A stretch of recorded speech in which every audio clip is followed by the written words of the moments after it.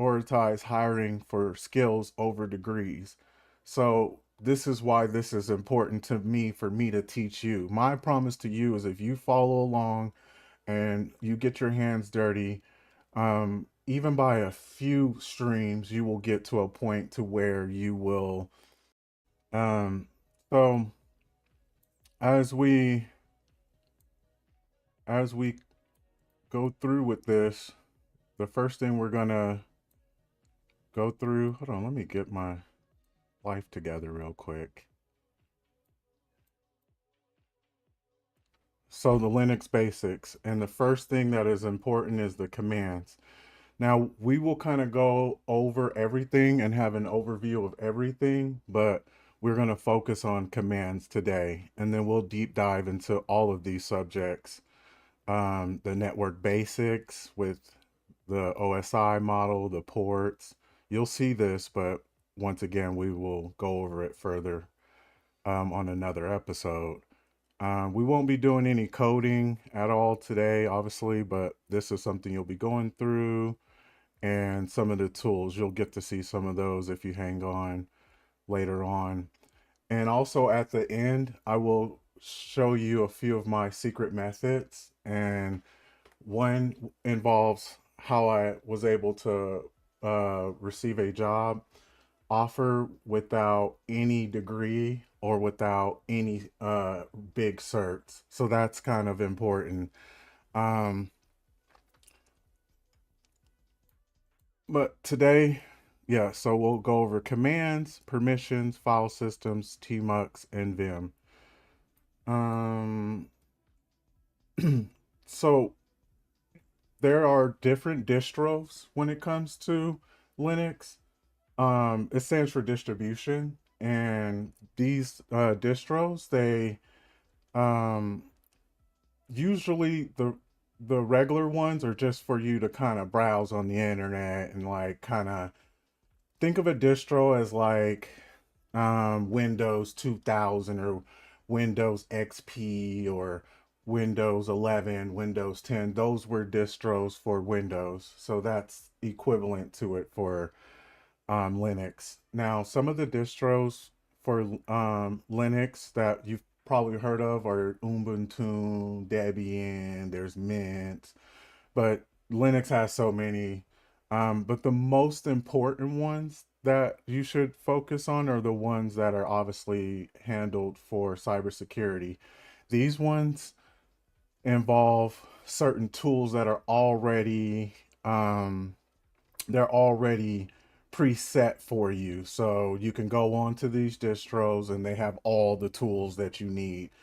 And those three, the three most popular that most people debate about are Parrot OS, Kali Linux, which I'm pretty sure if you know anything about cybersecurity, you've probably heard Kali Linux at least once or twice, and then Black Arch. Today, through the environment we're going to use, it's going to be Parrot OS, which is definitely my favorite. Just have to say that. Um, and before we start and go into our environment, um, I will show you one of my note tools. And today we're not going to dive deep into that, but what you can do is, you can just grab a piece of paper or grab your notepad. You can just go into your notepad today if you have to, and just write notes if you have to. But I'm closing everything. Um, I highly suggest that you, um, let me see, take some kind of notes because I'm going over a lot. And what you can kind of think of is with this starter kit, um, imagine you were going on a treasure hunt and you were obviously what you're hacking would be the treasure. The best thing that like you would need some sort of tools, you would need like a vehicle, you would need all these things to make this efficient. So Linux is going to be like your car. Like it's the main tool you're going to be using. Whatever tool you want it to be, that's Linux is that main tool when you're messing with a Linux system. So let's get into how the environment. So the environment we're going to use, it is called Hack the Box. I'm pretty sure a lot of people have heard of this. And Hack the Box is one of the two environments that we'll be using. One is TryHackMe. We'll talk about that another time. But as far as Hack the Box, when you log in, and this is so we can create a safe environment because we definitely want somewhere that we can hack without getting in trouble. Um, so let's see. Academy will definitely be teaching you a lot of the stuff that I'm teaching you. But today we're going to focus on labs. So make sure you log in if you want to follow along, and let's go into labs.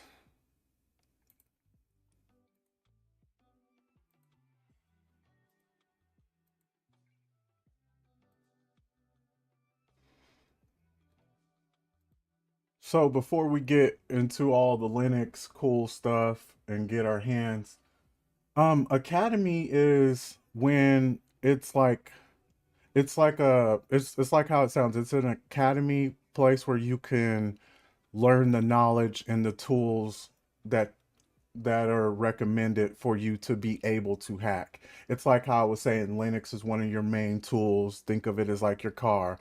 Well, learning how to program might be your metal detector, while learning networking might be your whatever, your tool, one of your tools.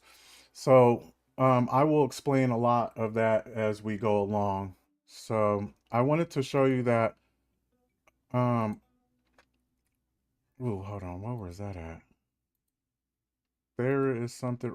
I wanted, before we go in, I wanted to quickly mention this because I hear on all the cybersecurity groups that um, a lot of people are like, "Hey, I'm looking for a job, but it's hard to find one."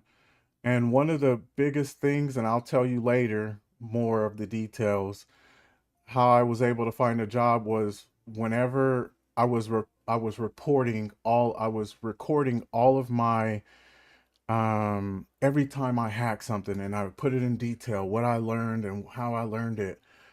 So we'll talk about that a little bit later, but this definitely mentions how the number one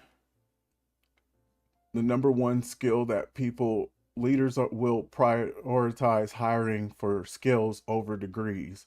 So this is why this is important to me for me to teach you. My promise to you is if you follow along and you get your hands dirty, even by a few streams, you will get to a point to where you will, start to know this by muscle memory, and you will get to a point where you can talk about this verbally. You can hack stuff verbally just by, you know, verbally speaking. So that's how hands-on I plan on getting with this. And let's see. Yeah, so it's on Hack the Box, but it's another website. I don't know why they divided it. It was confusing for me, Hack the Box. But at the end of the day, they have a labs version where this is all about hacking their hacking environments, and then they have a whole separate one that is all focused on academy and the learning aspect, and then the CTF and the business side. So anyway, what we oh, I wanted to mention this as well. There's Sherlocks. The Sherlocks will be for the defensive people. I know there's a lot of defensive people out there. This will give you some hands-on, like doing defensive scenarios, which is really, really, really important to get that hands-on. I like this because you can get some offense, you can get some defense, and you can kind of become a purple team, if you will, later on. So anyway, we're not going to go to starting point today, but today we're going to focus on machines. So Click on machines if you're following along. And then Hack the Box does not allow people to show their active machines. It's because they want people to have those actual authentic learning experiences, and what is really important, which is one of the things that is really important is making sure that you have some kind of um, critical thinking skills, critical thinking, patience, and just learning how to use the tools on your own. So that's going to be really important. Um, so we'll go to retired for now. And what I like to do is, let's see, what I like to do is go to make sure that it's sorted by user difficulty, because you're new. You want to get all the easy stuff you can get. And then we want to click on easy. Make sure that I'm out the way real quick. Okay, I'm good. Let me see.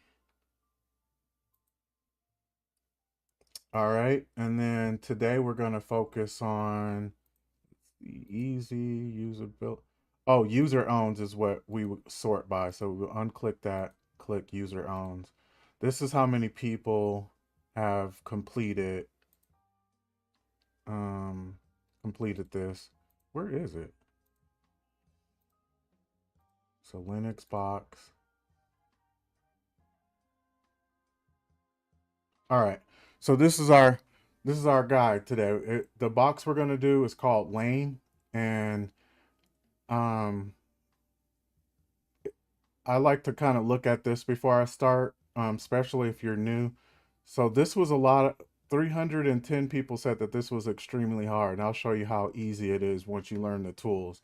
And that's why you kind of need to build a foundation. Without a foundation, all this stuff is hard. Because to me, it's like super easy, but we're going to get you there. That's our goal. All right. So what we'll do is we'll click on lane,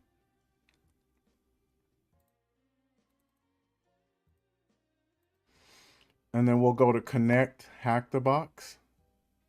And we'll go to something called, or we'll go to machines because it's in machines, and we'll go to Pwn box.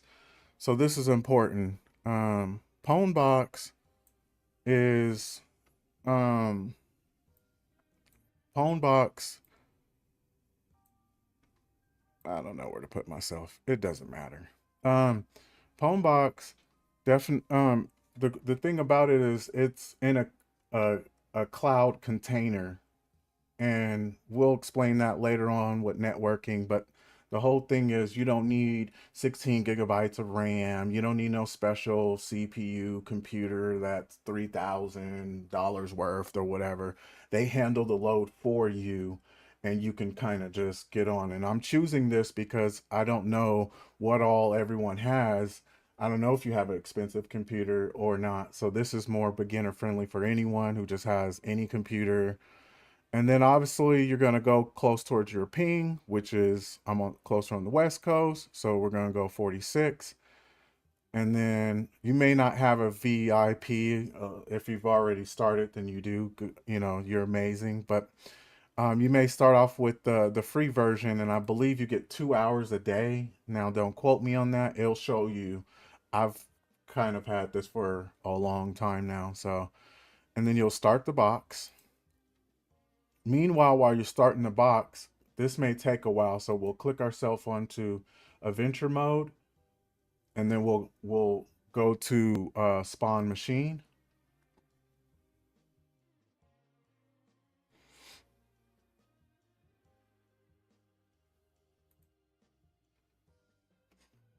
All right, as this spawning machine, we can go back here. Let's see, go back to this machine, Pwn box, and we'll wait for this. It's doing the firewall and all of this amazing stuff. Just getting you started up. Meanwhile, how's everyone doing today?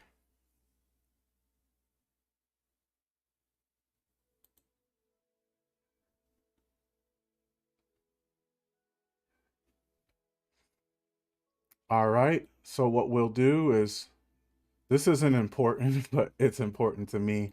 I love to change my background. So I just right clicked on there, change the background, and then we'll click on that, exit out.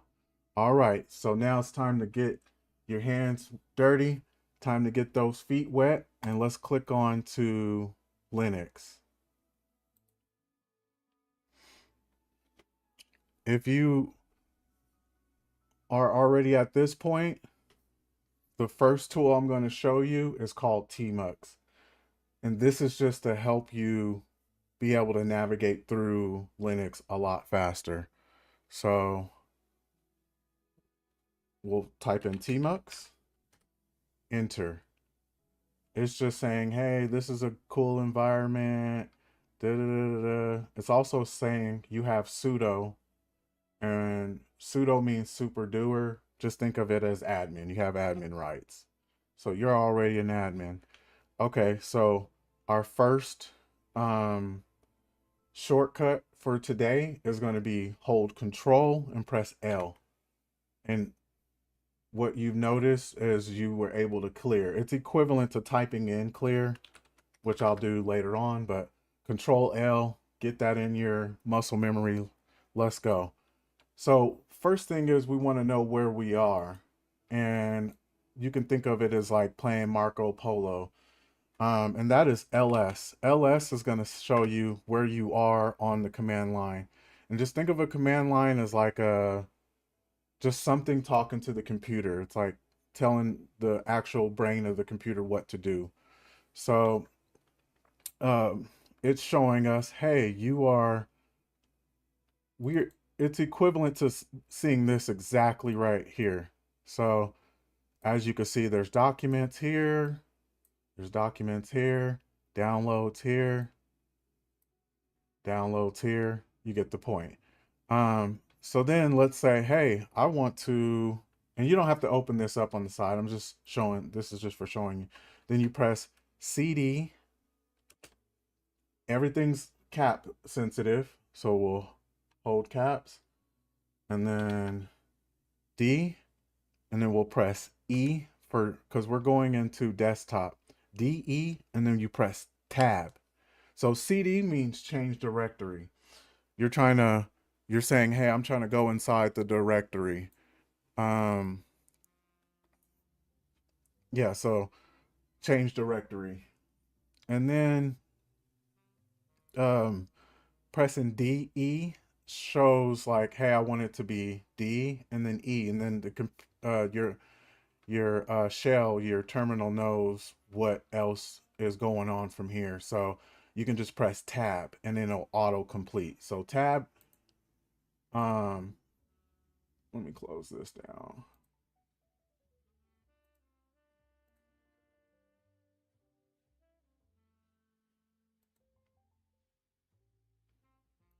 Come on, baby. Oh, here we go. All right. And then we'll open this back up.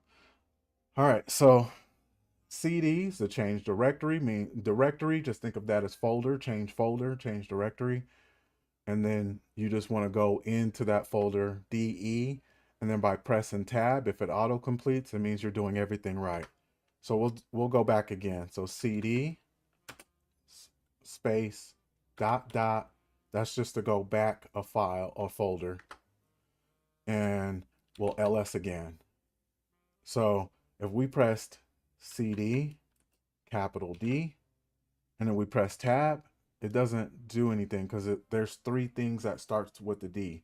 So if you double tabbed, tab, or whatever, it's already doing it. So if you double tap, it's going to say, hey, well, which one do you want?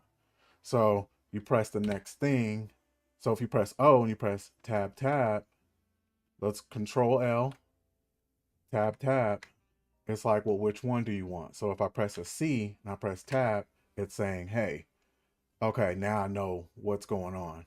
So then you press enter, and then now you're inside of that folder. So now you can say hell ls, like Marco Polo, where am I at? It's saying there's nothing inside here. So we'll cd again, dot, and then control L.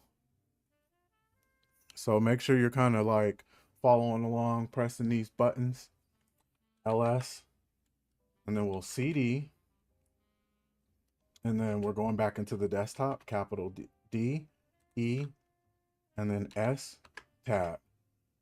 All right. So now the next important thing you're gonna do is you're gonna want to read things. I actually don't want to show, well, it's okay. So CAT is the way to read a file. So the way you could tell a file is by the colors. So it's usually has some sort of extension to it. .txt. You'll see that a lot for files.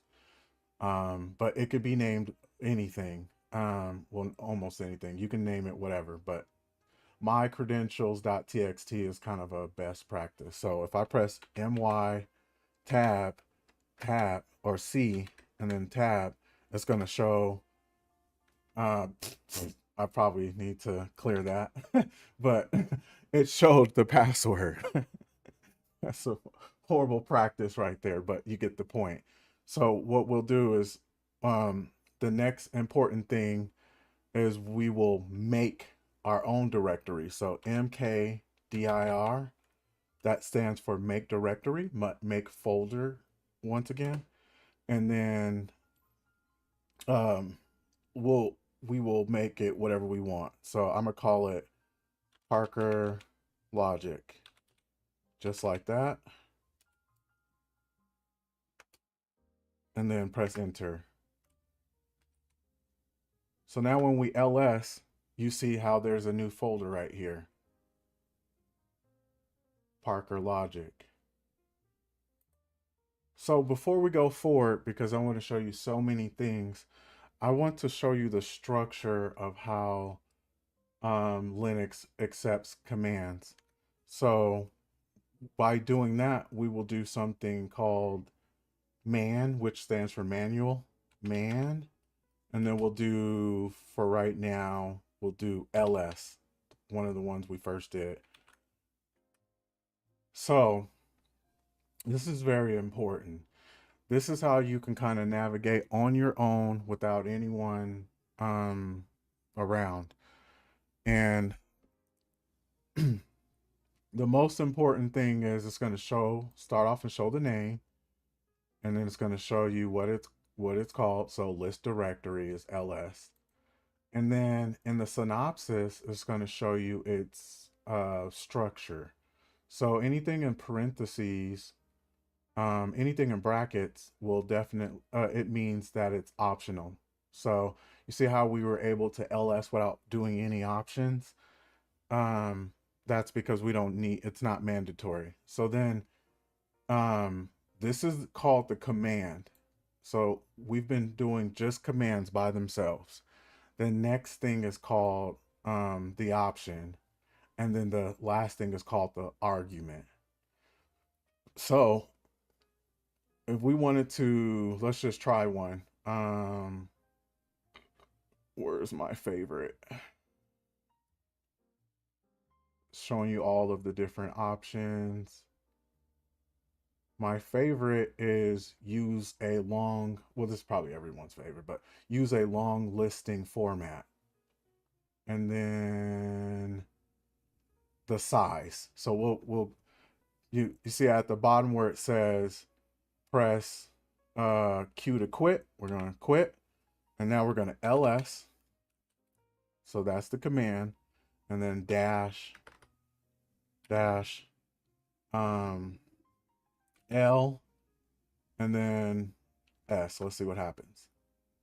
Boom. So now you see it looks like the last ls, but now it's showing a lot more information than it was before. Now it's showing us this, this root. It's showing the user, and then all of this, how much files are involved, the dates, blah, blah, blah. You get it. This also shows the path, and we'll get into paths very shortly. So this is how you get to this var log open VPN htb.log. All right. So with that being said, we're going to go back and we're going to go back to we're going to ls again. We're going to cd into Parker. So you just put PA tab. You can change that name to whatever name you want. Uh, and then you cd into it, and then you ls and you say, well, there's nothing here.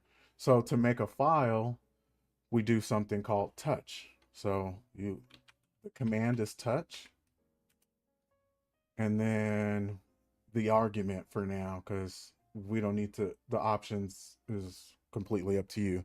But for right now, we're just worried about the argument. So what's the name of the file? The file, we'll call it practice file dot txt. So now when we cat that, we'll see. So cat, because we want to read. There's nothing to read, obviously. So there's nothing to read. So now we will get into something called Vim. And before I head into Vim, I wanted to mention to you what it's all about. So Vim is pretty much, it's a text editor. And it's been around for over 40 years, 40 something plus years. It's been around for a long time. And this text editor is so powerful. Um, just know that at the beginning, it may be a tad intimidating, but that's what I'm here for. So I'll be holding your hand, which is a pretty big cybersecurity terminology, especially in the pen testing world. We call it hand holding. So that's my job. I'm going to hold your hand and walk you through this. There's a lot of memes about Vim that people get lost and stuck in it, and you might have to look them up whenever you get the chance. But with that being said, we're going to go into this file with Vim. So you just type in Vim and then P tab. All right, don't press anything. As soon as you get in here, don't press anything. So with Vim, there's three important things with this text editor. And you will need this text editor, or you'll need some kind of text editor, because if you want to manipulate files, you want to go to an access control list and give yourself access so you can get inside of a network. You need to be able to manipulate files. So there's three important things about um, Vim. One is there's three modes. The first one is, it has a lot of names, but it's mainly called command mode. And this is its like main mode. This is where I'm at right now. There's nothing to move around. And then the next thing is um, just follow me, press I. It's insert mode. Insert mode is where you're going to press things. So press I, and then you'll see it shows insert mode right here. That means you're good to go. Uh, with that being said, you can type something here. Let's say I'll type something. I love Vim. Vim is the greatest. I'm definitely one of those people who have upgraded my Vim. There's something called NeoVim. That's a rabbit hole to talk about later. But if you know about NeoVim, I will NeoVim you in a couple of episodes. But right now, we got to learn the basics of Vim. Vim is oh yeah, so Vim is the greatest. We can just put whatever. I am ready to learn Vim. I'm doing this to create lines because we have to be able to edit to understand, you know. So you can just really just put whatever, enter, blah blah blah, enter. Um, so there's in insert mode, there's three things that you need to learn.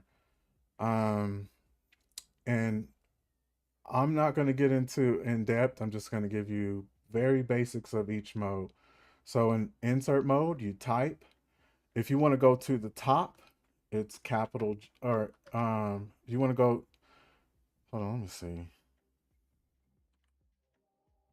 Oh, so if you want to go to the top, it's G. So this is outside of um, insert mode. And to leave insert mode, you press escape.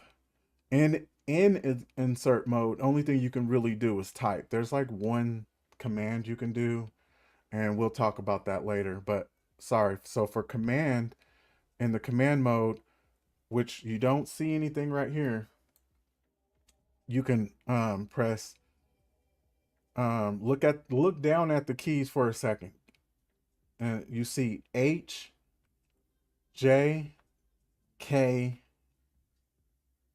and L. So think of H and L as your left and right.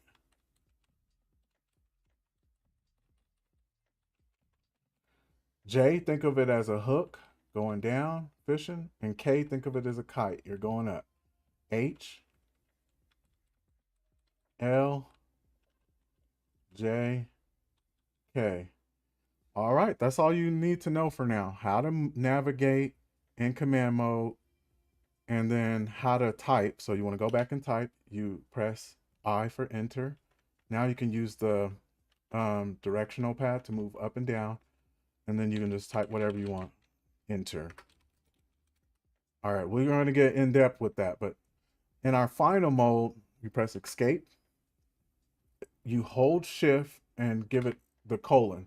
Now, if as you notice, there is this colon right here, and it's ready for you to put something. Um, so this is where you tell it commands. You can use, and this is where you'll be using scripting if when you get to the Bash scripting and Python scripting, if you know in the future. With that being said, one of the main things you tell it is set, and then let's see NU. Hold on. Let's go back. Set space NU. I had too many spaces. Oh, and then set. So for you, you should see numbers popping up. I already have numbers. So if I wanted to turn these numbers off, set no NU. Let's see.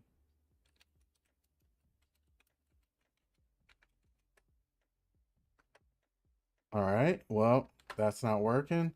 Let me show you something real quick. So color scheme and then tab. And then I like to go over to Elf Lord. So there's a bunch of commands, and you see how I can kind of customize it. You can keep customizing this, and you can turn this into a whole VS Code IDE if you wanted to. You can turn it into whatever. But that is all you need to know for Vim right now. You set some things in command mode, and then you you press I in the insert to throw in notes or manipulate notes. Um, and we will do a lot of that later. And then in command mode, you can press set G to it'll show you how much lines. Press G to go up at the top. Control G to go to the bottom. So to get out of here, we got to go to the command mode, or we got to go to the the last mode is called last line mode. So just remember, last line mode, you will to leave. So W is write, Q is quit. So you press colon W Q, and that'll get you out of there. So now that we are finally out of Vim, one of the most important things we'll be paying attention to are the rest of the Linux commands. But for now, let's see, cat, and let's go to practice. And now you can see everything that you've written. I love Vim. Vim is the greatest. You get the point. Um, let's go back and see what all we need to do. So let's get our PWD. Let's get all this going.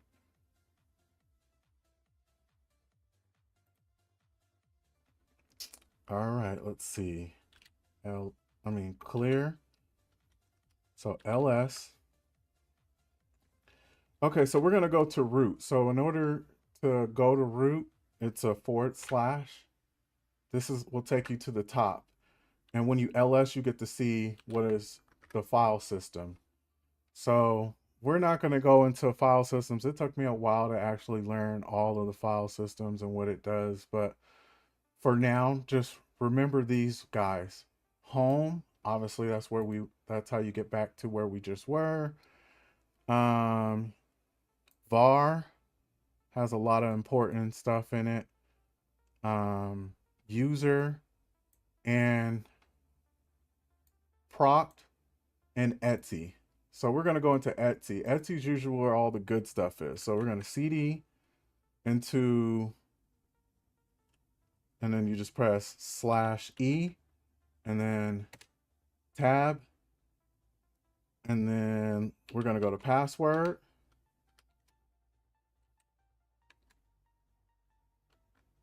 Oh, if I spell it right. Hold on. No, I don't. Oh, let's name it. Forget it. Okay, so let's see. Where is it? There's something I'm missing. So Etsy and then hmm. It's good to have these problem solver moments. This is what separates people who become really good, from people who don't. Everything isn't going to go smooth all the time. But let's see more. So to navigate through this, if you're following along, you press Control B. This is talking to Tmux, and then you press um, Shift left bracket.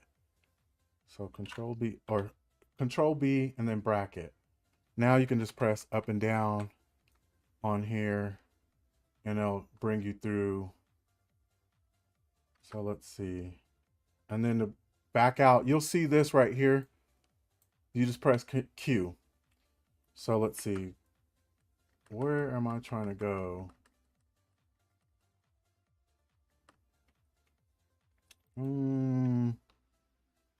So,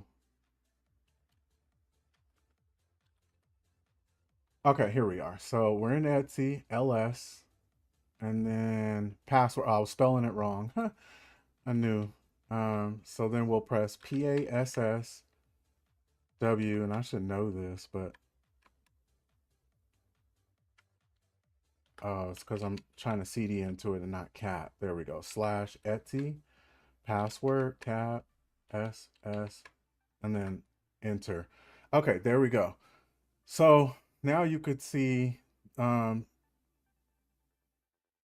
a whole bunch of like all of the users. This is what this means. So breaking this down, this means users, and we'll get into this more with the file systems. This will be their passwords, but it's authenticated. It's hidden. Um, it's not authenticated. It's the word that means it's hidden. It's hidden, and then you see all these. You see the paths. So one of the things that I wanted to do is um show you the path. Let's see. So we'll CD back into home. I'm doing this for a reason. Home, and then we'll double tap canary, and then double tab, and then we'll go back to desktop. Oh, it's capital. All right. So whenever you press PWD, it's like print the working directory, print the working files. So which files am I using? And you see how it's the same?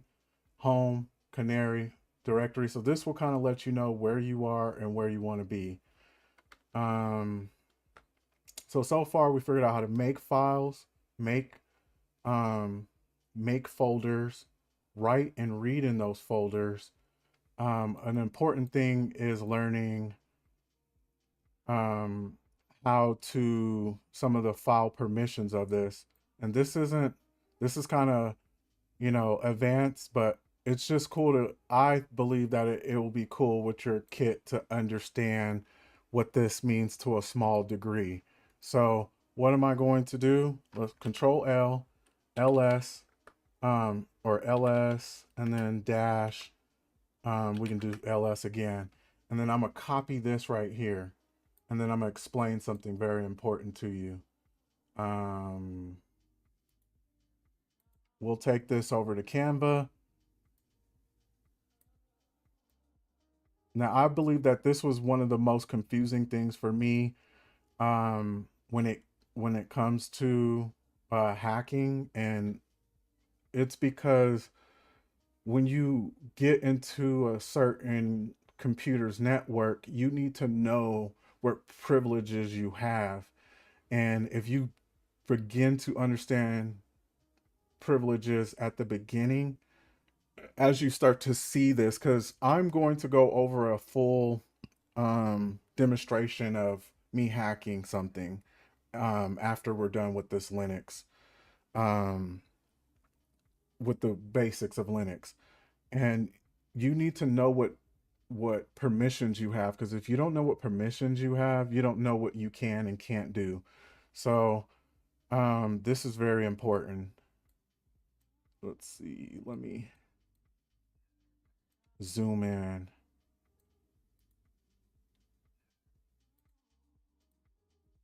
So we'll take this text,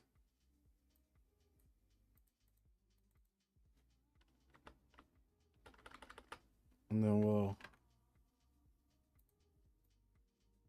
oh, this one looks the same. So let's go to another one and copy this one. That way I can show you different permissions side by side. Okay. So what we'll do is we'll break this up into different groups.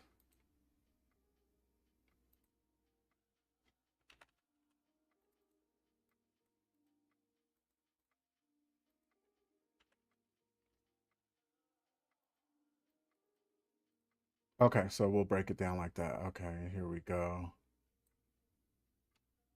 Does anyone have any questions so far?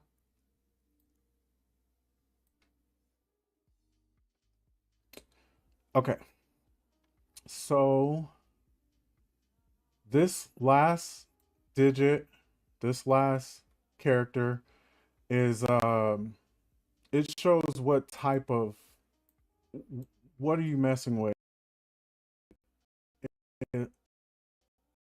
L is for link, D is for directory, and there's other one, different types of files. And but the most things that you need to pay attention to is this is set up in three different groups. So the first group is user. This explains all of the user permissions. R is for write or for read. That means they can only go through that file. You've probably been through a file that you can only read, a read-only file. You can't touch it. You can't. So W is for write. Now you can actually manipulate some things, and X is for execute.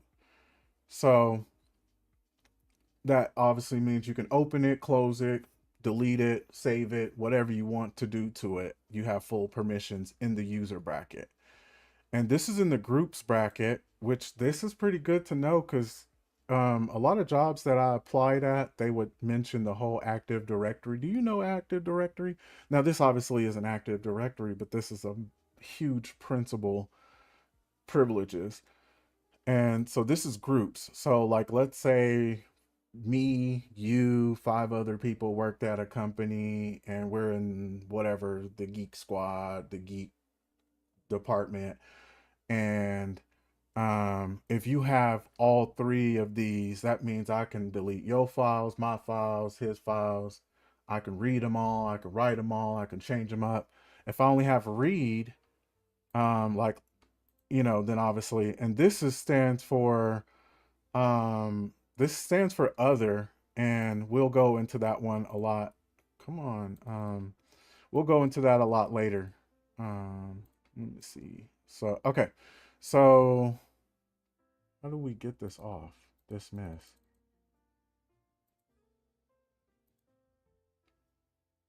I don't need this right now. Okay. Well, anyway, we'll just have to pretend we don't see this blocking us. So anyway, D, this is a directory. This person has read, write, and executable permissions for themselves as a user. They can only read and execute for the group and only read and execute for the other. They can't do any writing outside of their own files that they make. So that's what that means. Um, Going back to that, um, this is obviously Hack the Box's environment, so I can't just start manipulating their files. That's why I don't have full permissions for it. But anyway, with that being said, that was a little quick overview of file permissions, and it's really good that you pay attention to that. Any of this stuff, if it sounds like it's too much for you, a little bit over your head, just keep rewatching this, keep practicing, write notes. But you, if you want to get good, this is the way. So, um, let's see. We need to learn how to add things in. So, sudo, once again, that means super doer. It means you are saying, hey, I need to be admin. I need to be X for right now. I need X privileges. Like I was just saying, that's executable privileges. I need that for just right now, just this line. And then what I want to do is use something called APT, which is the command. And that command it stands for Advanced Packaging, um, something, Advanced Packaging Manager. And you're saying, hey, I need to install something. We're going to install this for right now just to practice. And it's called tree, app install tree. And then you can put in an option of yes, which says, hey, I want to automatically accept it because it's gonna ask you, do you want to accept this? Usually on your computer it will. If it doesn't say that for this one, that's how they have it configured. But if you're doing this on your own computer through your own virtual machine sometime, it's gonna ask you every time. Like, so now you could see launchers are updated, and now we can use something called tree. Oh, well, how do you use tree? So since tree is not part of the normal commands, usually things that you install, you're going to have to use something called help, not the manual. So this is and this is the option for it. So tree dot option, and then now you can kind of use tmux. So control B is to say, hey, tmux activate, and then you press left bracket. You'll see this in the top left. That means you have the ability to start scrolling up.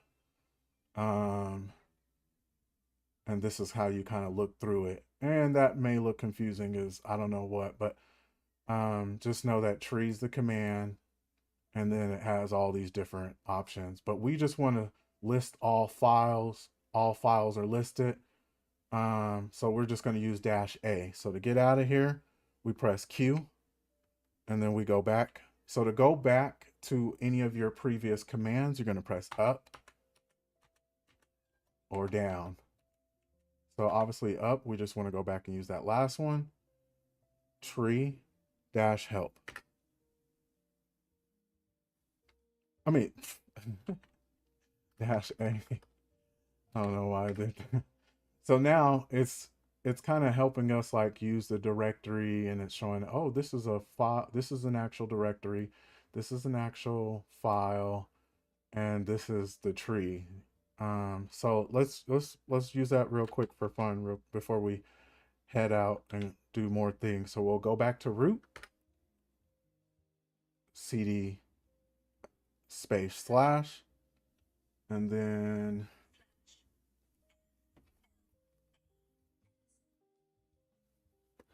we'll press enter. We'll see ls real quick.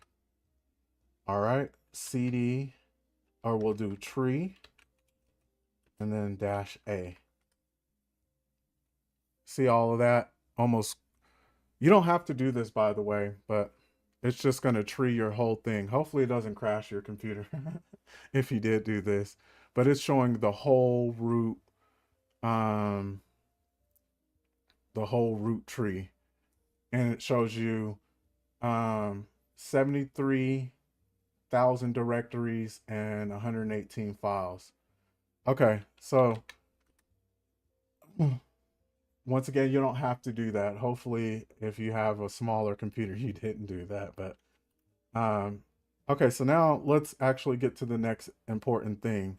So history is a command, and history will show all of the things. Control B, and then left bracket. It'll show you all of the things that you've done. And obviously, you'll stop at the first thing you did. And if you wanted to go and like, um, let's say you want to go to a specific thing in your history, it would be, you would go Q to quit, and then I'm trying to find one. So 22. Okay, so you would use exclamation mark 22. Let's try exclamation mark 23 and see how it kind of did that for you. So with that being said, this is pretty much everything that we need to know. I will be showing you remove vaguely, and I will show you one last important thing, and then we will get to the demonstration. So when it comes to using remove, you don't have to copy any of this. But I just want you to be aware, because when you look at a lot of the groups, you'll see people that will say something like remove, and then don't copy this, and then dash, this is remove files, and then slash, and then this asterisk means all. Do not, once again, copy this. This will remove every file in your so if you ever see that, remove is the command, and then if you want more of the options, just press go to man remove and go from there. Here's something that is really important to me. So let's say we wanted to cat slash we'll go back to etc slash password tab. We see this again. So we press Control L, we'll press up, and then this greater than sign is, I think, a huge, it's a tad mid-level advanced, but it doesn't matter. Learn this. This means, hey, I want this information right here to save to this file. So let's say we wanted to do ParkerLogic. So we'll put in where it's going. So that's home. And then canary. And then let's see, Parker. Or whatever you have it named. So let's see, where is it? I think it's in desktop. Oops.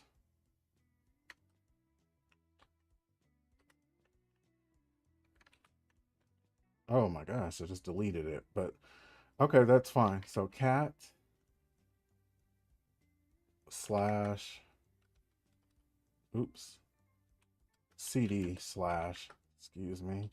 Let's see. And then you go to cat etc home, or password, getting a little ahead of myself.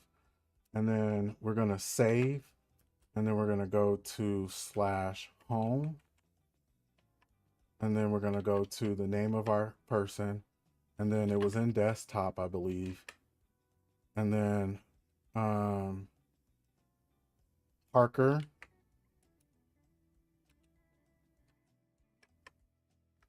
So what this is doing is we're saying, hey, I want you to print out what is inside of the password area, and then I want it to save to this um,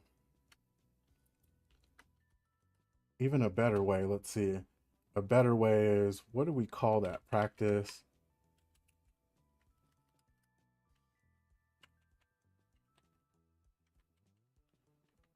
Let's see. So it's the same thing. I'm just going to show you a quicker way. So let's see. That, and then etc, and then password, and then let's see, Parker. Oh, I don't think it's made anymore. Since I deleted it, let me see, is it here? cd/home. I think I need to go back there real quick. So let's see to see if it's even there. And then des. All right, let's see. Is it even here? Oh, it is here. So let's cat, and then etc, because we want to be nosy with that file. And then we want to password.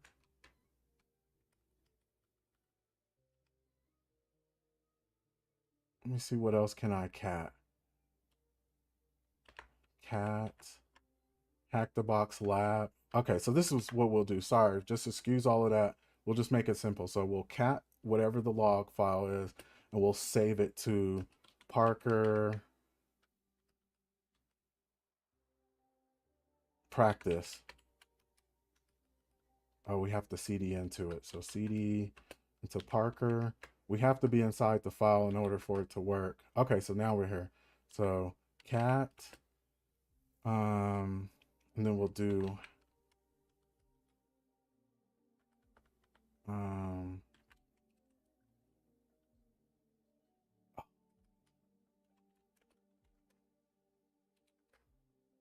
see, I'm even having a hard time, even though it's not that advanced, but it's just I'm having, I mean, I'll get her done. Okay, so cat, and then hack the box file logs, and then we'll save it to ParkerLogic, and then practice.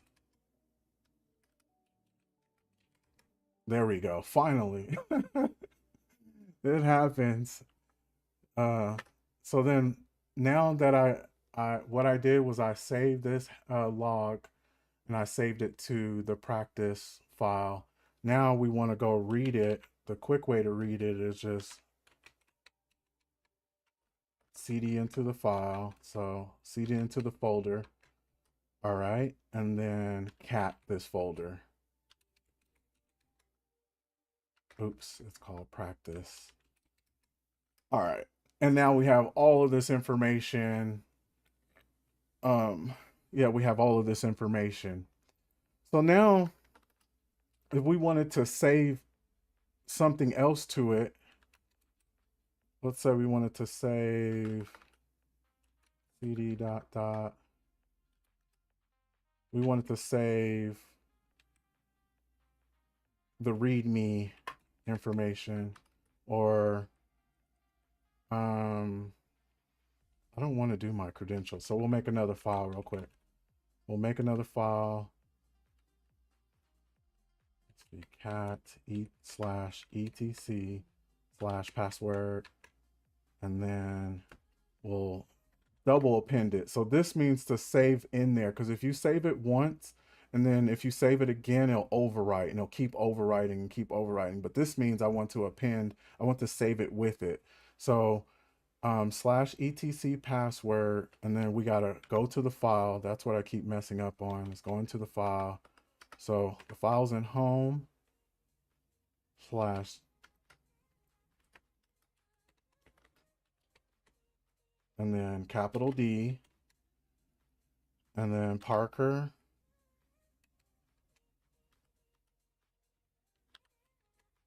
and then practice. So get ready. There's about to be a bunch to read. Okay, so now we'll cat this. Cat practice.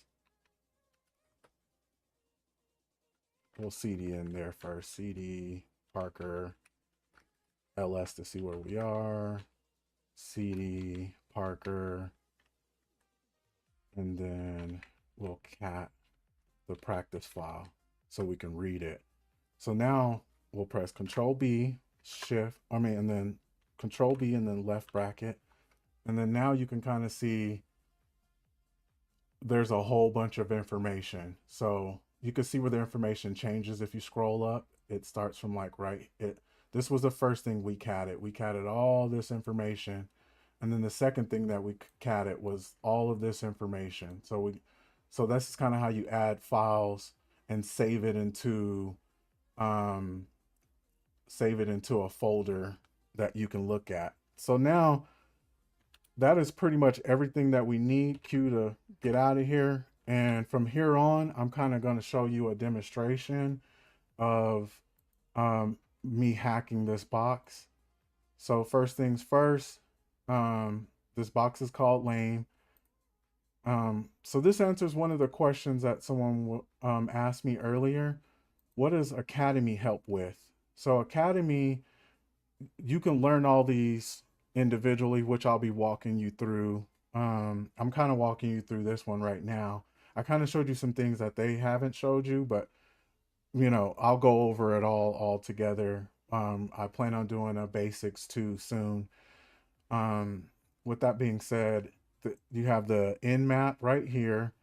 That's one of the tools. All of these is what is needed to crack this box. And so right now we're just right here. The rest of these for right now, and we did a little bit of this. The rest of these for right now, we will do, I will kind of just walk you through it, but just do it. So you don't have to follow if you don't want to, but I say it's good muscle memory. And let's get it started. So first thing I'm going to do before I do anything is open up a second pane. It's just like opening up a second window, you'll see. So it's Control B and then it's Shift percentage. Now it opens up. This is the power of Tmux. So I was able to open up two different windows that are meant for me to do the same thing. So to open up that window, I pressed Control B and then Shift percentage, which is under the 5, above the 5. And then from here, if you want to go back and forth, you press Control B and then go over to the left, or Control B and go over to the right. I normally like to make a bunch of notes down here and a bunch of different windows, but I don't want you to get too confused. So first thing we want to do is a ping. And even before we do that, I want to open up these two and I wanted to show you. Now I'm unaware if you use MITRE.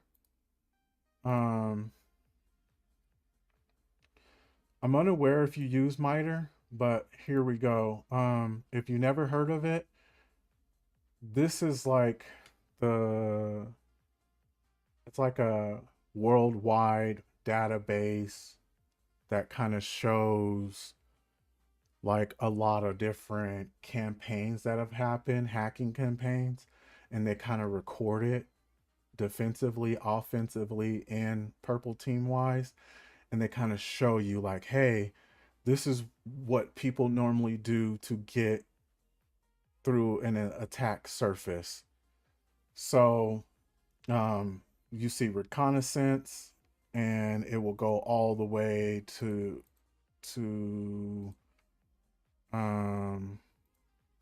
hopefully this isn't getting, yeah, it's getting way too small, but it will get all the way over to exfiltration. So the first thing that we're going to worry about is the active scanning. Let's see. So to get reconnaissance, first thing we want to do is ping. This is to make sure that the machine is even up. So we grab the IP address. You, if you're not too familiar with IP addresses, which I hope you are, but just think of it as like the name of the website without the words. So um we would normally I would before we even do that, I would try to see if the site is up. In this scenario, the site isn't up. I already know, but this is just good practice to see. So we try to put in the website,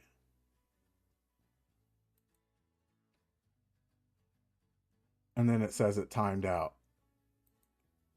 So we want to ping it. So ping, and then one of the options that most people will use is called count, but we won't use it for just a second. I'm gonna show you something really quick. You ping and you see how it starts to load. So in order to stop a process that is going on, you have to hold control and press C. If that's how to get out of almost every tool or process that is working.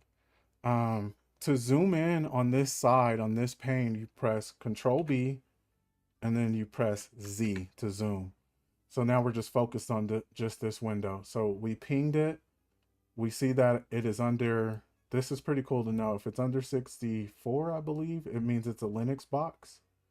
If it's between 65 and 124, it's a Windows, and above is Mac.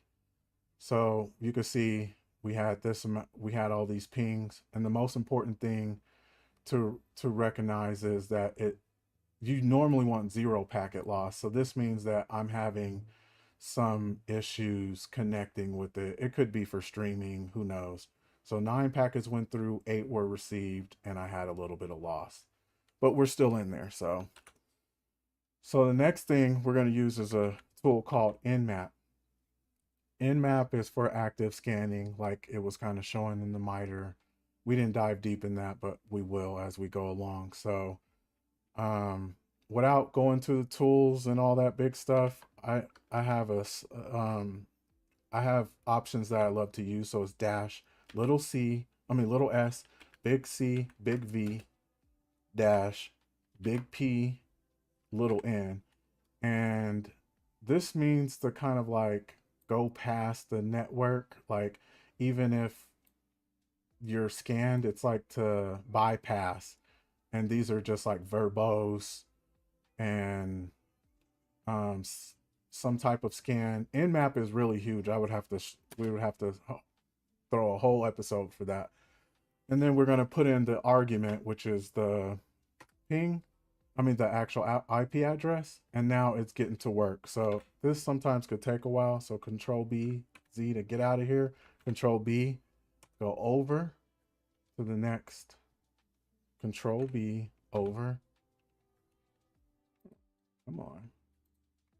So, okay, so now we're over here. While we're doing that, we're going to use another tool to try to, um, it's just a best practice to look for directories. So, um, you don't have to do this if you don't want, but GoBuster, and then let me get GoBuster up real quick. So GoBuster, and then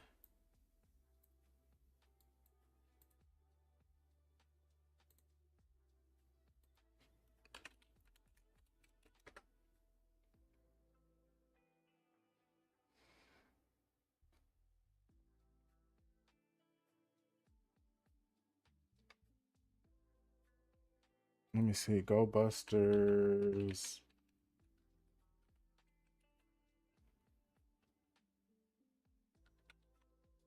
Options.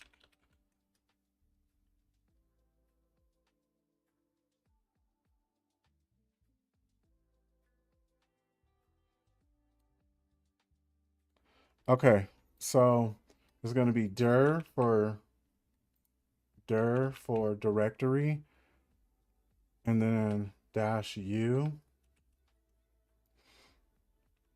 and then it's going to ask where is this at. So this is usually in user.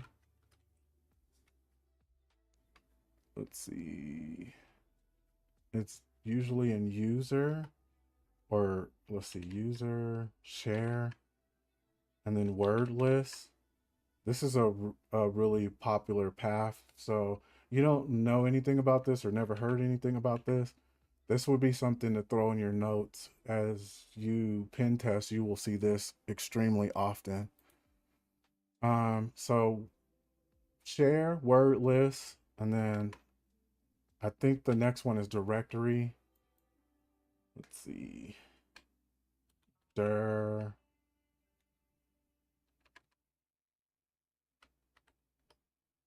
directory. I could spell it right. Let's see what happens. Tab, tab. Okay, so we can check.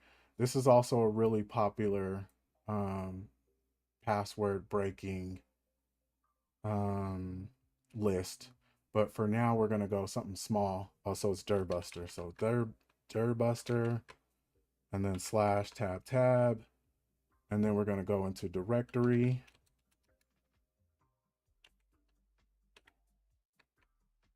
Two point three. I like to do a medium.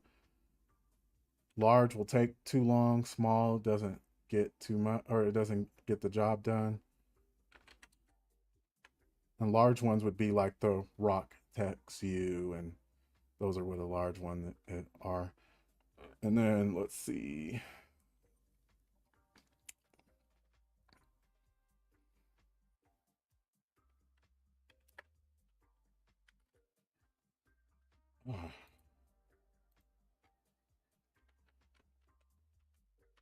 Alt left is to kind of go through something like that. Let's see, where is this? Um,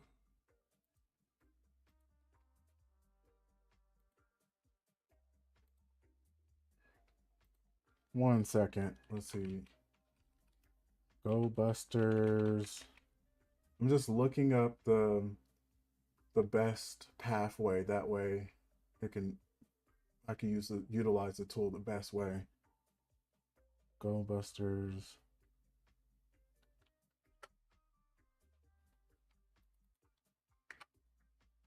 Come on. Come on, baby.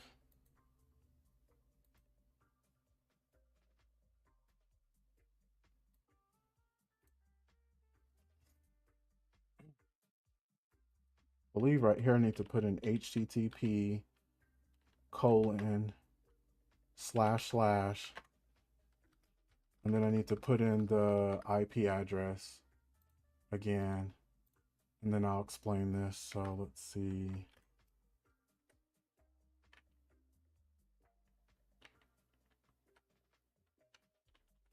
And then right here, put in word list. Okay, so I don't want this to seem confusing and you're just kind of like following along and kind of seeing what's going on. So I just use the command go buster, which is the tool. Then let's see. So it couldn't find anything. And this is pretty normal when the website is down. But I just want you to see that as far as straight practice. So what I did for it is I used go buster, and then here's one of the options. It wants the website, and then it says, well, I need a word list, and then dash W for word list. And here's the path in our directory and our Linux system to get to this, um, to use this tool. So Control B, Z, we'll go back on the other side. We'll clear this real quick. So Control L.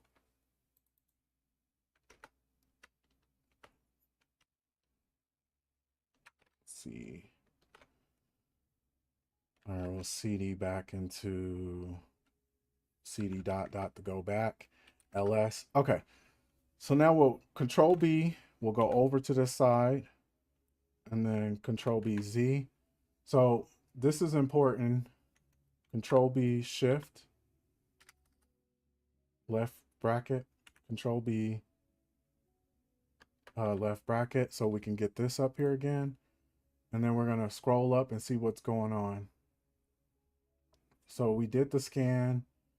After it was completed, it revealed to us some important things. So here's some really good like lingo, jargon. You need to know this. So one of the first important things is we are checking ports.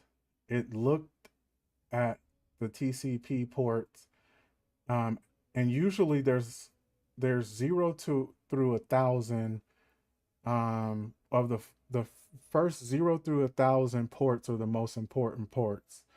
As far as these ones belong to a lot of the networking systems, and from 1,000, I believe, up to 65,535. Don't quote me. um, they are owned by certain companies, and they have different. Some of them are made to be redirected to you, but more importantly, this port 21, you'll see a lot. Um, you'll see port 22 a lot. This is SSH secured shell. It's the way that you remotely connect to another computer. So you'll definitely be knowing this one a lot. And then, another common one that I want to throw out there is port 80. That's HTTP, the internet that is unsecured. And then port 443, which is the internet secured, HTTPS. So those are really important. There's ports for emails and all that.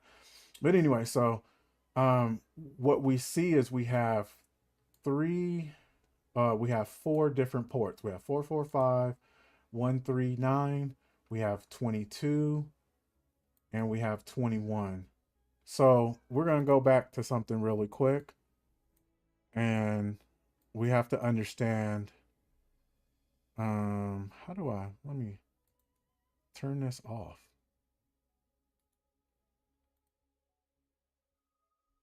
I don't I do not know how to turn that off, and it is bothering me. Okay, so we'll have to zoom out. Where is it? Does anybody know how to turn this off?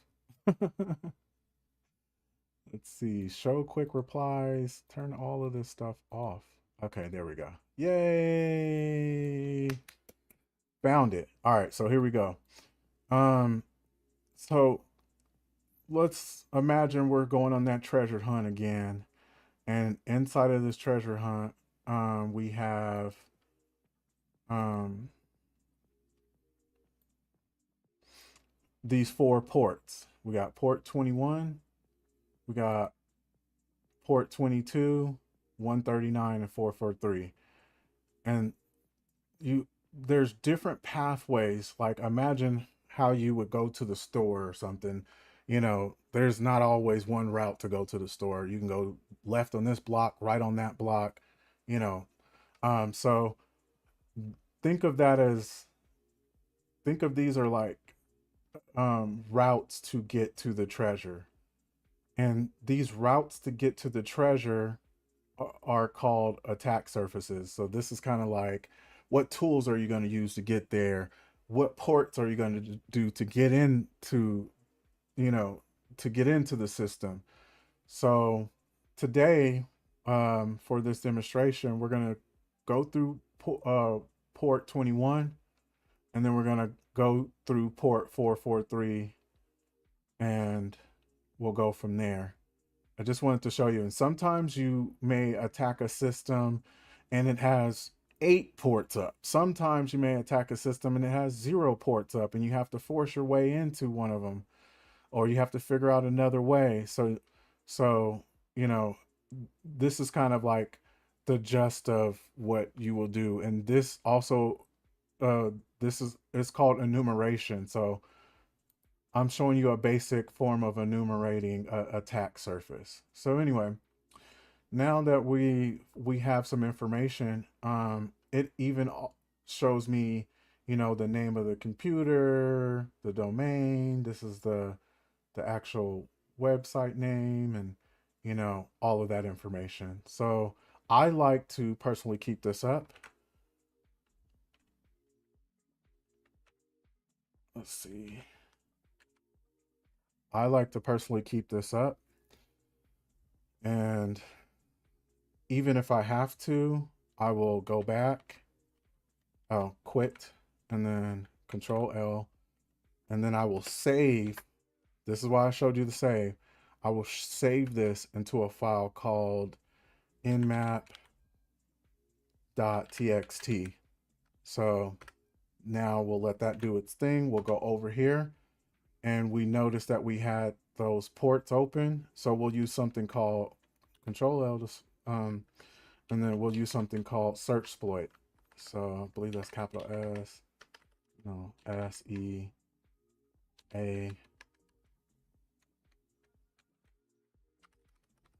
see, CD, dot, dot.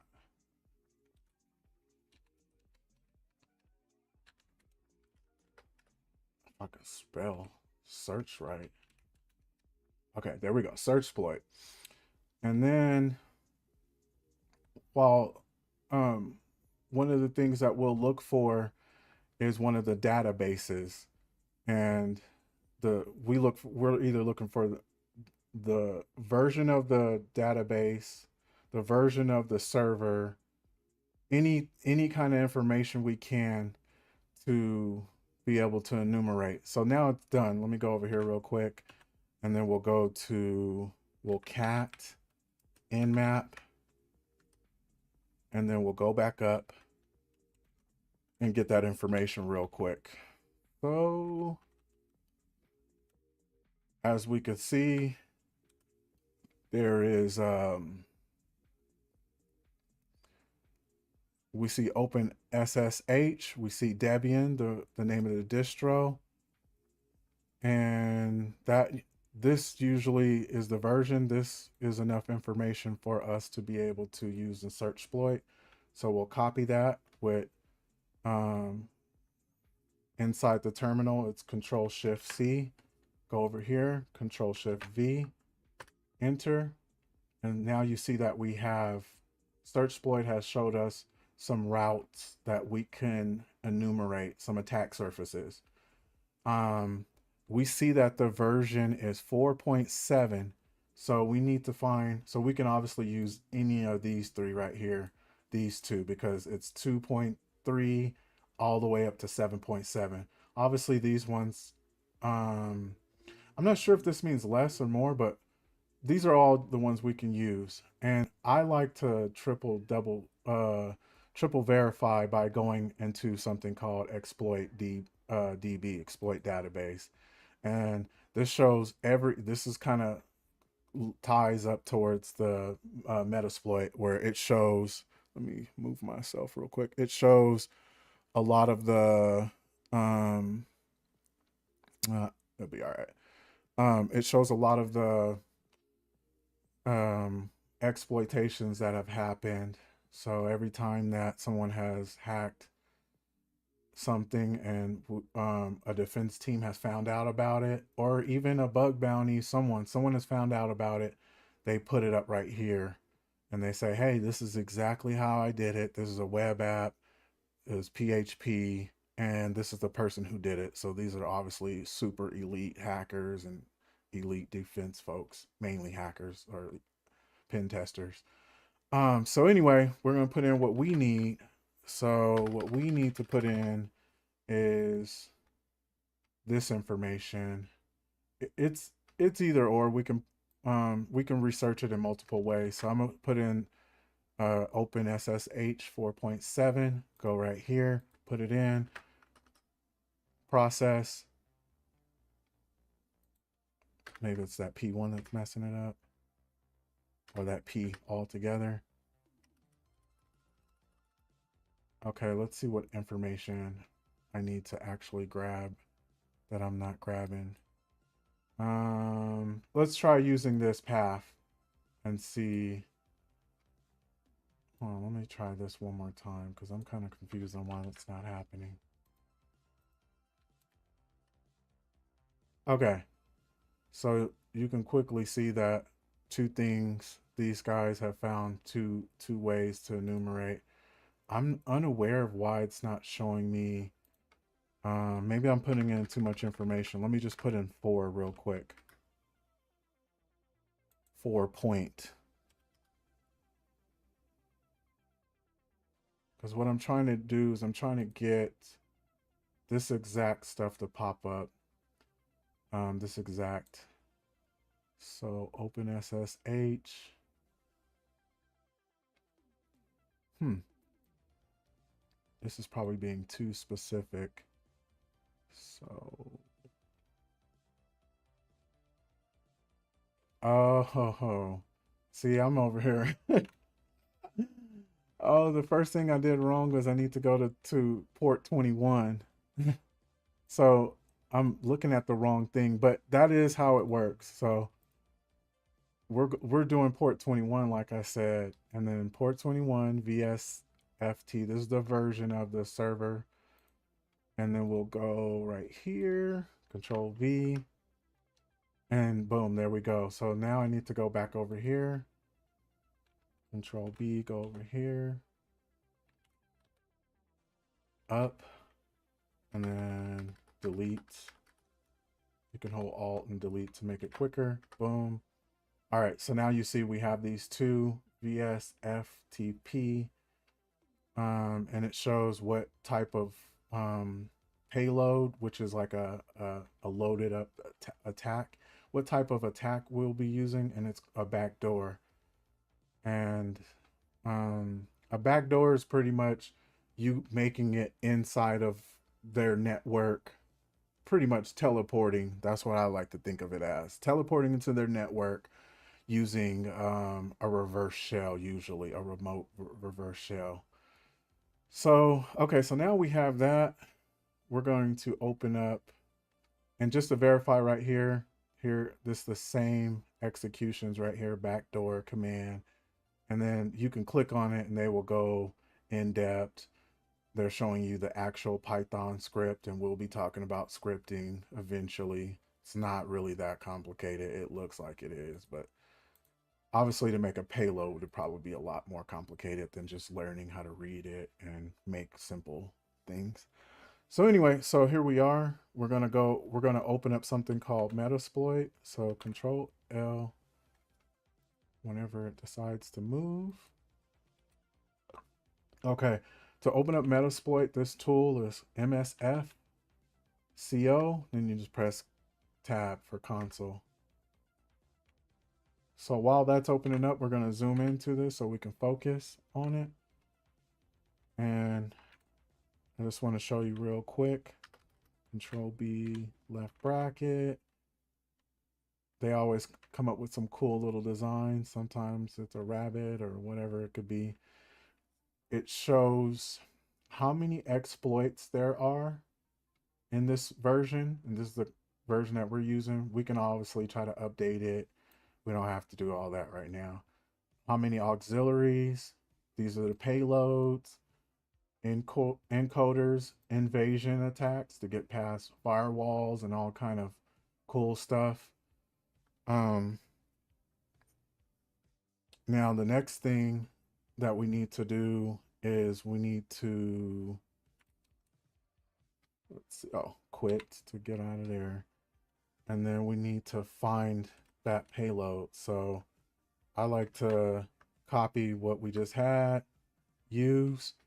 So all I did was press use. That was one of the commands, and then I put in the version. Um, Now it shows the actual exploit backdoor that we'll be using. Um, and it shows the rank. So the rank shows excellent, and this is goes back to showing. So Metasploit. Now don't just go out here using it. This is definitely for educational purposes only. Don't go out here using this on sites. You will find a threat hunter will find you and be probably knocking at your door. You need to stay in this environment and just use it to grow your skills. With that being said, this is showing the path. This is when it was made. And the quickest way to use this, you can press use and then put in the whole path, kind of like what you've been seeing me do in Linux, or you can just say 0. There's only one option, and the option number is 0. So to use that is 0. Now you can see that it says the payload is been configured. So we need to see what's going on. So show options. Oops. Show options. And that's a space. And then Control B, left bracket. And then you scroll up a little bit and you'll see something that says R host and R port. Our host is like the target host, like it says. So this is who we're attacking. And the port, like we mentioned, is port 21, which is FTP, file transfer protocol. And you see in the current settings, it already knows which port it's using. It's saying, hey, our port is attached to port 21. But host, there's nothing. It doesn't have a host.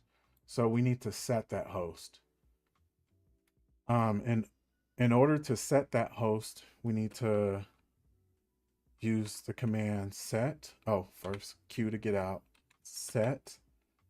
And then we go back to this right here, copy, and then space, Control V. So we need to, set our host, and that's all caps. And you should be able to auto complete it. And then there we go. So set our host to the target's IP. Boom. So now you see that it was set. This was set. And then the next thing we want to do is press up again. Go back to show options. We want to look at that and see if it's been set. Now you see in the current settings, it says it's required, yes, and we have it. It's ready to go. So Q to close that. And then to use this is run. You can use exploit, run, it doesn't matter, just whatever. I like to make things simple. So run, and we'll wait for it to do its thing. So right now it's trying to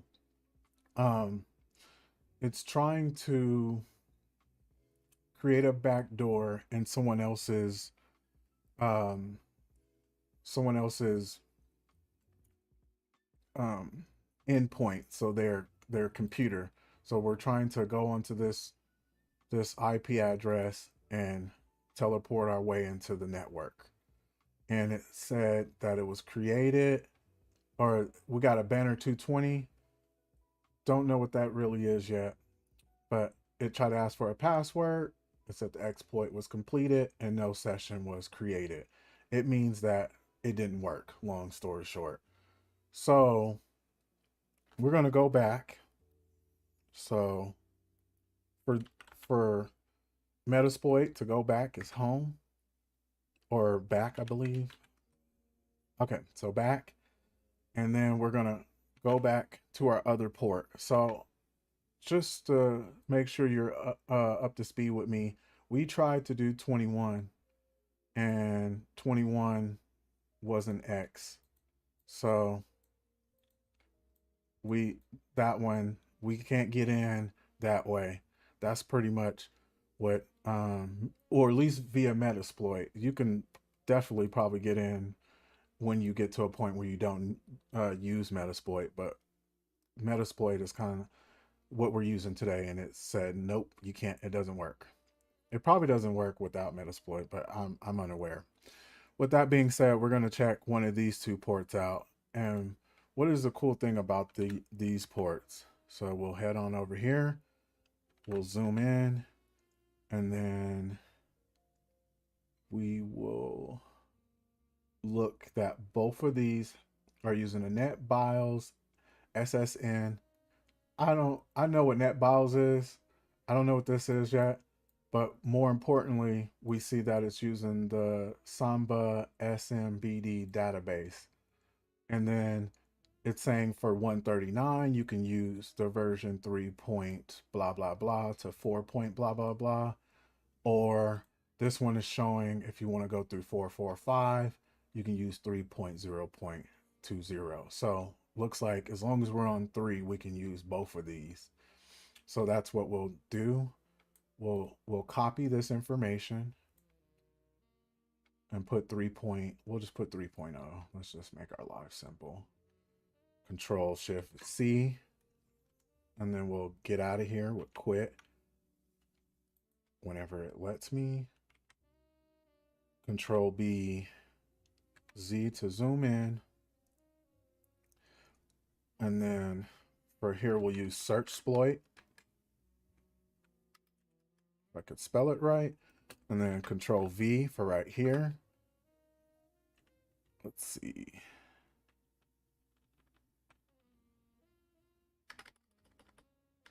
I think I put too many spaces. Search exploit. We'll just skip this part in this Samba. Oops. Okay, there we go. There we go. So as I mentioned, this is obviously the one straight for this one because it's Samba 3.0.20. That is the one for the 445, if you remember that. And then we can use almost any of these. So since we don't know which one works the best, we're going to go over to to Metasploit. And then we're going to use, and then we're going to copy that same thing we just did. Let's actually do this for good practice, just so we can see real quick. So we're going back to the database, exploit database. Oh yeah, I forgot I got to delete this part in the middle. And then you see all these. So even if you have no clue what's going on and you just start looking at MITRE ATT&CK and exploit DB, you can work your way into becoming elite. It will take a while, but you can but yeah, every time we do any box, we'll be, doing this whole system. This is my system to be able to hack on my own without, you know, needing a walkthrough or anything like that. So anyway, now we're about to attack these. I'm trying to learn how to use Canva if you haven't noticed already. But yeah, so now we're about to attack those. And we'll put our focus back on this. Control B, Control B, Z. So we'll zoom in. Let's see what we get. Oh, we have to delete this in the middle. It's always different, and make sure that there's not a million spaces between.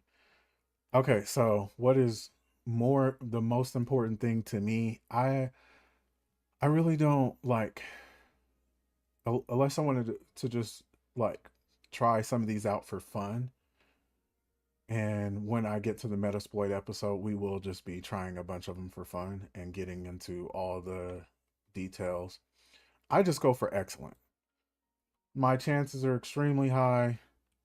The reason why it didn't work for the other port is because this box is designed to block you out of port 21. But I'm pretty sure there's some hackers out there that can get in there regardless. But anyway, so use 0, and then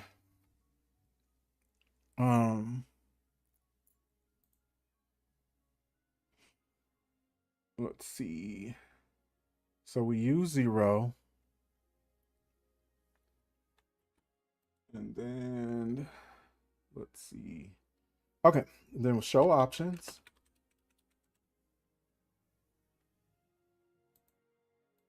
Come on, baby. Show options. And then after we get that going, okay, so this is important.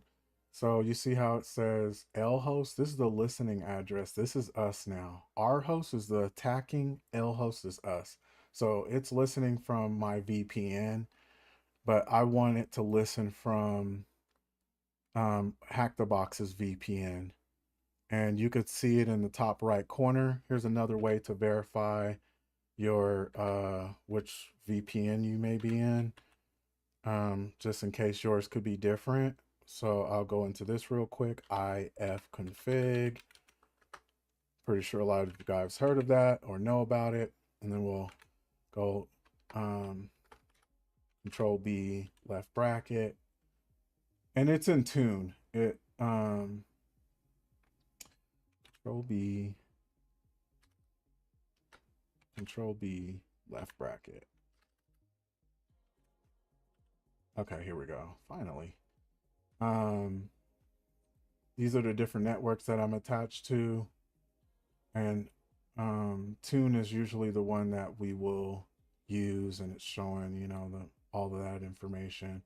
But this is the most important thing that matters. So 10.10 .14.5, and you see that in the corner. So a quick way to do that, I'm just showing off for a second. Q would be ifconfig, and then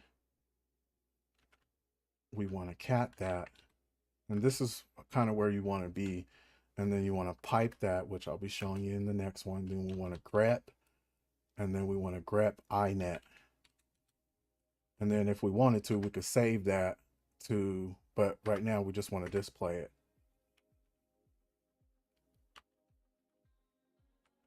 Or not. Let's do less.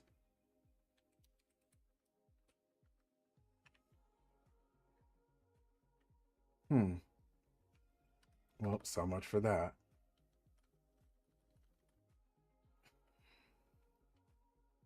All right, so let's get back on task. So Control L, we know which net we are part of. We go over. That's why I love streams, because it's not, I don't want to be perfect. I don't want people to think that this has to be like a perfect YouTube channel where it's commercialized and all of that. No, I'm a real person. I'm gonna make real mistakes. I expect you guys to be real people and make real mistakes, and that's how you learn. Okay, so let's get back to it. Control B, get over, or go over to the other pane. Control B, over. All right, so we know our Control B, Z again. All right, so we know our VPN, which is the most important thing. So set LH, and then 10.10.14.5. So we set that. And then the listening port is where we will be listening for the shell, where we'll be listening for the other terminal in order to teleport ourselves over to the other network. With that being said, we'll leave that at 444. Even though you can't see set R host, it's there. You need to set it. And that was a big mistake I got lost on for forever. I'm like, I don't see it, so it's not asking for it. But you still need to set it. And obviously we know what to set it for. We go copy that and then Control V. Okay, so now we're looking good. Let me see, show options.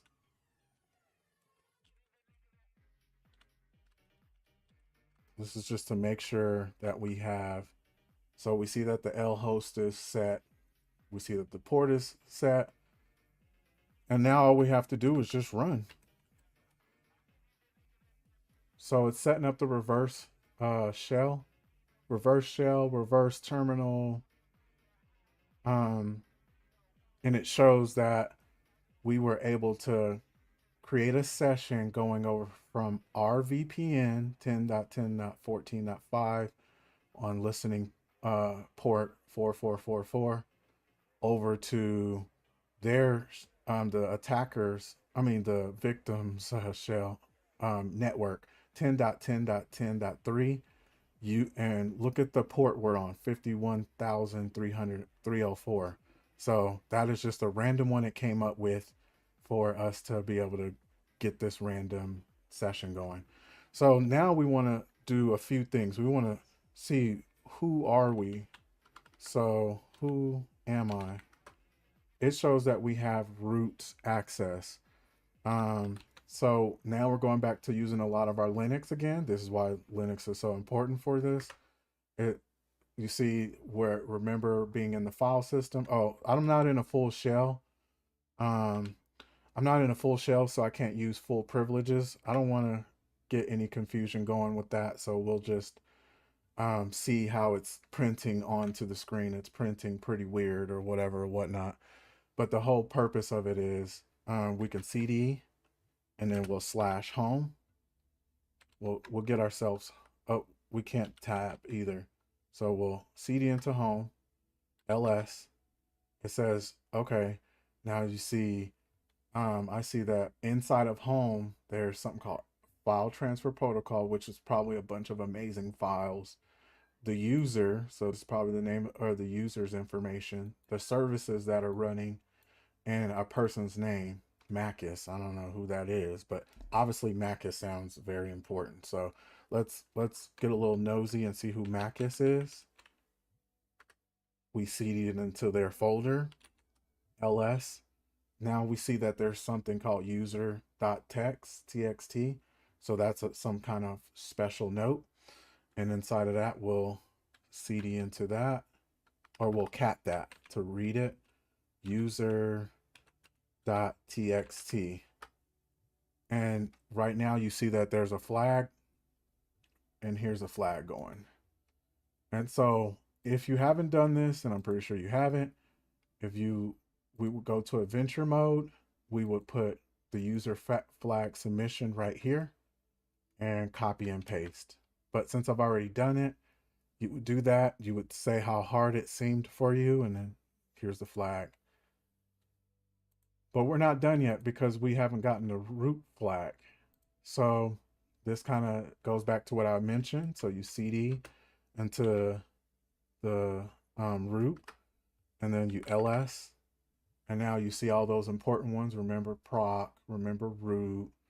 Root is obviously where we're going, but just remember user, remember var, remember all those cute ones. Etsy's up here somewhere, but I don't feel like scrolling up for it.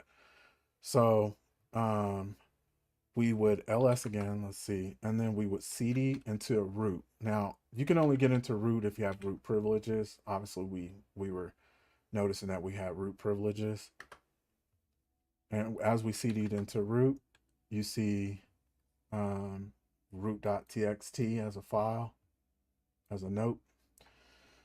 So we'll cat that, and then there we go. And then there's the flag. Now, two things I wanted to mention before I end this. If you want to like get better at this, you're gonna you obviously need muscle memory. So if you want to keep playing around in any of these systems, from Metasploit to Linux to any of this, you can also explore all of this and get what you got going. So one of the things that I mentioned earlier, as far as what I did to get myself into, like, to get myself employed in the cybersecurity industry, I what I did was, every single box that I did, I shared the results, and I shared it on LinkedIn. And then every little um I shared it on LinkedIn, and then I shared it on um and then yeah, I just kept completing boxes, and then I did TryHackMe, and everything I completed, I shared it on LinkedIn, and then I added a bunch of people who I believe, recruiters, companies, and then I just kept posting and tagging, and putting all my information on how I did this. And then when I started to apply for jobs, I was actually getting people contacting me before I was applying. But as I started to apply for jobs, they quickly would go and check my LinkedIn, and they would ask me, you know, these questions related to my LinkedIn, and they were able to see, oh, okay, you have this,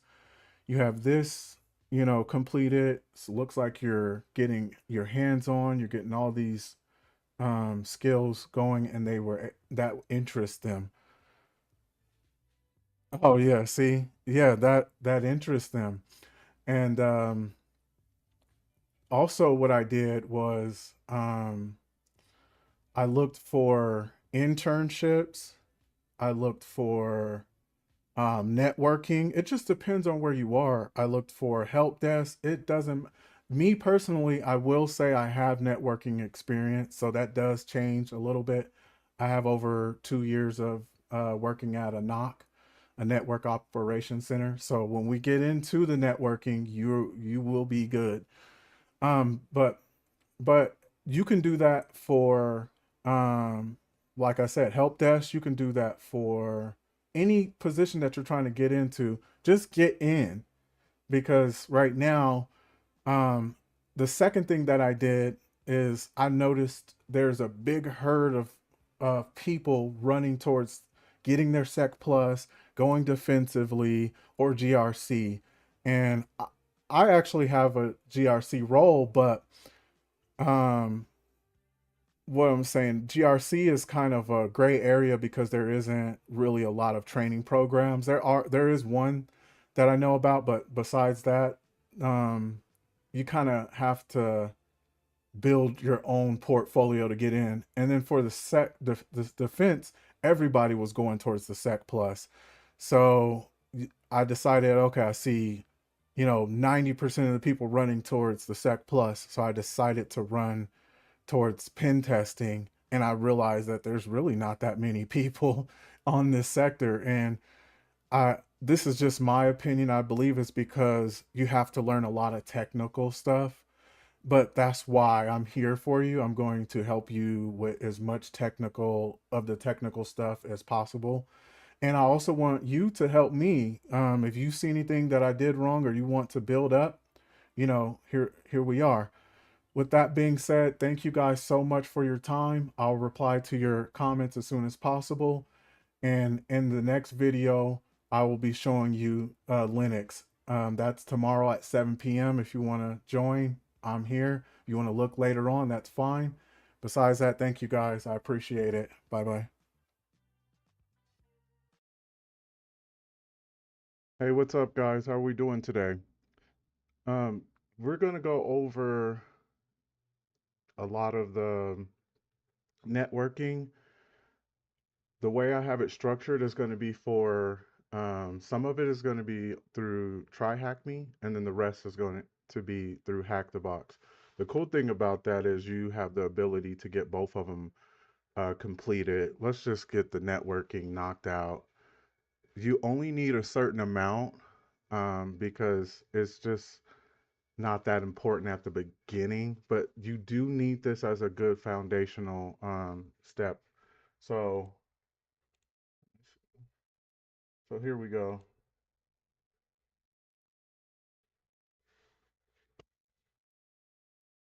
All right. In order to get on, let's start off and go to try hack me from the beginning. Like I always say, try to add me if you find me. I appreciate the new ads that I have now. It's definitely gonna be a journey, and I hope that you're here for the long ride. So let's go to learning.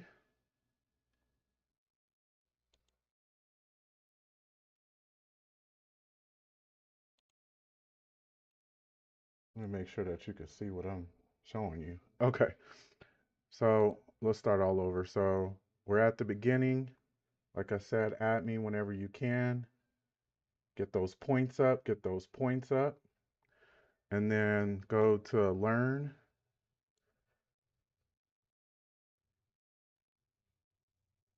So there's a bunch of paths. I've kind of been dibbling and dabbling through a lot of them. Eventually, this is where I want to be at. I want to finish this red team. Hopefully, you guys have something that you want to do. If you're all about defense, it's still good that you follow a little bit of the offensive side before you do head over to uh, defense, or just a little of each. You know, I like to say it like this: you're thinking about a game, there's always a defense side and then there's an offense side. If all you know is defense, you have no clue what the offense can do. So it's good to know a little bit of both sides. But so let's see, where is it? The quickest way I normally do it is I just go into search, make sure it's on all, then just put in network. Let's make sure it's easy. Probably in the info. And then I believe it's this one. What is networking?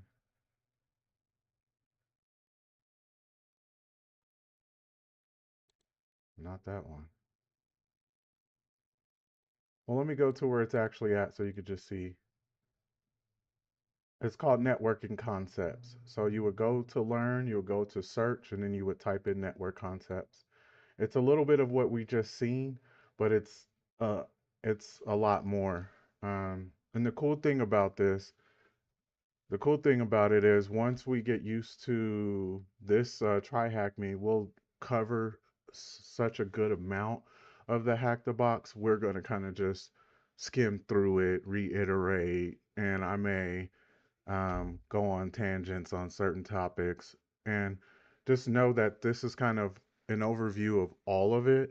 But um, as we go along, I'll keep making specific videos on specific subjects and deep dive into those ones. That being said, join this room.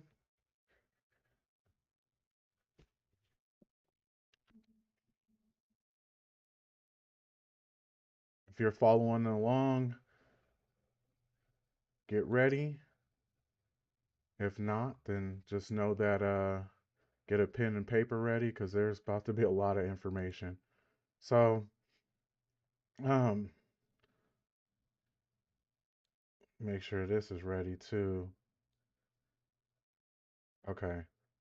So right now they're going to be talking about the OSI model.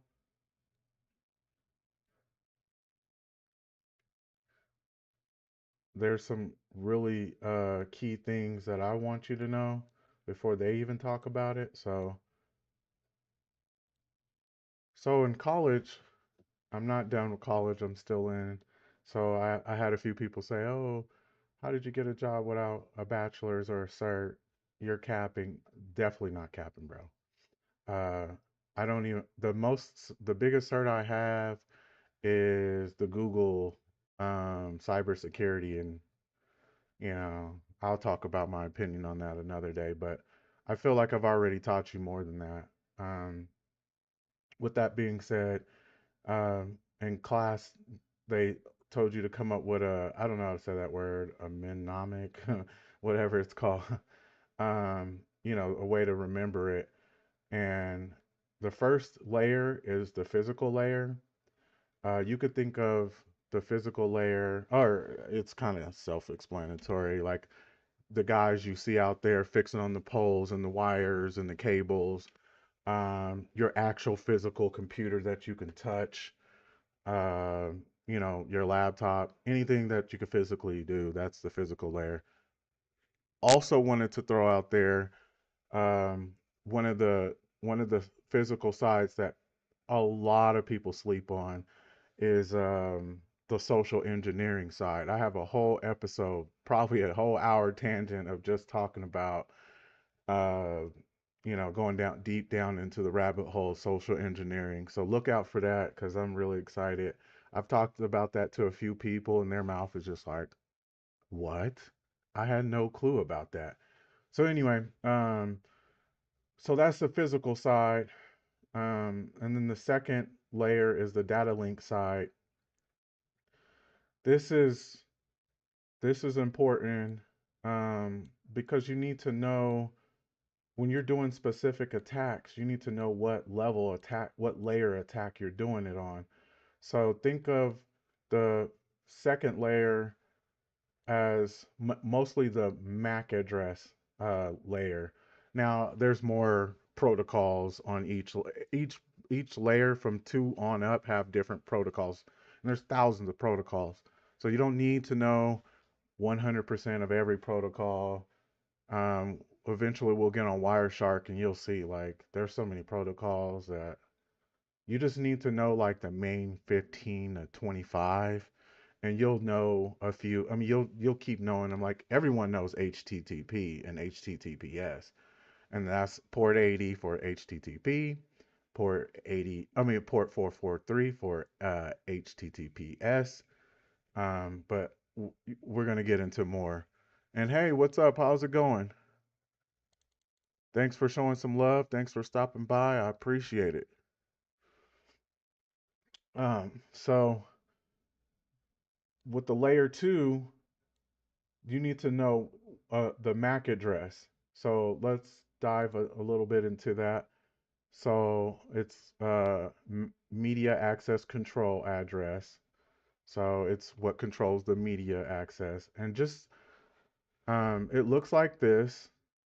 So 2 digits, colon, 2 digits, colon, let's see, 2, 4, 6, 8, 10, 12. 2, 4, 6, 8, 10, 12. So it's 12 digits separated by colons or dashes.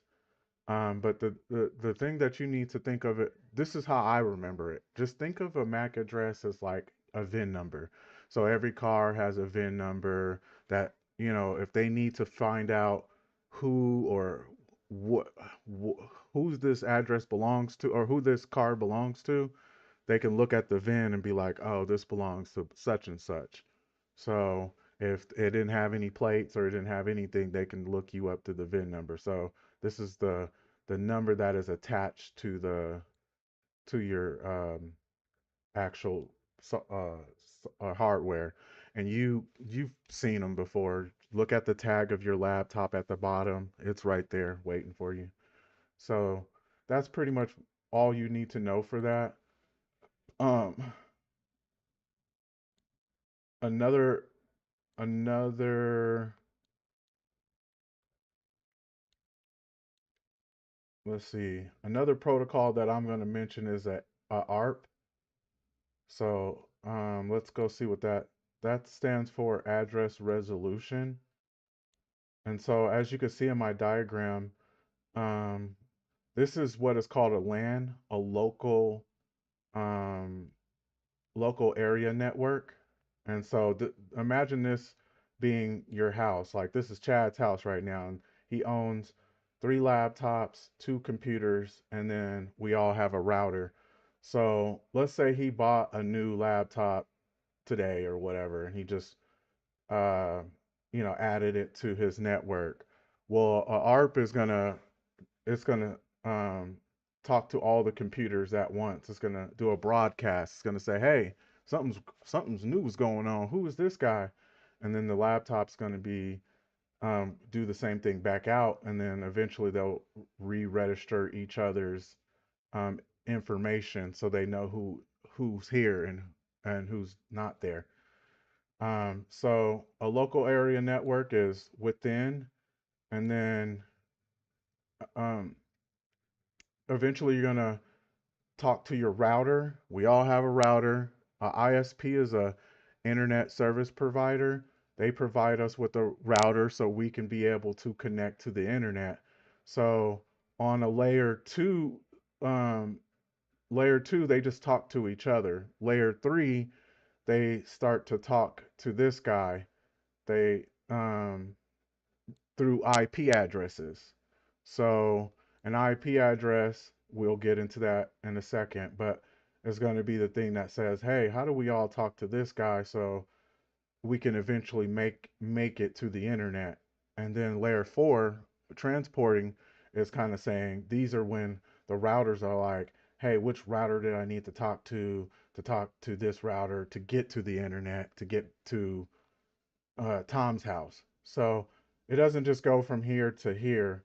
It goes from here, different router, another router, internet, and then over to him, or however it decides to route.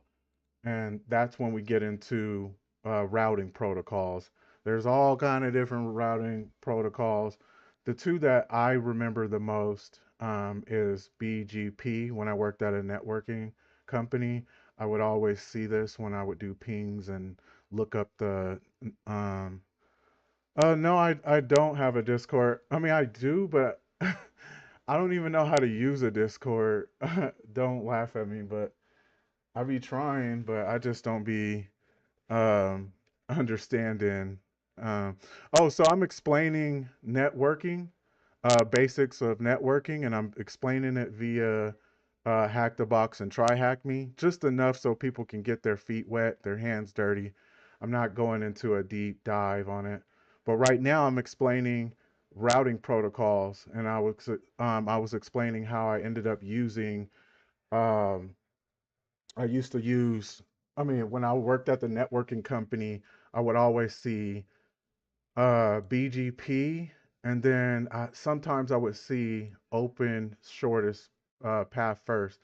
It Don't get hung up on this. Just know that there's protocols, and all that it does is it's just figuring out the fastest way to get to the internet, to get to this person, or so you can watch whatever you want to do um, on the specific layer. And that layer is so we were just talking about the fourth layer, transporting through the protocols.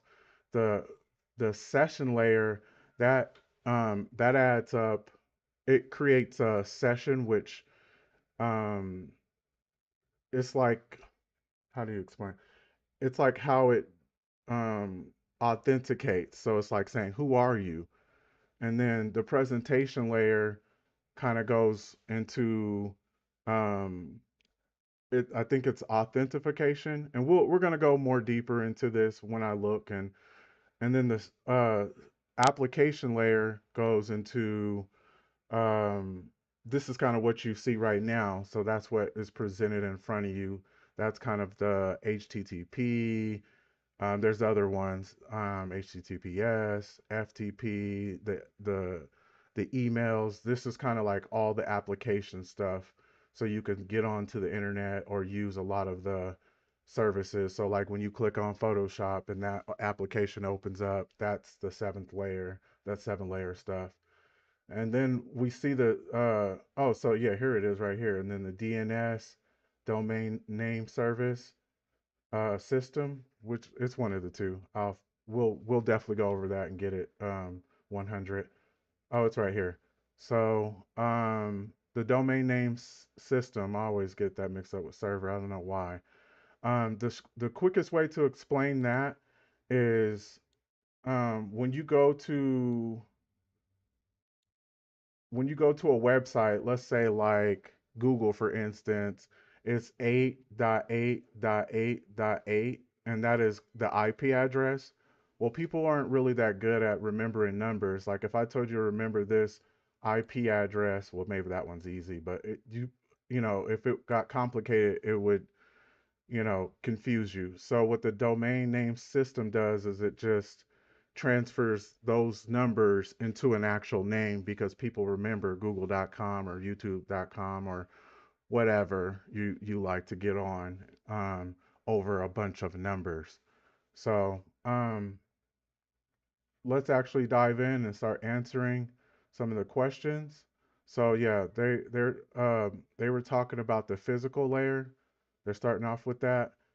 The main thing that I want you to know with this, and you can deep dive into this as far as you want, and is there are there's cats for regular cord cables like the Ethernet cables that you see, or the sorry, for the old school cable cords that you screw into the back of your TV, if you remember that, or you still might have to do that for your router.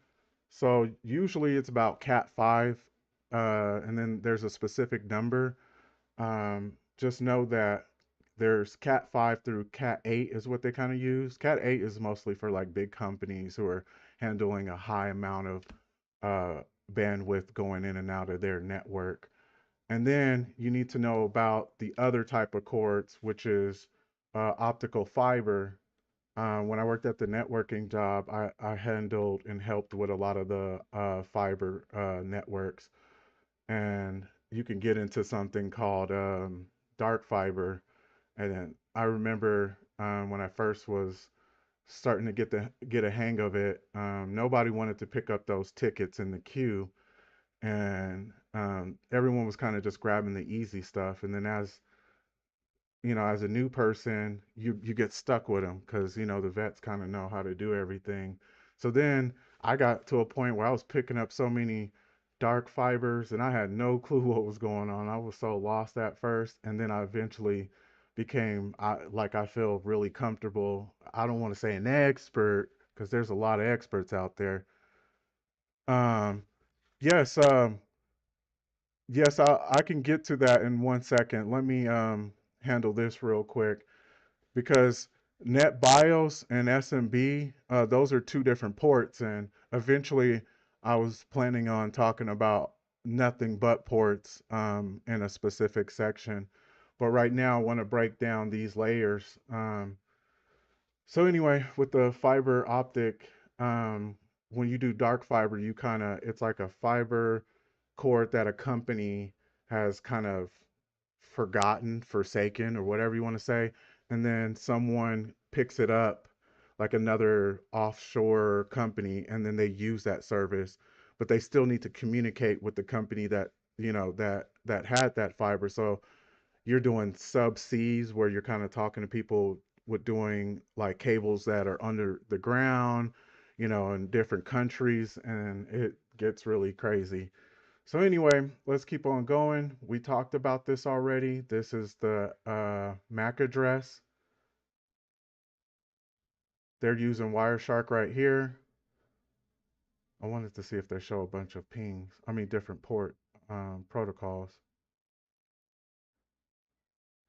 So we talked about this too. This was kind of like my um, you have all these computers, and these computers eventually talk to the routers, and then there's a routing protocol according to how they want to talk to each other, and then eventually it makes it to you. So looks like we can do a lot of scrolling. The most important protocols for layer 4 is TCP and UDP. And right now, as I'm streaming, that is UDP. That is called User Diagram Protocol. And what that is it's just a un um, unsecure it's an unsecure protocol where it's sending information nonstop. So if there is a mess up, you may see like a little glitch or a little bit of you may see a little latency, you may see lag. That's because UDP doesn't care about that. It's just go, go, go, go, go. While the other one that you've probably seen, TCP, Transmission Control Protocol, that one is mostly focused on it needs to secure something, and then once it says it's secured, then it lets it go. So that's kind of like your regular videos that you see. And then if it messes up, it stops. It deattaches from its security. So you so the just know that that is what that is, and you don't have to get too deep into it right now, but just know that it exists. So we'll talk about the session layer.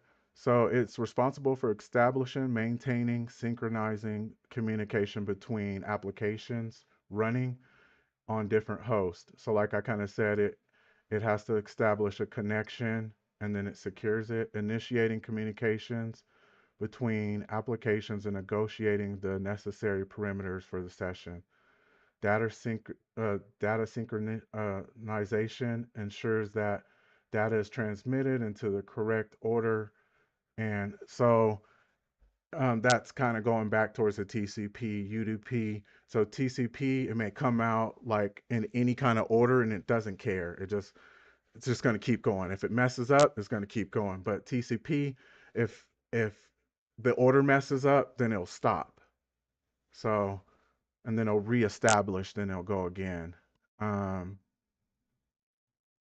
those are so remote procedure call and network file. I don't know too much about that yet.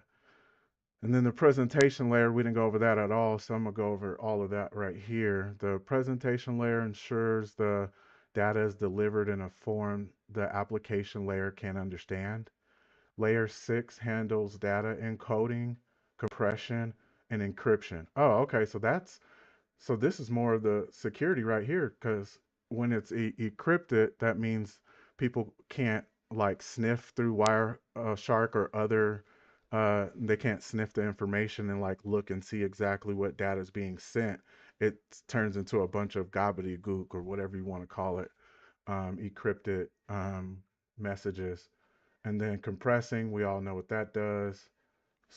Compressing it in. Um,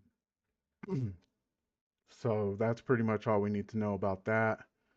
So to do an overview before we get on out of here, physical layer, we were talking about the electrical, optical, wireless signals. I already mentioned that, but it's just pretty much the physical layer. And then Ethernet.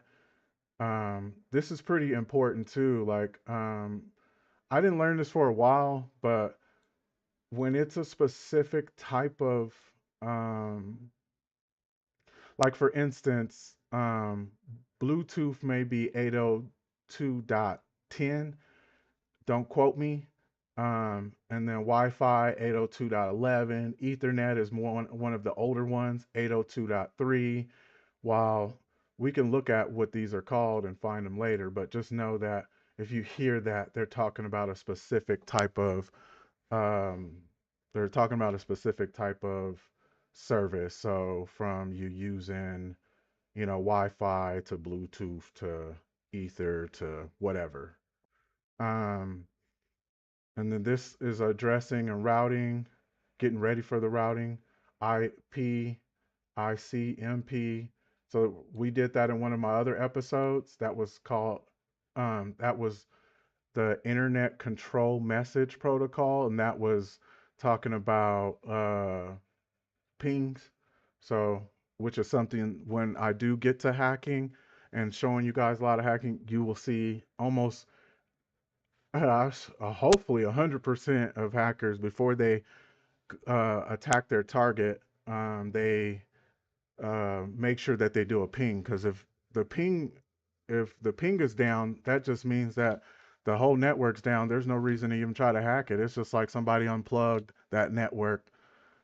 Speaking of unplugged, real quick, I wanted to. So my brother's in networking, and he travels the country to, help big companies keep their network up. And there's been a bunch of times where he has like flew to another company just to plug in their just to plug in their plug. Nobody could figure it out for days, and maybe the cleaner. And that happens a lot. Like when I used to get a lot of tickets, there'd be a lot of, we'll be working on it for 2 hours, and come to find out that it was never even plugged in. So, but anyway, so let's get back to it.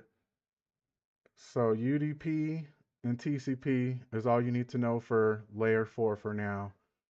And don't forget for layer 2 ARPs and stuff. Um,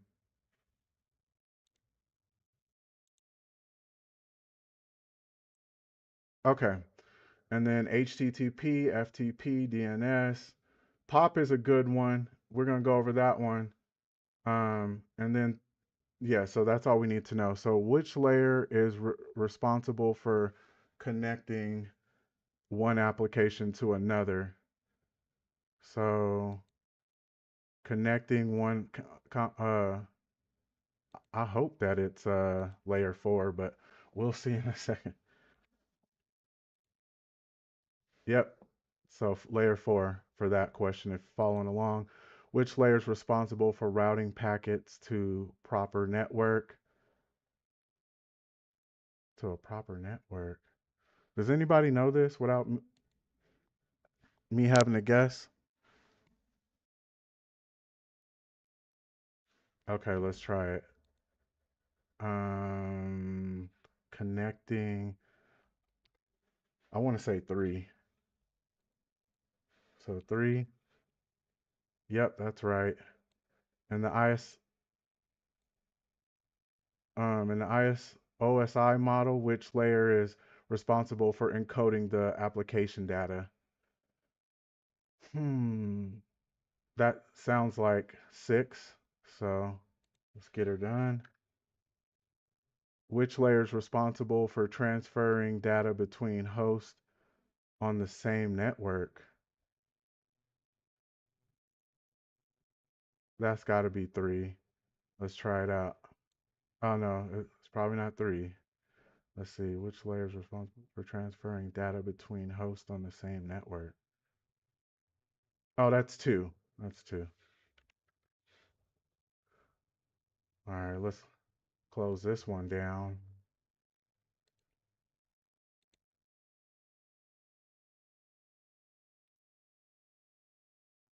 It's the same thing. The OSI and the TCP/IP model is it has a lot of similarities, obviously, to right here. And then from here, they just say skip all these other three important things and just call this all the application layer. So when the router sends out to the internet, it just gets to the internet. So that's the short version of it. Which layer does the HTTP belong? Um, that is the application layer. So it wants to know where does HTTP belong. All right. How many layers does the OSI model of the OSI model does the application layer? And three. It's just saying how much is this cover? Three. All right.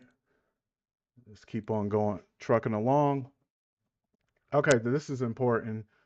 Um, so I've been knowing networking for a while, and one thing is I still don't know how to fully subnet. But the good thing is at um, most companies they have some sort of way to teach you how to subnet. But before we get into that, let's learn what an IP address is.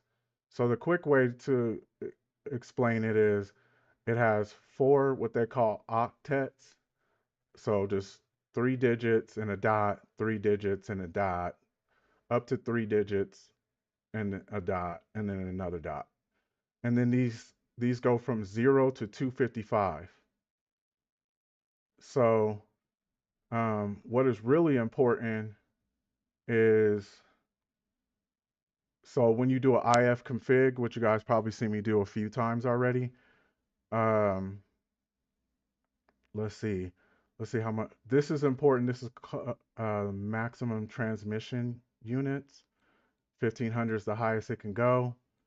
And then as you can see, this is shows this is one IP address, and then this is more of like a kind of like a broadcast subnet, but it's at 255, 255, 255.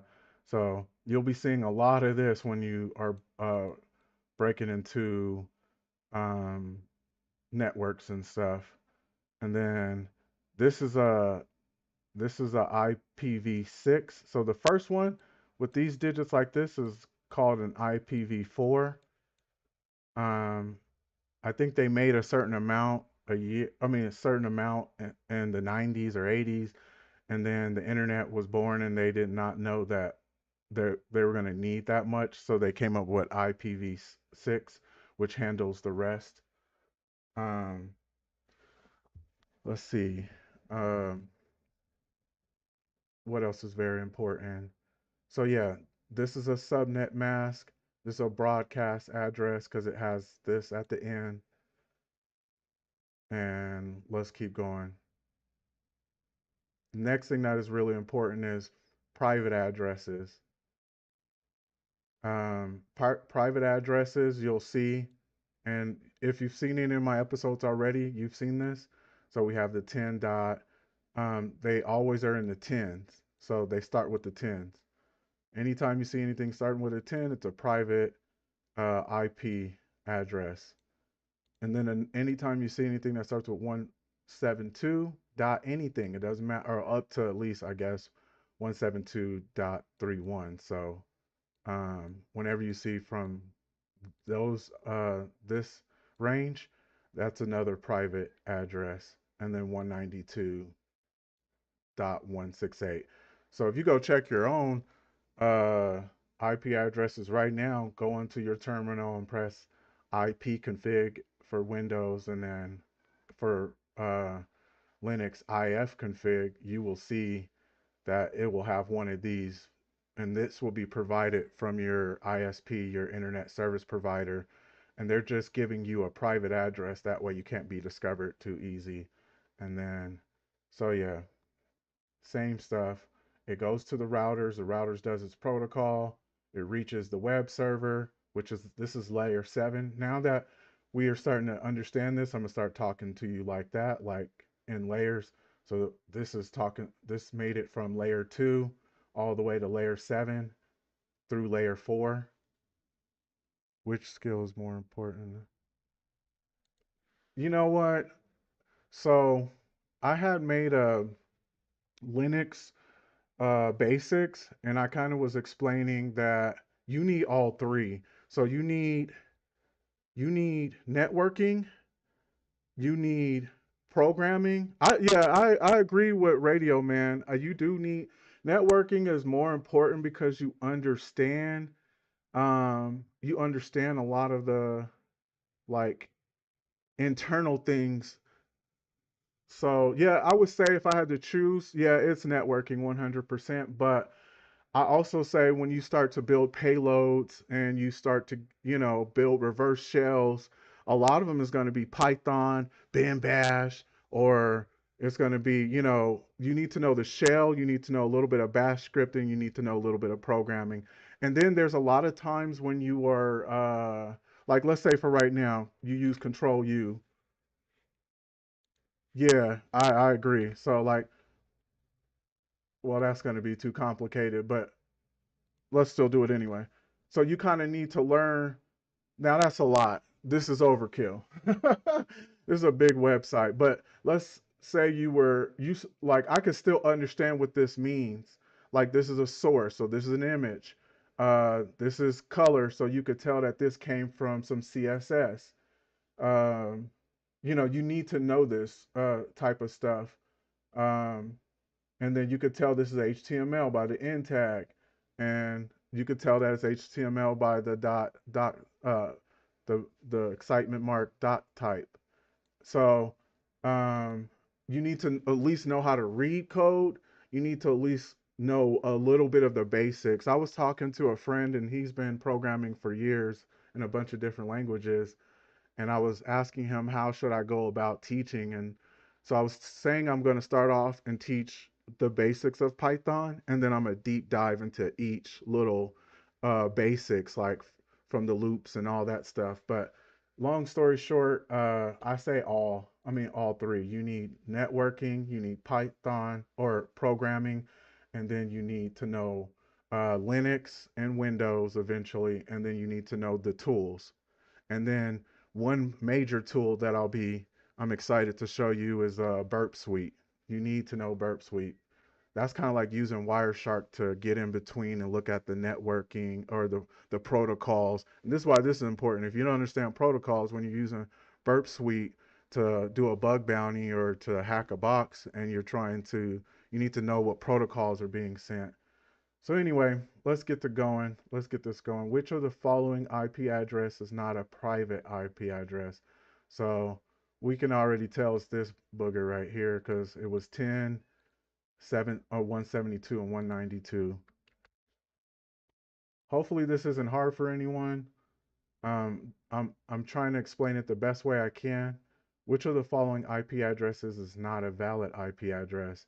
So you could tell it's this one because it's from 0 to 255, and this one is going up to 305, and that's just not an IP address. Doesn't exist anywhere. All right, we're done with that one. Let's keep it trucking. So I've already went a lot on both of these. But I think I seen something that was interesting. Oh, so this is interesting. So when we start to get into the ports, um, we need to know that from the ports range from 1 to 65,535. I know that number by heart. But and then between 0 or between 1 and 1,000, those are most of the ports that are attached to the computer. Those are some of the main computer protocols. I showed that in the last episode when I explained, I deep dived on 21 and 23. So Telnet and FTP. And then I'm a deep dive on 22. And you know what? I'm a deep dive on SMB. But so we'll explain that. No, actually, I do want you guys to see that. SSH is 22. Yep. Uh, SSH is the most important. Telnet ain't even that important. Oh yeah, 443. Yep, yep. See, you know your stuff, Gabriel. I already know. I might have to be asking you some things because if you know that, you know your stuff. With that being said, SSH is super important. That's the one that, like, let's say I was trying to get into a network. I went in, I social engineered. I was talking to Becky, and then I somehow got her credentials to her laptop. Then I go home, and then I want to remote into her computer from my house. SSH is the way to do that. That's the way to get into her network from my computer, or if I want to do it at Starbucks or wherever. Yeah, that's how it is. We all just gotta learn and take it day by day. But that's why you'll see me a lot because I'm like so crazy over this stuff. So anyway, TCP we talked about already. The most important thing you need to know with TCP is whenever so remember how I was saying it had to do that security session in order to know what's going on. So just think of it as like it's like, hey, what's up, Tom? And then Tom's like, I'm here. What's up, Jimmy? And then Jimmy's like, well, I got to send you something. So it's just first it's got to make sure it's there, and then on this side he says, I'm here. What is it? Are you there? Or he's like, are you there? And then he's like, yeah, I'm here. Let me talk to you. So you'll see this a lot when it comes to Wireshark and stuff, but it's just really important to know. So let's see, which protocols do the three-way handshake? TCP, because that is how it does the security thing before it even allows it to turn on.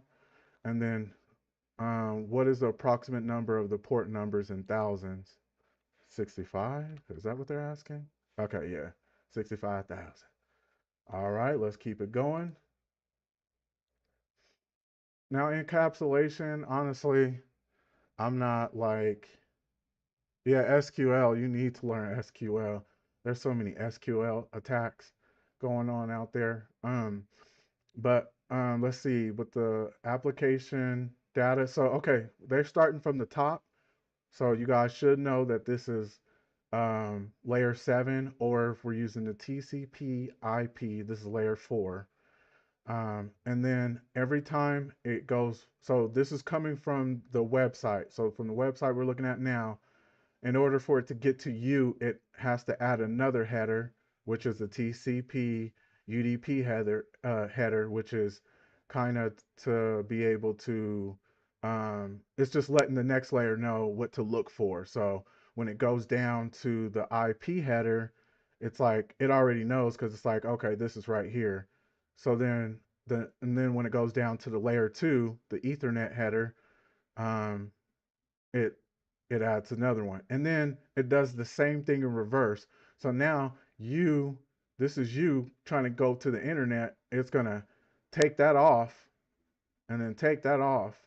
As it uses it, it takes it off, and then it takes you all the way back up. So, and this happens in lightning speed, nonstop, and that's pretty cool that all of this stuff is happening and we have no clue. But so that's what I just explained, the life of the packet.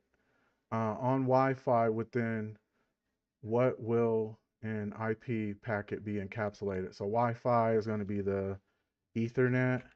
Hold on, let me see. Wi-Fi header.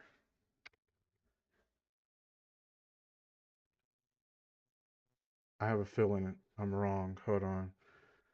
If someone knows how to help me out with this or not, Let's see. So for I know it's not Wi-Fi. It's already telling me that's not it. Um, okay, let's read this real quick. I think they're looking for something else. So when we get to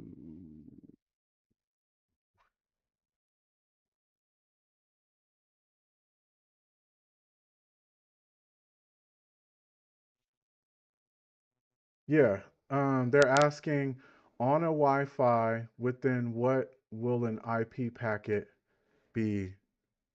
No, you're fine. Um, oh, are you in Argentina right now? That's what's up. I appreciate your time. Thank you for coming through.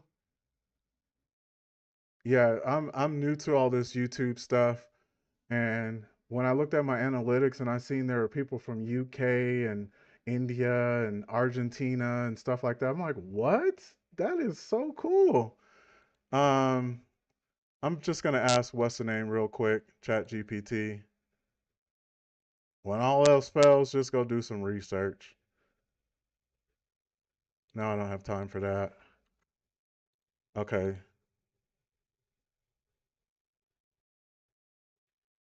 Yeah, I could. The other screen that I'm looking at, it's just me asking Chat GPT, and then this is what I'm trying to figure out real quick. Um, on a Wi-Fi, within what will an IP packet be encapsulated? So it's one of these three. It's either. So that's what I love about streams. Oh, it's a frame.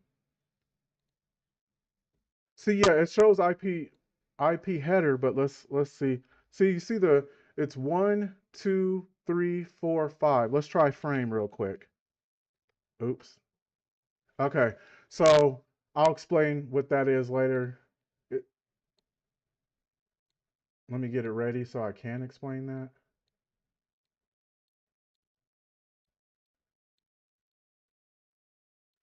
And shout out to you from Nepal. Used to have a boss and he was Nepalian. He was so funny. I miss him so much. Oh my gosh. Anyway, let's see. So it, it's the PDU. Um, what does PDU stand for? Let's just not try to make this stuff up. PDU meaning.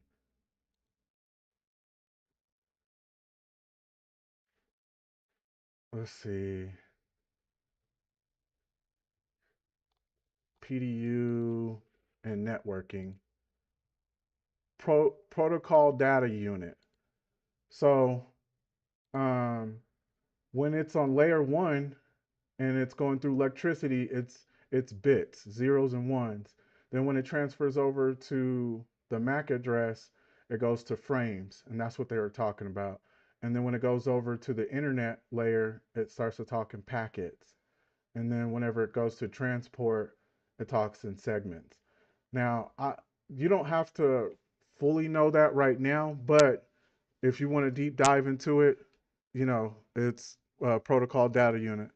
Um, and it is important, but I just, to me, don't think it's super important right now. You just need to get a 20%, 30%. I like to say the meat and potatoes of what's going on, and then you can learn the carrots and the gravy and peas and all that other stuff, whatever you eat as sides later. Um, so what do you call the UDP data unit encapsulated on the, I'm guessing it's segment, if I could spell it. Um, hold on. One, two, three, four, five. 1, 2, 3, 4, 5, 6, 7. It's probably packets.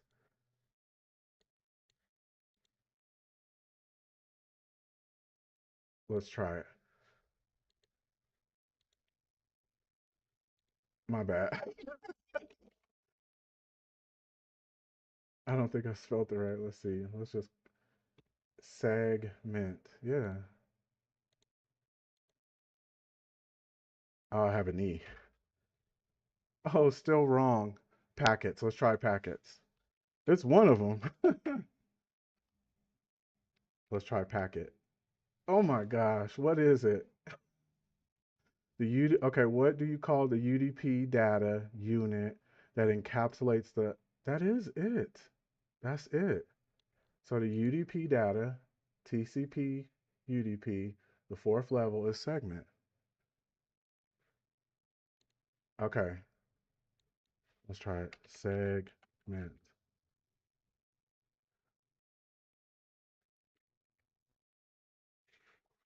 Up chat GPT.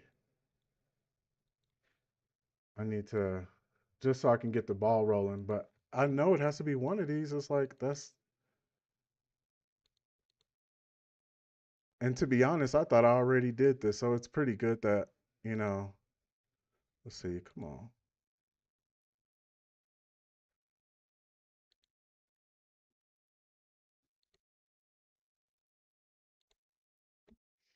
Hmm.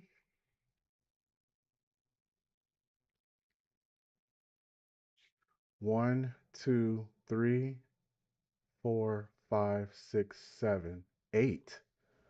1, 2, 3, 4. Yeah, that's 8. 1, 2, 3, 4, 5, 6. 1, 2, 3, 4, 5, 6, 7, 8. It's that is it. Segments.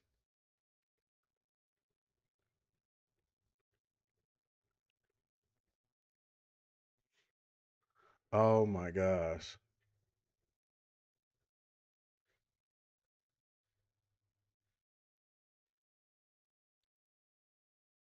See, see, we put in the same thing. We might just have to skip that booger. Okay. What do you call the data? Okay, I'll try without an S. See? Datagram? Let's try it. Oh, thank you, Jack. I thought we was about to sit there forever. I'm gonna have to go do some touching up on learning that. Thank you. Uh, what do you call the data unit that encapsulates the application? So this better be segment. Like, come on, something be segment at this point. Yay! All right, we're done with that. So remember, if you guys are following along, datagram. Let's keep the ball rolling. All right, telnet. Oh, they're actually making me start a machine. So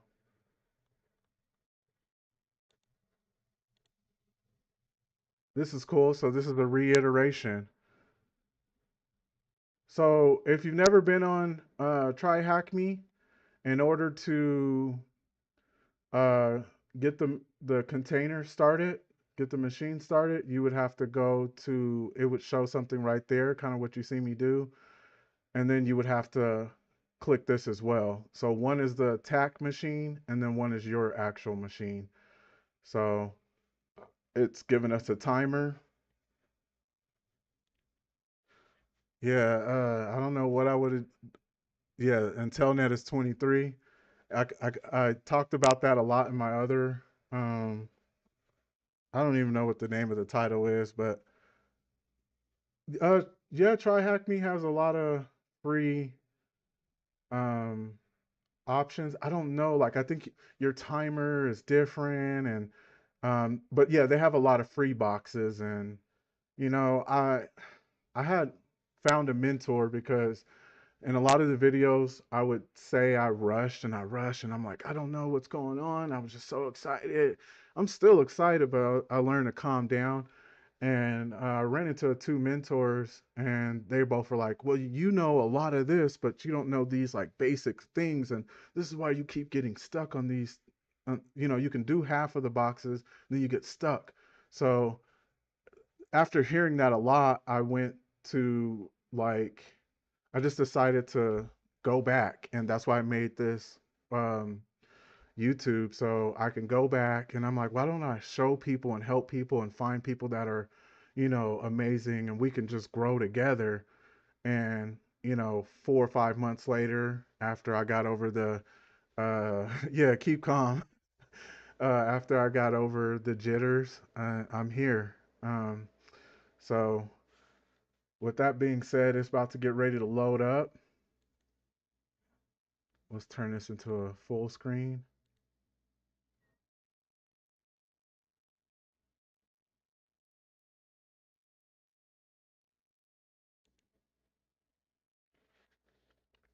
So what? Okay, so most people know, if you've seen some of my videos, I go straight to Tmux because Tmux is my baby. And then, so if you ever never used it, you just type in Tmux. That's the name of the tool, the name of the command. Then you have to do something called a preset, and then that's Control B.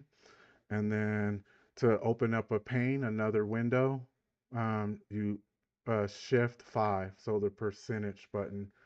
And then boom, there you go. You got two of them. And then from here, I like to kind of work from there. So we're gonna get into the telnet machine. Let's see what they want us to do. Give it 2 minutes to boot up. Um, in simpler words, a telnet client allows you to communicate. Most people know that, and I mentioned this before, it's pretty much deprecated. It has no encryption, so that means when someone uses it, if we were to use Burp Suite or Wireshark or any of those networking tools, we could see exactly what they're talking about. Um, so what does it want us to do? It wants us to echo the server.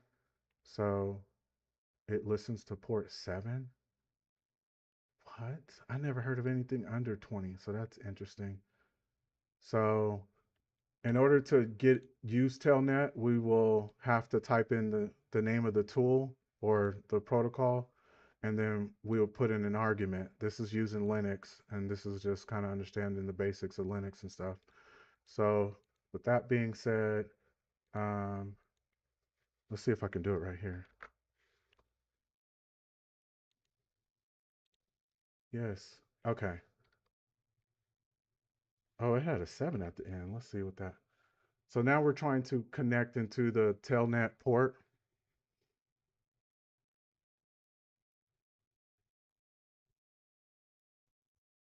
Oh, it's already connected, is it?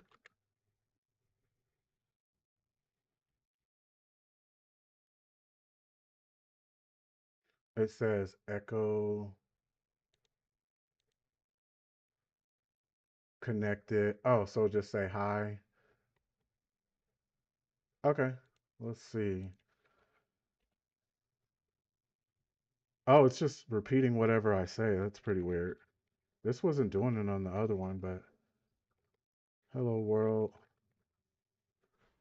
Okay. And then to get out of here, or actually, if you're never used it, then I think you can just print it out help.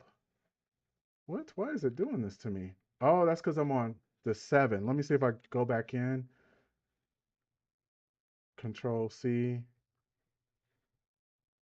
Okay, let's see. Let's echo hello world. What? What is it? Why is it doing this to me? Oh, to exit is this bracket. So let me exit out of here.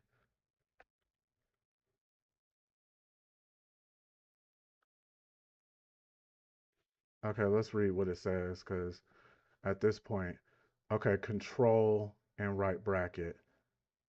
Oh, so this is the echoing server. So this is how you get it to like, I mean, this is if you want to talk to the Echo server. I didn't know that Echo had its own port. What? It's crazy, man. Okay, let's get out of that because I do not like that. And then let's exit out real quick and go back in. Bye.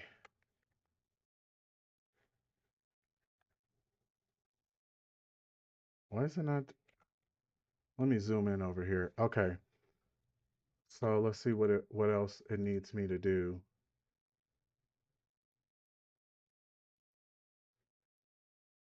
Oh, and then it wants me to go over here to this one.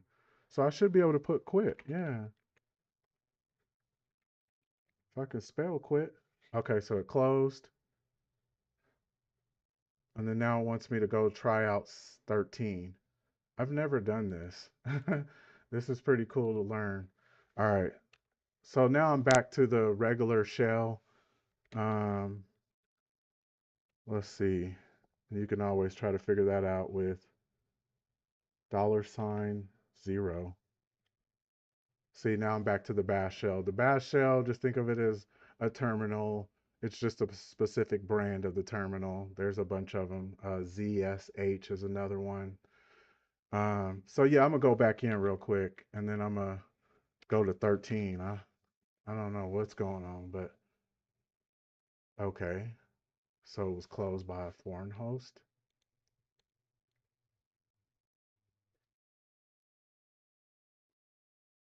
Why are you able to connect and I'm not? What did you do that I didn't do? Whatever. Finally request a web page using Telnet. Yeah, let's do that one. So we're just putting in certain port numbers at the end so we can try to communicate with it. So port 80. Now we're on a website. And then let's see if we can actually enter this website normally real quick, just for the fun of it. No, you ain't having problems. All right, let's see.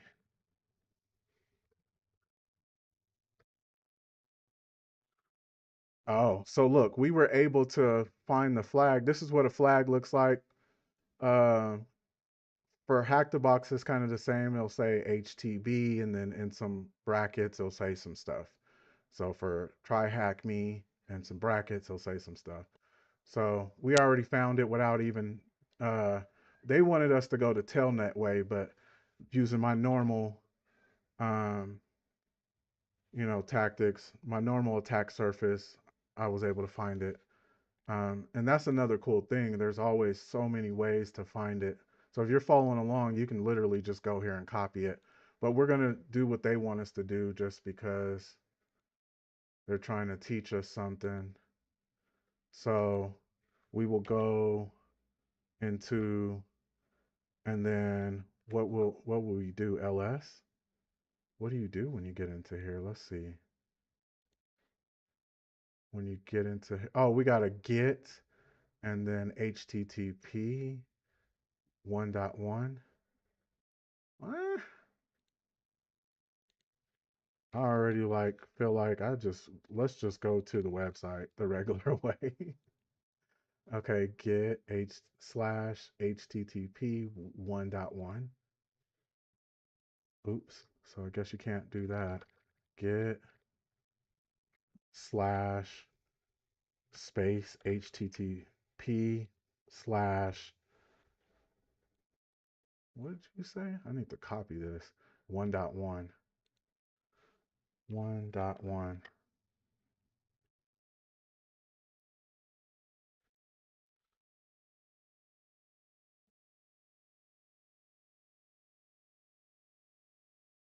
Yeah, see, and I don't know if you seen my little trailer video, the trying to be sad video.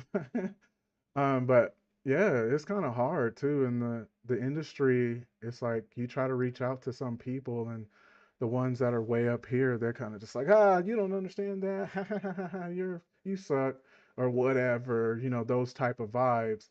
And I reached out on a lot of forums, like, hey, can somebody help me? I know networking, I know programming, and I know a little bit of, cybersecurity. Can somebody help me? And then they'll just or ignore you or whatever. So that's why I created this. I want a community. See, you know, and then I'm like, I just want a community, and I do get it. Some people do ask some weird questions. They like, hey, I want to hack the NASA. Can you teach me? Like, okay, bro, like I'm serious. I want to find people who can like help me get to a point. And you know what? I'm not to answer your other question, Gabriel, I'm not that good at Termex, but we gonna learn, man. We gonna learn. And oh, when I copy and paste in here, I just Control Shift V. Because if you try to do a normal Control V, it won't work. So anyway, let's go answer some questions. We already know the answer to that. What? Oh, so that must be the next one then. This. Oh yeah, it's definitely the next one. Okay, so this one's gonna. It's trying to ask me. Okay, so get slash, and that slash can mean from like all or the root. And then let's see if I can type right here. Okay, yeah. So let's go back there and let's just do exactly what it's saying right here. So capital G, get, and then slash, and then capital TTP slash 1.1. Come on now.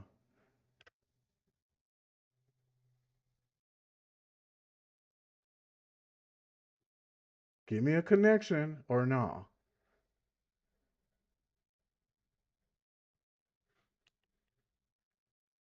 In the other episode, I go over these are called dang, recreation codes, reproduction codes. It's something to tell you if the website is up or if the website is down or if it's being redirected or if it's in construction. Um, yeah, and it's very important to know. So if you don't know what that is, go back to my Telnet episode and watch that. What is going on though? Do I need to press enter? Oh, okay. Why did I get a bad request? I think the one dot the let's try that again. So let's clear, control L to clear. Let's I think what it's asking me or what I need to do is put in the actual address. So let's put in the actual address. So space that HTTP slash and then let's put in this address real quick. I'm not sure. I'm not 100 because I just tried what they told me and it didn't work. So,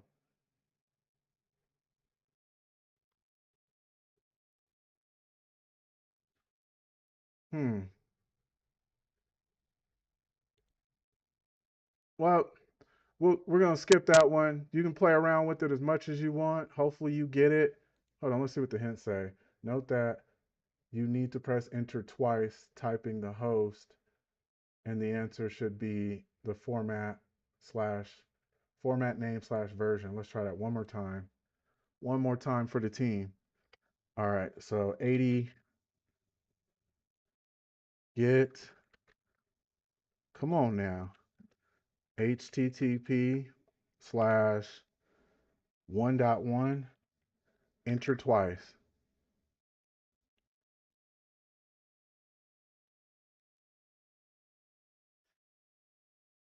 It's something, whatever. So we're just gonna keep on trucking. If you guys find it out, please put it in the comments. Help me out. Help everyone else out. Outside of that, we are done. So let me close all that down. Okay, so real quick, so that's pretty much everything you need to know. You can go over that over and over and over until you get it. Watch it as many times as you want. Leave some comments, some information that you may have discovered. But I'm bored. I'm about to go to the next one, and it's the Hack the Box one, like I promised. A lot of it's going to be kind of skimming through. We've already talked about it. If you want to hang in there and go through it and get that completed, let's do this. So, first thing I wanted to mention is it is inside of um, the academy side. Boy, I want to do some labs. I'm going to do some labs right after this stream, and I might restream. But um, Okay, yeah, give me a you give me a topic and I'm in there. You let me know what you want to know, and if I know it, I'm gonna teach you. And if I don't, we can learn together. That's why I try to structure so many. There's one where it's just hack and chill. There's one where we will, I'll be teaching things that I know. That's what this one is. And then there'll be ones where we're learning together. I have zero clue what is going on, but in order to get better, you got to keep learning. So anyway, I don't know if you know about the networking, um, but let's get her done. Let's see. So you see, I clicked on that. What I do want you to know, just for people who've never been on here, I just want you to kind of see what's going on because I have a bunch of friends that's like, yeah, I'll get on. I don't know what it's about. But they separate stuff through the fundamentals, the intro, pen testing. What? I don't have that online. This must be. Oh, this is new. I'm like, what? I already know. And then the Linux. Just a lot of the basic things you need to get started. Um, and then obviously today, the focus is on um, the focus is on networking. So this one should be completed. Let me just type it in. I ain't got time. We don't got time for all of that.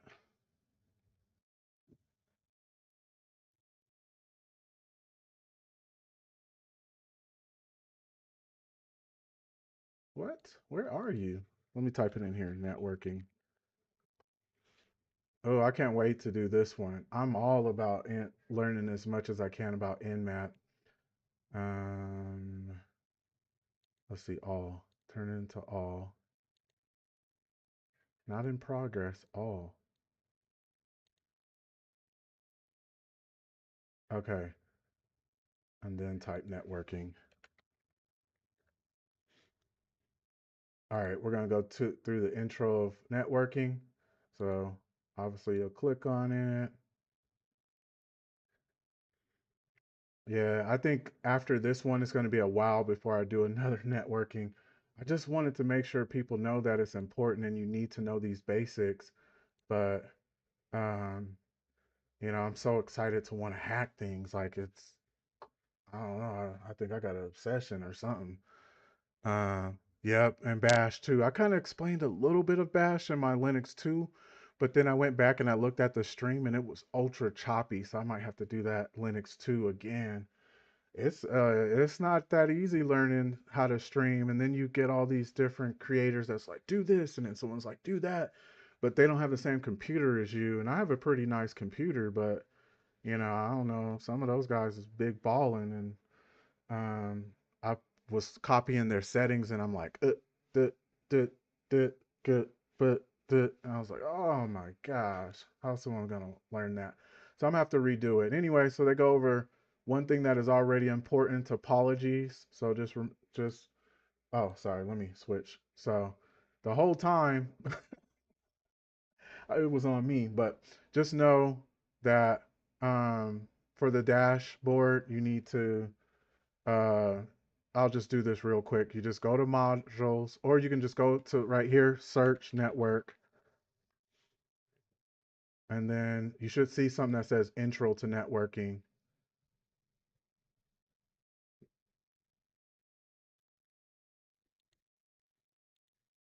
I went to modules last time. I went to all modules, and then I went to networking.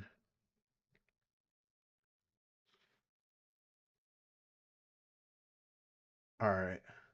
Now we're all caught up. All right. And then view. All right. So the most important thing, like I said, that I already showed up is topologies. You need to know a little bit about topologies. Um, And then this is kind of subnetting. Subnetting is going to be just think of subnetting for now because you need to eventually, well, you don't need to. If you're trying to be a network engineer, you're trying to get your network plus, yeah, you need to know subnetting. But you're trying to be a hacker, you just need to know that it exists. You're trying to be a pen tester, ethical hacker. So the subnetting is going to be the last. So you know how you get those 4 octets. And remember, this is a private network. That slash right here is the subnet. So whenever you see that, just know they're talking about subnetting. This is kind of, I've already showed you something like this, but obviously there's this cooler. You're at your LAN, local area network. You're talking to the router. We're on layer 4 now. So we're on layer 2. And then we go from layer 2 to layer 4. And then we go talk to the internet. And then the internet goes down and it talks to the domain server, which is 7 and 6. Um, so that's kind of how this works. This is a company. So this is important because, like, okay, I was talking to somebody and I asked them this question, and I'm asking you guys this question. If you were, uh, if you were going to hack into like a game, how would you do it? Would you hack into the actual game or would you hack into their network? Which one would you choose? Or do you even know what I'm talking about?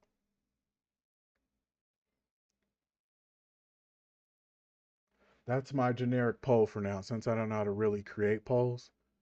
Would you hack into the network or would you hack into the actual like game? And then if you said network, do you know why you chose network or why you would choose game?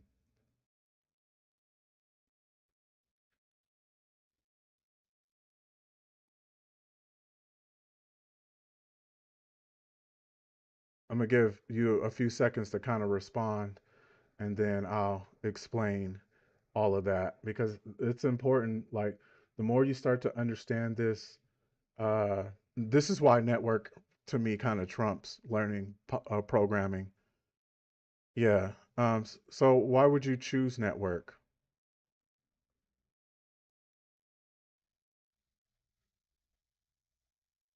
Okay, so I'm explaining it while you guys put up your answer. And yeah, you want to get the network. Okay, because you think about it. All right. Yep. If you okay, let's say Billy Joe. I don't know where I came up with that. He is a let's say supervisor for whatever game you like or whatever.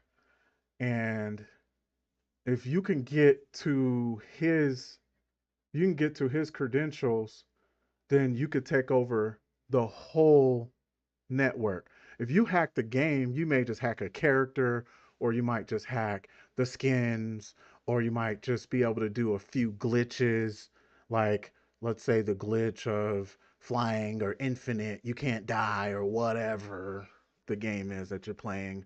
But after those glitches, Billy Joe can just see you and then block you out of the game and then ban your account. But Billy Joe's, uh, if you get his credentials and you take over his computer, and then you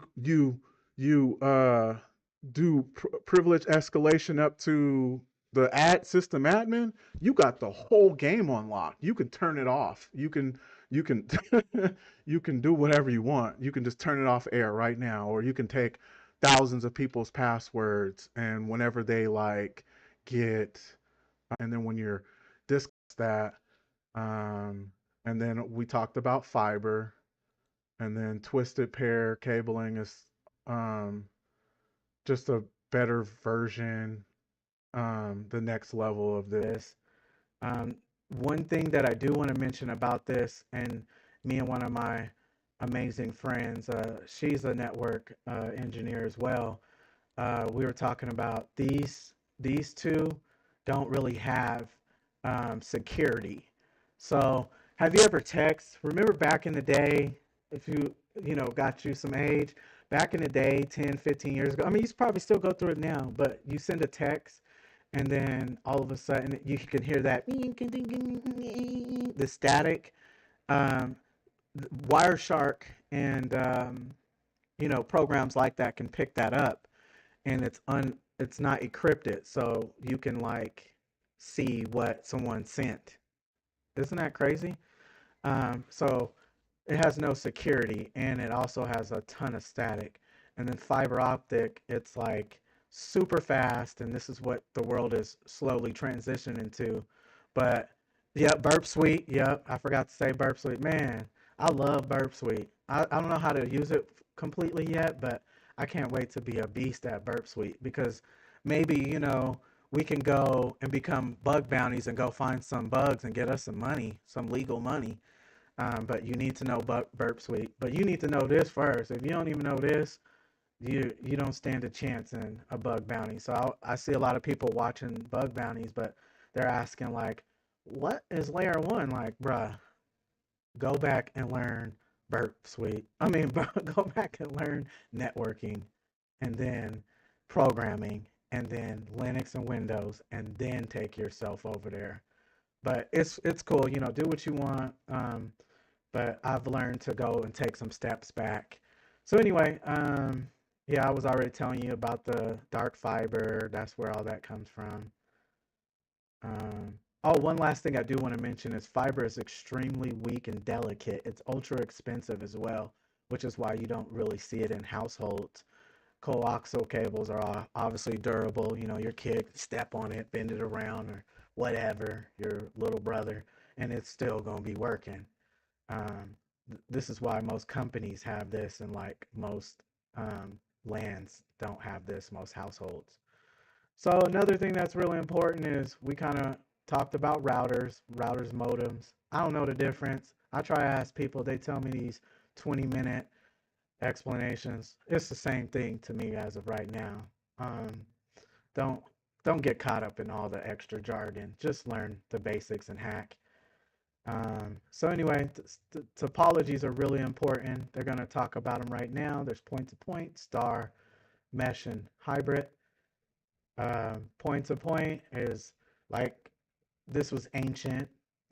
If I connected my computer to your computer through a cord, you don't see that anymore. Wi-Fi handles that. Bus, ancient, deprecated for the most part. This is deprecated as well. Point to point. This is like all of these are connected to one wire. And then if host C goes out, the whole network goes out. If any host goes out, the whole network goes out. Star, now they're all talking to the router. This is uh, still around, but I'll explain it.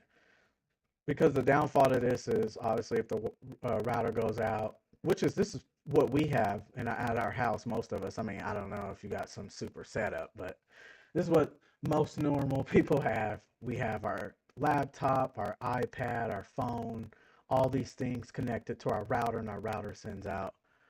Um, oh yeah, what star, and then ring, same thing, deprecated, but it's still used in another way.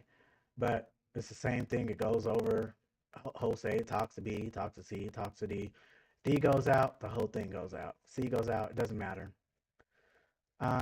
Mesh is still used. Now this is like, I mean, and most people don't like, I mean, I've worked at some warehouses back in the day where they still have some ancient stuff. It's pretty scary. I didn't, well, checked in their networks and like, whoa, they're using like 1980 stuff. But anyway, with that being said, you can see how this kind of helps out each other. So if C goes out, only C is down, but B and D and A could still talk to each other. Tree, deprecate, well, no, not really. This is still kind of normal too. We have, I mean, in businesses, they all have this, but if the server goes out, the whole thing goes out. So what most people use are hybrids. It could be it could be star in a ring, or it could be, uh, see, this is bus right here, but then it turns into a mesh. You get the point. So they kind of just mix them all up to whichever one is the best. This doesn't exist anymore. Deprecate it. proxies, I love trying to explain proxies. So the way that I will explain to you what a proxy is like you just got to think of it as like a servant slash bodyguard. So you ever went to the gym or went to like, any of your favorite stores and you try to connect to their Wi-Fi and then a screen pops up and says, it's pretty much what is that? User AUP. That's my GRC kicking in. Acceptable use policy. It pretty much says, in order to use this, you can't get on this site and that site or do this and do that, and then you got to press accept, and then all of a sudden you can use their Wi-Fi. That is a proxy. It's very important to know what a proxy is in a network. Very, very, very, very important. Um, if you have VPNs, you could set up a proxy. Uh, do you before you can talk to our internet and before you can talk reach our servers, we need to make sure you're not going on any crazy sites or doing any things that will hurt our reputation. So, do you accept this? Do you and then you got to click accept or decline, and obviously you accept, you're on, decline, you're not. So that's me. This is me right here. And I'm trying to I'm at the gym and I'm trying to use their Wi Fi so I can listen to my music. And then I accept yes. And then it says, okay, you cool. Now you can use stuff. So that's a forward proxy. Now, the way I like to explain a reverse proxy is we are, I work at a company and then I'm trying to go get on some sites and I send out to go to some site I shouldn't get on. Let's just say that. And so here's the internet, and then the firewall and the proxy is gonna be like, eh, you can't go on that site, bruh. This hurts our reputation. Or you signed a acceptable use policy that says you can't be dibbling and dabbling and you will only go on sites that are focused for the website. So if you work at a company, you've seen this before. You're trying to get on Facebook or YouTube, and they're like, nope. And there's something also here that's called an ACL list, and this list will say, um, do not allow people to get on Facebook, do not allow people to get on YouTube, or what most defense guys do. So I know a little bit of defense, and this kind of helps you out. So they block all ports, they block all websites, and then they only add in what they want. So they may say only add in company xyz.com, and then you know. So this is pretty much if you're going on the right websites, you accept it, the proxy will will send he's been granted to the website stuff, and then they'll send it back. But if you go onto what wrong stuff, you'll be stopped right here. And then you see how there's two firewalls. There's one blocking the proxy. So this is a bodyguard itself, but this is a real bodyguard. This is a fence. And then the proxies, there's still another one that says, hey, make sure this is right. Make sure this is ParkerLogic. Make sure this is who he is and blah, blah, blah. And then he can get there. So, systems start to get more complicated. We already went over this. Oh, here's NetBIOS. I don't even know if the person who was asking for NetBIOS is still here, but the way I like to, um, the way I like to get into NetBIOS is, um, it's kind of like when you first get on. Let's see if they explain it, because if they can explain it a little bit better. Nope, they sure don't. So it's like when you first get onto the website, you you first turn on your internet or your computer, excuse me. You first turn on your computer, and then you see all this stuff that this is called the kernel. This is the kernel. That's the kernel part of the and it's somewhere I believe. I would like to believe between 1 and 2, or 3 and 4. Oh, it's 5. Excuse me. So it's 5. It's off. But anyway, it's the way to say, hey, this is the way that you can. Um, it's just creating a session. This is a way that you can. Let me see if I can find something that explains it more, because I do want to understand it a lot. Network basic input output. Oh, okay, yeah. So, and at the beginning, that's what you're handling. You're messing with the inputs and the outputs. Hmm. Let's see if they explain it pretty well. Oh, it's not a network protocol. I thought it was at least a port. It operates on 3 and 4 of the OSI model. May still be in use when it's combined. It's Microsoft based. It provides two communication modes, a session and a datagram. See, I guess I don't really understand it because the guy who put Jack who put in datagram earlier, I was like, I don't even, I don't remember datagram. Uh, but yeah, we're not about to deep dive into that right now. Let's keep pushing. I'm gonna have to make a whole episode or a mini episode explaining that. But what I do want to, we've already seen all of this, so just know it's a layer five session. It creates the session. Um, Layer five and layer six is pretty interesting. But when there's a lot of reverse shells created, sometimes you have to create like a payload that creates a reverse shell. And like I was saying in some of the other episodes, it's your way to like trend to like how do you say it? I like to say teleport inside the network. So when we what we were looking at, we're inside of the internet part past the firewall. It's created a lot in the layer session when you're like messing around with the when you're uploading a photo. So like you can upload a photo and then boom, from there you can create a listener and you'll see it eventually. You're going to see it a lot, but it is good to understand because at first I couldn't wrap my head around it. I'm like, what? So how are they pressing upload and then all of a sudden they listen and then it creates some sort of but this is all that magic is happening here on layer 6. We already went over a lot of this. Oh, datagram. Hmm. Hmm.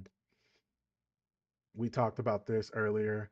It adds on, then it adds on, and it keeps getting rid of it all the way till it goes up. And then when it goes down, it goes all the way, and boom, there we go. So let's see what else. OSI model. I'm skipping all of that. We talked about that for 6 years now. Yep, we talked about this. Network layer. Um, so um, here's some of the important protocols. ICMP, we talked about that. That's a ping. OS, Open Shortest Path Finder or something like that. I've mentioned this earlier. These are routing protocols. The seventh part of the, and then IPsec is Internet Protocol Security, and then IBP 4 and 6. Next. See if there's anything else. Let's go into um, subnetting. No, we already talked about that, but I just want you to see. So that -6, there's usually 8, 16, 24, 32. Those are the main ones. That's all you need to know. MAC address, we talked about that at the beginning. This is kind of getting into the exact how they are if you want to know all that information.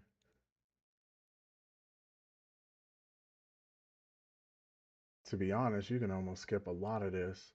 Let's go to protocols. Oh, okay. So here's a few protocols. This one's deprecated.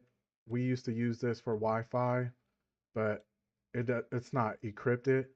So a lot of machines that are made, most people make them like whenever something's new's made, like let's just say like even Chat GPT and all this, they kind of don't even make it with security in mind. They just make it and then, eventually, people have to figure out how to secure it before it gets hacked. So this is deprecated due to not having any security. We talked about SSH vaguely. Um, this one's important. I don't know what number. I wish they would have gave us a number, but this is the one that sends emails and receives. So when you're sending an email, you're not sending it on HTTP. You think you are, but you're sending it through a whole different protocol. So that's why all the phishing and smishing or all that stuff, the phishing stuff, they're attacking you from this port. So I don't know if you guys know that, but that is super interesting and super important to know. Um, this is a server message block. When you get onto this port, it feels like you're on Telnet. It's just cooler, and you know it's meant for you to share files. And another thing that's important is um, so printers, I still believe to this day, have no um, security because what I've done at my job, there's a lot of like telephones and printers that we have that when we get access to those, like we already know free game, just like these new smart light bulbs and um, have zero security. Alexa does, but you know some of those don't have any security. So, but server message block is what they use to, or I don't know if they still do, but some companies definitely to share files and printer information via network without going on to the internet, HTTP. So we'll definitely do a deep dive on that. There's an actual full two boxes that I already have in mind. So the person who asked me about that, I'm gonna do a full um I'm gonna do a full episode of me hacking just SMB. So stay tuned for that. Uh we're not gonna get into all of this. This is overkill. There's so many this one's important, but yeah, there's so many protocols. Don't get lost in protocol city. Just learn the most important 20. These ones right here, these are the important ones. And we've talked about a lot of these already multiple times. Um, there is one note that I wanted to mention for FTP. There's a new version of it, and it's called SFTP, which is just a secured version of this. Because, like I said, they made things without security in mind. DHCP is super important, and notice it's two ports. Dynamic host configuration protocol. This is what makes the IP addresses. It does it automatically unless you turn it off and you know how to set your own, which don't do that if unless you're a pro networker. This one is the remote desktop protocol, another way to remotely get to someone besides SSH. Let's see if there's anything else important that we didn't cover. We talked about the domain service, so we're good. We're good. We're almost done with this. We're Wi-Fi. Who doesn't know what Wi-Fi is? If you don't know what Wi-Fi is, you definitely shouldn't be trying to hack anything. VPN. Hopefully, let me see if they haven't. No, I was hoping that they had a diagram showing servers and clients. Not not that important. I think we're done. Yeah, not that important. You can deep dive if you want, but like I said, meat and potatoes is all you need. Nope.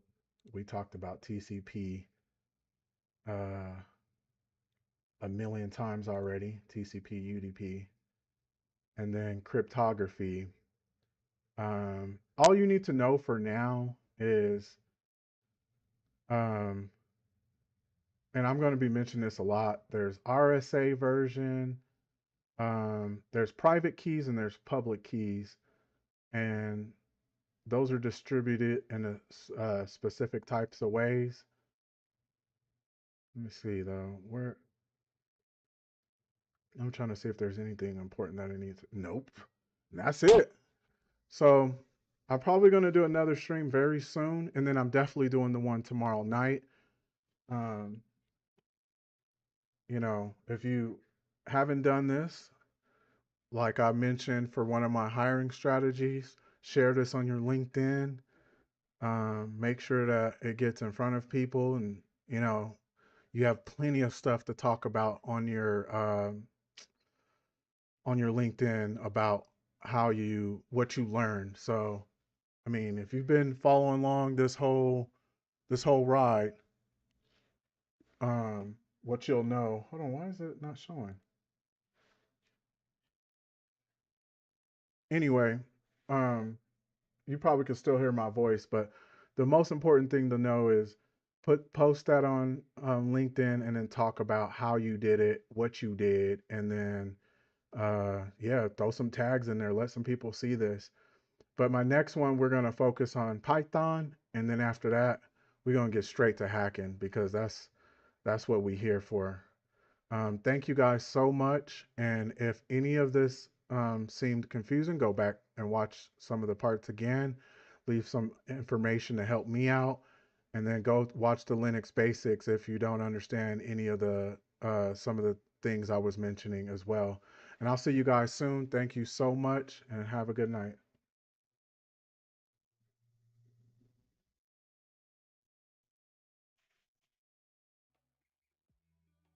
What's up, everybody? How are we doing today? Thanks for your time. And today we are going over ports today because I had a few people say that I was going too fast in my streams.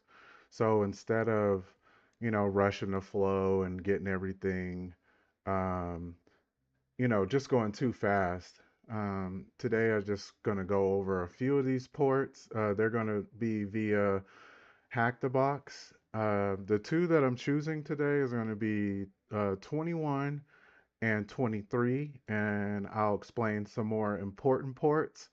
And then here we go. Let's get it going. So, in my other video, I explained to you how ports. And the video was actually the Linux one, the first Linux basics.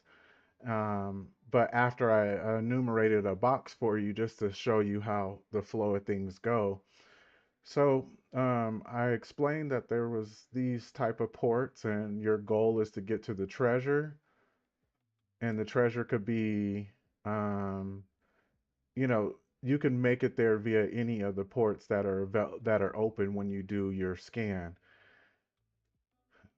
So how I ended up showing you file transfer protocol, or I showed you 21, that is actually called file transfer protocol. It's really not open that much in newer systems, probably never. Most most defense systems will probably have all ports closed and they'll open them as needed and then they'll close them right away, which later on we'll learn how to get past that as well. But when this port is open, um, you'll do a lot of the file transfer protocols. And a protocol is just think of it as like a language. Think of it as like, if I'm speaking Spanish and you're speaking German, we're not going to understand each other. But if we're on the same protocol, I'm speaking Spanish, you're speaking Spanish, you're going to understand what I'm saying. So it's just the way of the language that this is the language, the protocol.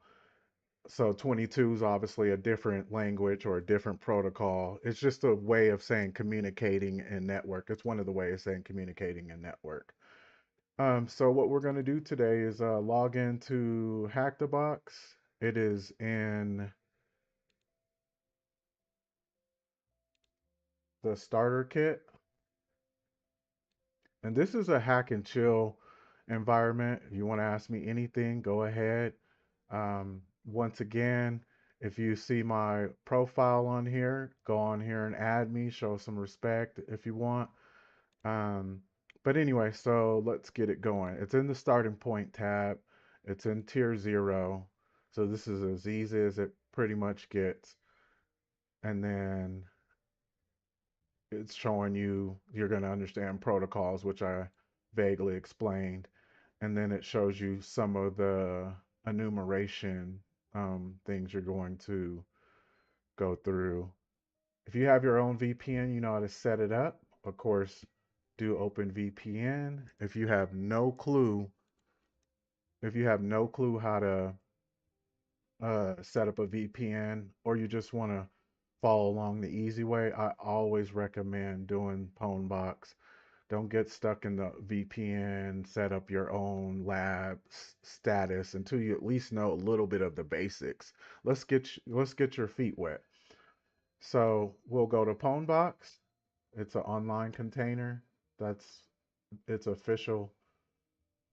Then of course you're gonna pick the closest ping to where you are. Oh, that's crazy. India have better ping. While we're on that, shout out to everyone from other countries. I see I'm getting support from everyone in different countries. Thank you for your time. Anyway, so we're gonna go to what works for me, or I'm choosing what works for me. So United States West, and then starting point. Let me see. I'm always trying to find the one with the lowest amount of people because it just moves a little faster that way. Alrighty, we got all that going. Let's get it started. Let's get it started in here.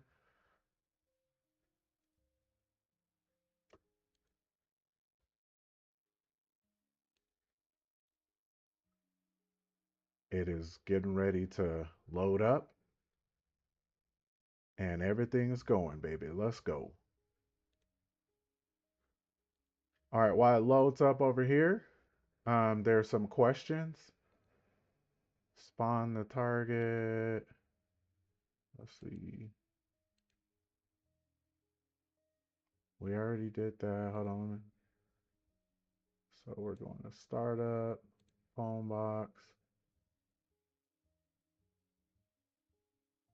Okay, while that opened up, we can open up the desktop and then you can spawn the machine. This is so we can get our IP address.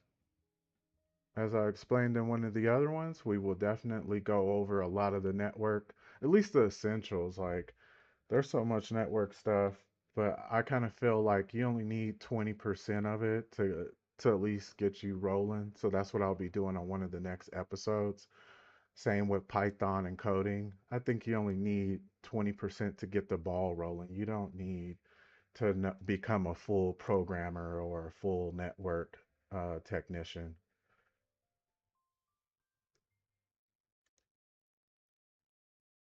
Okay, so while we're here, if yours is already loaded up, we can answer a few of the questions. What does the acronym VM stand for?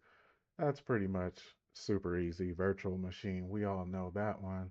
What tool do you use to interact with the operating system in order to issue commands via the command line, such as the one to start our VPN connection? Oh, that's what we talked about before. Open VPN. Oh, terminal. That's what I'm guessing. Yeah, terminal. So here we go. We copy that, get our address. If you watched a few of my episodes already, a few of my lives, you already know I love to change my background. I can't do that plain stuff. All right, let's see.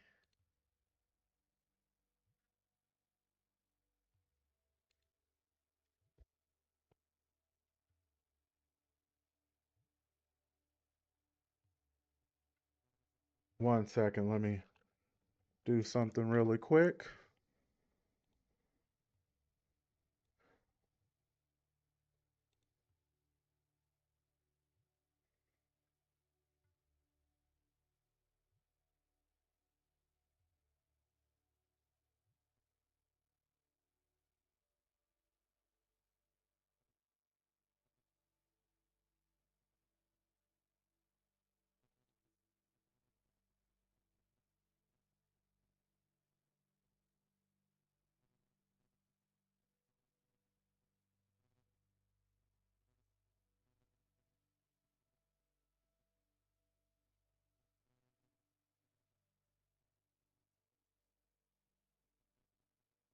I need to make sure I got this right.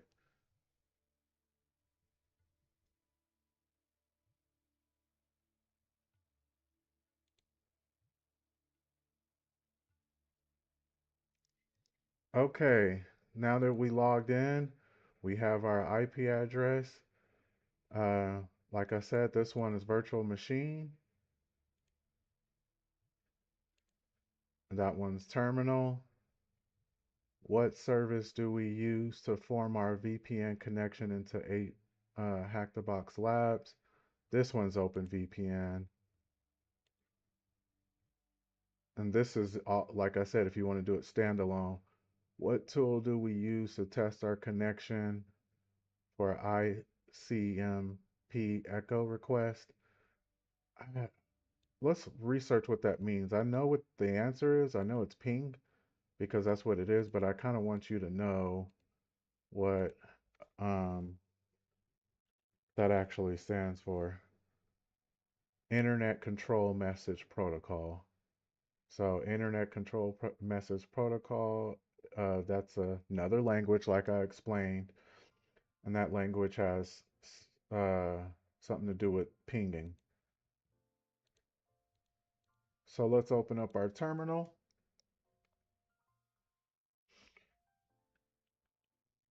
Should I already know I'm going to use my baby Tmux. Control L.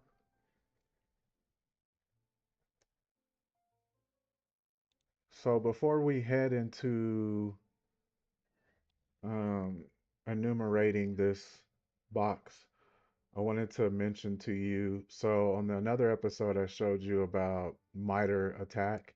MITRE ATT&CK is this huge, huge, huge platform, big website that shows all these different attack surfaces.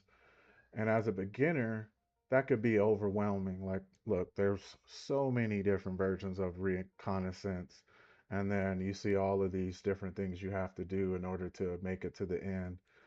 So if you want to keep it simple, this is called the uh, cyber kill chain reconnaissance, which you just probably seen with the MITRE attack. This is like, getting information about the person via email. You probably see so many spam attacks on you and, every company.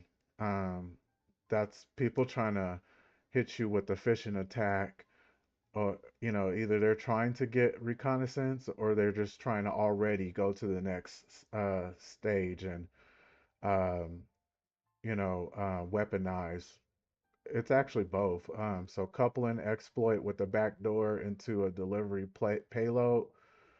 So this is pretty much getting that backdoor in. I explained that before. And then I like to say it's like teleporting into the network, but yeah, you have that deliverable payload. Um, and then delivering the weaponized bundle via email again, that's like a phishing. So it's kind of all of these phishing, or if someone was to try to get you on a layer one, we'll explain that with networking, um, which is physical and in front of you, or the web, which is really like a layer four, layer seven, layer four through seven. But reconnaissance is to me one of the most dangerous. With on the layer one scale, to not get into this too deep, but on the layer one, there's something that people don't talk about, and I will be talking about it soon. Social engineering. I think that is one of the most like deadliest, dangerous hacking forms there are out there. Anyway, exploitation, exploiting the vulnerability to execute the code victim's system. So now this is at the point you've already cracked into it. That's what I like to say. Um, you know, cracking the box already. And then this is installing the malware or the payload. We did that a little bit with the Metasploit when we created a payload, and then command and control. At this point, you're you won, and then from here, this is just gaining access and getting what you want, getting the treasure, as I call it, getting that. So, anyway, let's dive in and let's get this going. So, first thing we want to do is we want to ping.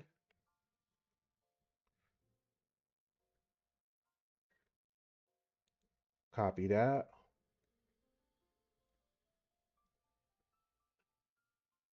We want so the command is ping. One of the options is -C, stands for count. It wants to know how many counts. We're going to do it 4. And then the argument, which is the target, we're going to put that in. Watch the 4 counts come in. Boom. We looking good. We are looking good. All right. The important information here is there's 0 packet loss. That's not that important. 4 was transmitted, 4 was received. And then this number, like I said before, this kind of tells you what kind of box it is. So anyway, we have that going. We're going to open up another pane, which is just another window. Control B, and then Shift 5. Here we go. We got 2 things going.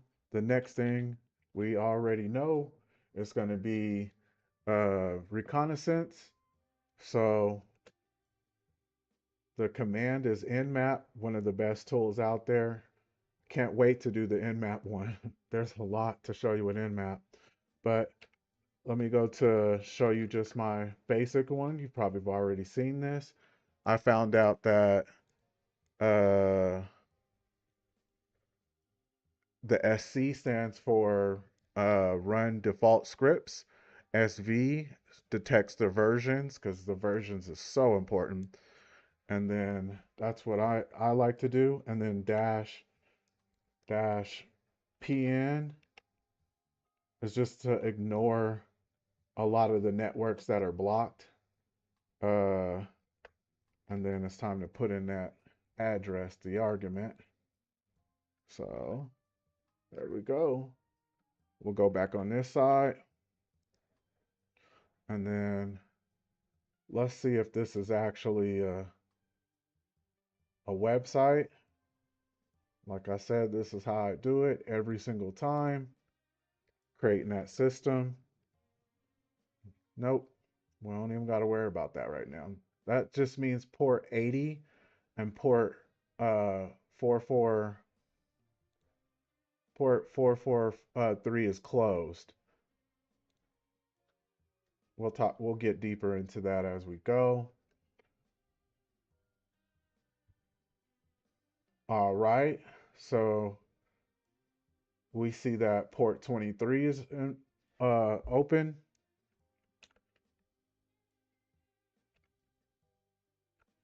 Let's go over here, zoom in. All right, hold on. Control B, go over there. Control B Z to zoom in. All right, so as we see, there is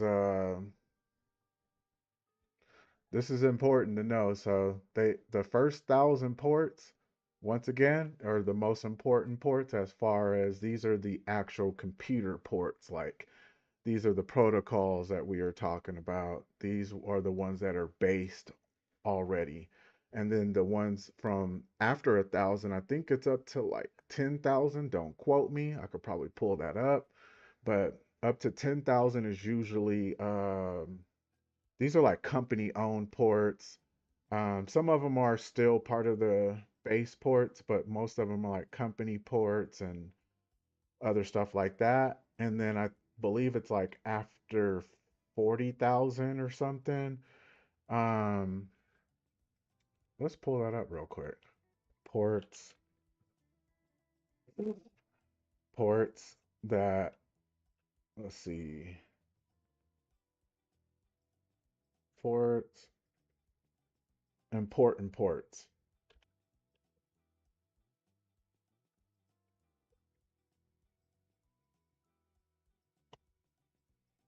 Let's see if we can get something to show up.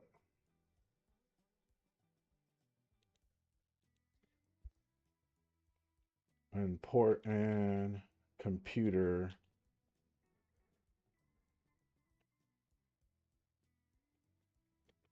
ports.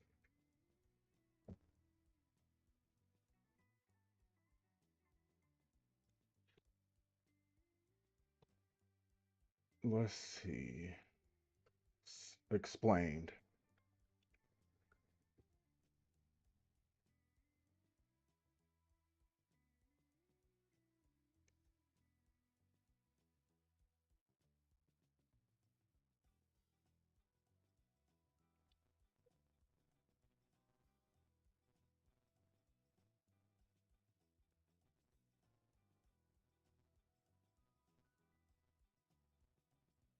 I just found one. Okay, let's look at this real quick. It's not about the rush, it's about understanding this stuff and breaking it down. And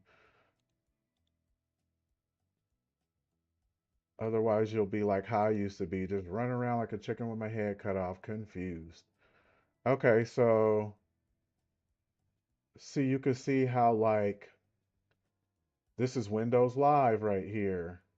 It's 6891, so that's a company, obviously. There's Google Desktop right here. MySQL, HTTP proxy, Xbox Live. While you see under 1,000 are like more of the regular protocols, HTTP, Cobros, um, yeah, Telnet, what we're doing. So just stuff like that. All right. With that being said, let's keep the ball rolling. Okay. So we have our ports, which is important, and it's going through TCP, which is Transfer Control Protocol. Like we know it's Telnet, and then we know the name of it is Linux. So the next thing that we're going to do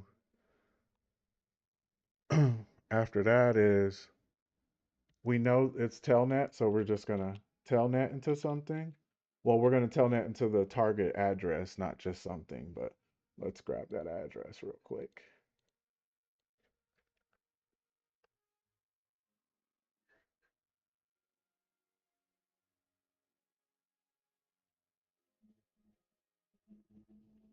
All right, what is really important is after we do that, then it has some kind of connections like the terminal, so you can kind of use some of those. It actually uses the Windows and Linux terminal. Another thing about file transfer protocol that is important is the majority of it is if it doesn't have a password, it's normally anonymous. So let's try that. Anon.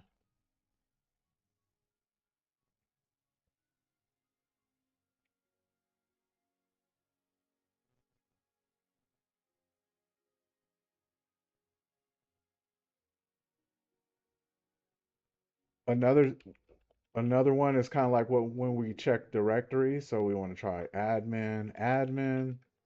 Oops, it closed out.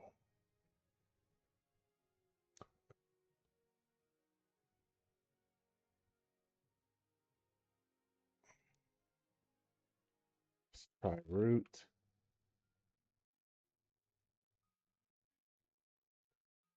Okay, root was able to get in. So admin, anonymous. A lot of those are what it is. So to scroll, if you're in Tmux and you're following along, it's left bracket, control B, then left bracket. See that in the top right, means you can scroll.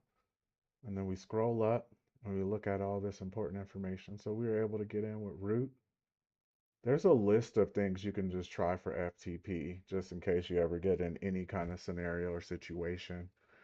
But the main thing is to know um, that exists. So anyway, so we'll check. We can. This is important information to always know. Let's say we're hacking and we're actually going further than file transfer protocol. Um, you want to always try to get the server, the version of the Linux box. This will help with um, privilege escalation later on. It'll help you with trying to find the common vulnerable exploitation, the CVE, all of that good stuff. You're using Metasploit. So anyway, shows that the IPv4 is the attack machine that we used, and then this is what an IPv6 looks like. We'll talk about that later. A bunch of gibberish for now. So anyway, let's start using our Linux skills. So ls, right away we see that there's a file and then a folder. So let's try to let's see what happens if we cat the file. Looks like we have a flag. So we could take this information over to our computer by or off of this protocol and onto our actual desktop just by putting git and then flag.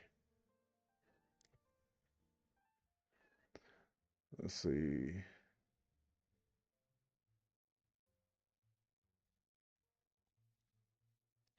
Let's see then.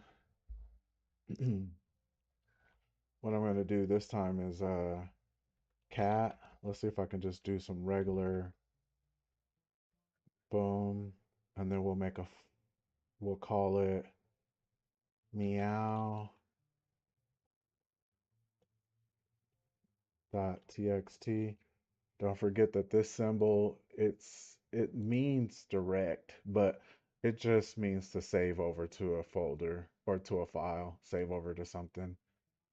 At least the first time. The second time is two of them, two arrow, two greater than signs. Oh, so let's exit. You can either exit or you could control C. No, you can't. You can only exit. Okay, the connection's closed. Control L to close that up. Let's see, do we have that file?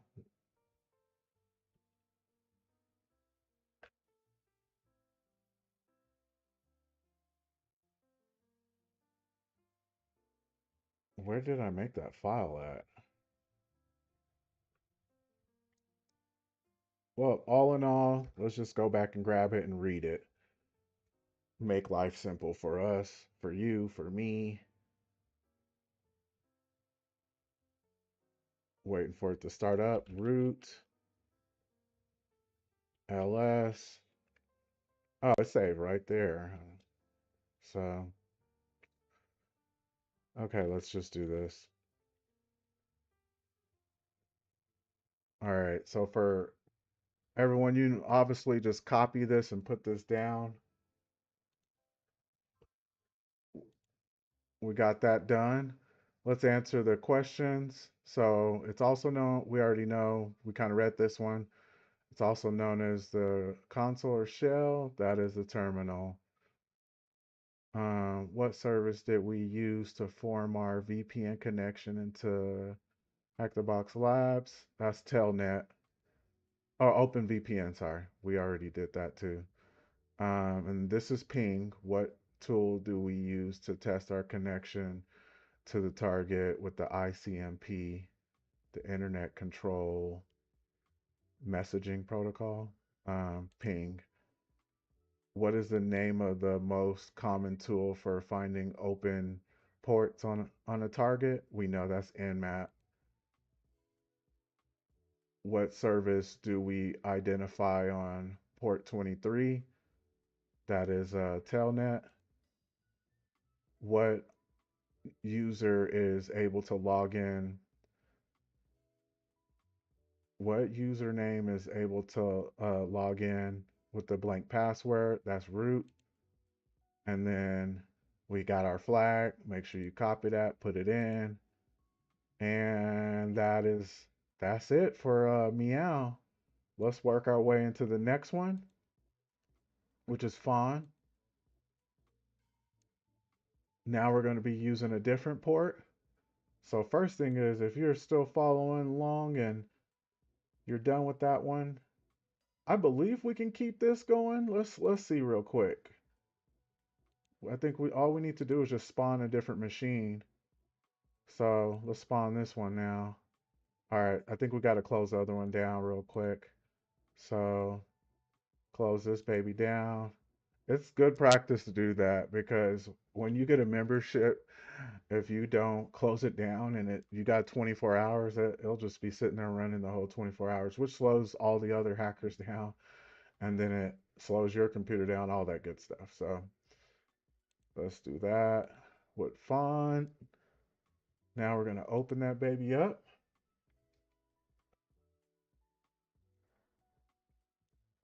and now it's time to get the ride going, baby.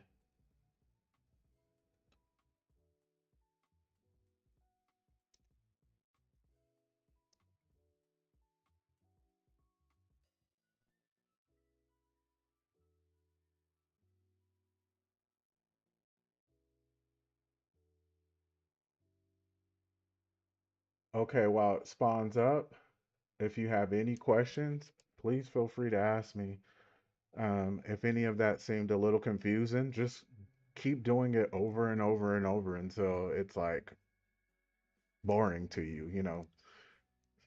That's pretty much what I do, and that's what you're going to see me do in every stream that I have no clue what's going on. I'll obviously try to, you know, fix it, but during the hack and chills, it's all about just relaxing and hacking.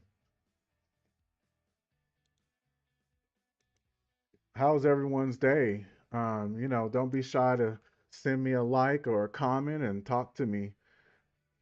All right, we finally got this thing spun up.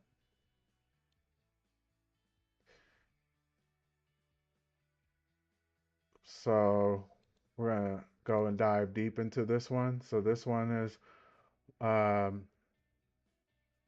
oh, there's something really important I need to tell you about Telnet. It is deprecated. No one uses it anymore. Telnet is like, it's been replaced by SSH, which we all know a little bit about that. That's like the secure shell, and that's more of the, it's obviously the more secure way because without that, through Telnet, people can kind of read, a hacker can read everything that's going on from the beginning of the process from when you first connect to the end. So here's another one, file transfer protocol. That's what it stands for, 21. There's actually two ports associated with this one. It's 20 and 21, but 21 is the most popular. So let's close this down and just redo it. Or actually, we don't have to. Let's just close this down. Let's exit out of here.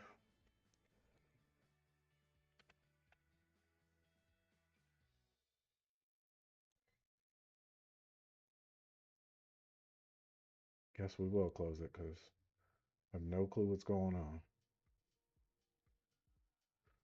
All right, let's just reopen it up. Team exit.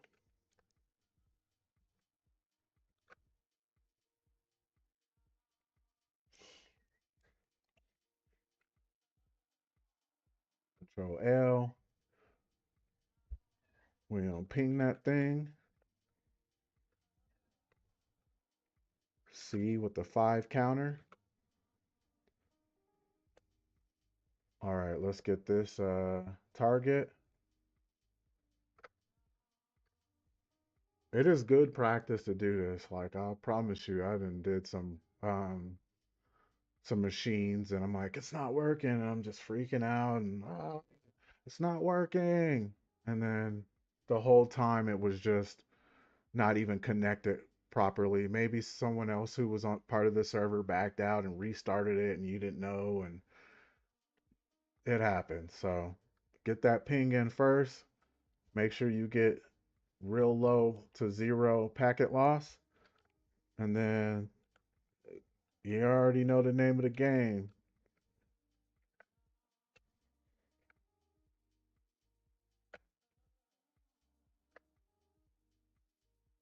Get that Nmap going. Let's do a reconnaissance scan.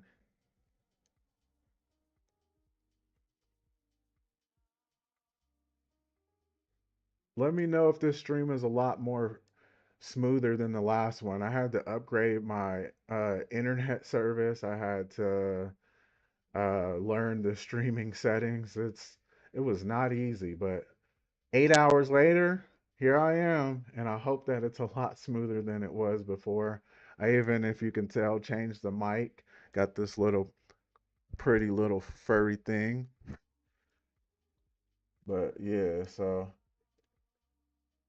while that happens, I already know that it's not gonna show, but I like to keep my system. I like to keep my attack surface until I upgrade and get a new one or more. I'm gonna do what I know that works for me. So, all right, we already know port 80 is closed because this one is focused on just port 23.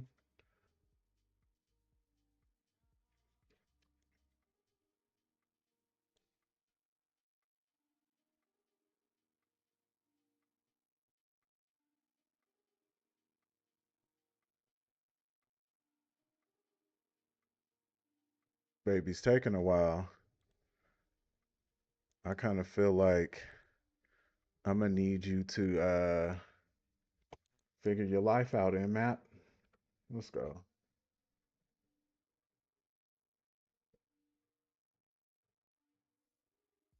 Yeah, it's definitely acting like it's like slow.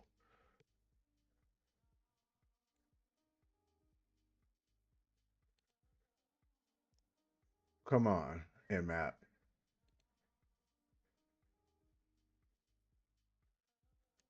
And in the year 2026,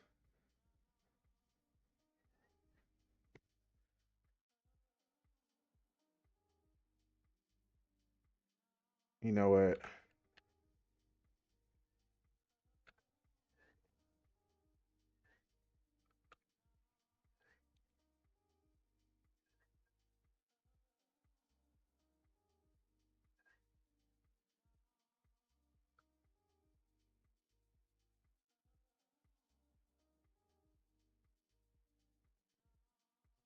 We're gonna do it again on this side because I just know that it's way faster than this.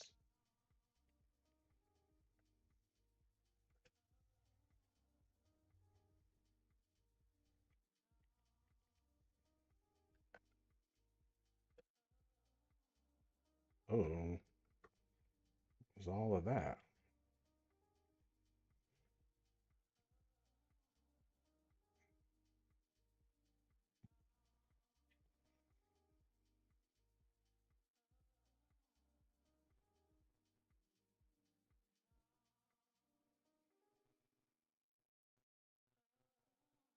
See? See how quick that was? I'm like, yeah, I know something is wrong. I know my map. Okay, so let's see. All right, so what is important that we need to pay attention to once again is we're at port 21. Boom. This time we can get rid of the X and then it's TCP, Transmission Control Protocol. There's really just two on layer 4 that's important, TCP and UDP. UDP is what I'm using right now. That's Stream. It's like a non-secure um it's a non-secure network where it's just instantly flowing and constantly it may lose some packets, it may lose, but it's just going to keep going. TCP, think of it as like, a regular video. You have to press play for it to go, and then after that, it just like, it's more secure. It has, you know, it just, it's more secure and it's not constantly flowing. But what is really important right now is file transfer protocol and then the version. Like I showed you before, you want to always get into that version so you can check the CVE.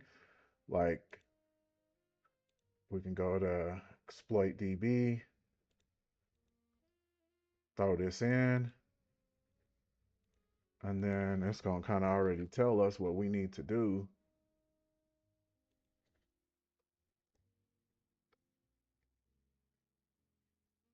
Boom. So look, you can do this. Not saying we're going to do this, but it's giving you options. Hey, this is what you can do with this type of version of so always be hunting for that CVE. You're out there by yourself. You can't find any help or tutorials. This is how you do it on your own. All right, so we can see that it connect to this. Um, and then another important thing is we could tell that the service is Unix. All right, so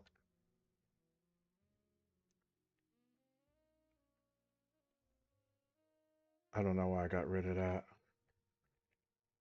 I actually want that to stay. All right, so we're gonna FTP and then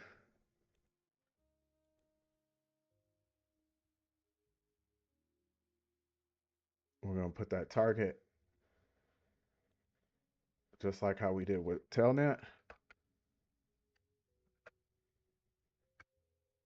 This is no different than like a HTTP or any of that stuff. It's just a different protocol. So, when you put in an email ad or a website address, you put HTTP slash slash, and then you put this in, which could be called Google or Amazon or whatever, YouTube, whatever, and then .com, and then it's gonna take you somewhere. Well, you can do that via um, you can do this via through the terminal with another tool called curl and wget. We'll talk about that later. But so let's see.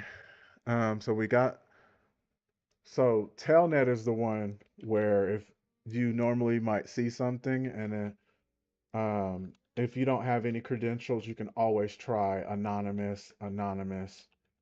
It's just one of the default credentials. Just like how we were saying, you want to try admin, admin, root. There's a lot of ones like that, but usually anonymous is going to be your default credentials if you don't have any. Obviously, this is an easy box. Some of them you might actually need to find someone's name and find their information and all that other cute stuff. And then from here, we can use the terminal, some of the terminal commands like we normally did, ls, and then list all. And then you can see, okay, this is cool. We see the flag is right here. It doesn't, so it's a file because it doesn't show D for directory. And then remember, those first three show you your permissions. So we have read and write permissions. And then in group, we only have read. And then in other, we have read. So we don't have that much privileges, at least for this flag. But as far as the directory, look, we have D for directory, so that's directory just means folder, file, or folder, excuse me, folder. And then read, write, and execute. And then for group, we only have read, oh, and execution. And then for other, we have read and execution. We just can't write nothing in here. But anyway, so all we need to worry about, let me see, is Telnet the one that you can get? Yeah, so I had it mixed up, but you want to use get and then flag, um, and then it remotely transferred that out, and then we can exit. You can use exit, you can use buy, it doesn't matter. We're gonna clear that up, put put some emphasis over here, get that zoom in, and then see how we have that flag right there. Boom. And then get your copy on, and then congratulations.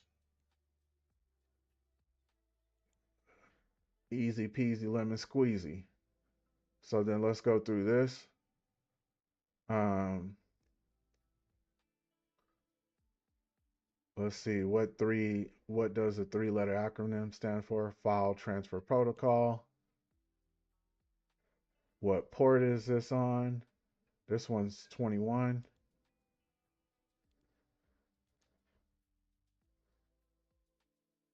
File transfer protocol sends data in the clear without any encryption. So that what I was talking about earlier, when you can look at it with if it doesn't have any encryption, someone can look at it behind the scenes, and we will eventually be doing that. And then you can just see everything they say when they say hi, if they sent a message, hey Bobby, I need to change my password. Bobby says, okay, here's, the password reset. The other person is like, okay, my password is now Ferrari 9999, and then you can just see all of that. It's not encrypted. There's another reason why HTTP is no longer around. So if you look at different websites, you're going to always see HTTPS. If you see HTTP, don't click on it. I'm just trying to help you out. Unless obviously we're doing one of these boxes. That's why a lot of these are not HTTP. They're just showing you how to get get your reps in and understand, the basics. But um, it just means that it doesn't have any encryption, and you can just literally go right on over and read what's going on. While HTTPS is secure, which has it's encrypted. You can't see it. It's gonna like all that. The password will look literally like this, and then you would have to crack it. But if someone's reading and they just see all of this, it means nothing to them. It doesn't show password Ferrari 999. Anyway, so um, what acronym is used for the later protocol design to provide similar functionality to FTP, but securely as an extension. And oh, that's SFTP. Let's go do that real quick. I didn't even put that one in there. Nope. Research SFTP. Oh, so that it's just like HTTP. So like secure shells for telnet. I mean for what was the first one we did? It was for file transfer protocol. Hmm. Let me make sure I'm saying this right. Okay, so yeah, secure shell is for telnet, and then the secured version of FTP is SFTP, so secured file transfer protocol. Same thing, it's just an upgraded version that is uh, encrypted. What is the command we use to send an ICMP echo request connection to the target? We talked about this. Ping from your scans. What version is FTP running on the target? So we'll go back. We already got that saved.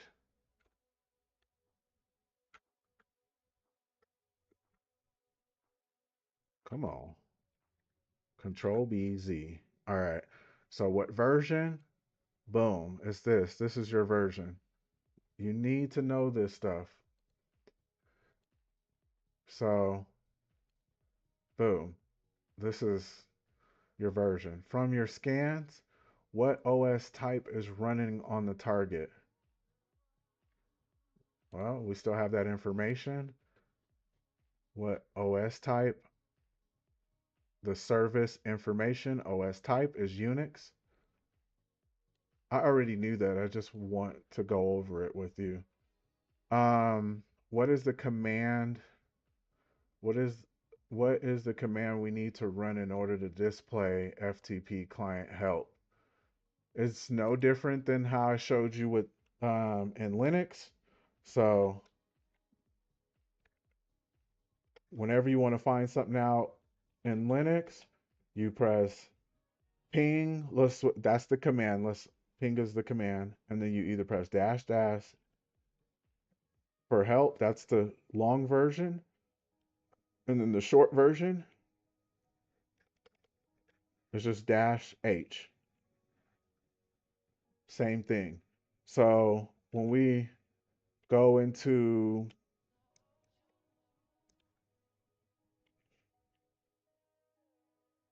when we went into here, we used anonymous. We used anonymous again.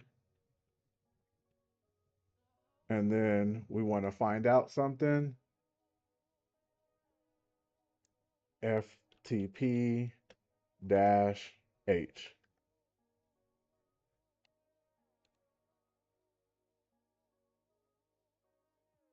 Oh, we don't even have to go in and do this. Cool. Even cooler.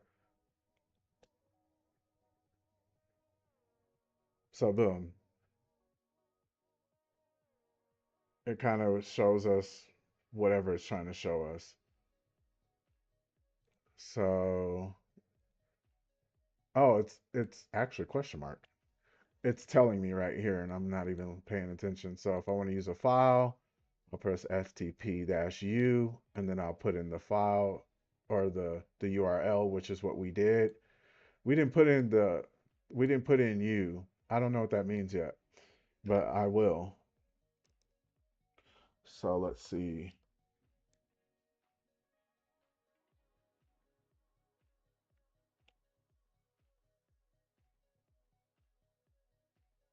Let's try something real quick.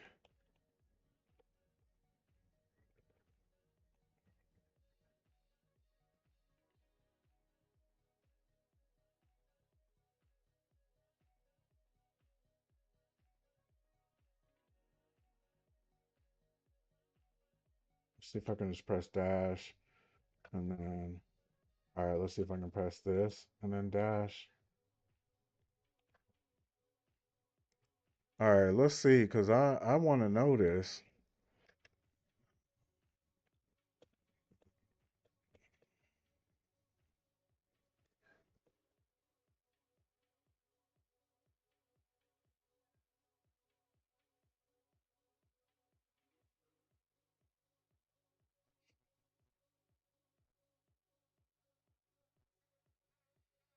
Oh, it's just saying, okay.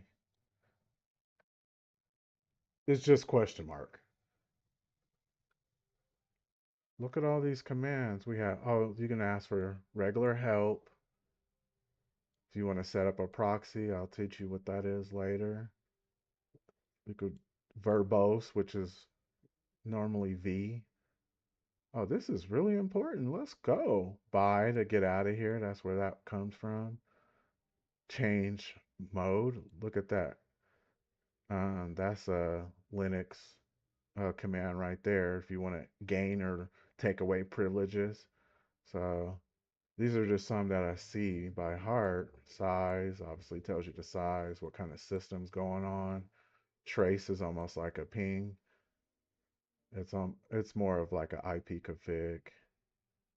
So we can put stuff. We can print the directory, quit.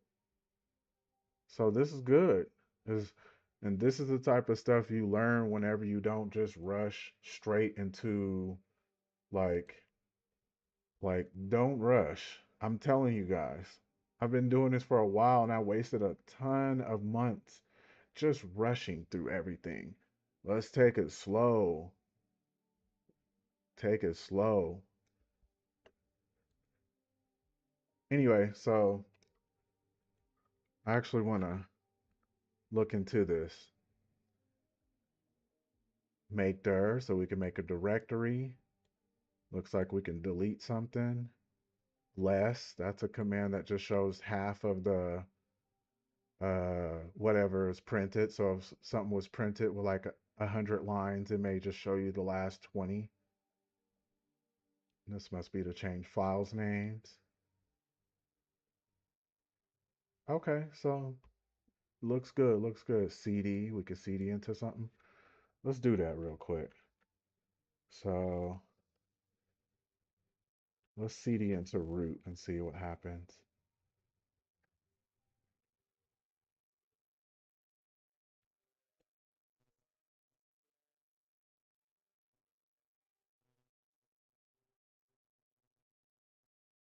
Oh, okay, well, it looks like that's all that's available. Here comes the directory listings. I see that there's a bunch of codes too. I want to know what that means too.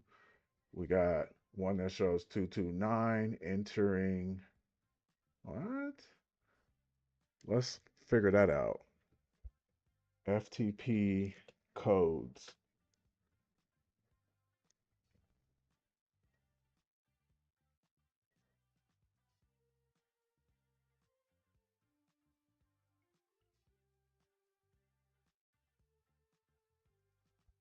FTP codes.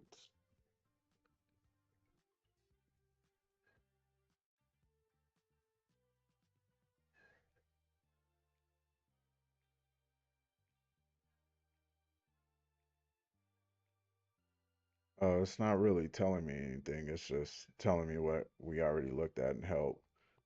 Well, anyway, I did want to know what these meant. I'll figure it out eventually. So anyway, let's get out of here. Let's get the show on the road. Okay, what is a username? What is what is username that is used over FTP when you that's definitely a typo, guys. Without having an account, we know if you don't know it, you can just type in anonymous. That's the default. What is the response code? What is the response code we get for FTP login successful? See? Oh, so that's called response codes. Okay. Now I know that.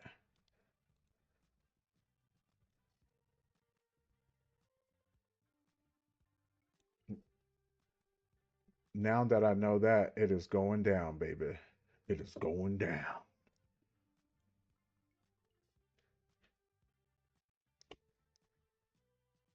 Okay, let's see. I want to know what this is, though. I'm thirsty. What is what are common response codes for FTP?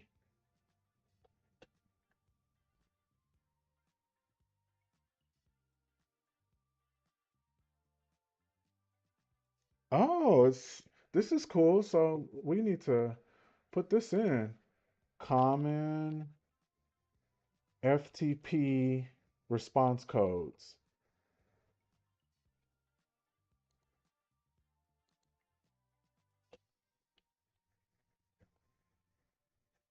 Yeah. Oops. I did not want to go to no video.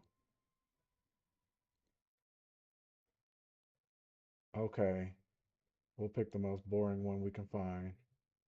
All right. That's not it.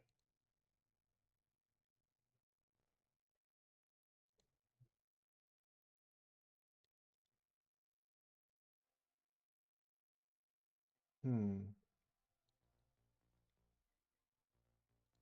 Open image in a new tab. Okay.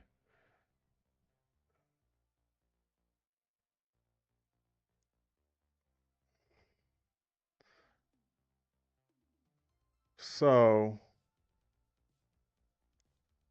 what ChatGPT told me, I'm gonna show you that too, because they just make it way easier than what I'm seeing right now.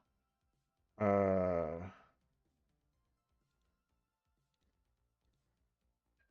I'm actually just print it right here. So it says 100 is informational, access, action, and progress. 200 is success. 300 further action required. 400 client error. 500 server error.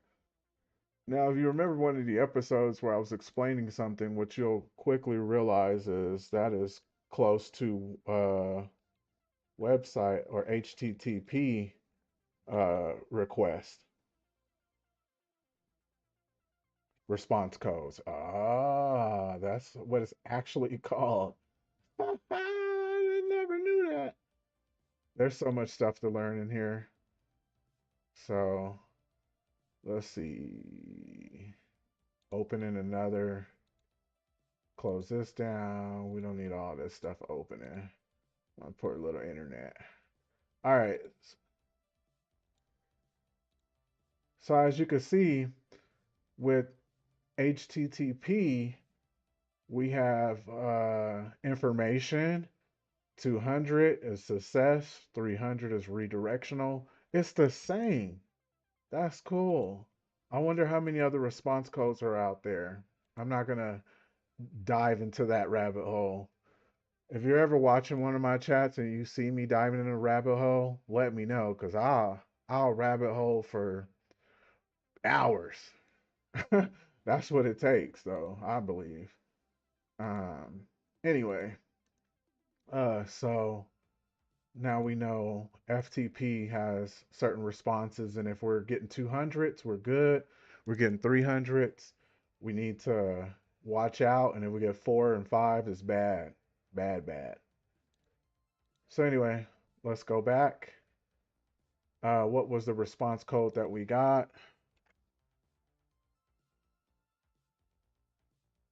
Man, I gotta go back. Okay,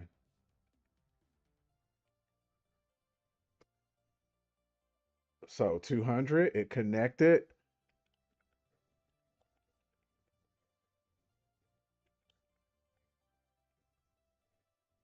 Another one, 230 means logged in successful. 229, it's in a passive mode. I seen something about passive and aggressive, but we ain't going into that right now. And then 226 means it was correctly sent. So what are they asking us? What is the response code we get for the FTP message logged in successful? Logged in successful is 230. So there we go. We already know. Put in that magic 230. There are a couple commands. See, I rushed that. You could tell that I didn't even know. I just rushed that. There are a couple of commands we use to let the list of files and directory to know that it's available. One is dir, which means directory folder again, and dir is what you use in Windows terminal. But what is the common way we do for Linux? If you went past my Linux course, this one you should be able to do with your eyes closed. ls. What is the command used to download files once we get it? And we found them, and we already know that's get. That's how you download. And then there's the root flag, which we already received before. So ls once again. And then we see that. Then we get the flag, get flag file. And then once you get out of here, exit ls, and then you cat that flag just in case you missed that. Boom, there you go. All right.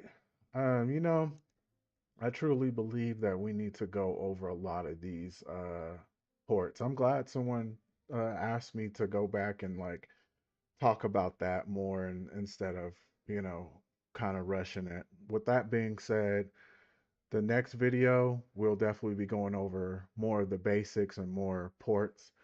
I like I also said, I have a Python beginning one and a networking coming up amongst a few more learn with me and hack and chill. Um, if you have any questions, please contact me in the comments or wherever and like and subscribe, and I'll see you in the next video. Thank you so much, guys.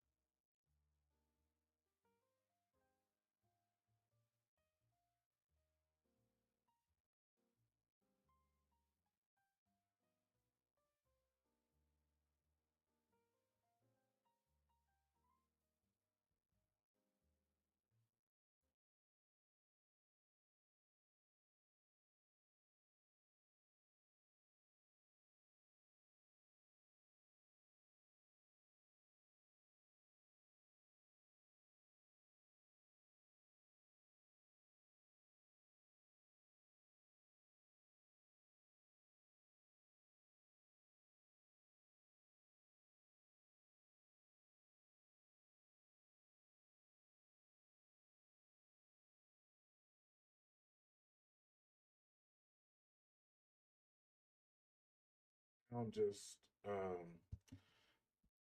messing around, getting it started. I'll probably start the stream in like 5 to 10 minutes. So, with that being said, how are you doing? Why does it say offline?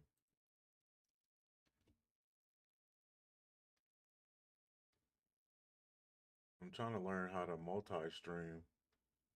Let's see, how do you even? What are we doing, Twitch? Okay, my channel says I'm offline. Make sure this is good.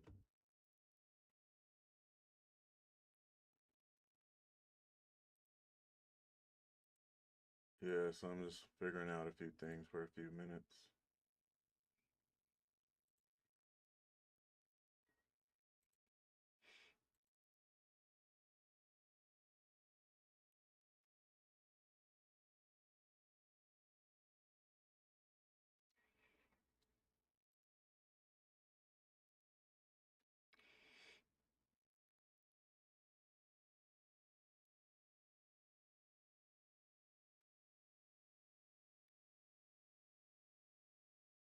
Come on, baby, what's going on?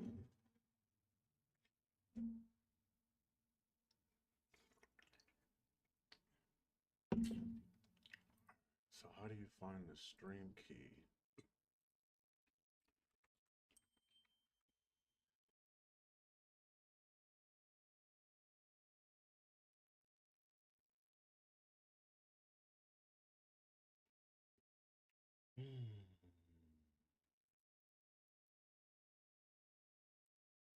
Edits and settings.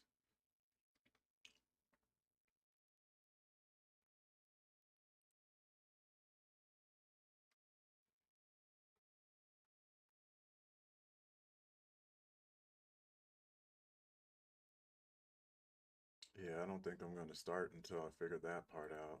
Let me get some music going real quick.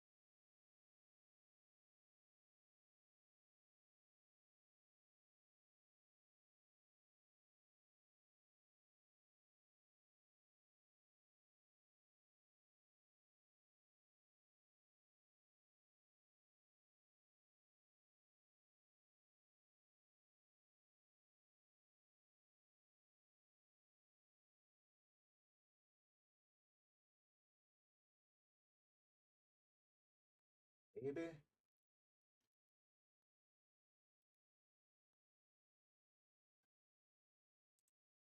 Oh, it's right here. Let's see.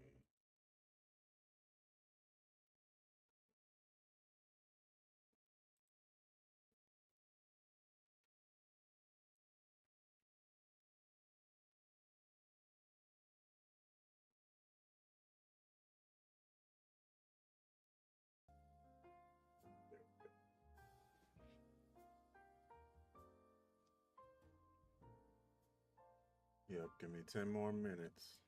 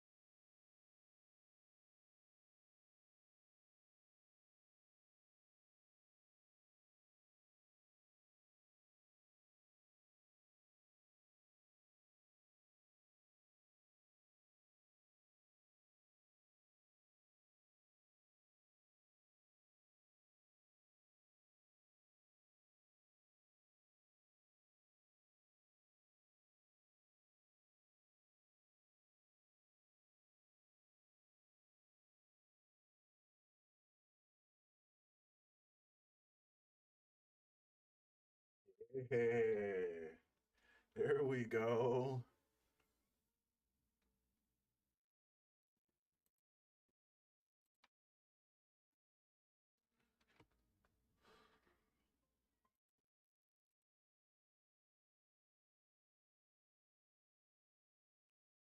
Yeah, buddy.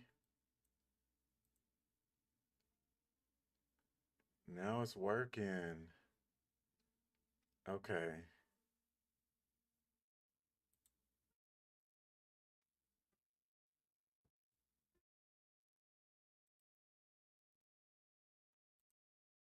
Okay, there we go.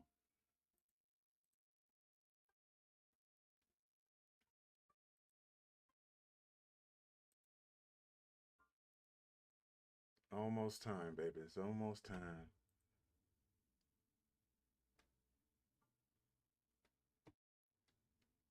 Okay, cool beans.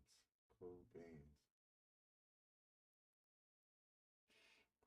Okay, let's get started. So today we're gonna work on Python. I know there's a lot of people out there trying to figure out the roadmap to cybersecurity and understand what are the pieces. And it's pretty simple. You need to learn Linux, Windows, some sort of terminal command line. You need to learn um, networking basics enough so you can understand. The way I like to explain it is like think of it as if you were playing a game. If you don't know Linux or Windows, the command line, you don't have a controller in your hand. And let's say you're like playing on a specific map or something, you don't have your map without networking. You need to know networking so you can learn how to navigate through your map. And then, of course, with Python, Python's going to help you with automation. It's going to help you build payloads, which are just like um, pieces of code that are used to infiltrate a specific network and to maybe bypass a firewall or whatever. You could build the payload towards whatever. So automation, payloads, and then yeah, so and tools so you can build your own custom tools. I know a lot of people talk about Kali Linux and Parrot OS and all their tools, but eventually, when you get to a certain stage, you want to be able to build your own tools. So, with that being said, we're going to learn some of the basics today. We're going to learn from our strings and loops and functions. And I actually was going to build a specific plan for today, and then I accidentally ran into this amazing site. So we're going to use the site, and then as we use the site, I'll add on to it. My game plan is after this episode to also make a tool. I'm not sure if we're going to be able to fit a basic hacking tool today, but definitely throughout this week. So tune in for the next episode as well. But with that being said, let's get it started. Let me show you um, a little bit of what we're going to do. So, um, since I found out about that specific website, I'm not going to show you VS Code today, but I'm definitely showing it to you tomorrow. And then strings, booleans, integers, variables, functions, loops. We may go into if else. We need to know list. We need to know all of this. And we may go through dictionaries. And I'm going to vaguely explain libraries and modules. Um, so these may be cut out for another time. But yeah, so let's dive in.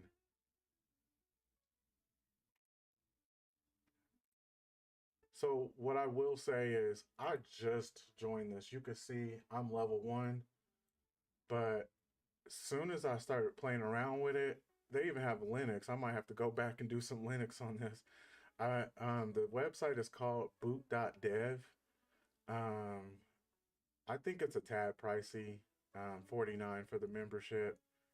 Uh, but anyway, I love what they do. And another thing is, another episode that I plan on making is where is HTML, CSS, and React. And those are the languages I actually really know. Well, React, all of those are kind of a language. JavaScript is the actual language behind all of that and in front of all of that. But I know all of this, and whenever you're like hacking, um, I've showed you in the Linux and a lot of the previous hacking, ethical hacking episodes. You can just go back and look at them if you want, but you can press something called Control U real quick, and it shows you all the code.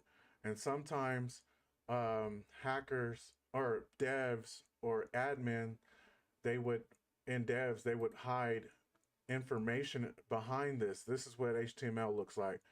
And so you need to learn how to read HTML, and you need to learn um, CSS as well. But we're not heading there, so we'll definitely go over an episode with that.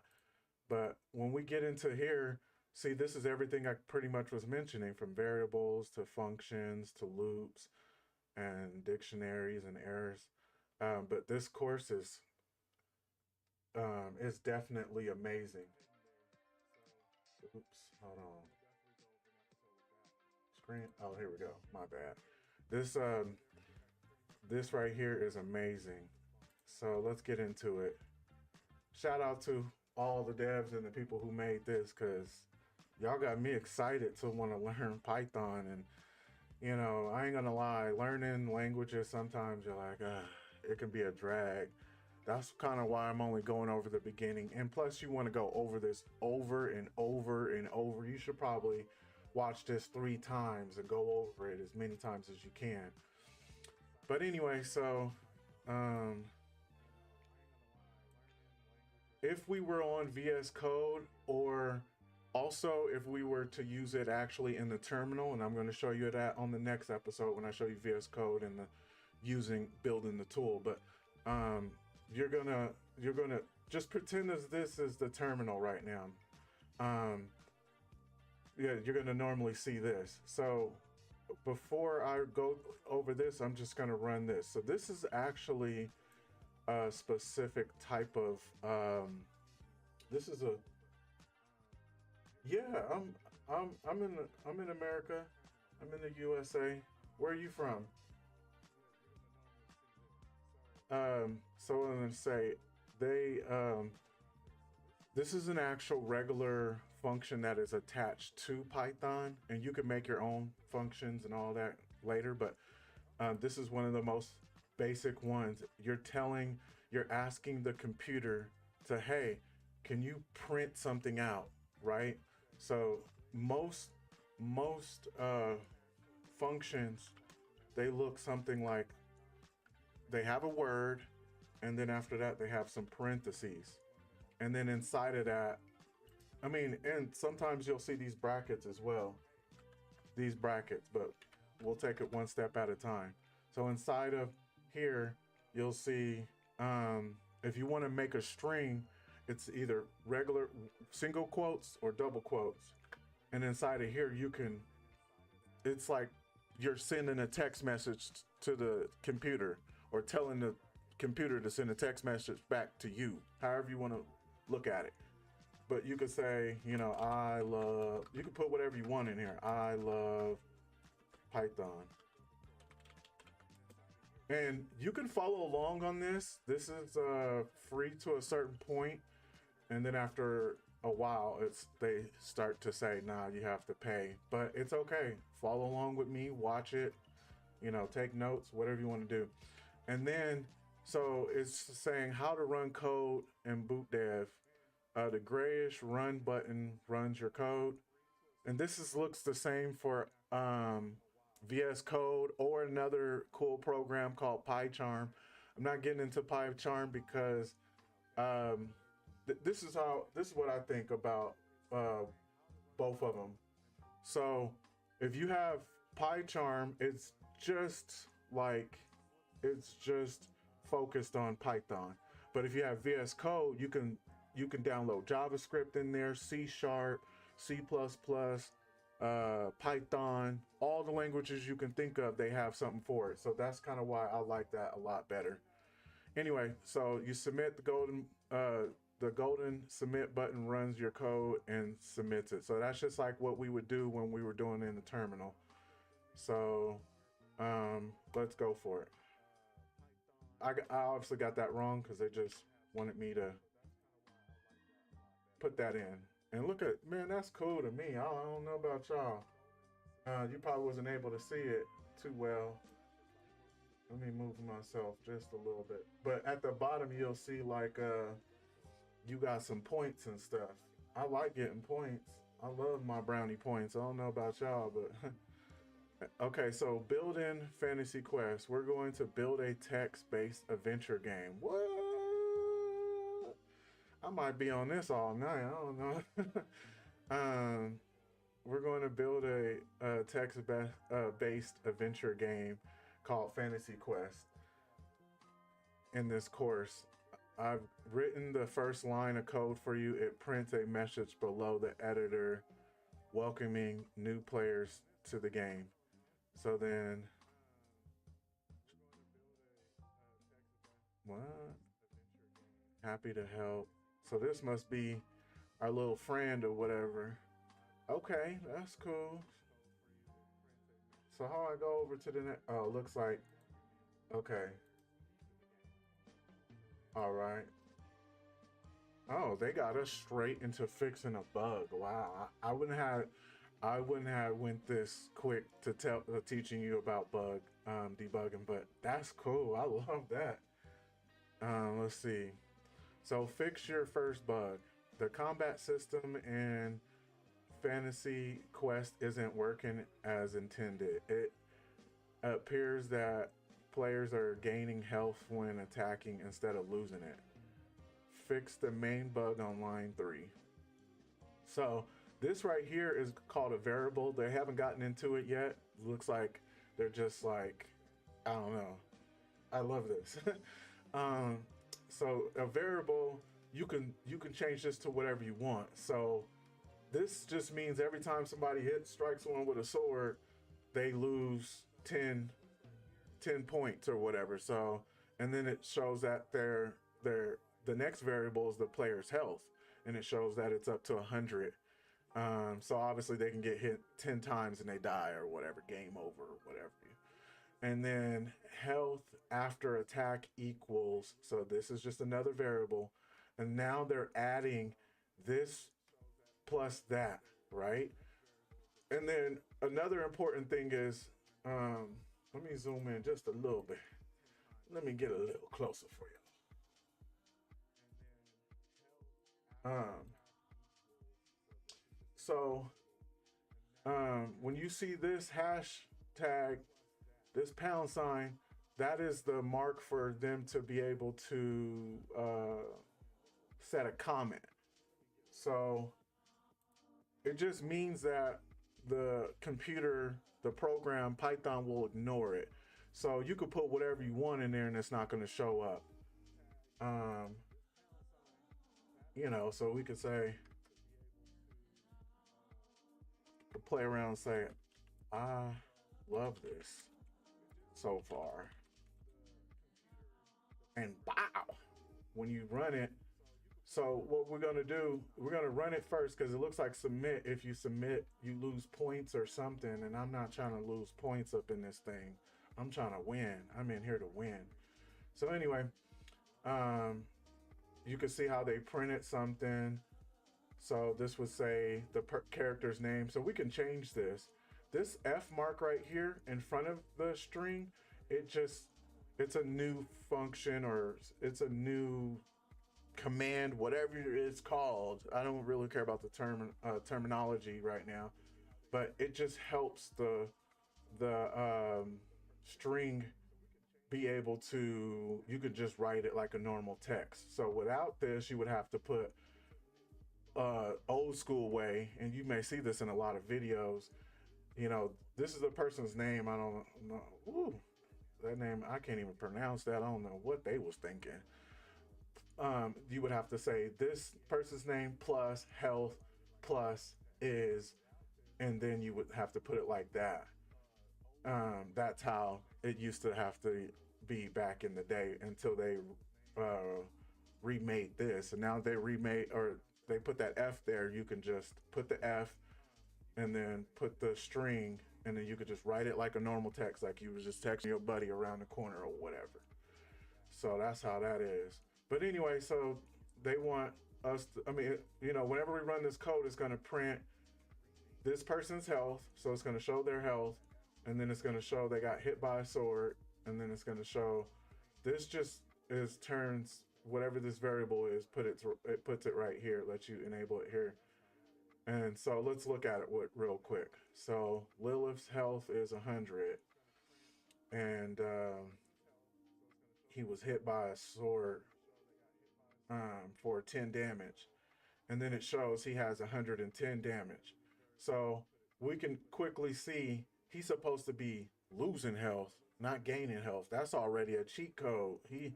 If you could play a game and they get hit and they get healed, then yeah, that's definitely a cheat code. So the easiest way to fix this is minus. So now player's health minus sword damage equals they lose points, 90. So that's the answer to that. And you can see I gained some points getting that bar up. All right, let's see what's the next thing they want us to do. And another thing is, like, play around. If you're on this right now, or you get on this later, play around. Like, don't rush. Like, change this around if you want to, so you can understand a little bit what's going on. Here, I'm gonna close this down. This ain't even important right now. We'll open it up if we need it. And then, yeah. So anyway, yeah, so we could play around and be like, change the person's name and say,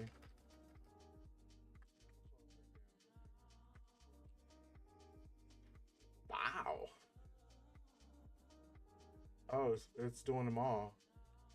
I forgot how to do that. There's actually a way. It's like, I think Alt-I or something, and then you can just kind of go. It's been a long time since I've actually programmed in JavaScript, so I forgot all the cute little tricks. And I know to go to the end is end on the keyboard, or Alt-E, and then go to the beginning is Alt-A, or is it Control-A? Alt-A. Ah, forget it. Who cares? All right. Oh, see, I got an error. I don't know what I did. Whatever. Let's go over to the next one. Okay.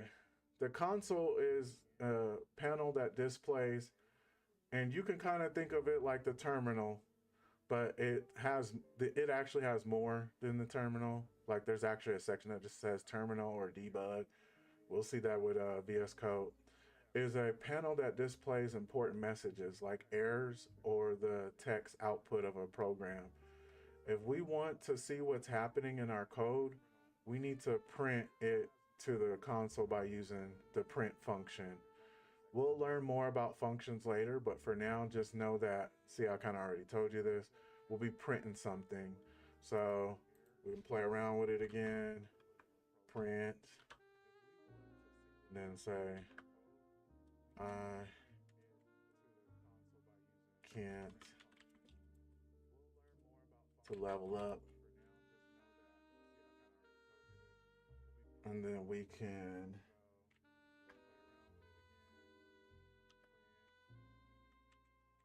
make a future. Oops, what happened? What happened to my code though? All right, let's do something else then.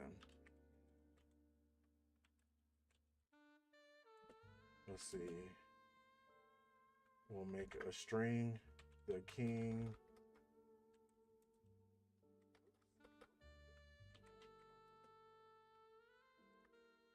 All right. And then we'll print. We'll just do something simple like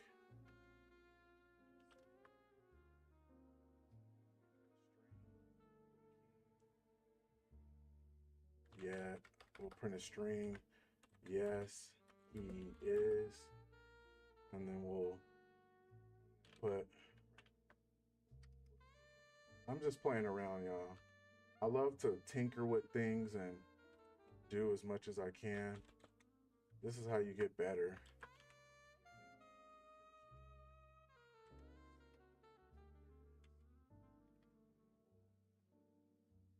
I think I might be messing up. And if I am, I'm gonna just go straight on over to the next thing. Let's see what happens. All right, let's go over. So we printed something. Hold on, what do they want me to print? I don't want to lose no points. So I think I just have to press print.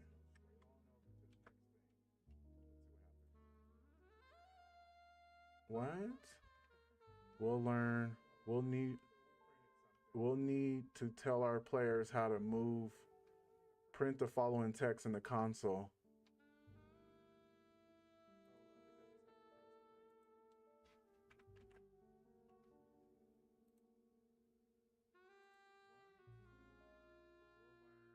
What? Okay, why am I actually having problems with this part? We need to tell our new players how to move, print the following text in the console.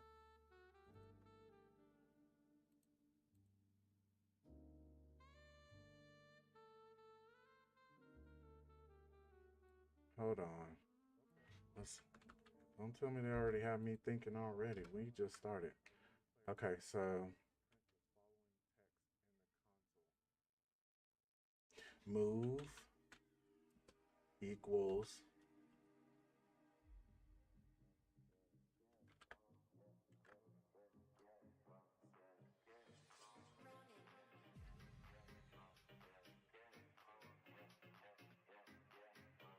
there we go. My bad. I was like, no way. Ooh, I see that this is about to get interesting. It's time to drink some coffee for that one. Let's go. All right, so it looks like they have something where they talk about what's going on. So let me mute this for a second. The sound.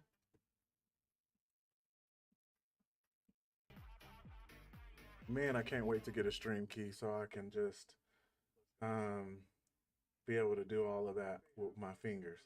Okay, so what is Python? According to Stack Overflow and their methods of slicing the data, Python's actually among the most popular programming languages in the world. We think Python is one of the best programming languages for you to start with if you're learning to code for the first time.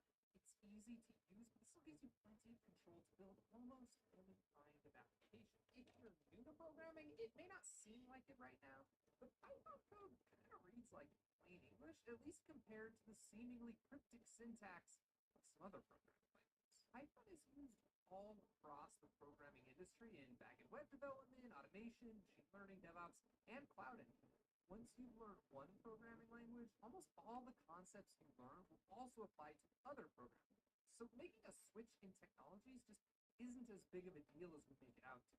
Learning a second programming language isn't nearly as hard as learning a second natural language like Spanish or Japanese. Anyways, best of luck, and if you have any questions, join us. Shia LaBeouf.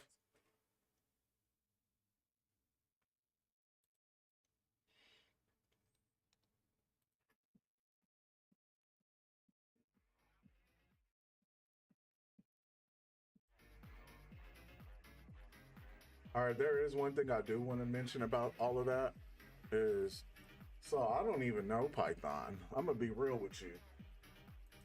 I don't even know Python, but I've been doing JavaScript for 3 years and I've been doing React for 2.5 years and a little bit of C# and CSS and HTML. And that's just how this works. Like it's really all the same. So if you're a person who's transitioning over to a new language, I'm telling you, it's going to take you about 2 days to learn the main concepts, because a loop is a loop, a function is a function, a boolean's a boolean. Once you learn all that one time, you can learn this other stuff like that.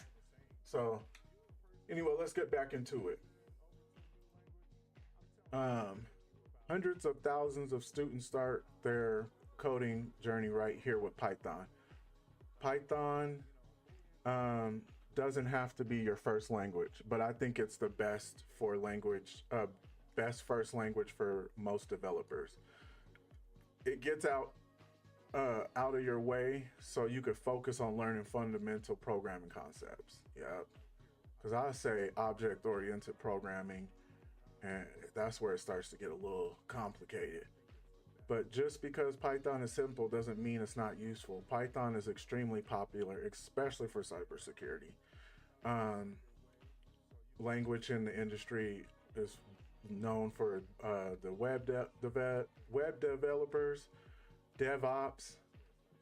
Man, DevOps be confusing me. GitHub, Anyway, machine learning, scripting and automation. This is what we here for. We need to learn how to script and automate stuff.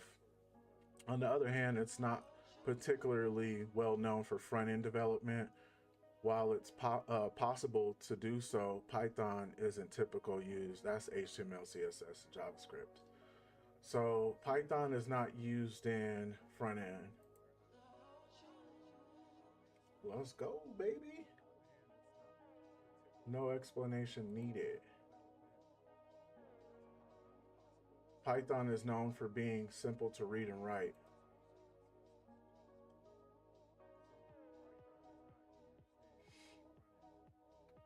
Okie dokie. So everyone out there, do you guys know any specific languages on your own, or is this your first language? And how do you feel about Python if you already have experience? What is code? Code is just a series of instructions for a computer to follow one after another. Programs can have a lot of instructions. The Booth Dev backend has 46,000 lines of code as I write this, and it's much smaller than some other projects I've worked on. That's insane. I've never written anything over 200 lines. Oh yeah, see, that's I think, to me, my opinion, chat, is that's the best. I mean, it's the easiest because HTML you can learn in like a day. Once your mind comprehends what's going on, you can learn the rest. You're like, oh. And then CSS, to get real into CSS, it could take months because some people are like, oh, I can learn CSS in one day. But to learn the basic concept of CSS, yeah, you can learn that in like a day or two. And then JavaScript, yeah, you're gonna need some time. It took me like 2 weeks to understand how to even get print, console.log something. And print and console.log, they're the same thing. That's just what it's called for JavaScript. But anyway, remember how we use print instruction to print text to the console? We can also use it to print numbers. So let's print 42. So the only difference is when you have these quotes, now you're trying to put in, this is a string, and now you're trying to put in letters. But when you don't have anything and it's numbers, now this is registered as a number. So they want us to print 42. Well, let's see. Can I do that without getting in trouble? Okay, yeah. I just don't want to get a spanking. Well, addition to one of the most common instructions in programming, this also prints. So it's just basic math. Let's see, where's the plus symbol? 40 plus 2, and then you run it, it's still gonna be 42. Now if we minus 3, and then we run it, we're gonna get 39. And before they go on, and they're probably gonna explain it, but I'm gonna explain it. So if we were to do 42 or 40, and I know a lot of you guys already who knows the language know what's coming up. You do Come on, baby. All right, you do 40. If you do this 40 plus this string 2, you're going to get an error because this is acting as a text message, and this, or like just a message, this is acting just like a message, words, while this one is registering as numbers. So you have to be real careful when you are doing both of these, when you're messing around with strings and numbers. But let's get back to the task. It calculates the sum inside the parentheses, then prints the result. Let's see. So what's the assignment? Simple addition is used all the time in game development. I tried to develop my own game, and I was like, that is a lot of code, and I stopped learning C# because I was like, man, no wonder why it takes, and so it takes devs like years and years to make these games, and then like you have people like, oh my god, the game's not like this and the game's not like that.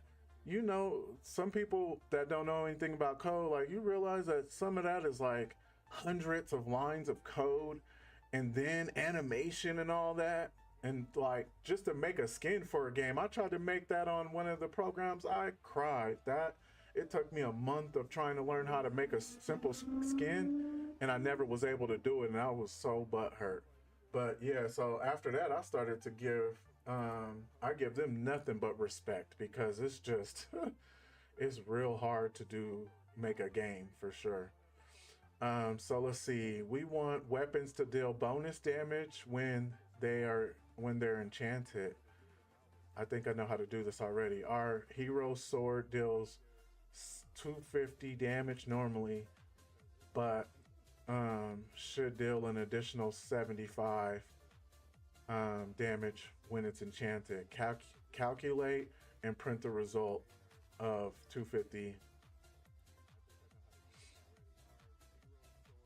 Okay, so aren't we just doing 250?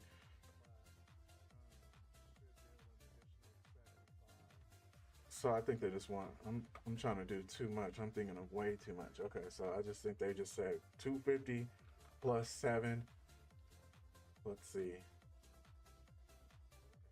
Okay, yeah, that's it. That's all they wanted. I was about to put sword and put regular sword as 250, and then put enchantment equals plus 75, and then put sword plus. Let me show you what I was gonna do.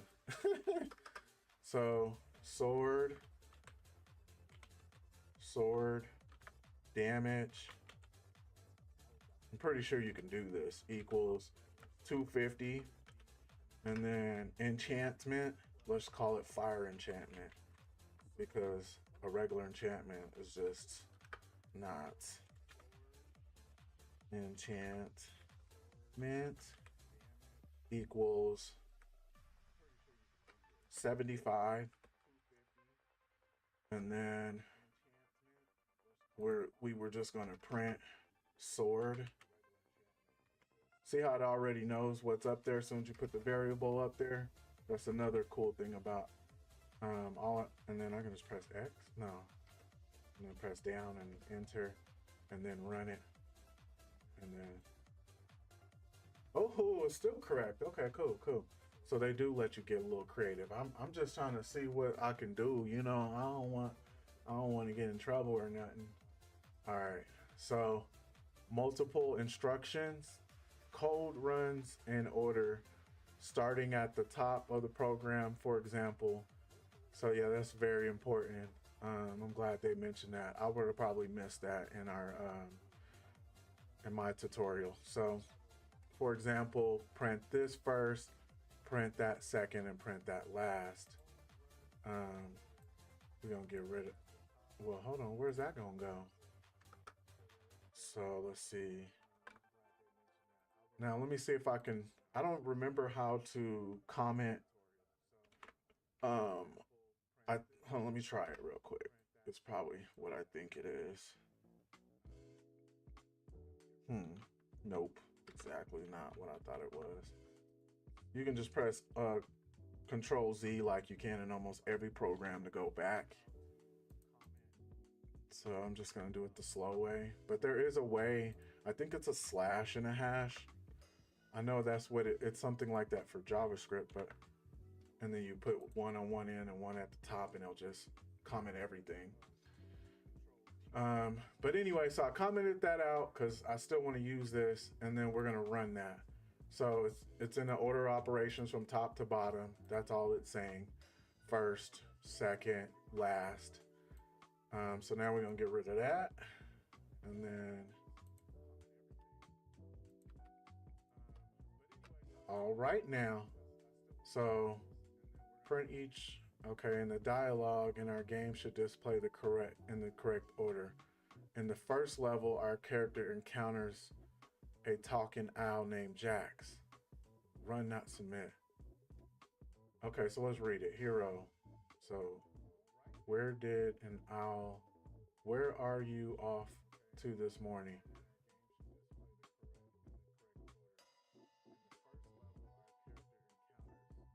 What?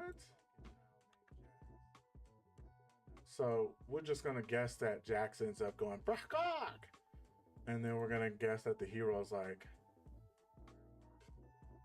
confused.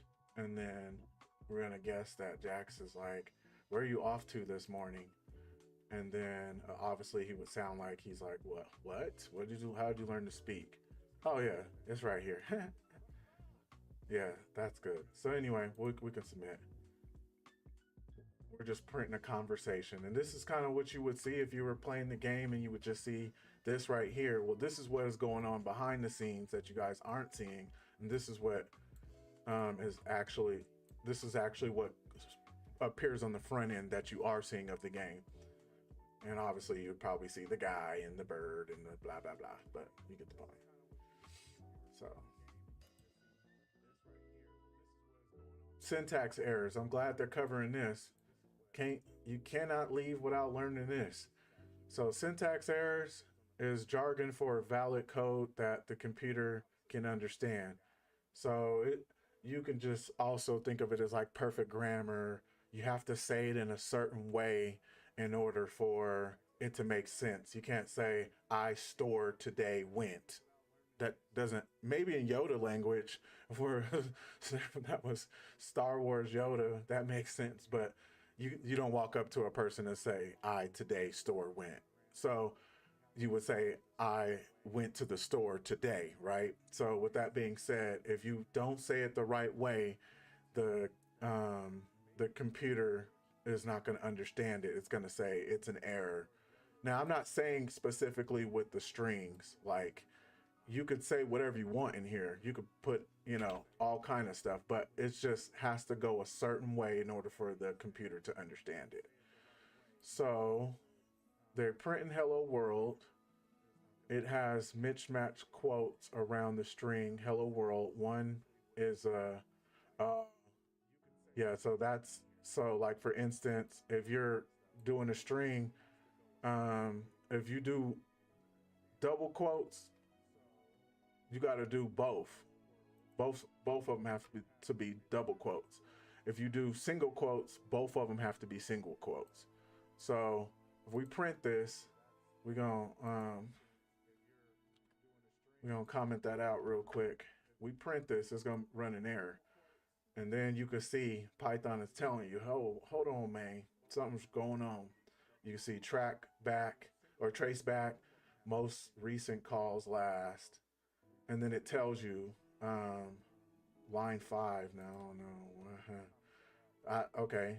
So I guess it executed line 5 that doesn't exist, but it shows you that the issue was on line 2, which we can see. That's line 2.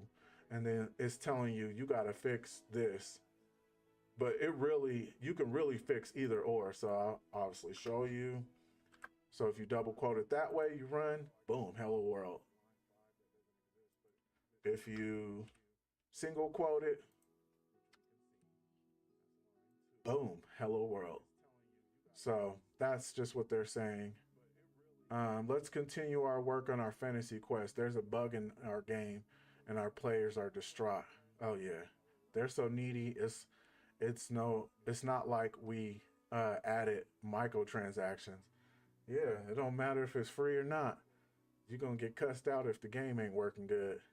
The code was supposed to print "Welcome to Fantasy Quest." Okay, so hold on. The way I'm looking at it is printing out "Welcome to Fantasy Quest" to our users, but they are getting an error instead. Find the syntax error.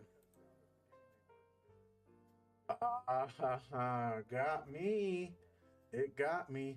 So now you can see what I just showed you. File showing you it's on line 1, and then it's showing you that this is a, a bracket instead of a parentheses. So you need to turn it um, like this.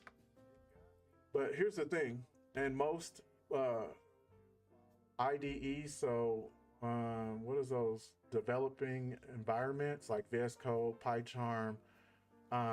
You'll see that it's gonna make this for you. Like, as soon as you press PR, it will show print, and then it'll show up just like this. It's already ready for. So the chances of you having this error is really low, but they're just teaching you or whatever, whatnot. So let's submit that.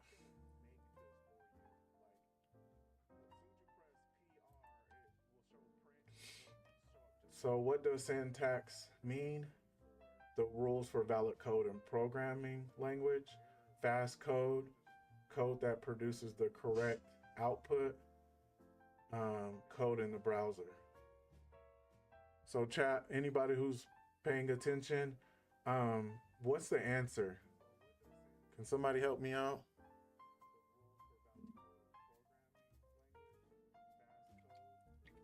Hmm.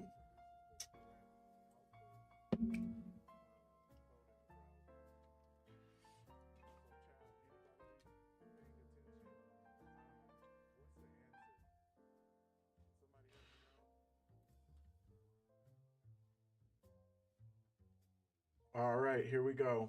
I'm guessing the valid rules in code. So that is what I'm going to put down.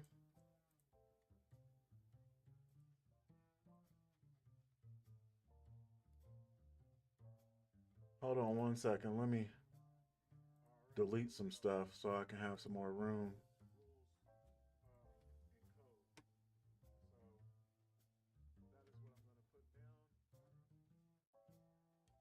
My computer is crying.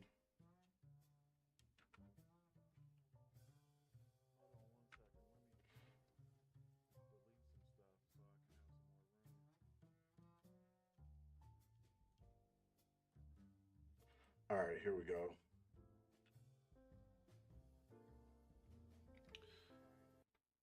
All right, let's see. Yeah, that was right. So what happens if you try to run code with invalid syntax? You'll get an error message from the Python interpreter and the code won't execute. Yep. Uh, thanks, chat. Yep, that's right on the money. Um,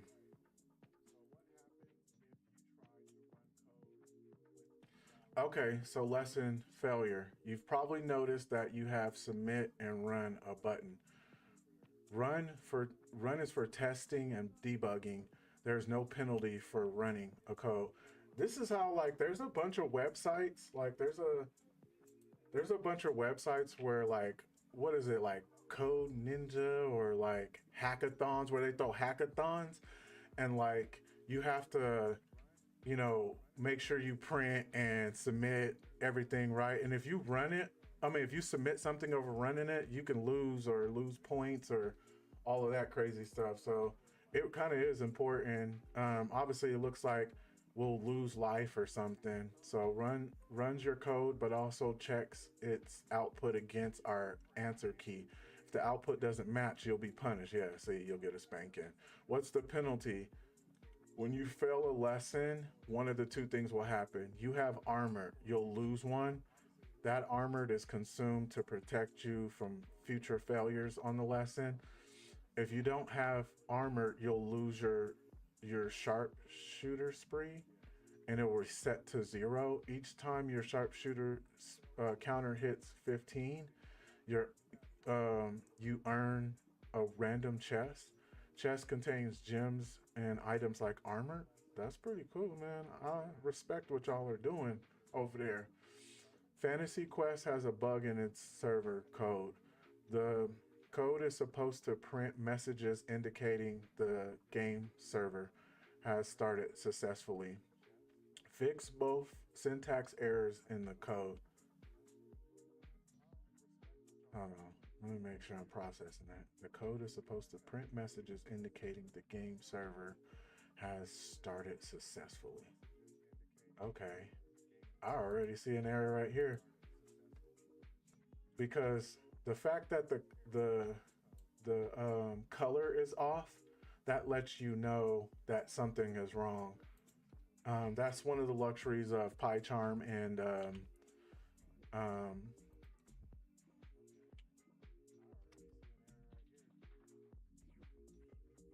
oh, this site that I'm on is called boot.dev. But Hack the Box is what I'm going to be normally, because that's what I normally do. I like the ethical hack and pen test. But I'm doing this like beginner thing so we can, so the next episodes when I'm just straight hacking and building tools and building payloads and building automating things, people won't be like, well, what is Python? I can be like, go back to the episode where I go over all of Python. So that's what this is all about. But this is called boot.dev, and man, I'm loving it, Michael. this is this is me. Because I wish I learned JavaScript like this. It was so boring. I mean, I was excited, but it was still boring. Anyway, so print.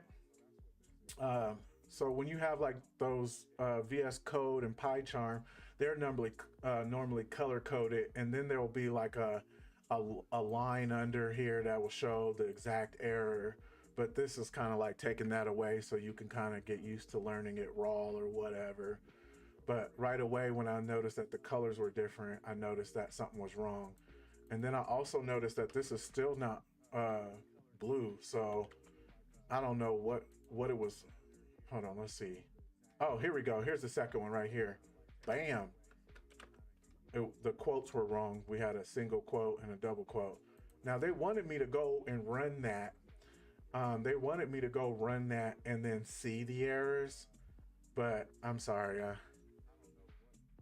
Whatever. You get the point.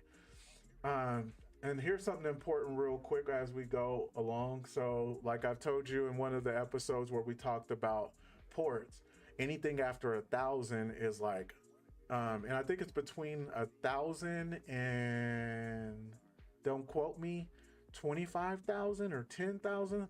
Those are randomly assigned ports, or those are owned ports. It's usually owned ports. And then anything after 25 to 65,000, 835 is like randomly assigned. So anyway, you'll normally see this port a lot when we create listeners. And a listener, we're not going to get deep into that because this is Python, but I just love cybersecurity. I'm sorry. But a listener is just something like, it's just like setting up another port or setting up something on the other side of a network. And then like normally you will create something and then they'll teleport you to that port. So anyway, this game server is running on port 8080. Looks like we have everything good to go. Let's go on to the next thing. Looks like I got my bar up. I don't know what all this is for yet. Okay, I'm bronze. Okay. Okay. Oh, looks like they're trying to get us to work. This looks like this has something to do with a IP address. I can just tell right away. And then this looks like a subnet of 4. But anyway, let's see what they're talking about. This is an optional challenge. You can skip. Nah, we're gonna try it out real quick. Our team is asking for some stats on our Fantasy Quest game servers. They'd like to know the average numbers of players on 4 servers. Debug the code so that it correctly prints the solution of the math problem. Remember, print just prints text and quotes. If you want to print the result of a mathematical equation. You can't put it in quotes.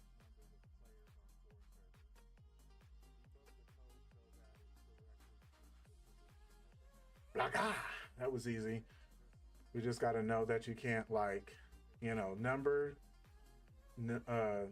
actual words are in quotes, which are strings, and then numbers are outside of that.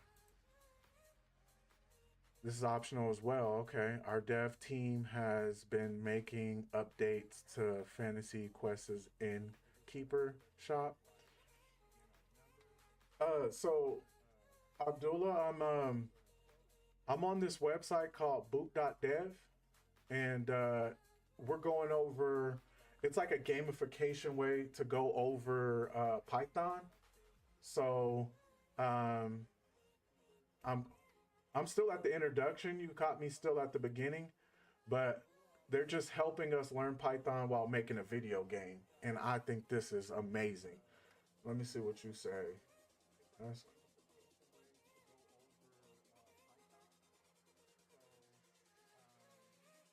Yeah, Mike. I don't know if you're still there. You should add me on. TryHackMe. Here's my TryHackMe name. Add me, and then we can go along the journey together. Cause I'm definitely gonna be teaching TryHackMe and learning TryHackMe, and I'm definitely gonna be learning Hack the Box. But like I said, we gotta go through Python. We can't skip Python. Anyway, our dev team has been making updates on Fantasy Quest's Innkeeper shop, but there's a problem. The Innkeeper's text dialog is empty. Add 2 separate print statements to complete the Innkeeper's response. They should say the following. So we already know we got to get. Ooh, that's a whole nother command, and I don't know nothing about that yet. We starting off with our print.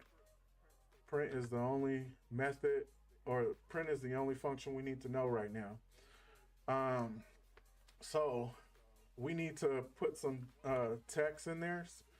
So like I said, this is a string. You just throw it in there in the parentheses or the double quotes.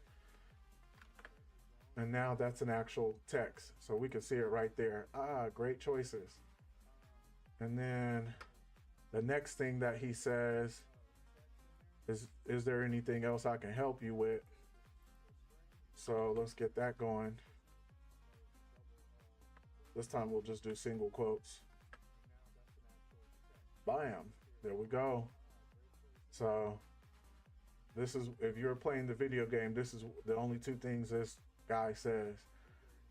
I don't know if y'all remember old video games where they only have 2 things, or well, old video games, you normally see words. Now they have actual voice actors and all that, which is cool. But shop response, we got that out the way. So now they're talking about variables, even though we've already been touching variables for a while. Variables are how we store data as our program runs. Up till now, we've been printing data by pressing it straight into a print. Now we're going to save the data in variables so we can reuse and change it before printing it. So a variable is just a name that we give to a value. For example, my height. I'm gonna set it to 100. So let's do that. Let's see, my height. And then there's no spaces. So that is what you have to do to put in space. You can either do that or you can do it like this. But good coding practice is to do it like this because it's easier to read.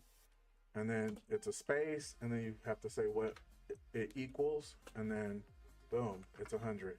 So, or we can define a variable called my name and set it to a text string called lane.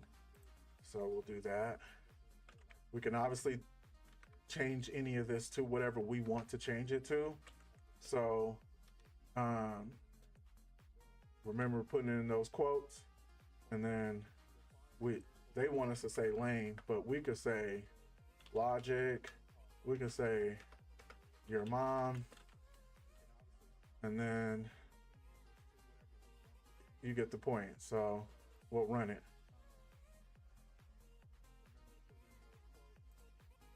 We'll print my name, and then we could put a comma or plus, and then my height, and then we can run it. Ah! They lying. Let's see, what does it say? 5. And then let's see. Hold on, I want to see what's going on.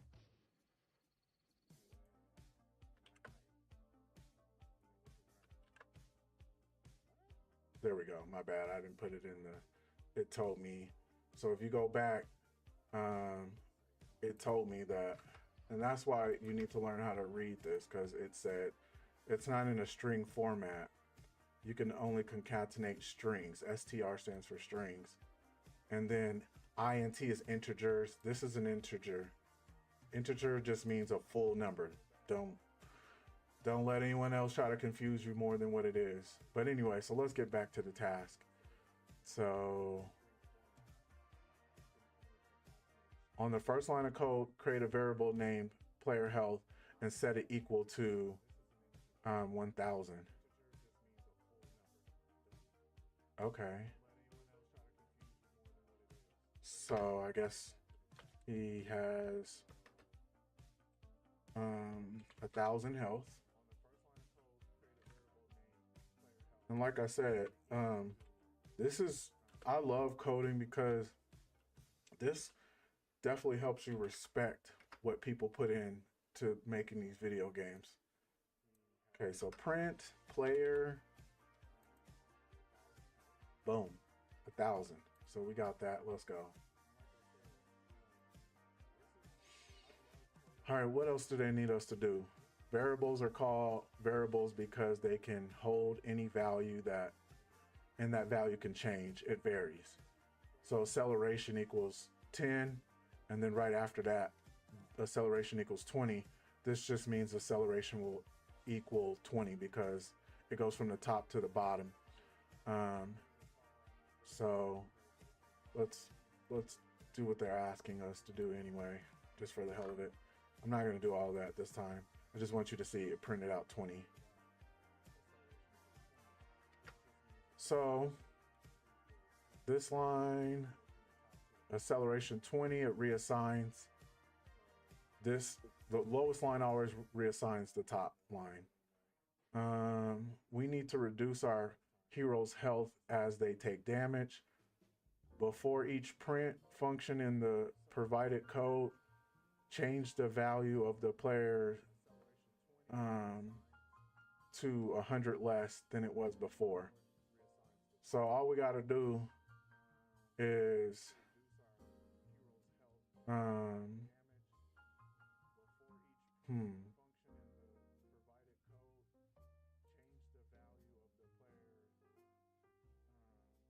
so reduce 100 health here. So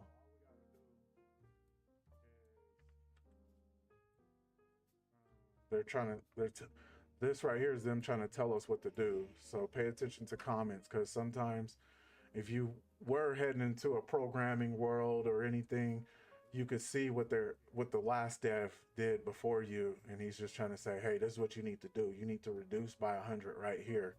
So I'm gonna put minus 100. I'm just gonna do what he told me to do. Plus it makes sense. And then we're gonna do it again.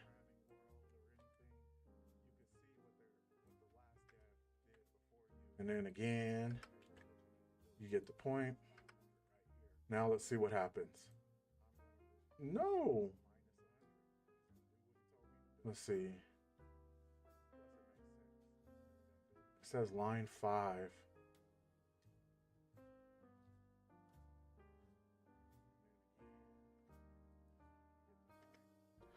I don't think I did that right. So let's put equals, and then let's put in parentheses.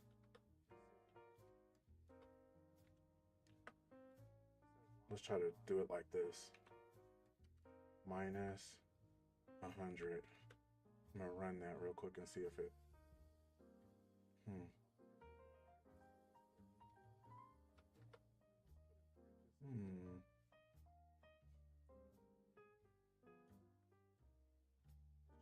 Yeah, I don't know. I mean, I know, but I'm just saying. Let me figure this out real quick. So we need to reduce acceleration, the line acceleration, boom, print, change the value of to 100 less than it was before. Oh, so I think all I'm doing is just put 900. Let's see. Let's see if this works. I think I'll be doing way too much. Equals 100 equals.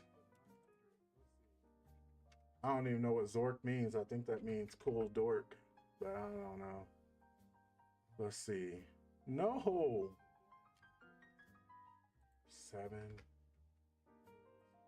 6. Okay, so to execute line 5 in module, file string in line 3 in module. What? Okay, so. Oh, so this already has an error. And I don't think that had anything to do with me. So let's see. Okay, let's go back.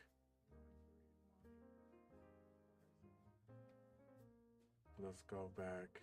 We need to reduce our heroes' health as they take damage. Before each print function in the provided code, change the value of. So what is this here for? Is this something I did? Because I don't even see.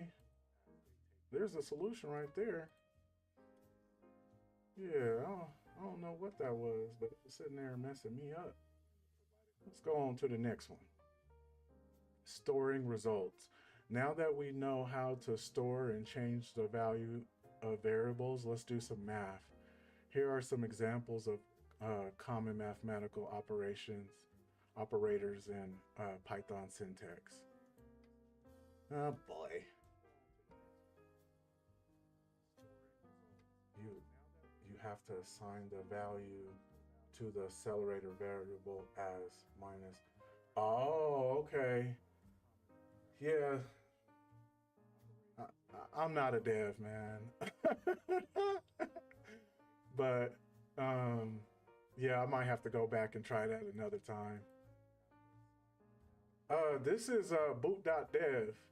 This is brand new too. I was messing around with a bunch of the Python communities on Facebook today, and that thing just kept popping up through the cookies. You know how they stalk you through the APIs and the cookies. And it just kept showing up on my feed, and I'm like, what is it? And then I clicked on it, and I'm like, oh my God, I love it. But anyway, so they want us to do some math, and I really don't want to do no math, but looks like we'll figure it out. So create a new variable called armor health on line 4. Okay. And set it equal to player health. So we're gonna player health. I'm gonna get rid of the parentheses, but I'm gonna write this down first. Player health times. And for people who are new to programming, the asterisk is going to be the times, because obviously an X would just almost register as an X. So, but all the rest of the characters look exactly the same. So, so on line 4, set it equal to player health times armored multiplier. Oh, that's easy. Armored. So I can just create armored health here. So we'll just put player, yep, right there, times armor multiplier.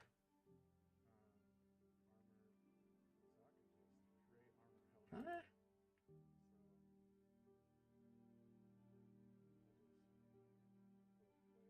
Hold on. What is it that we're making? We're making we're making armored health. Okay. So armored health.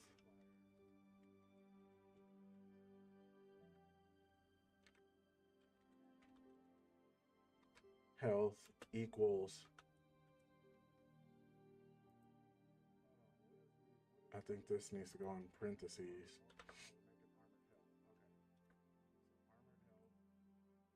Okay, let's see. File 5 is a string. Oh. Why do they keep doing this to us? They're really making sure that we are checking for bugs. Like, no lie. So let me see. Something might be wrong.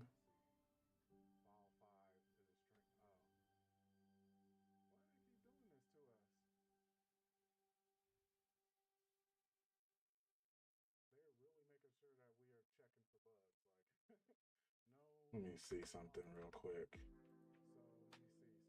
So you don't need it in parentheses.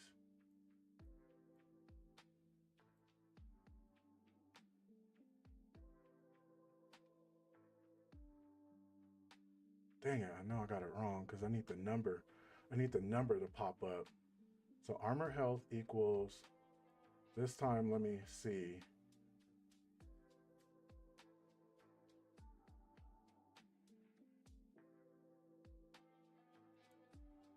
Let me try something that I probably shouldn't be trying. Okay. Man. I know, like, there's probably some programmer out there laughing at me because this is probably as easy as it gets. But this is actually the type of stuff you'll be doing if you make your own stuff. Start making your own program on your own. It takes a while too. Like, don't think this is going to be something you can do in like 2 days. Give yourself a couple of weeks and just keep playing around. I actually highly suggest this because instead of you just making like retarded variables or something you think of or whatever you want to say, they actually are like, you're on a mission. But let's get back to it. So here are some examples of common math. Okay, so here's the syntax. I'm gonna copy that and put that into right here so I can look at it. So product equals this times that. So I think what I was hoping that it was gonna print out the numbers, and I'm not sure why it's not. So I'm just gonna put in the numbers and make life simple. And then put this back in parentheses.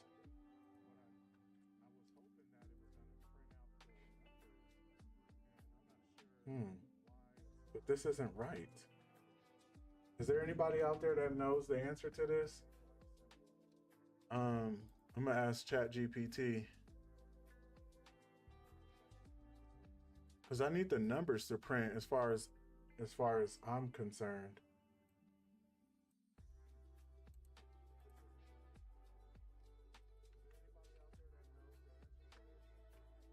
Let's see what ChatGPT say.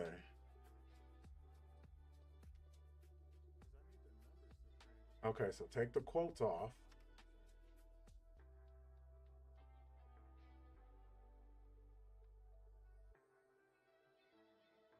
Oh, thank you, chat. I appreciate it. See, you know, when I be when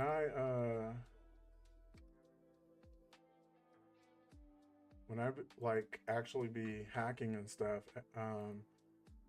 it's crazy because it just be these really small, stupid things that you don't pay attention to.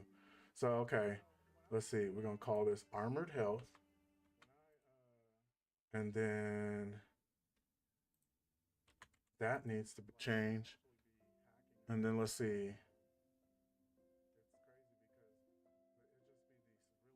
Let's go back to that real quick. Thank you.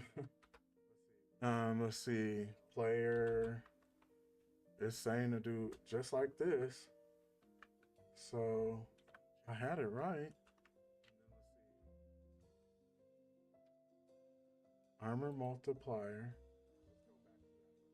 Armored health. Hold on. Since I changed that, let me re-put that in real quick. Yeah, I gotta get this going. I'm not stopping here. Okay.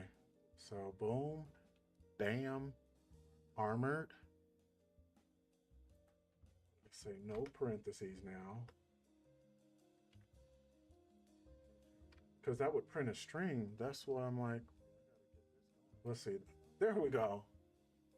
There we go. I don't even know. So whenever I put it in like this, let me show everyone. Whenever I put it in like this, it's gonna print the name of the thing because it's thinking of a string. But in order to get a value, you have to take the strings off, or you have to take the quotes off so you can get the actual number. I knew something was wrong, man. Yay, let's go to the next level. All right, negative numbers. Me and math. I mean, I'm decent at math. I just don't like it. All right, negative numbers. Negative numbers in Python work the way you probably expect. Just add a minus sign at the end. When our hero walks through poison, their health should go down. Right now, the hero is gaining 10 instead of losing 10. Okay, good. Thank you for making this easy. Thank you. So all we got to do is minus 10 and then run it. So I don't know if I did that too fast, but when you do integers and they're on the negative side, it's just like regular math or what you do with the calculator. When it go below 0, you start to see -1. So obviously we want our character to be minusing because that's poison. So we just added a minus. Don't touch below this line. So they just only wanted us to mess with that line. And blah, there we go. All right. Comments don't do anything. They are ignored. We already talked about this, but let's just go through it. They ignore the Python interpreter. That said, they're good for what they imply. So let's see, what do they want us to do, since I'm not going to really single line. Ooh, they might show us how to do the full thing. Multiple lines. There we go. So this is how you do multiple lines in Python. So it's just, is that it? Hold on, man. And then we're gonna do one more. We're gonna do, it's already showing. And then we're gonna copy that and then paste that at the bottom, and boom, there we go. Now we let all the devs know that this is one big old story we're trying to tell them. And it's also for us too. We want to go back, and sometimes you when you start to get like 15, maybe 100 lines of code plus, and you chill for a day and you come back, you might not know all of that, especially when you get above 100. You may not like, well, what was I thinking? So it's really strong practice, best practice for you to write code telling yourself what you did. So anyway, with that being said, we see that all of this is going to be printed out, and then they want us to print hello world under. I don't even know if this is the actual task, but I'm just following along. Hello world. Probably not, but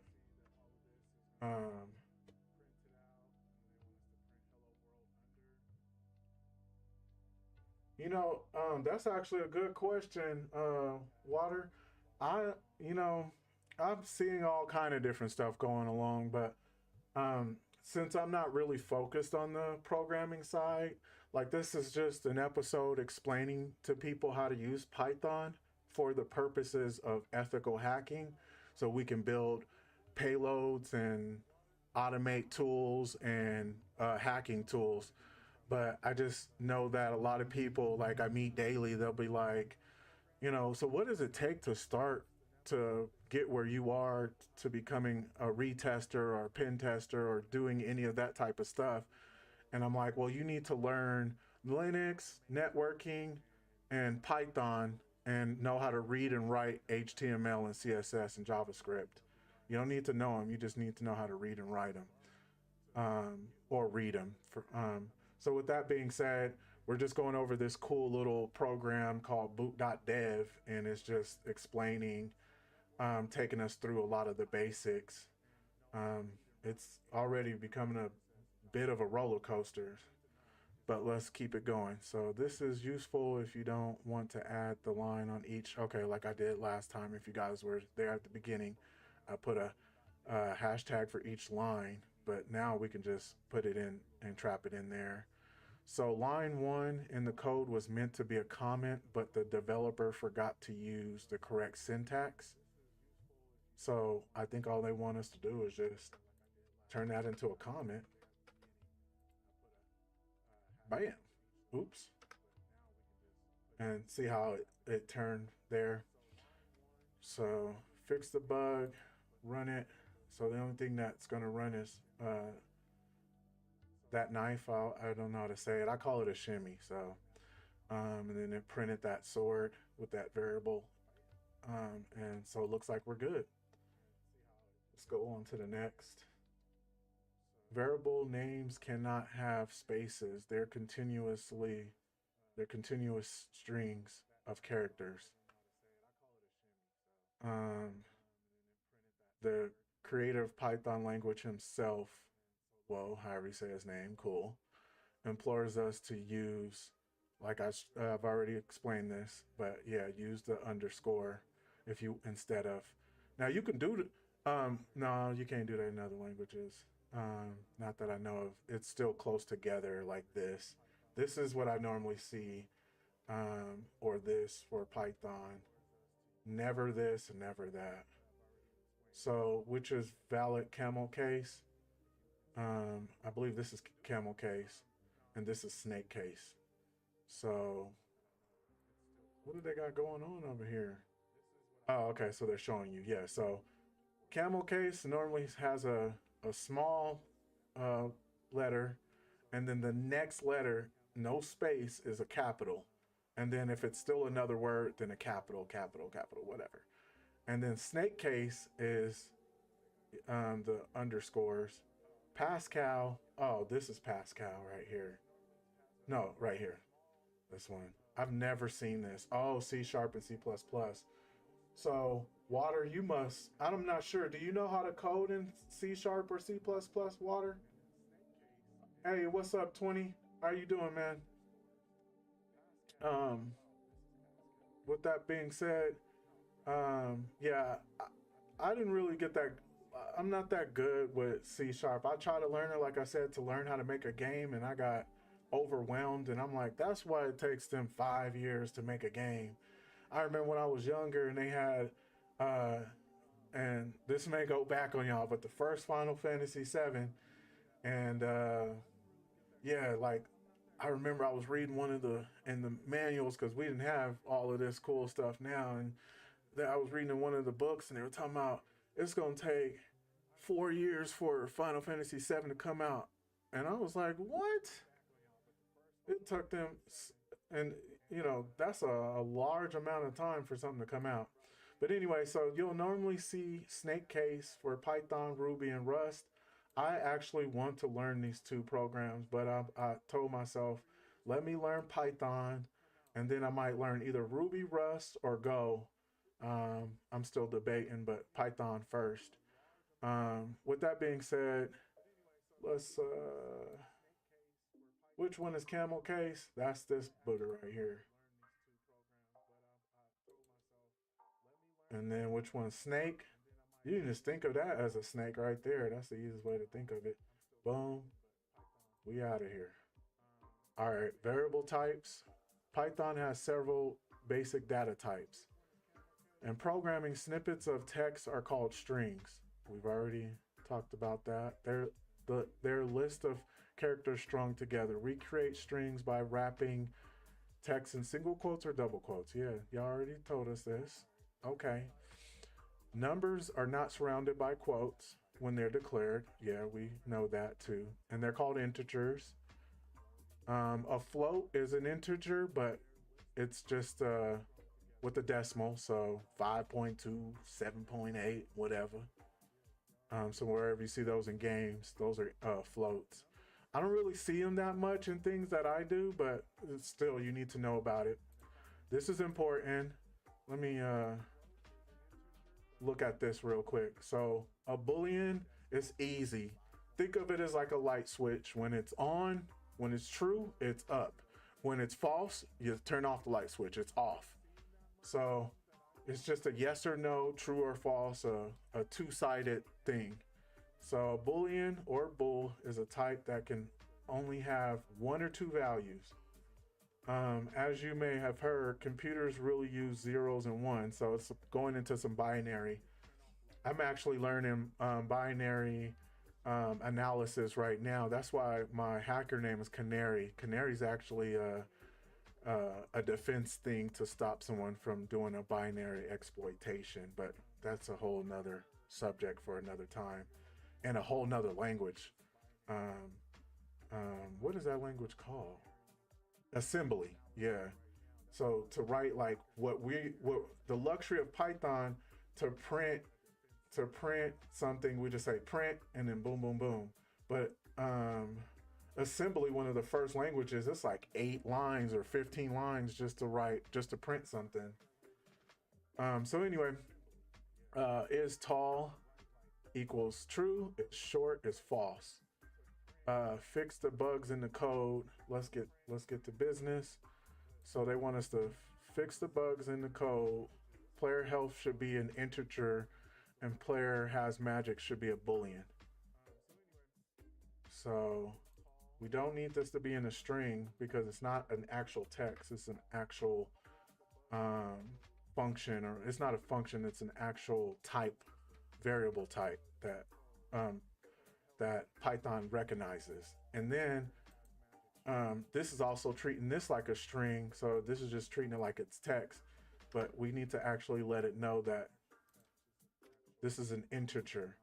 And see, as you're starting, you can see how like these numbers it's color coded. So strings is obviously red, and then so far looks like integers are green, and so on and so forth. So okay, so what else am I missing? Fix the bugs code. I need this to say false, and I need this to say 100, or true. I need this to say, so that means we need to change something over here. Oh, don't touch nothing under this line?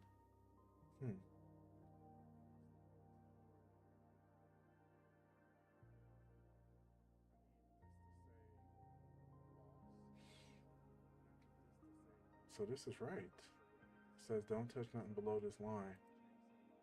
Oh, okay. I'm tripping. All right, yeah, we good.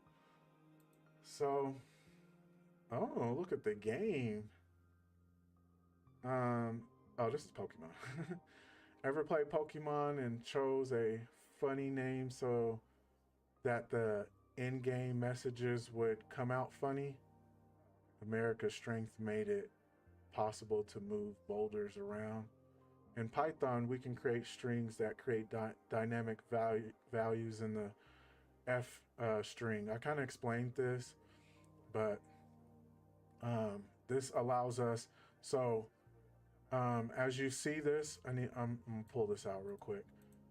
As you see this, we are able to with these brackets right here, we're able to call a variable.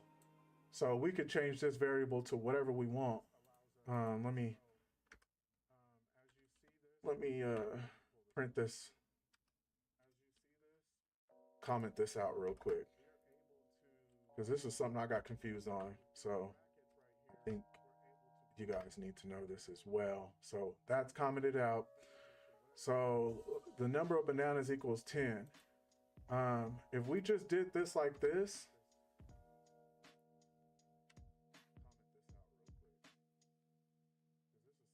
where's 5? Hold on.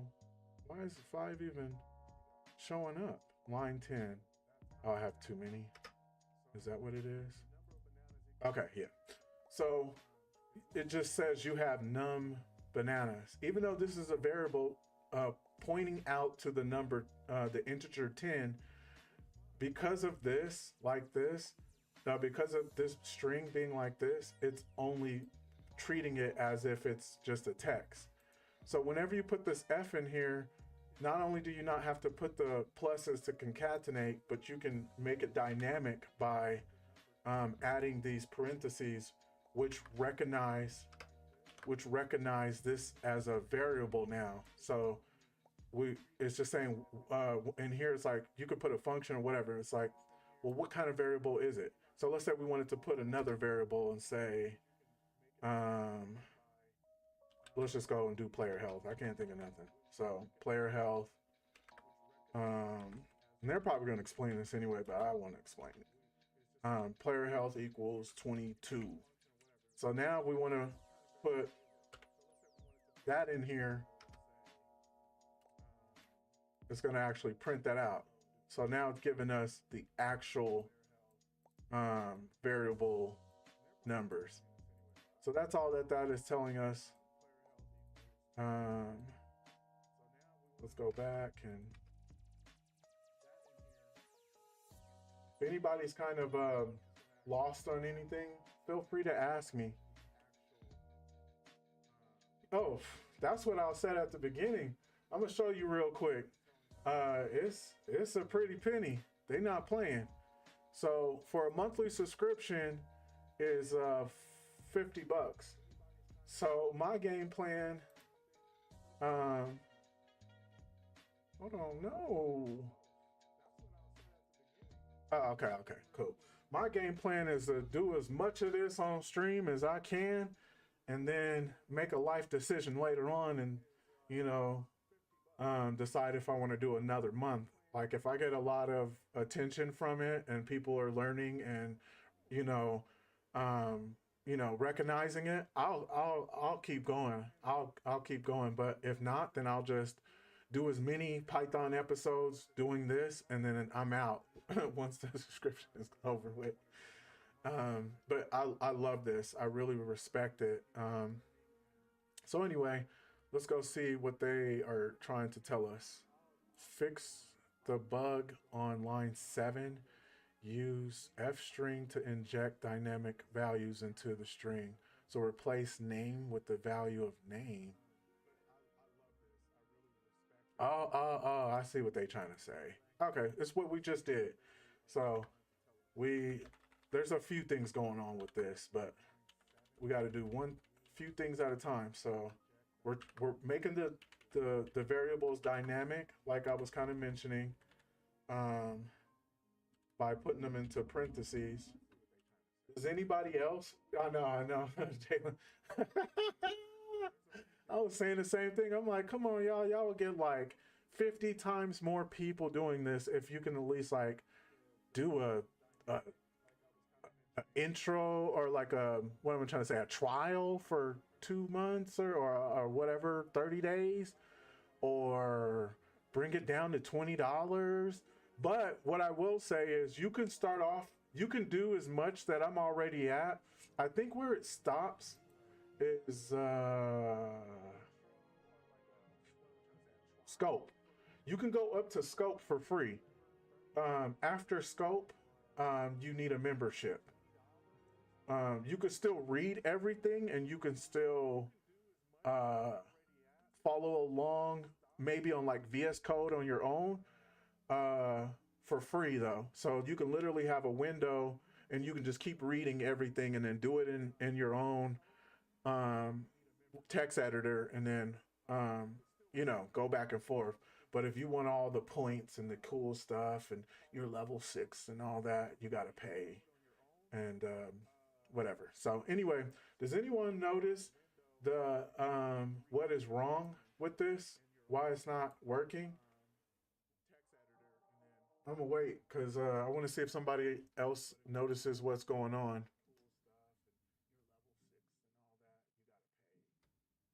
Let me give it like a few more seconds.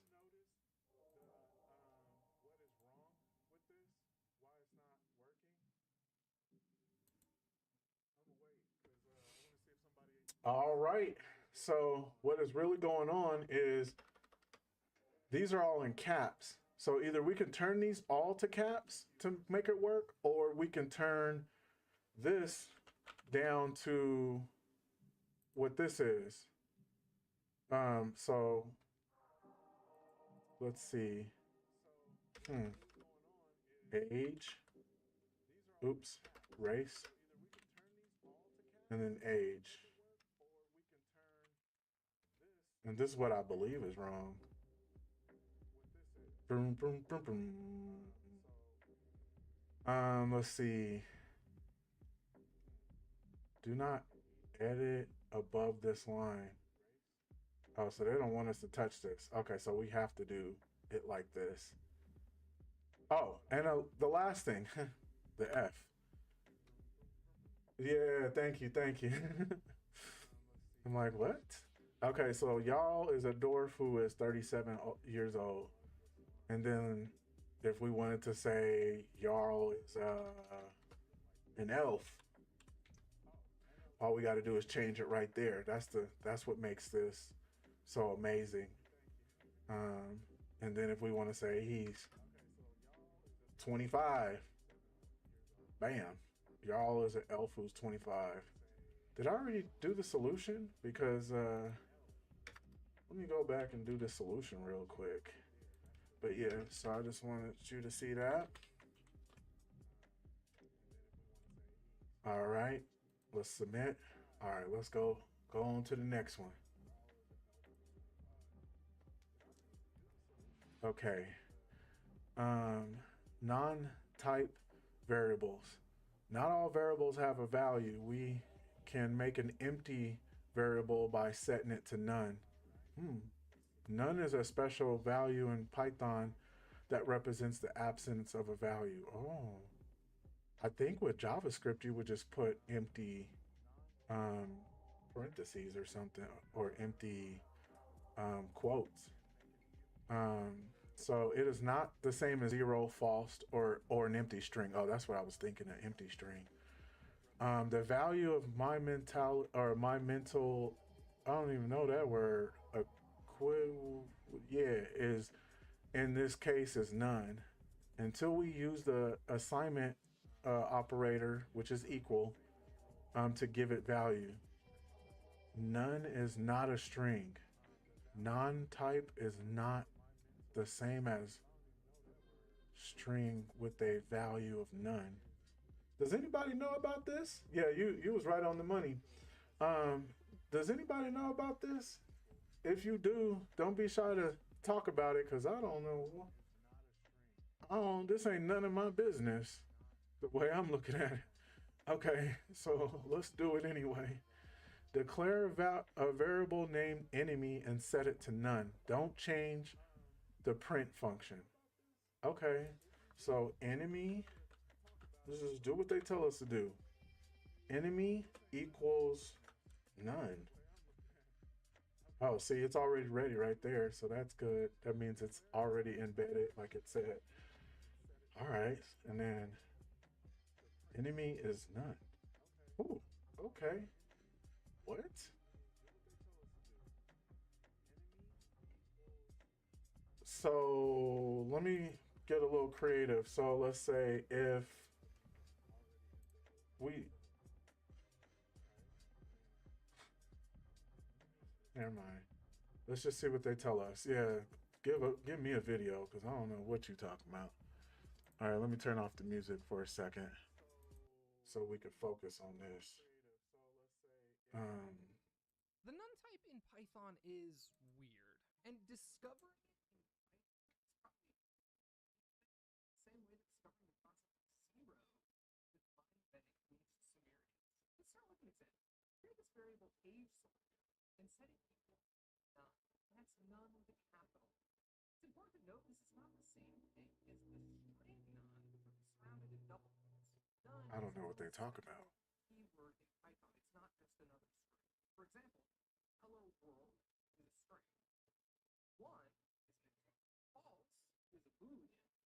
And none is actually of the type none type, which is its own. What? Strings and integers both have infinite possibilities of what they can be. There's an infinite number of strings that you can store in a string type or integers that you can store in an integer type. A boolean can only be true or false, but the none type can actually only contain the value none. So why is this even useful? Yeah, tell us. The idea of none is to communicate that there's nothing here. And not just the value zero, because sometimes zero means something. Again, let's go back to our example of a variable called age selection. Let's say we have a form on our website where you can input an age. Well, inputting the age 0 would actually be a valid selection. So we can't use 0 to represent the state where the user has not yet selected an age. Again, because you could select 0. So one common use case with the none type is to sort of use it as a default value for a variable. And it indicates that, nothing is stored here yet, but there likely will be or can be in the future. Now, Don't be talking about JavaScript. is when they print a value, say when they print a variable that stores the none value, will actually print the string none constant. Hold on. I have to pause that. So this looks like a normal VS Code right here, like a text editor. And as you can see, this is inside the terminal. So eventually, as we start to make scripts, we're going to be doing something where we call out Python 3. And then this is just the extension, which is Python. And this is just the name of the file. And obviously inside of this, they put none for the age selection. And then they put a string none. And then obviously it's printing out to the terminal. So that's something we'll be learning a lot more later on, but let's keep it going. Instead of printing a variable that stores the none type, actually prints a string that just says none. The exact same thing is printed to the console, but they're not the same. Now, the easiest way to test is to actually wrap the variable in a type function. So you're actually printing the type of the thing. And in that case, you get a message saying, this is a none type or this is a string. If you get stuck or lost, you're not sure what you're looking at, be sure to use that in your print. He showed that so quick. I don't even know. I'm gonna have to go back and look at it. But we're just gonna keep it trucking for right now, because I'm like, this really ain't none of my business right now. But let's try to go over it. So we mentioned last exercise, none keyword is used to define an empty variable. Yeah. So when would we use it? One use case is to represent that a value hasn't been determined yet. For example, an uncaptured input might start with a variable. Then later, the code, once the user has entered their name, you can assign the user variable input. What's your name? Okay. Remember, it's crucial to recognize that none is not that's all I'm going to take from it. None is not the same as a string for right now. It's its own specific special little type. Okay, cool. Why might we use the none value? To create additional pain and suffering? I think that's the answer for real. This website is called boot.dev. Oh, thanks. Thanks, Overdose. I might have to put that in the. I don't know how to do all that. Like I made a Discord because somebody was talking about it. I don't know how to use it. So if somebody know how to use it, please go in there and help me out or talk to me on the side, man. I need help. But anyway, so yeah, boot.dev. Why might you use the none value to cause additional pain and suffering to your coworkers? Let's see, because you need a string with the text none as a default value that will be replaced later. Okay, that's all we need to know. It's none now and there'll be something later. Python is dynamically typed. We were talking about that earlier, which means a variable can store any type and that type can change. For example, if you make a number variable, I can later change that to a string. Speed equals 5, and now I want it to say that print out the actual word 5. But like maybe don't in almost all circumstances. It's like a bad idea to change the type variable. Yeah, I was gonna say I wouldn't do that. But the proper thing to do is just to create a new one. So this is a different type of speed, and this is a speed description. What is non-dynamic typing languages? Languages that aren't dynamically typed, that are statically typed, such as Go. Oh, I don't really care to learn Go then. I'm all about that dynamic. Um, if you try to assign a value to a variable of the wrong type, an error would crash the program. Oh, sometimes that's good because it lets you know, so you won't just be sitting out there doing a bunch of random stuff. Um, if Python were statically typed, the first example from before would crash the second line.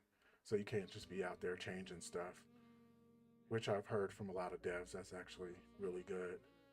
So you got to watch yourself. Is this another video? We probably might skip that. Is changing the type of variable generally a good idea? No.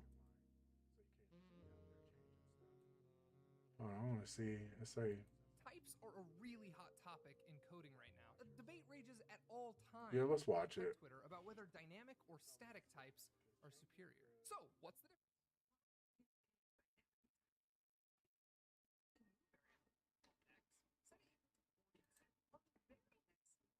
We can set it equal to the string 60-9, and nothing happens. There's no problem.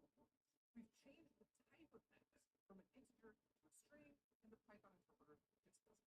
Now, most scripting languages, Python, JavaScript, Ruby, PHP, they're all dynamic programs. And one of the big benefits, especially when you're just getting started learning to code, is that you don't need to write as much. Oh, you can't hear him? Specify your types. Oh, shoot. Hold on. Too into the weeds with all the technical details and implementations. Now, in a static type, the types of variable must be known before the code runs, which means. Oh, man. You can't hear him? Can you still not hear him?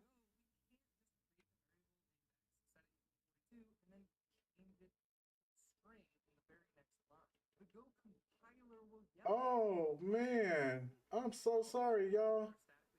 I think what I need to do is.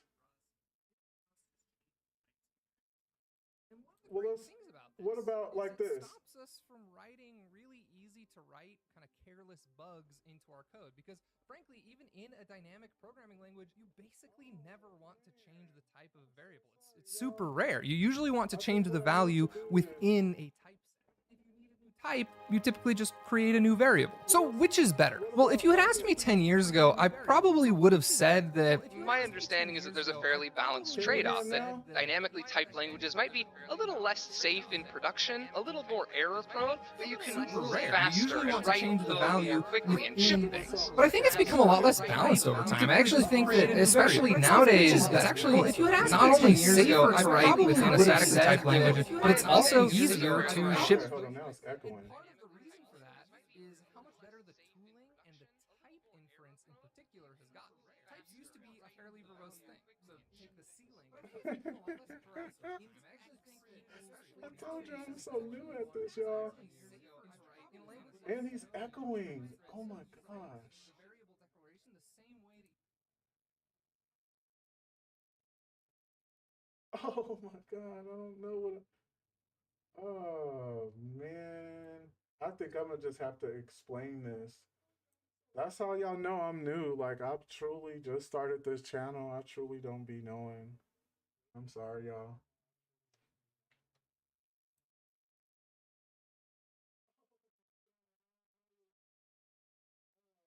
All right, I'm gonna mute the mic. My favorite feature of the language, it's still an amazing language, especially for learning foundational coding concepts in. It really reads like plain English and allows you to focus Yeah, on I'm what with you're you. trying to learn. Let's just go back and get What back to the is a nitty loop? gritty What because is a class? What is object? okay, yeah. And he's kind of complicated anyway. I'm sorry. So we got static and we got dynamic. Yeah, I'm gonna have to test that later on, but let's keep on pushing.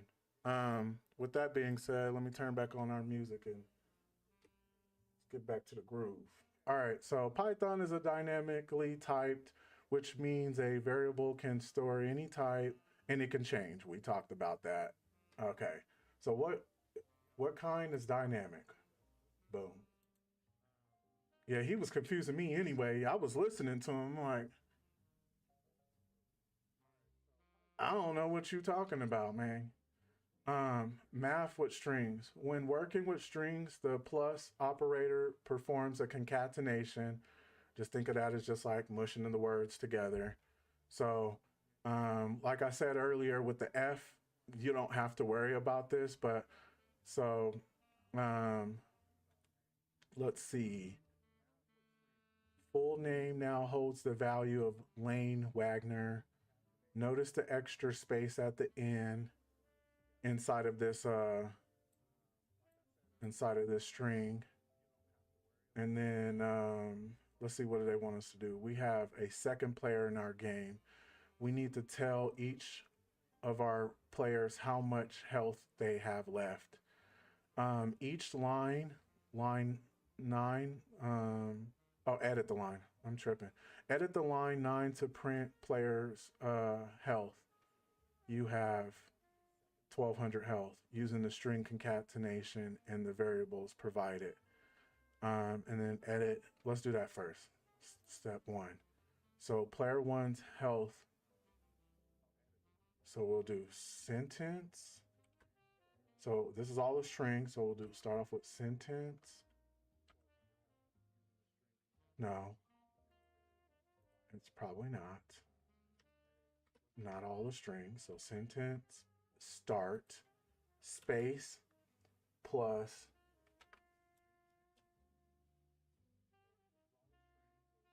you have, and then inside of here,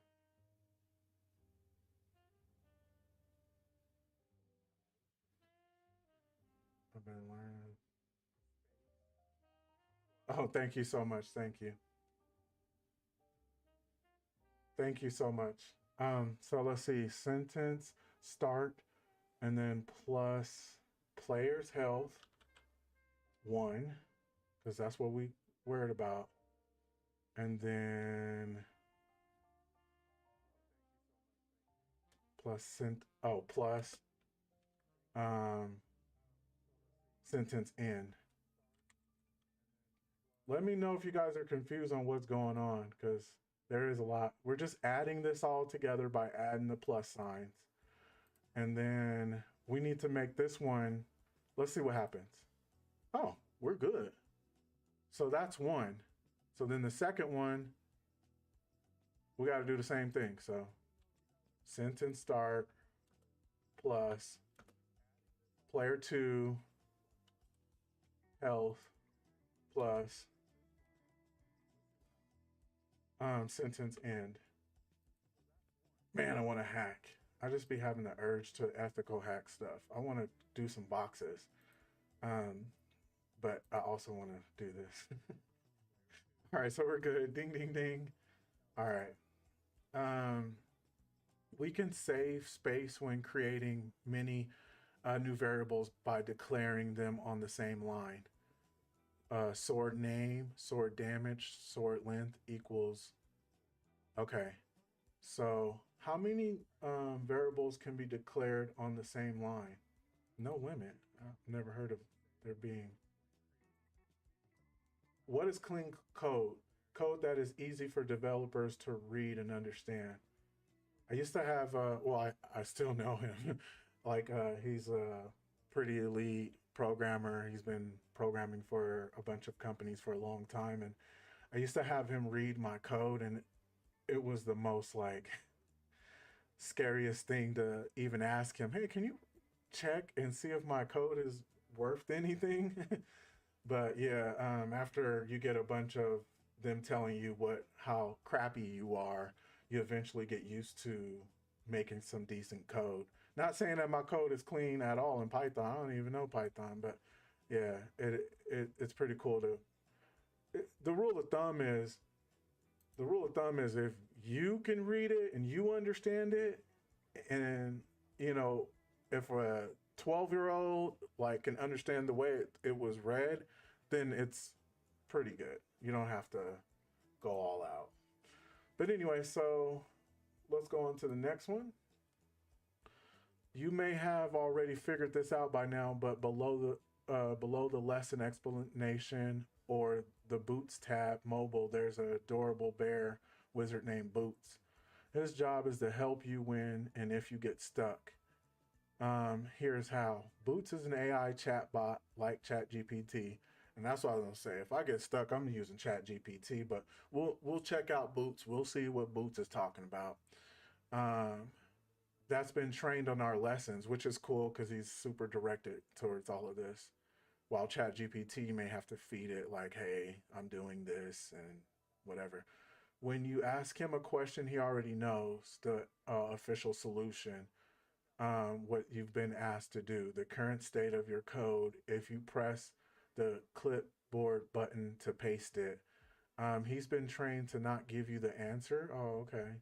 That's bad for learning, but instead use the Socratic method, which is just breaking it down in pieces. I know JavaScript, but since I've been on this cybersecurity journey, I ain't been using JavaScript. And honestly, I actually use React, which is on top of JavaScript. And I think React is just beautiful. It's the language that made Facebook and a lot of other languages. But anyway, with that being said, React, JavaScript. But JavaScript is not really that used so far in cybersecurity. I know there's some payloads or some things you'll make with it, but as far as like, Python is that's that guy. So chatbot, chatting with Boots before you complete a lesson costs baked salmon. He's a hungry guy. Or if you don't have one, 50% of the XP that you've earned from completing it. Oh, so I could tell when this starts to get hard, we're gonna be having to look at Boots. But I'm a cheat. I ain't gonna lie. We're gonna talk to ChatGPT. He or she's free. The assignment Fantasy Quest dialogue message are all jumbled up. Fix it. Run the code. Notice that nothing prints to the console. Ask Boots. Oh man, y'all forcing us to use Boots. Ask Boots why nothing is printing. You'll need to pay up to just to do it. Be sure to click the clipboard. Where is the clipboard? I don't even see a clipboard. Does anybody see the clipboard? Or am I blind or what? Of course, chat. I'm guessing your name is Red. That's a pretty dope avatar. But let me see. Where is the chat? I mean, does anybody see the clipboard? Oh, they're talking about this clipboard? Yeah. Okay, they're talking about that clipboard. So be sure to click the clipboard icon. Yeah, okay. Use Boots to figure out what's wrong. Fix the code, then submit it. We're expecting the following output. Okay, so Unlock new spell pages by completing. So I guess I'm printing this out.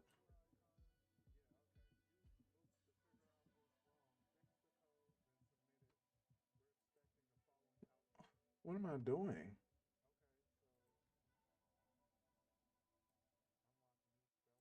I do want to learn how to use him because they want me to learn how to use him, but new chat. Man, that opened up a whole new window, did it? No. I'm just gonna paste this.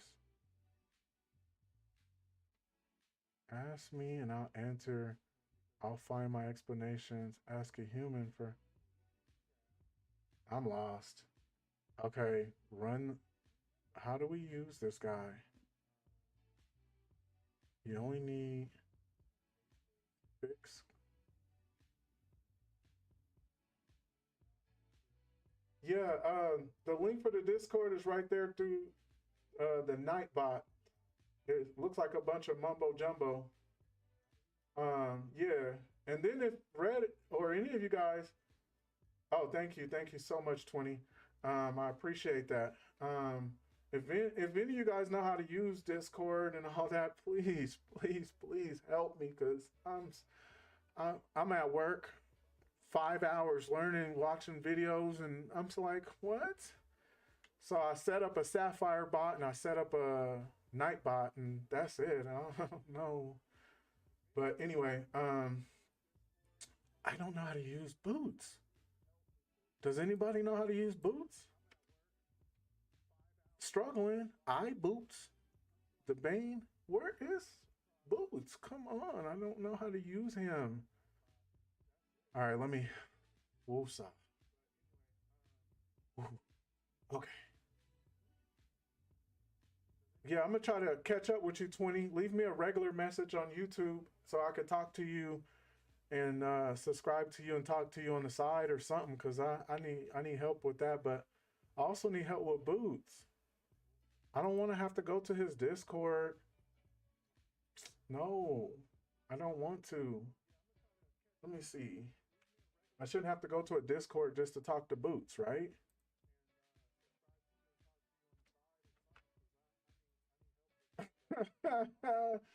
Oh my gosh, I don't know what. I'm lost. I'm just about to fix this and then go on my own. Shoot, forget it. So I know we need to print something. I don't even need his help, but I just wanted to learn how to use it. Okay, so I know we need to print something. No doubt. Oh, okay.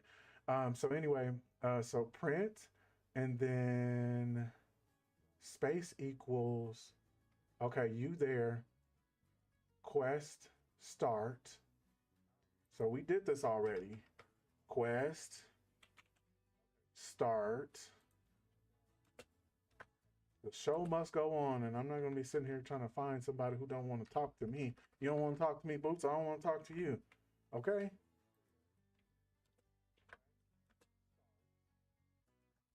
Okay. So quest start, quest middle, quests. Now this might get have to get mixed up eventually, but for now, let's just get them all up there. So quest objective and then space. Okay, so let's go look at the clipboard of what it is that they want us to actually print out for them. So you there, adventurer. So start is right. The local mine. Okay, so we got that right.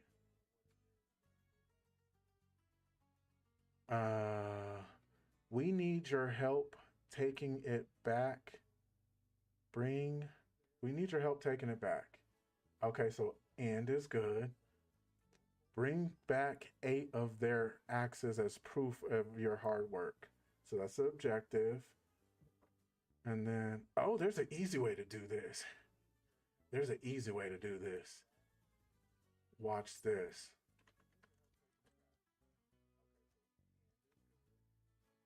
I'm gonna try it this way real quick. And then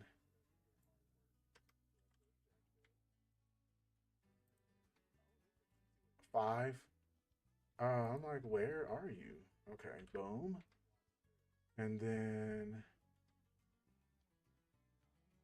let's see what happens.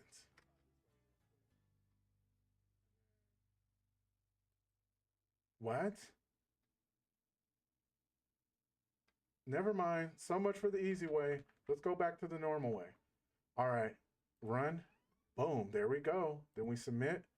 Wow. They gave us a lot for that. I don't know how to use you boots. We just gonna have to go on without you. I earned a chest. What is that?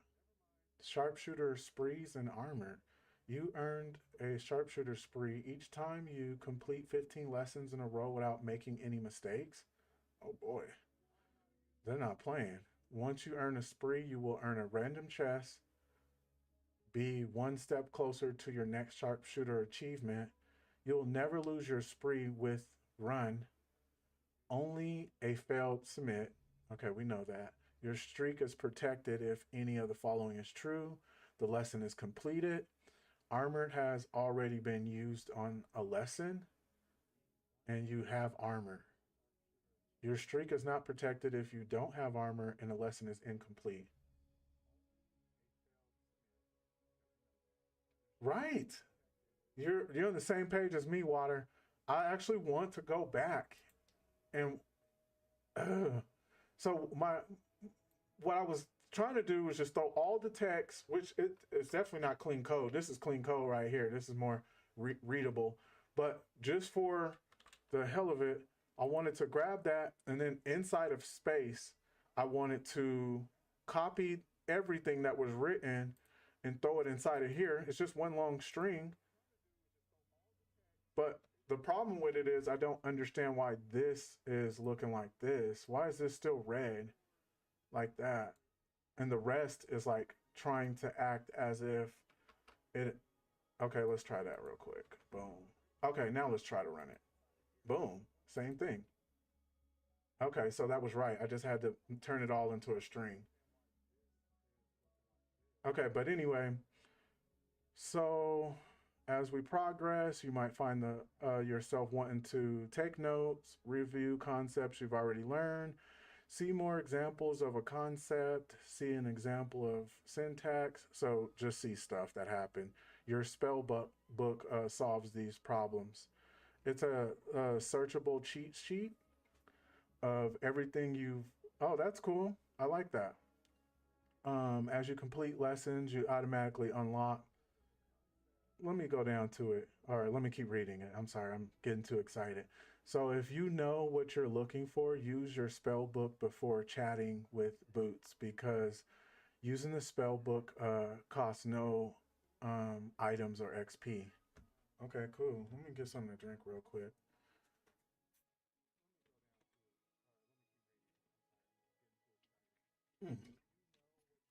I have like 4 drinks over here. I don't play.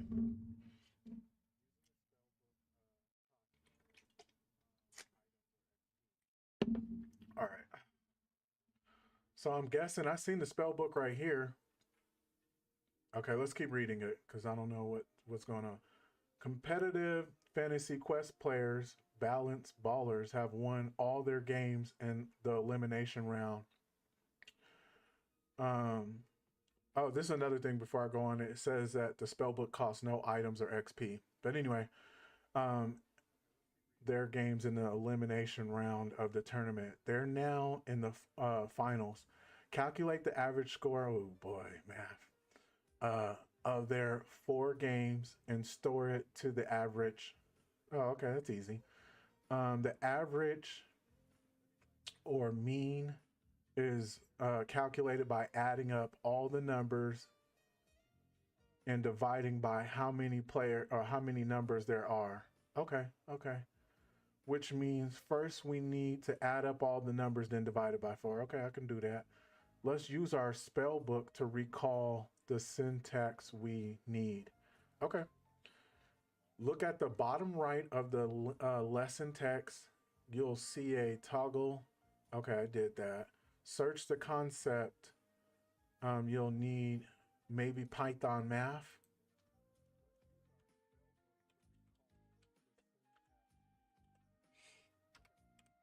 Okay.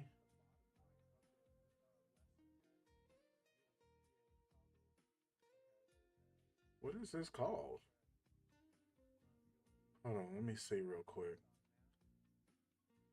What is Python? Comments in Python, variables. We're looking for something like average, right? That's my guess. Let's see, Python math average, median.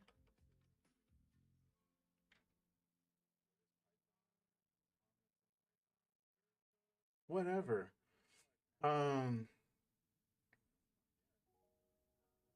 don't touch the line above. Okay. So I know what we need to do. So let's just, oh, the second one. Let me see real quick. Oh, so this is how this works. Okay. It's cool to kind of Python math. Oh yeah. So I was there. Okay. Okay. Cool. Cool. Cool. Cool. So I already know what to do anyway. So let's see, game. Oops. Let me just, all right. So game. Don't touch below this line. Okay. Order operation. Oh man. I know you guys see in those books, I mean on Facebook and stuff like that, where they put something in order operations and then there's like 1,000 comments and like 80% of them are wrong. I'm trying not to be that 80% right now. So anyway, we need to, we're going to add game score 1.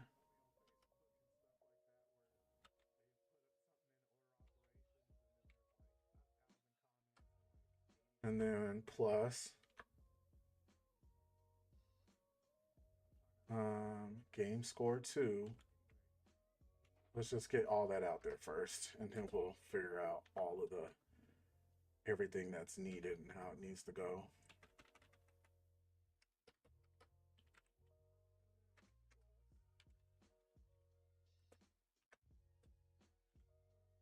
Four. All right. So it shows us we need to get all of these and then divide it by 3. So we'll put this in parentheses.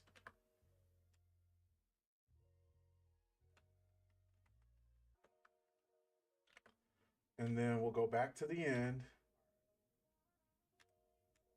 And then, so it said add them all up and then divide it by the number that there are. So 4.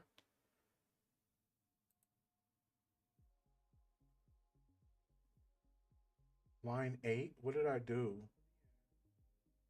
Oh, I'm missing, I deleted that hash. Now let's try it. Game score 3. Oh, score. Game score. Is this right? Yeah, there we go. Boom, there we go.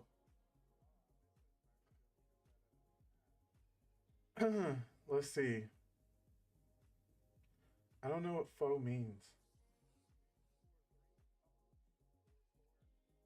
Parentheses, something, something is my guess. But yeah, so we got it right. It told us to, let's go back, let's go out of this real quick. So it told us to calculate all 3 numbers. It said that somewhere in here, and then divide it by the total. So I'm pretty sure that this is right. Let's go with it. Boom, let's go. All right. Oh man. Okay.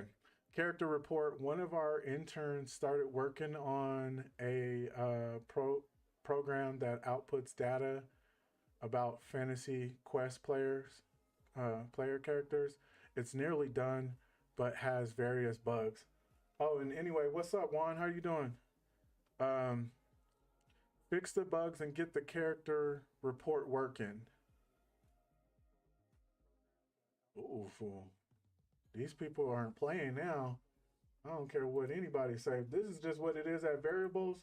I can imagine as soon as we get to like scope and all of that, it's gonna be like hundreds of lines of code. This is already 25. Um, so this is definitely gonna be a part two. So fix the bugs and get the character report working. Update the variables to their expected data types. Okay, so that shouldn't be hard. Name is string, level is an integer. So let's just do it as we see it. So we know that when we have that those quotes, that made it a string. And then level, we turned it into a number now. It's an integer. Class is a string, so we know that we have to get those quotes in. Oops. I don't know what I'm doing. All right, there we go. And then armored is an integer. And remember, integer is a full number, so we gotta delete that, turn that into a full number. Magic resistance is a float, which is good, point something. And then account active is a Boolean.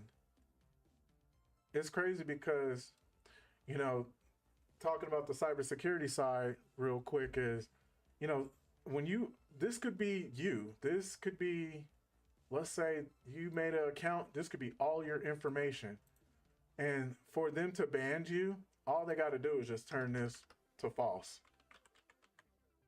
Now you're not active and now you're not on the, and that's one of the powers of like, you know, putting these variables up here like this. Let's say they're like, well, we don't want, you did something, so you got an extra magic resistance. You leveled up, boom. Now that all that does is change dynamically. So yeah. But let's see, fix the bugs. So looks like the print on 9. Oh, we need to throw an F because to make this dynamic. Character report. Okay, cool. Open. L Open is his name? Lopen? Come on, y'all. Y'all could have came up with a better name than that. Is level 25 Windrunner. They have 12 armor, 15.4 magic resistance. Their account is currently active. True.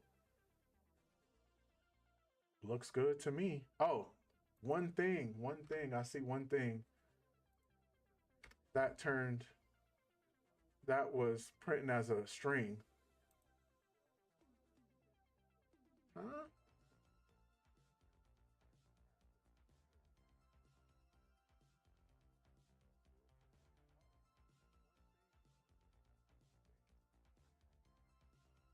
It's a capital.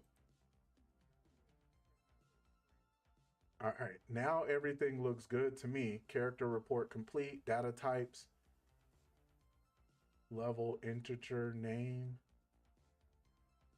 string, character class, string, armored, integer, magic resistance, float, account active bool. Oh, that's cool that it does that. I don't know what they did to do that.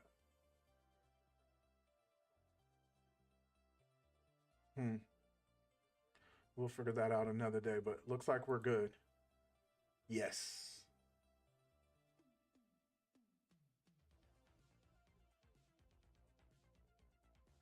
Me too. I'm like, I'm kind of rushing for that reason because I'm like, is there like eventually a point where they're going to show us what the game looks like? Because this is this is some code going somewhere. Oh, yeah. So I think I'm at least finished the function section for you guys because I think that's a good place to leave. Now I might keep trucking, I might not, but I'm just letting you know I'm at least finished the function side for you guys.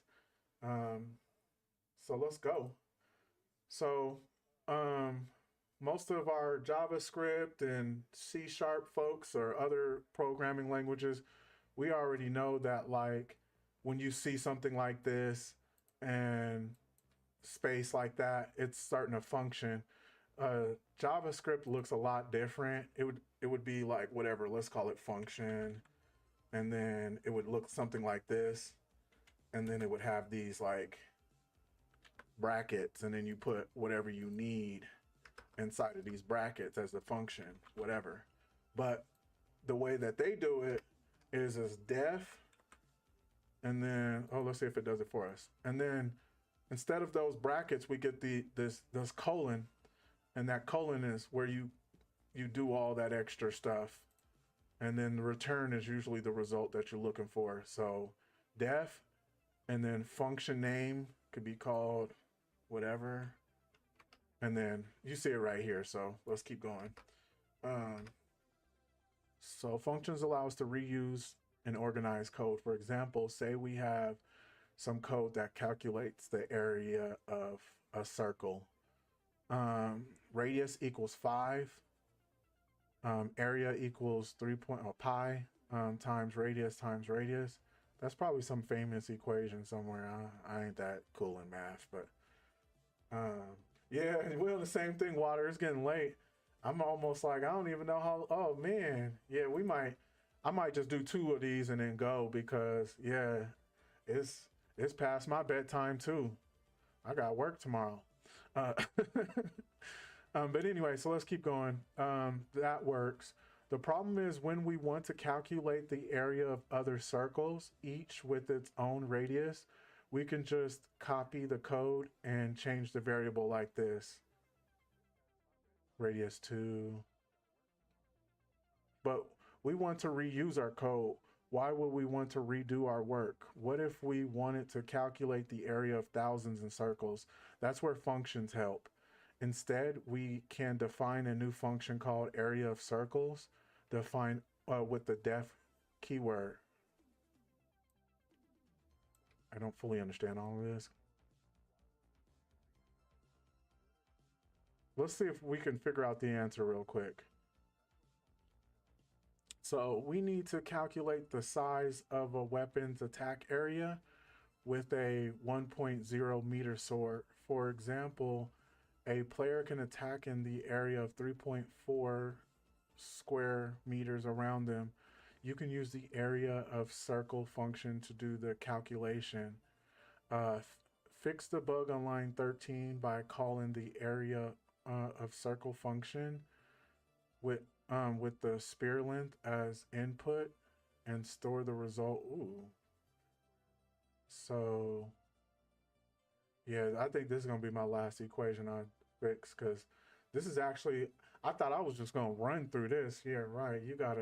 There's a lot of stuff going on, and they make it so this is gonna take some time. But that's good. You shouldn't run through it. Okay, let's see. Fix the bug on 13 by calling the area of circle function and the spear of length as the input. So this is the input section. So we're gonna call, why did they start off this complicated with functions? They're probably gonna break it down, but I'm just like, geez, this can run somebody away. So don't touch this above. The sword length is gonna equal, let me see, I don't even see sword length up here. Or spear length. Okay, whatever. So print sword length. Let's see what happens when I run it. So with the 1.0 meter sword, for example, a player can attack in an area of 3.4.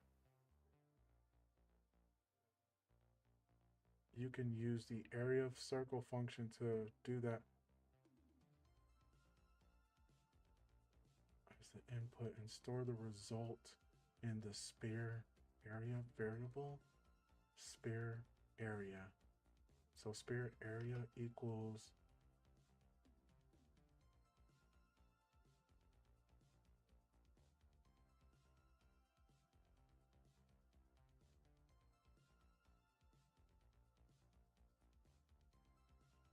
Sphere area equals by calling the area of circle.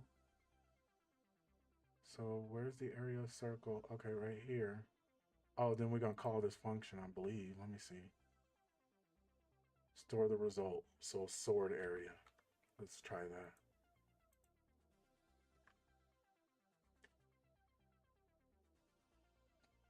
Chat GPT.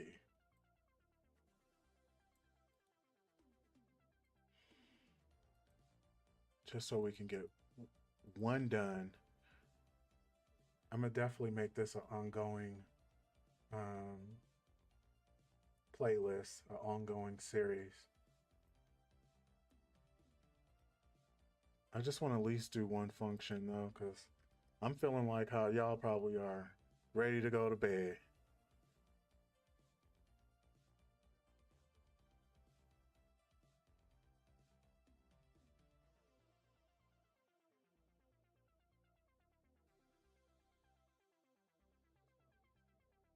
What are you telling me?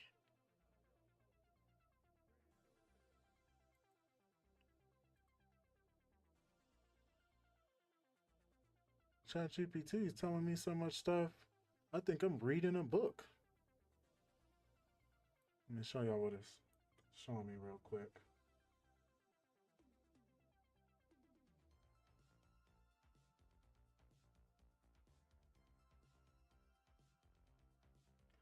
So I want to compare that side by side real quick. So what do we have? Okay, so something I'm doing wrong. Spear attack area, sword attack area is wrong. So where's sword attack at? Sword area. Oh, this is supposed to be...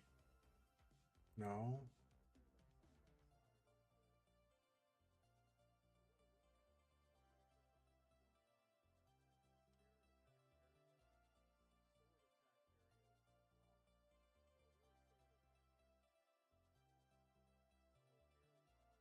Okay, hold on. I want to solve this so bad. And I don't want boots because I don't even know how to use your boots. How? What? Tell it to answer more concise. Okay, Kenny.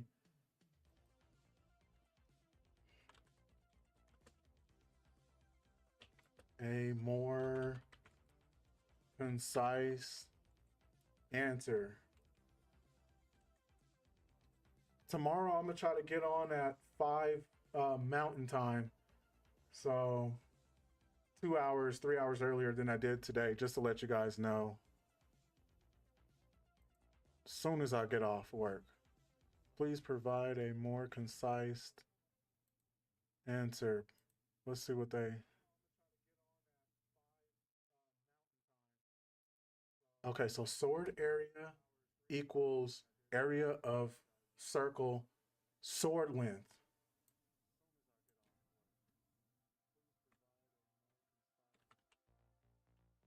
And then it says spear area equals area of circle.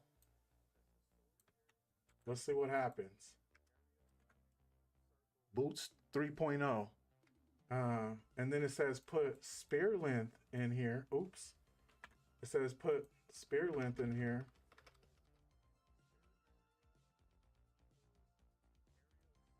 Okay. Now let's see what happens. Huh? No. Okay, let's see. Hold on. Fix now correctly calls spear length. This ensures spear area is calculated properly.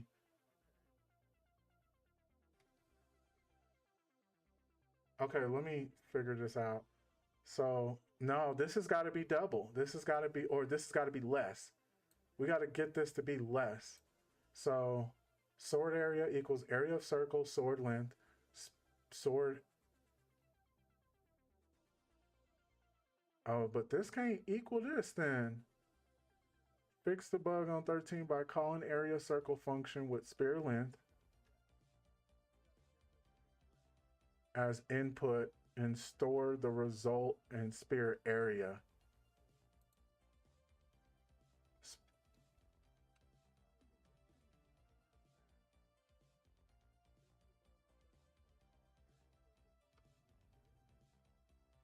Is there something called sphere area? Sphere attack area. Let's see. Equals sphere area. No. Okay. Sphere area and soil area can't be the same. Yeah. And I'm like, so sphere area equals. Can I change this? Okay. We would have to call this something else. So let me show you what I would do if I wasn't following or doing this. It'd be like sphere area equals, and then we'll call sphere area 1 equals sphere area, and then I would run it. See, it works. That's the way I would do it, but I don't know what they asking me to do. I wonder if I can get away with this.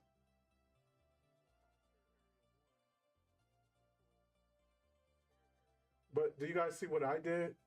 I had to call it something else. So function with the sphere length, because this is with the sphere length. The sphere area equals the area of circle, which is all this crap, this function.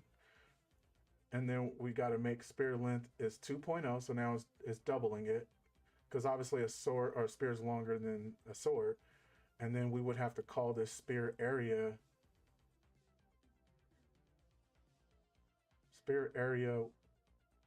1. Oh, I think that's what I can do. And then let's see, I should still, no. And then get rid of this right here. Equals sphere area 1. And it's the same thing. I'm about to go for it, because you see what I just did? I ended up making sphere area. I ended up making sphere area equal area of circle and sphere length. That's what they want. Let me make sure. Is that what y'all want? Because I'm trying to give y'all what y'all want. Function with the sphere length as input and store the result in the sphere area. Yeah, that's it. Woo! Let's go, baby. Let's go. Yeah, I love Zelda. I haven't played any of the new ones, but I'm OG. I remember playing the first Zelda, and then Link from the Past. That I beat Link from the Past like 1,000 times.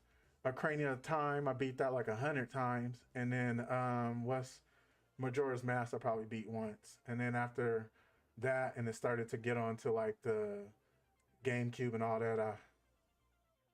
I don't like how Nintendo don't go like combine the games with everybody else like PlayStation and Xbox. So functions are tricky. It takes a minute. We ain't playing no videos, man, because your videos, I don't know what you be talking about, bruh.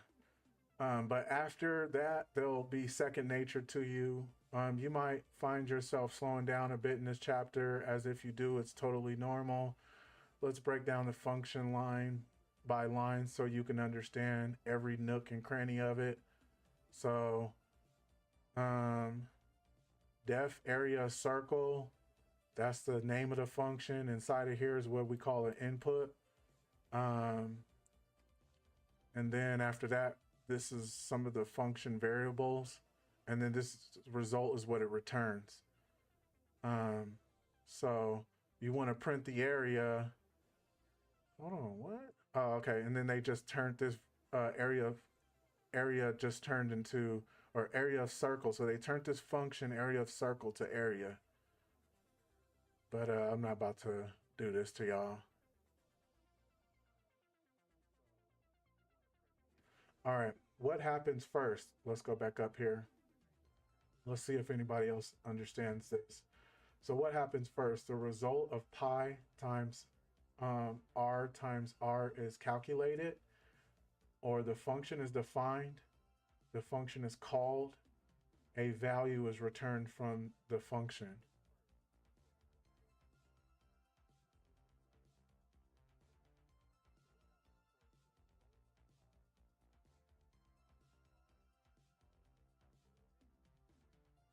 Oh, I know the answer.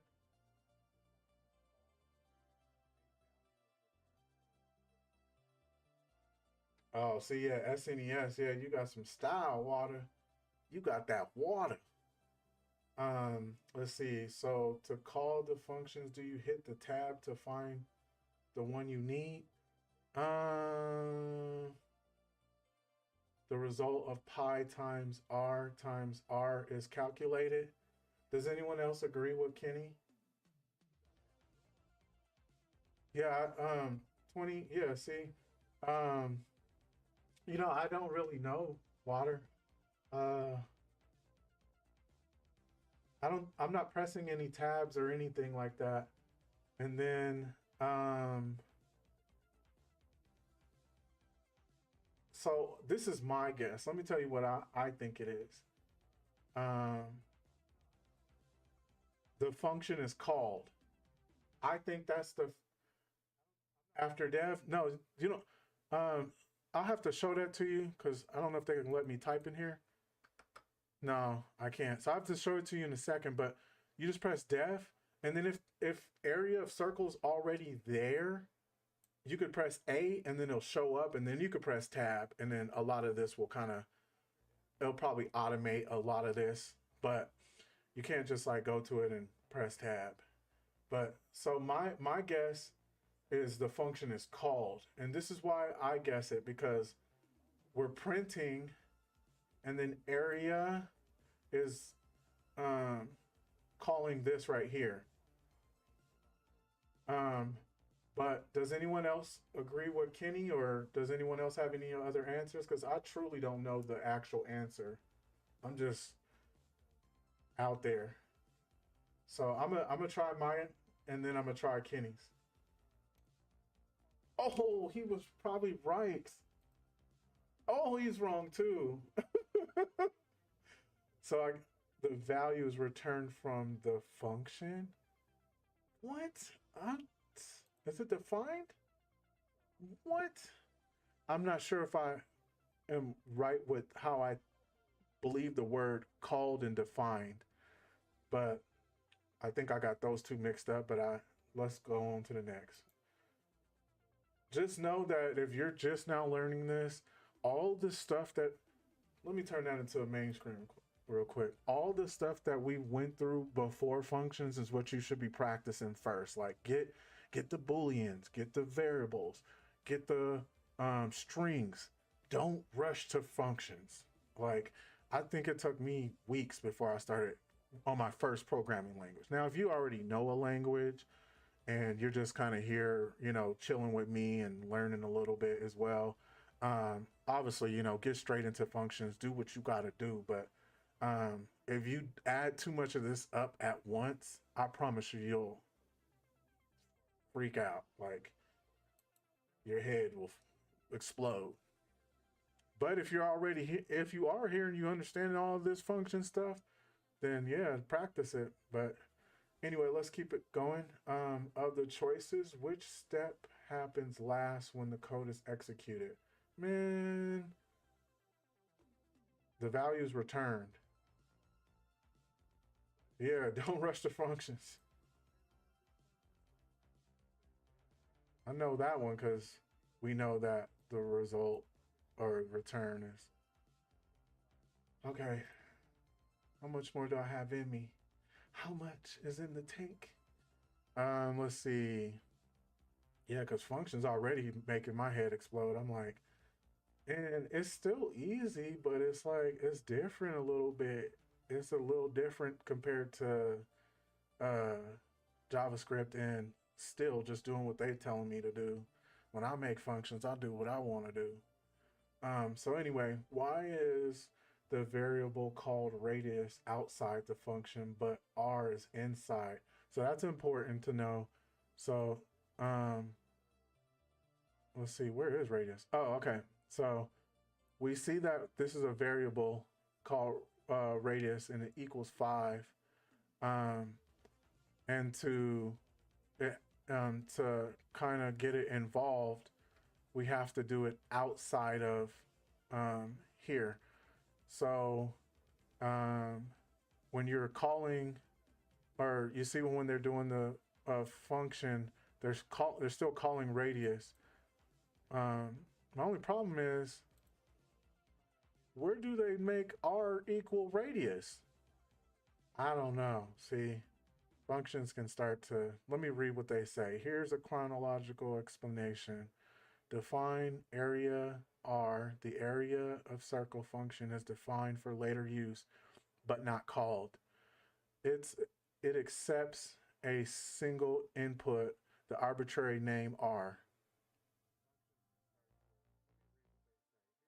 The body of the function is pi 3.4 is ignored for now. Radius equals 5. A new variable called radius is created and set to the variable 5. Okay. Area of circle and radius. Okay. Function is called with radius in case 5, in this case 5 as the input. Finally, we jump back to the function. We will now start executing the body of the function, and R is set to 5.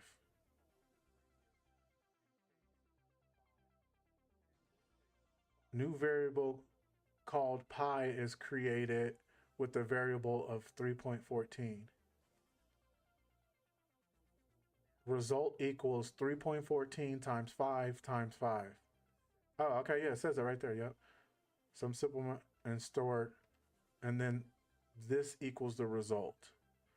So if we wanted to change any of this, we would change this 5.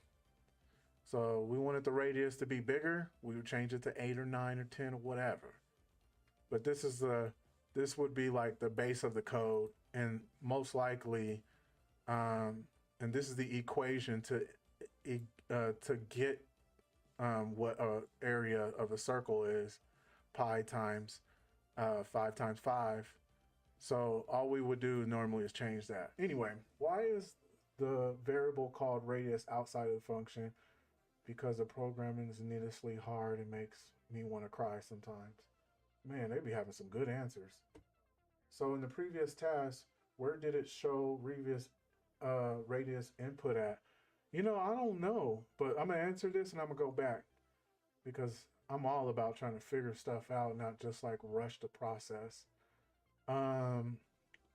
So because only the value of the variable is passed in the function, I believe this is it. It is then assigned to a new variable called R. Because all variables are called R, because all variables are automatically shortened. So it's this one for sure. So whenever you want to do a variable, you got to do that outside of the function, and the function ends right here at the result. You can do it under to keep it within the function, or you can do it above. You can call it first. But it's better to call it after, because that way this will happen, and then this will happen, and then that will happen. So, boom, let's go. Let me go back real quick for you, because I was kind of lost too. So here's the radius. This is what we call, and then area is what the result. So where? I don't see it either.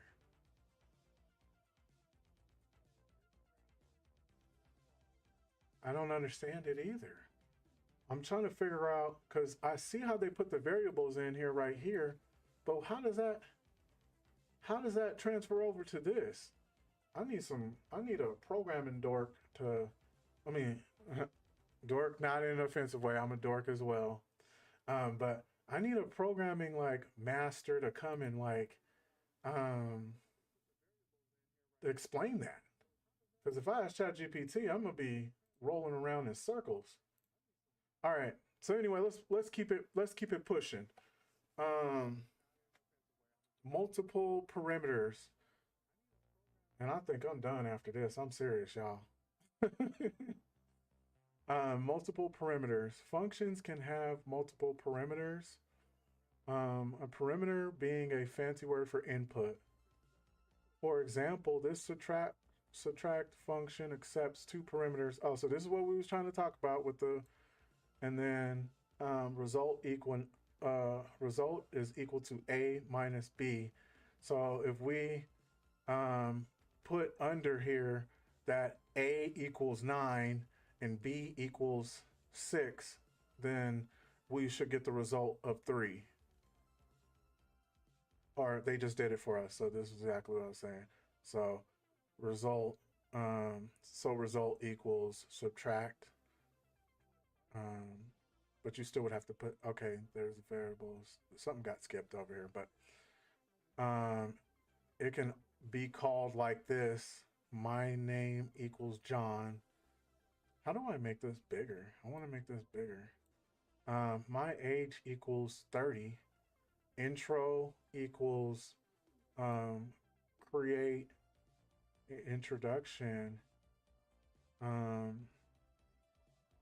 My name, my age, and then we got some strings going on over here, and then print intro. What? There's some stuff missing in order for this to make sense to me. Oh, intro equals that. Okay. All right, let's see what they want us to do. Let's get the task done.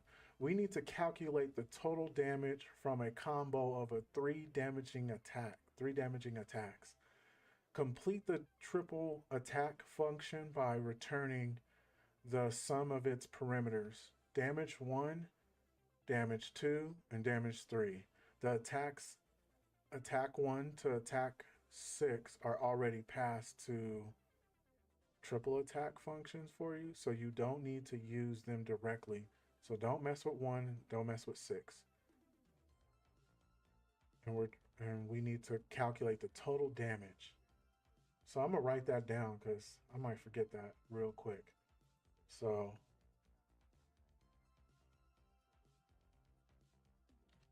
total damage. Calculate.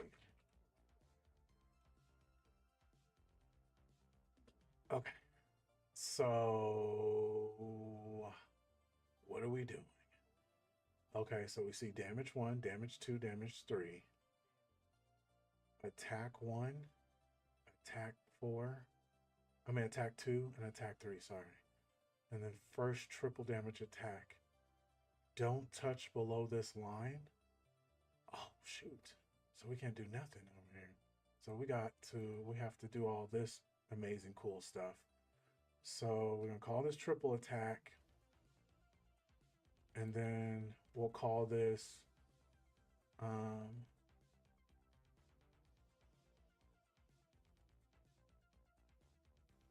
what are we printing?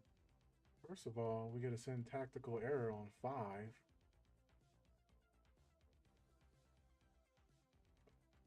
File 7 is a string. No, these are numbers.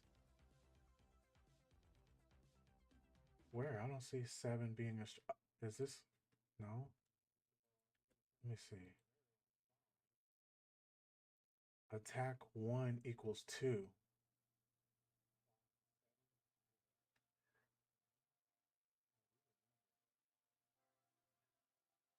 Oh, it's just gonna do that because yeah, this is the last one for me too, Water. I'm gonna try to keep it pushing. It's only doing that because I don't have any equation in there. So let's start off and put we'll call it result for now, but we can change it to whatever we want to change it to in a second. So result equals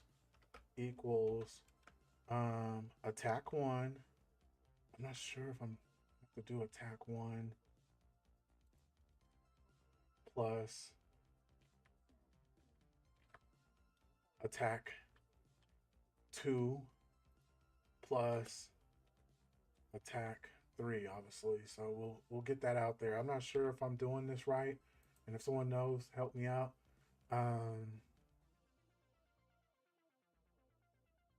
Oh boy, this one is gonna be hard. Oh, look at that. We already getting some results. Getting damage for 2, 4, and 3. None points of damage dealt. Okay. So keep it trucking. All right. Result attack 1.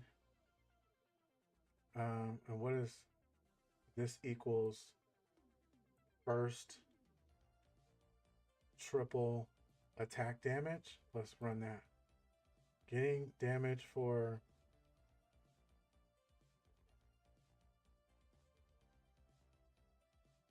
okay, so we see that this is working.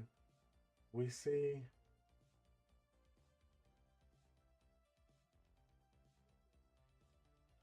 okay, so my next guess is return. Yeah, it's a little off. Return first triple attack. Now let's see. Dang it. Oh, I think this is what has to go at the end. So let's go. Line 3. What did I do wrong? Oh, I spelled return wrong. First of all, spelled it wrong again. All right, there we go. Now there's wrong with the indent. Okay, boom, there we go. I think that's it. Y'all think that's it? Yeah, I had spelled that wrong. But I think that's it. So let's go back. So we need to calculate the total damage from the combo. 3 damage and attacks. Complete the triple attack function by returning the sum of its perimeters 1, 2, 3. The attacks, boom, boom, boom, functions for you, so you do not need to touch them at all. I think that's it. Getting damage. Yeah, let's go for it. Oh no, your output is only a few characters off.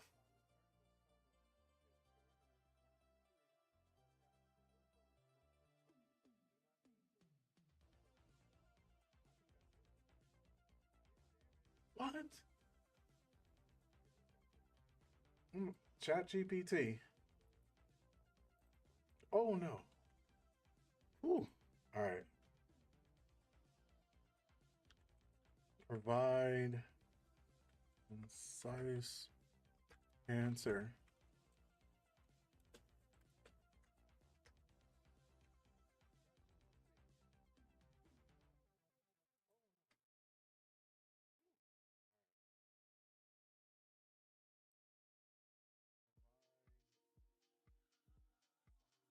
All right, let's see what ChatGPT gave us.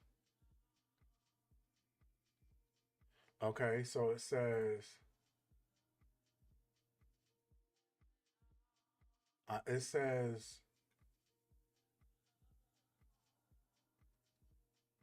let me show y'all what it say real quick. It says I need to return damage 1 plus damage 2 plus damage 3. So I think I returned the wrong things.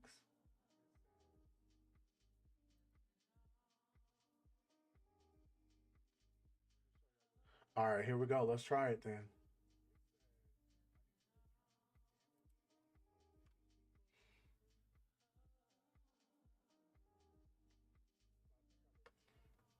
And that will, if this works, this will prove to me that I still need to learn a lot about the actual inputs inside of here.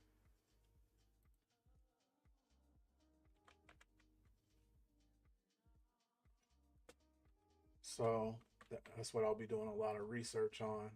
Let's comment this out real quick and see what happens.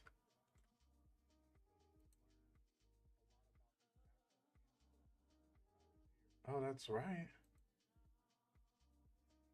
So what did I do? That Chat GPT. did or whatever. Obviously, this line is just irrelevant. Well, I think that's going to be it. Thank you guys so much for your time. Please subscribe.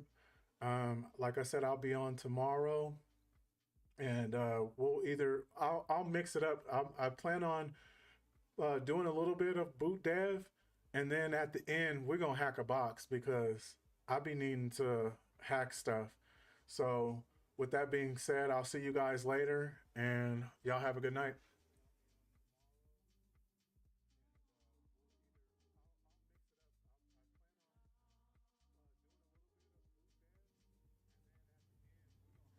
Yeah, yeah,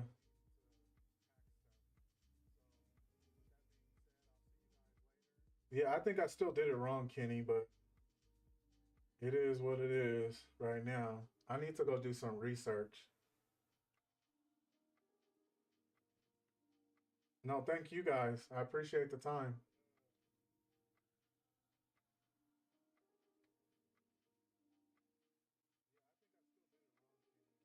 All right, I'm gonna get on out of here.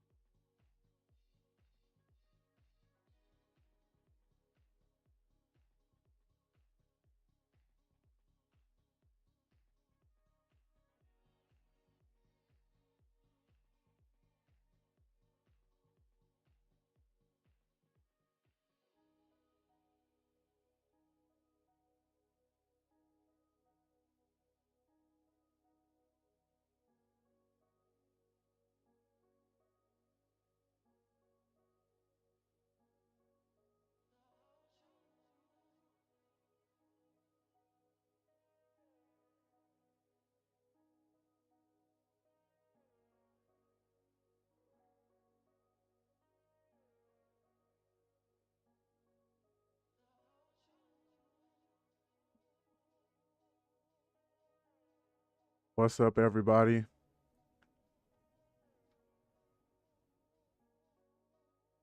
I'm gonna give it 2 minutes before I go live.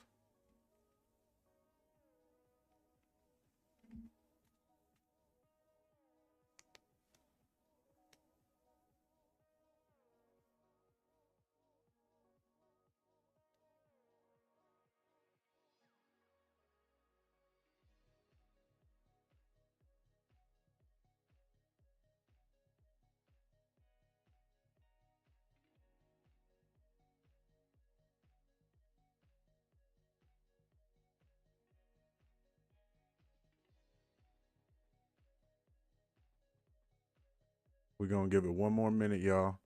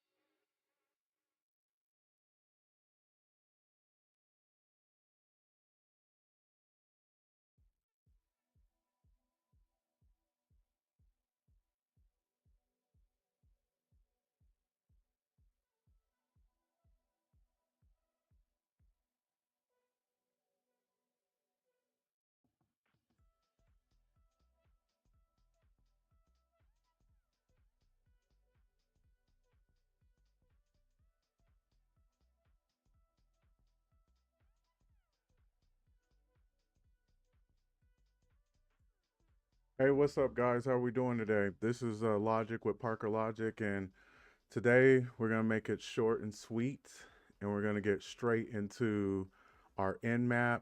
We're gonna do a little Python. You know what? Let me show you what's going on. So,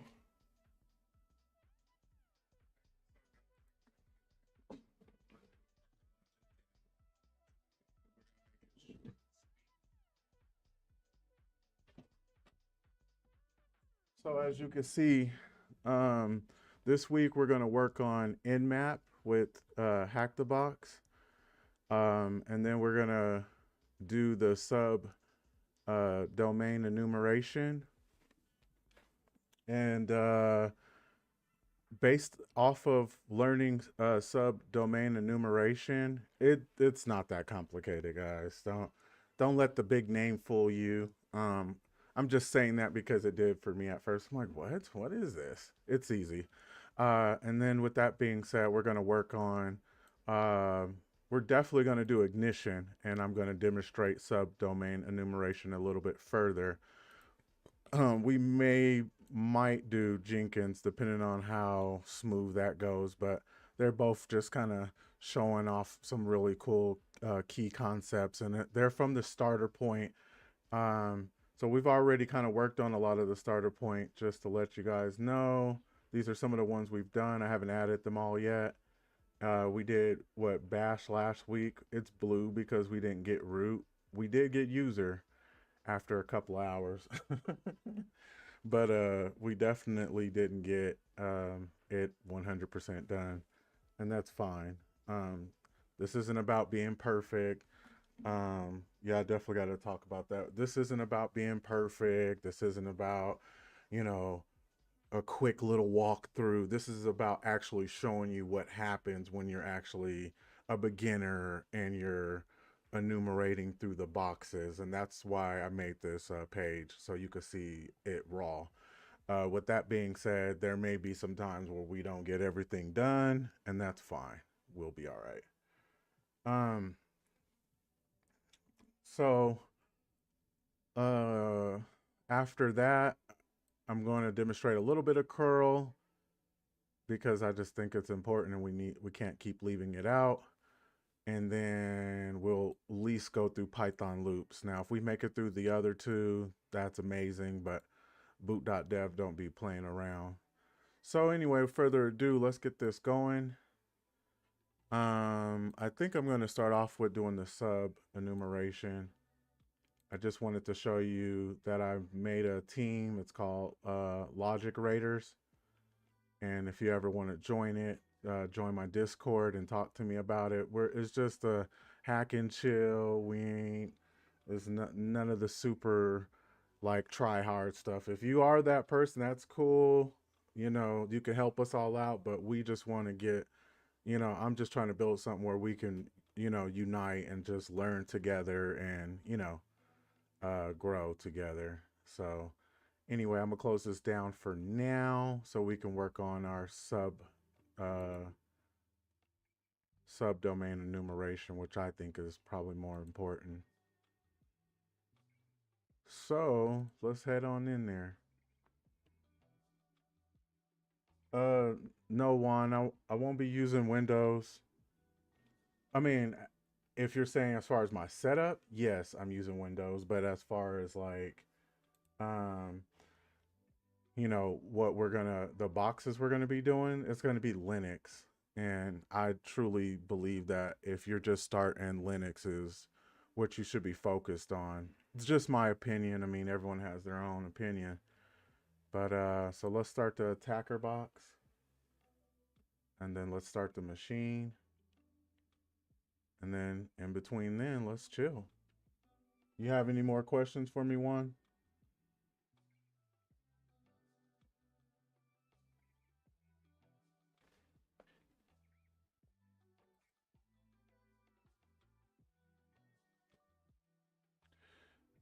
Are you a TryHackMe type of guy or Hack the Box, or does it matter to you?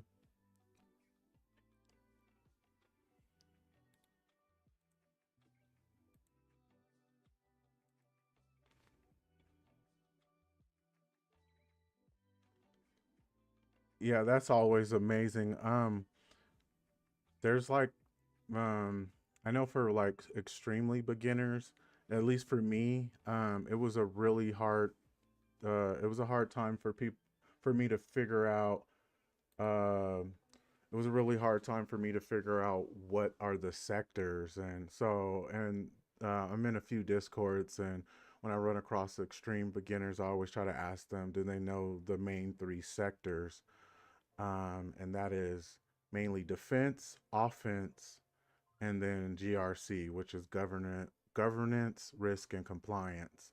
So they do like more of the auditing and the policies. In the internship, I do GRC, or I've done GRC policies, but I don't think I would ever want to do that permanently.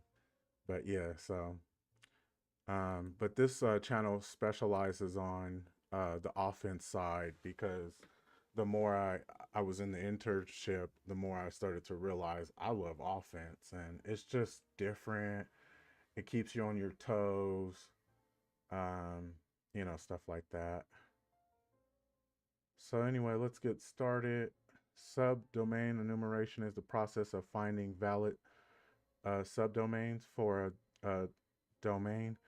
Um, I wanted to say something real quick before I even continue. Is when I just did a box today, an active box, and I learned this very, very important way to find subdomain enumerations, which pushed me to even want to teach this even further. So this is actually way more important than I used to think of it. Um, but why would we do this? We do this to expand our attack surfaces to try and discover more potential points of vulnerability. We will explore three different domain enumeration methods: brute force, open source intelligence, OSINT is what we call it, and virtual host. Uh, let's go to start the box. And hold on, I got this do-rag a little bit too tight. I actually have somebody asking me about that. Like, what is that on your head? um, he was from a different country, and it's just what we wear to make our hair look a little like black folks, African Americans. We wear it to like, it's for waves or to like keep our hair down. I just wear it because it looks good. But anyway, let's see. Let's keep this going. So I'm gonna try to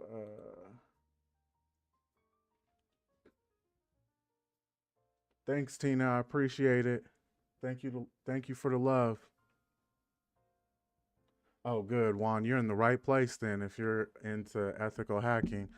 I have a video out, and I'll have to put in links and all of that stuff. I'm so new to YouTube, so you have to bear with me, but it's a Linux for starters, and then a networking. You need Linux, you need networking, and you need to know a little bit about Python.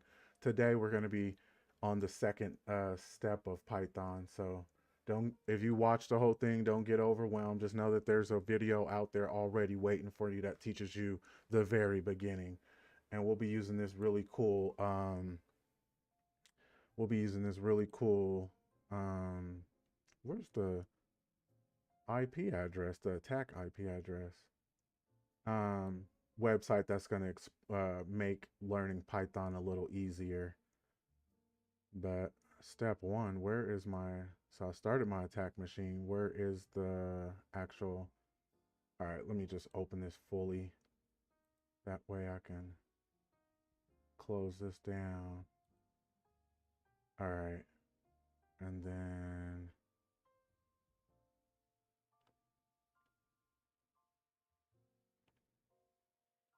it's really weird for me because um, for Hack the Box, it's just sitting there waiting for you. All right, let's just do what is a start the box and move on to the next task. What is a subdomain enumeration method beginning with B? Oh, so we already know that. We just read it, brute force. So that's the answer to that. They probably have it for me, but I just gotta keep going. The enumeration started with O, OSINT. oops.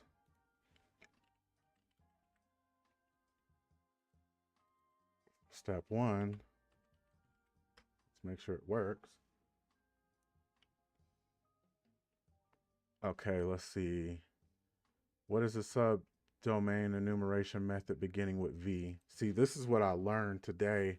I didn't even really know anything about this. It's virtual host. They made that as easy as possible. That's just pretty much, did you read what they just told you? Let's see. Okay, so when an SSL, this is to me a tad advanced, but it's good to know. I guess they want us to know it now. So it's just talking about the certificates. When an SSL TLS, a secure socket layer transport layer security.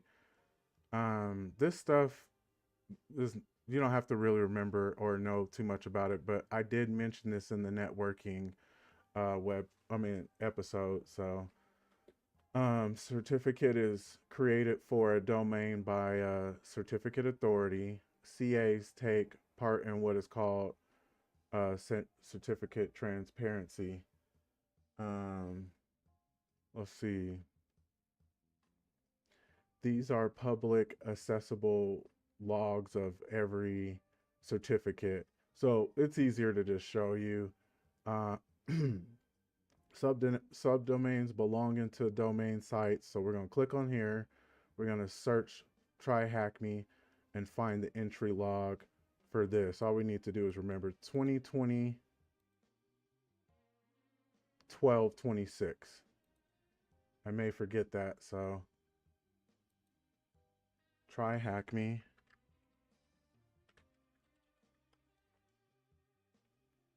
This is something that's probably a little bit easier to explain later on, but let's just go through it because they want us to.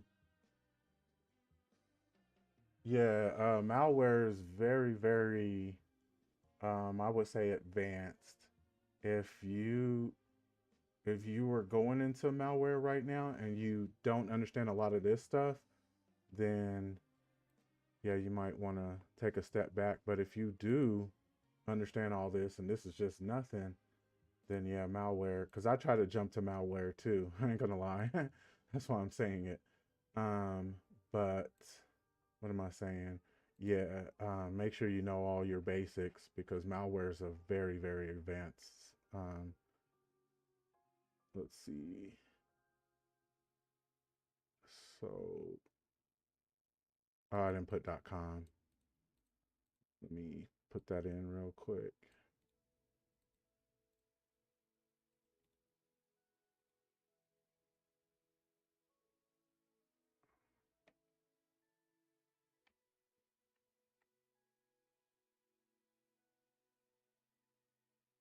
Oh yeah, that is definitely. I play Fortnite here and there.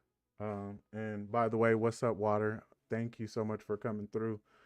I just do non-builds, and I can't get any of my friends to play it, so I haven't played it recently. They want to play Apex. So, anyways, we're gonna go to 2020.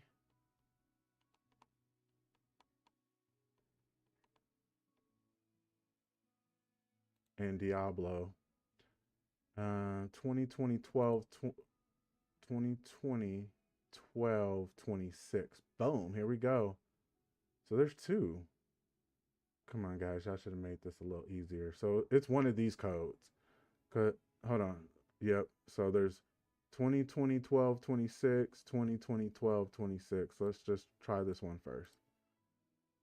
Not all of them. All right, and what do they want? What was the domain logged in? Okay. The domain logged in. I don't think I needed to go this far in. Store. Oh, it's the same. So that's good. Store.tryhackme. So that makes that easy for us. I've only had to do one box where that was like really important, but I'm pretty sure there's so many out there. I haven't done that many. So let's move along. Um, search engines contain trillions of links to more than a billion websites, which can be an excellent resource for finding new subdomains. Using advanced search methods on websites like Google, such as using the Google dorking, which we talked about, site colon and then domain.com.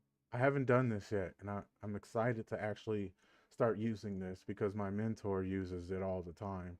So, would only contain results leading to domain name.com. They're just saying whatever the name of the domain is, but exclude any links to www domain. Therefore, it shows the it's it it shows us only subdomain names belonging to, yeah, okay, we get it. Go to google.com and put in tryhackme.com. Oh, so they're gonna make me do it right now. Try, oh, but we gotta put site and then like that, and then tryhackme.com.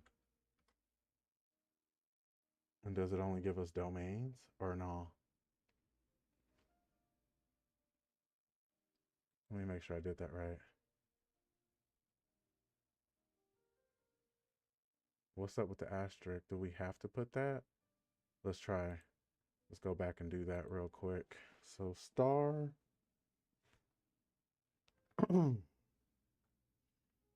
me see. All right. Star. That way you guys won't be looking at me. Look at every screen. All right. Boom. It's the same. So let me make sure that's right. Do we have to put the dot domain? They put it. So let's do that. I just want to get it right. Oh, it's still the same results. It's starting to seem like it doesn't mean anything. All right, so we get the point. What are they asking us? What is the TryHackMe domain subdomain beginning with S discovered using? So we see that we have login, we have free TryHackMe set training activities, and I'm gonna show you what this actually looks like in a second. Let's see if let's just go to it. So you see how this is right here. It's supposed to be right here though. It's supposed to be sign up dot TryHackMe whatever. But we get it. The answer is sign up. As far as I'm concerned, it's sign up. Um, hmm. Hmm, hmm, hmm, hmm, hmm. For some reason, I don't think that's it.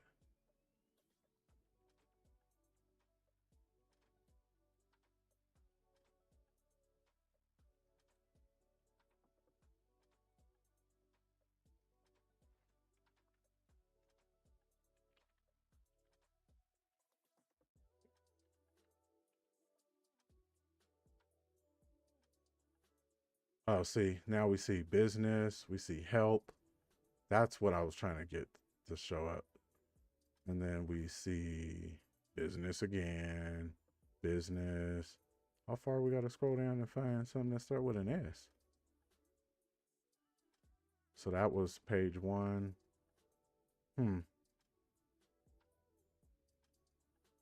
Store. There we go. Boom. It's store. We could just type that in. So store. And then tryhackme.com.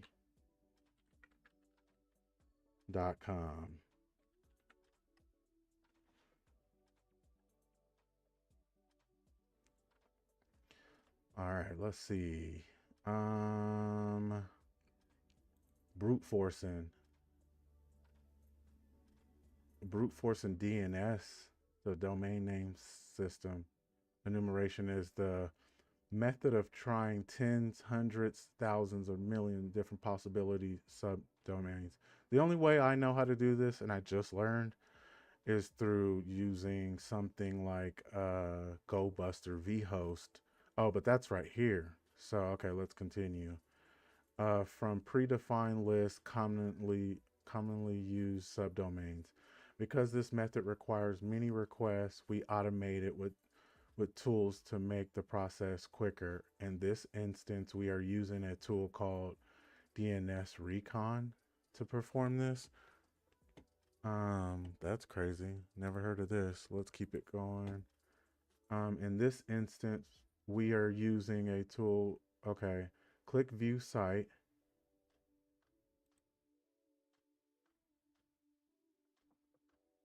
Oh, it's already here for us. That's cool.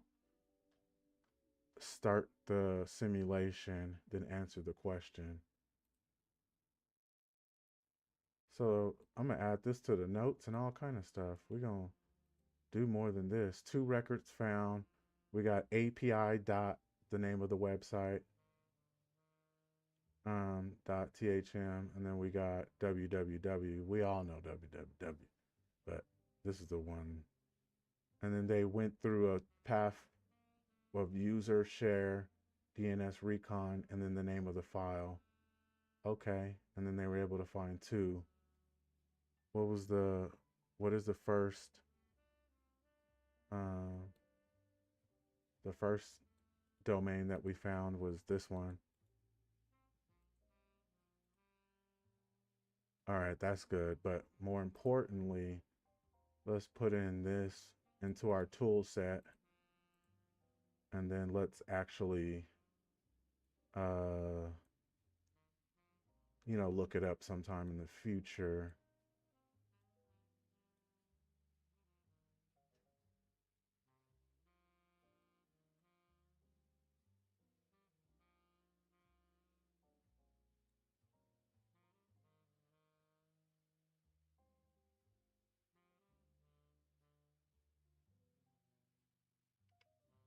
I just don't want to lose the name of what this is called.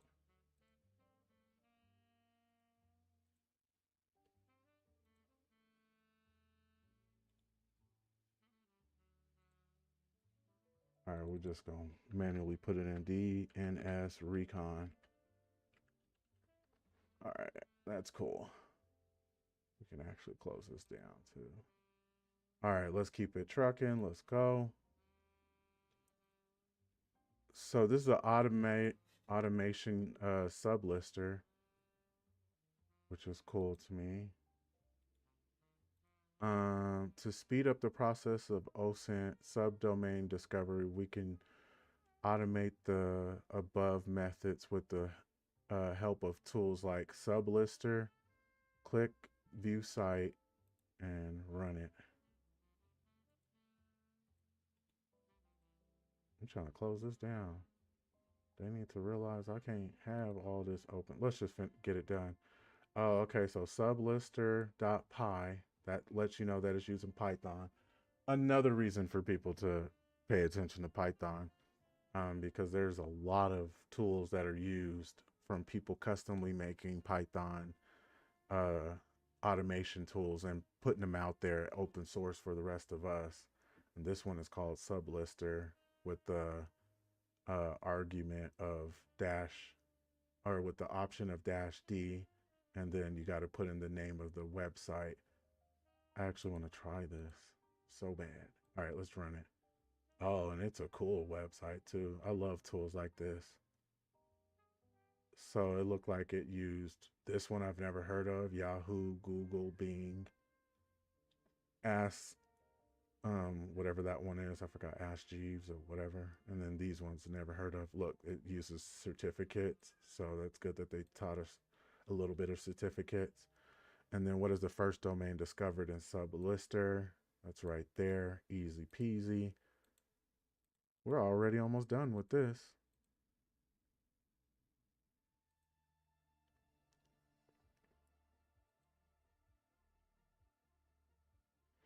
Good thing I planned more than one thing, because if it was just, this would be like a 10-minute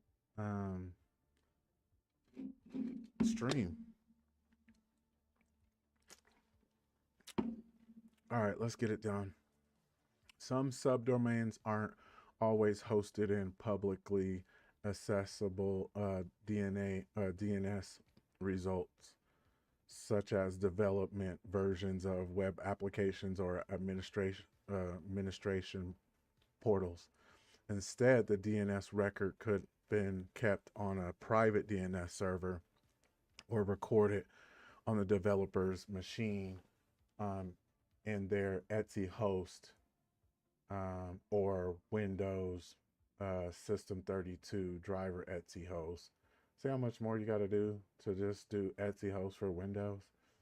You got to do Windows System 32 drivers Etsy host. That's just giving you a sniff of how much more difficult Windows is over Linux, which maps domain names to IP addresses. Because um, because web servers can host multiple websites from one server when a website is requested from a client, the server knows which website the client wants from the host header. I don't fully understand this. We can utilize this host header by making changes to it, monitoring the response to see if we discovered a new website. Like with DNS brute force, we can automate this process by using a word list of common subdomains. Start the attack box. Try the following command against Acme IT. Okay, let's do it. So, is this how you get out of this one?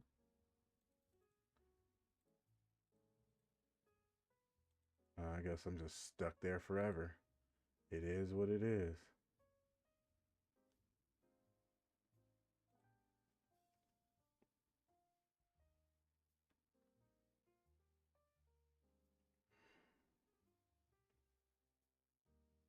Oh, okay. So we already have the attack. No, attack box IP, and then RIP. RIP. Let's see. Hmm.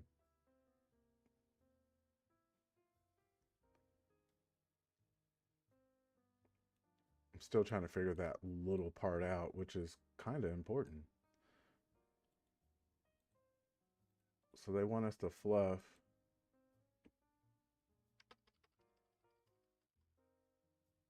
I'll explain all of that. Actually, let me find this IP address real quick. Does anyone know how to find the IP address? Hey, what's up? How you doing, Heather? Right now, I'm struggling just trying to find the attacker IP address. Besides that, everything else is pretty smooth. We're already almost done with subdomain enumeration. Do they give it to us or no? Did it skip me? Is it right here somewhere? Start machine. So that's for me. And then whenever I started this machine, it's something super easy as usual.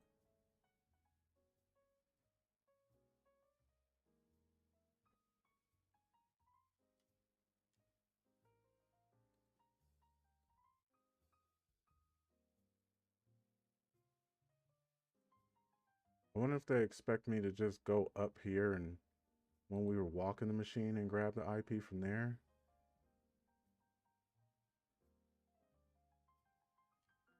Somewhere I need that IP address to pop up.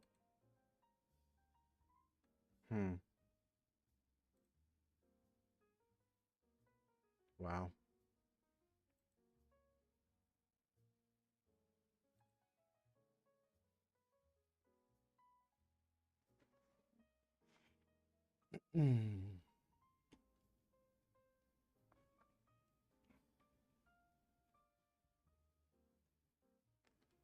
The easiest stuff once again. All right, I'm just going to put in whatever IP address I feel.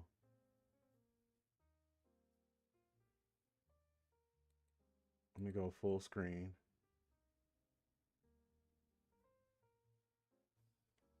And then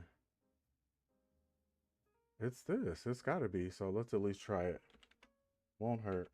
10, 10, 2, 2, 2, 7.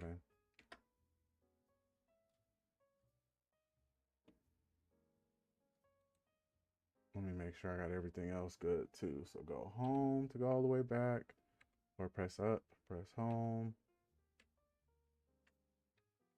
Let's delete everything before, because this is actually the name of the tool.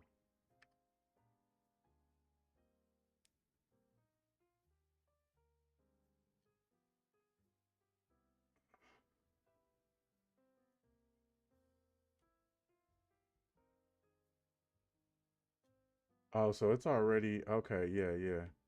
It's already right here. So the host is, and then this is me. Okay. I'm on the same page now. So let's see.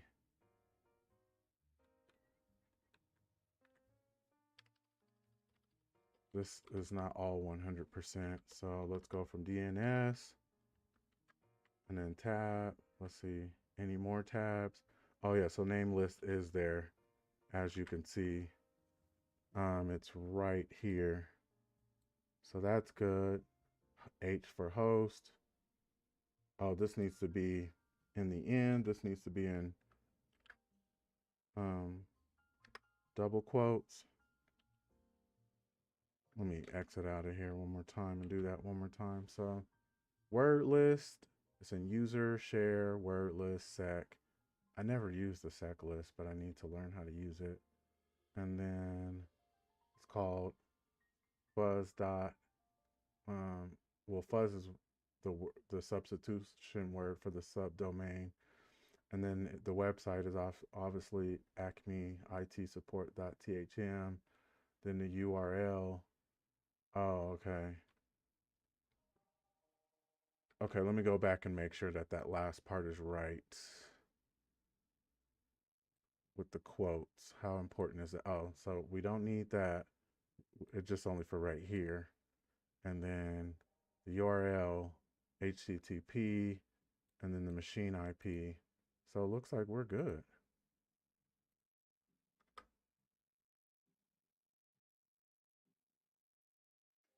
But absolutely nothing popped up.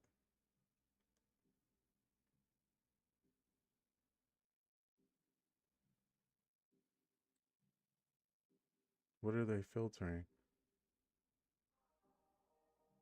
So because the above command will always produce a valid result, we need to filter the output. We can do this by using a page size result with the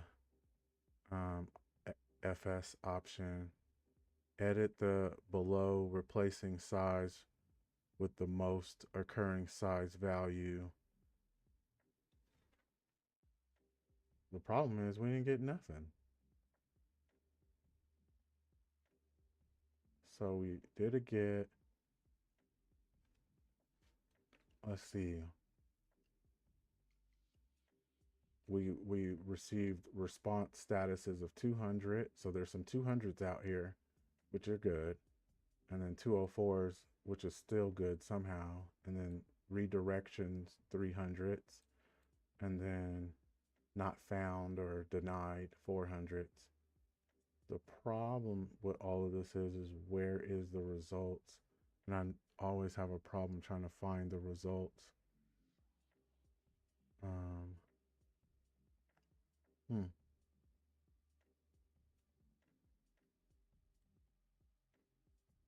Let's do this anyway. So all we need to do is press up. And then at the end, put dash FS. And then size. Let's see. Normally it will tell us what size. Nope. So this don't matter because I can't get it to work.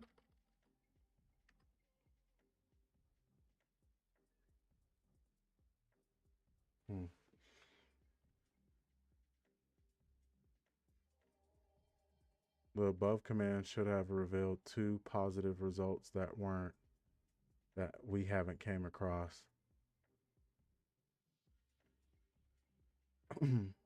Well, what I'm going to do since I trust GoBuster way more. And it's pretty much the same if you ask me. Dir user. What's the first one? Let me have ChatGPT help me with that real quick.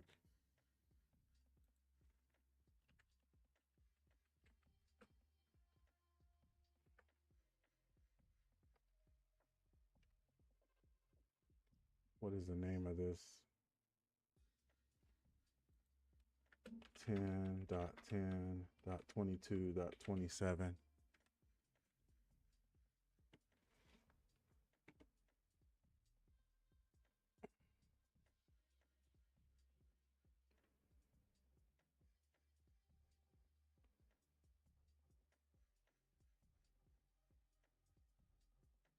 All right.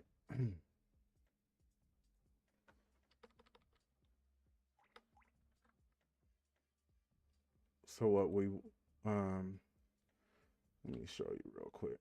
Oh, these are two different things because this one and this one, is this the same? Okay, so all right.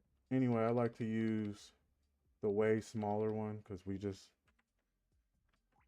don't have all day for this. And I've learned a good path, which is the common text path.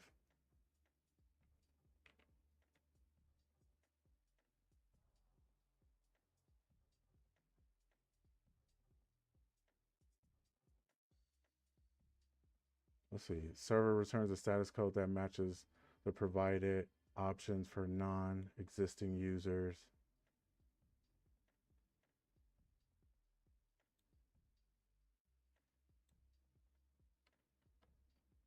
Oops, what am I doing? We need to put in Acme, whatever the name of that site is called. Let's go back and check it out. The name of that or website is called Acme.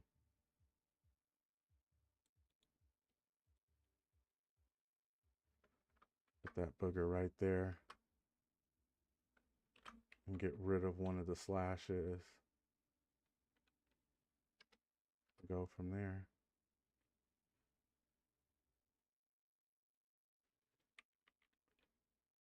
Get rid of this HTTP. Let's see if it'll work. Oh, they purposely blocked GoBuster because they probably knew someone like me was going to try to do that. Anyway, so we get how fuzz works. The fact that let me try it one more time.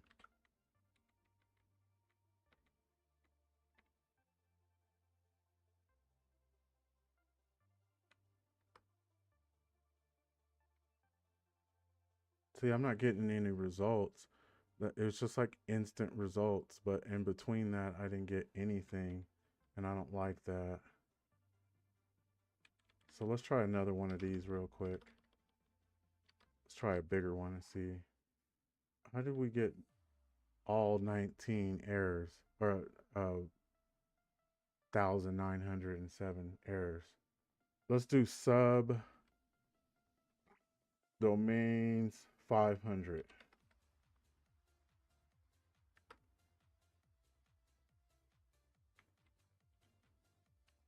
This is the only one I really know anyway, but they're all just automatically, what? Why are they all doing that? That's weird to me. Well, I'm not going to be stuck on it forever. If you guys find out what the answer is. Yeah, I'm not. GX. I'm missing the whole like fluff. The whole fuzzing. So if you know how to help me out with that, that'd be appreciated. Besides that, I'm just gonna keep moving. I mean, I'm using it. I'm just not seeing why it's not showing up. Because when I try this on other boxes, I don't get this kind of result. Like all of these are all errors. I usually get some kind of results that show up. I probably got to get rid of the fuzz. Let's try that. because I've never really seen this.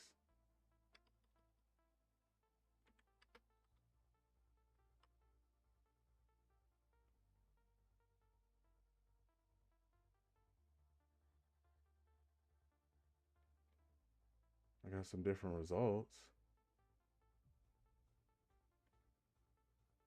Yeah. So it is what it is. I have to go back and do it some other time. Um, so with that being said, let's actually move on to the Hack the Box side.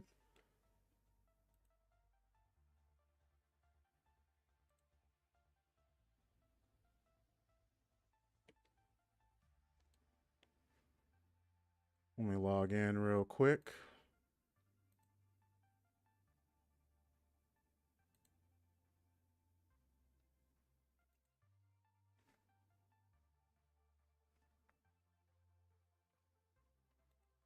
Yeah, I know I got something wrong with that command for sure, but like I said, I'm not about to sit on live and try to figure it out for 25 minutes.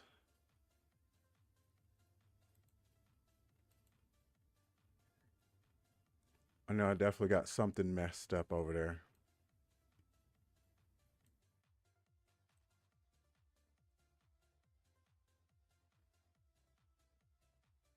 Okay, so let's get started and go to, oh, we're supposed to be in Academy.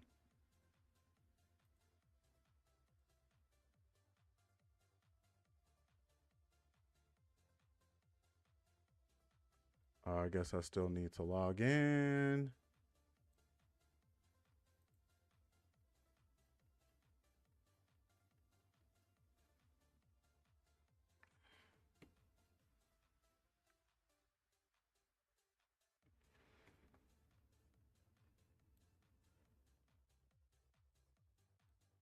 Yeah, I've learned through my first few like 10 streams that I'm not gonna sit around and like cry over spoiled milk anymore.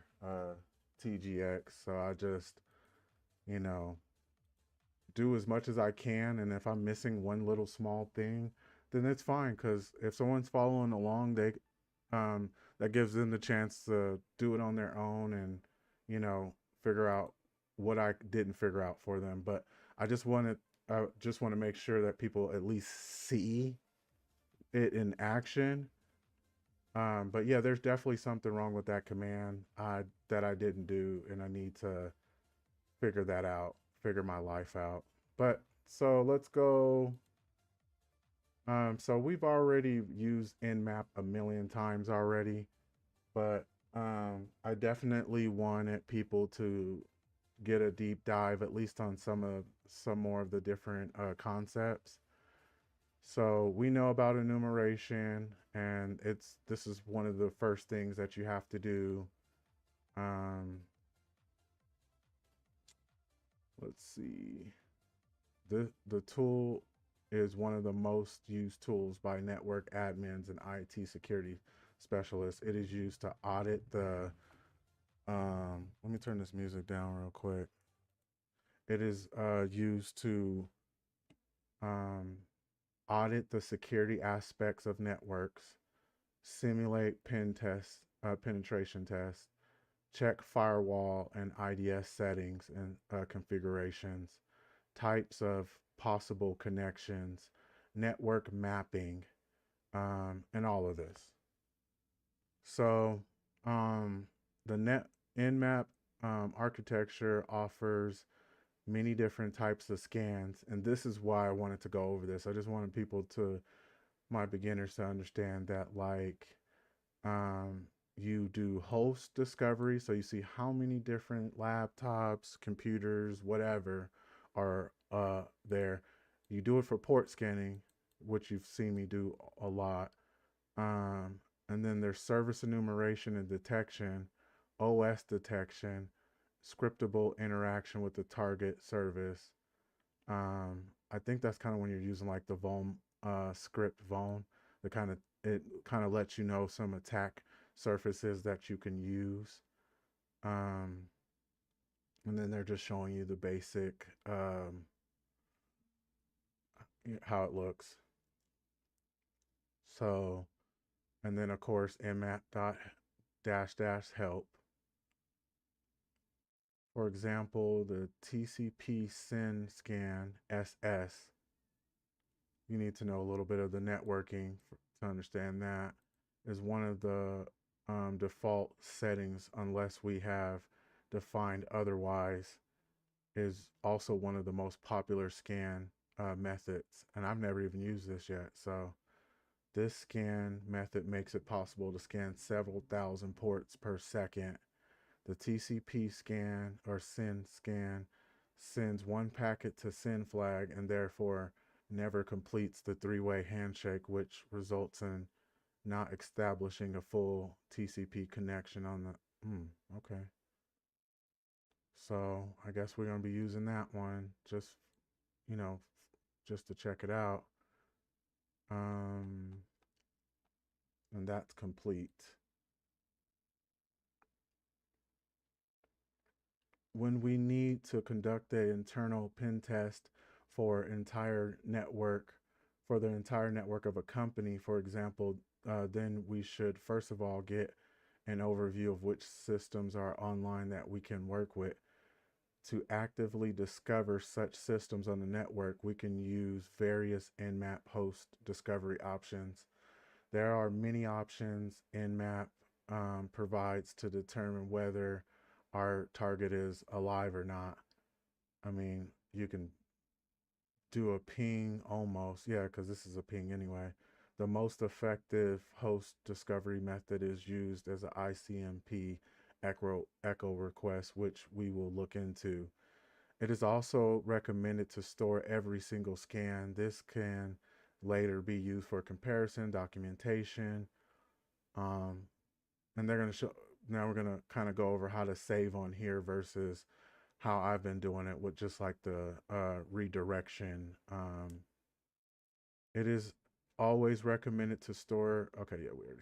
So then they're showing sudo nmap sn, and then I know this is to kind of get a store, and then they're grepping 4, so they're trying to grab the letter 4, and then they're cutting blank spaces, and then they were able to get this. I kind of showed you guys how to do the cut and the grep command and the pipe command in my Linux one. So anyway, target network range disables port scanning. This is, I believe, some sort of evasion. Yeah. The scanning method works only if the firewalls of the host allow it. Otherwise, we can use other scanning techniques to find out if the hosts are active or not. We will take a closer look at these techniques in the firewall and IDS evasion. Scan IP list. During an internal pen test, it is not uncommon for us to provide with the IP list of the hosts we need to test. Nmap also gives us the option of working list, reading the host from the list instead of manually defining or typing them. Such a list could look something like this. Cat host.list. And it's just showing you all the IP addresses. If we use the same scanning technique on the predefined list, the command will look like this. Sudo nmap, skip that, and then save that, and then host list. Disable ports, and then the OATNet stores the results in all formats starting with the name net. So the nmap is really huge. Performs the IL performs defined scans against targets and provided host list. In this example, we see that there are only 3 hosts. 3 of the 7 hosts are active.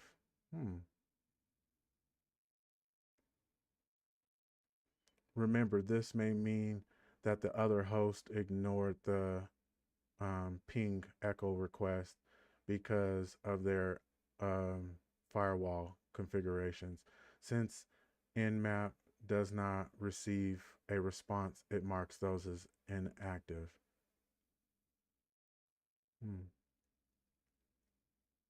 That's actually really important. I want to learn this one. Okay, let's see. Scan multiples. You just put one after another. I'm not going to go over every single thing. For host discovery,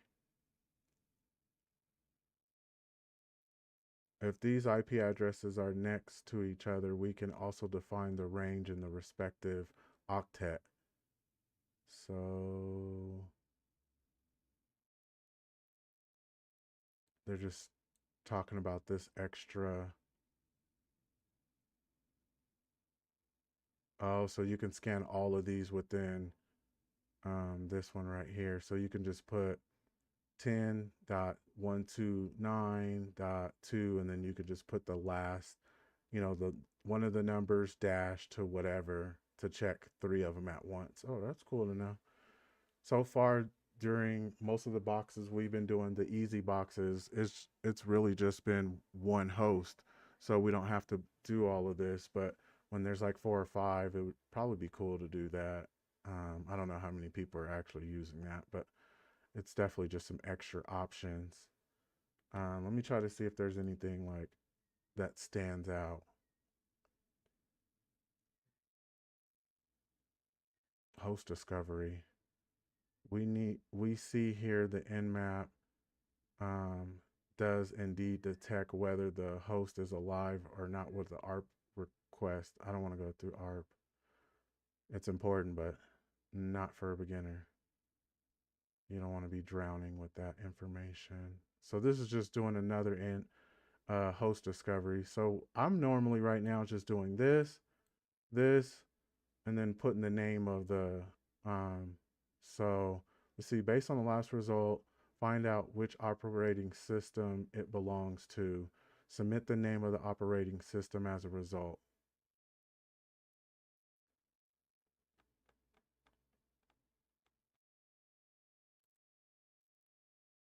I want to see this really quick.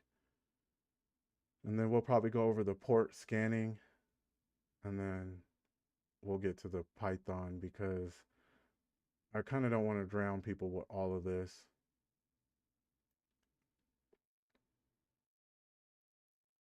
Oh, not the Python. We're going to do the box and then we'll do Python.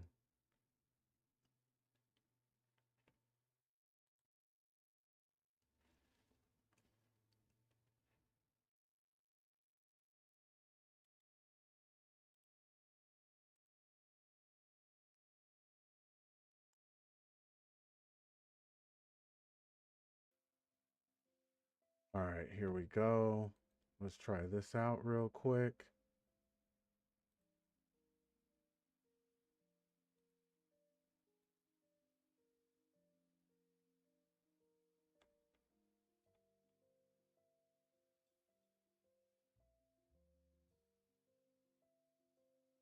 Oh, I don't even know what all of this is, and I know they mention it somewhere, but let's just put it in and see what happens. Oh, so it's giving an echo request. So it's pinging from here to the target. So from us to the target, and then it's giving an echo request. Then it's showing all this information. So it must have pinged, because I think normally 64 is, yeah, 64 is normal. So then this had 5 pings or 5 routers involved. Host seems down. If it is really up, try using PN. So what are they asking us? Submit the name of the operating system. 64. 64 is Linux. Double that is Windows. Double that is some sort of private or some sort of routing service. So 64 means it's Linux.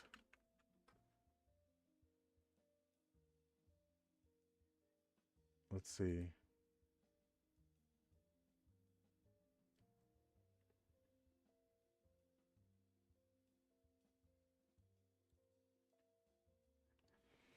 Hey, what's up, Jugi? How are you doing?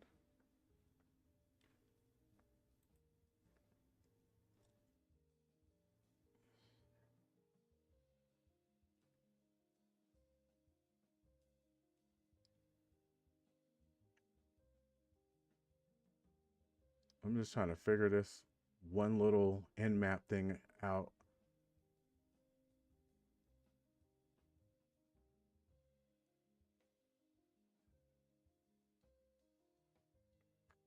because it feels like learning all of nmap at the beginning could be a huge rabbit hole. It's important though, don't get me wrong, but I, I'm quickly realizing if we learn every single thing that people's heads might explode. So just wanted to make sure people understood that there's host discovery and then there's port discovery. That's it, really. Um, let's see what it say. The information that is a TTL. There exists a lot of different overviews with different protocols giving us an overview of which TTL. Yeah, so I thought I must be wrong with my TTL values. Let me.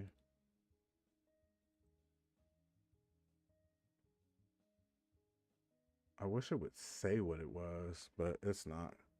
So let's see. I'm just putting this into Google real quick.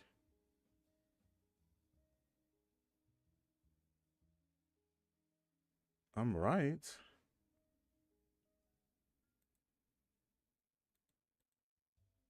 Submit the name of the operating system as a result. I'm just maybe not saying it right. Let's see. Linux based OS.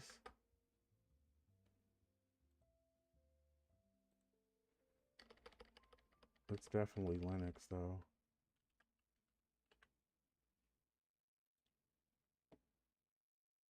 Yeah, 64. Whatever. Um yeah, so that is, I'm not about to take 20 minutes to try to put in the right answer the way they want me to. It's definitely Linux though. If it is not, definitely let me know. Post out there, give me a message. Let's see. So let's move on to the last one real quick. All right, there are some important things in here that I want to run across real quick. So, host and uh, port scanning. So, it is essential to understand how the tool we use works and how it performs and processes the different functions. We only we only understand the results if we know what they mean and how they are obtained. Therefore, we can take a closer look at and analyze some of the scanning methods. After we have found out that our target is live, we want to get a more accurate picture of the system. The information we need includes open ports and its services, its service versions, information that the service is provided, and operating in the operating system. This is something I want most people to see. So when we do nmap scan, you'll see if it's open, closed, filtered. I haven't really seen these other three, but we're going to go over it obviously. So this indicates a connection to the scanners been established. It's open. When the port is down, it's closed. The TCP protocol indicates that the packet we received back contains a RST flag. I don't know what that is.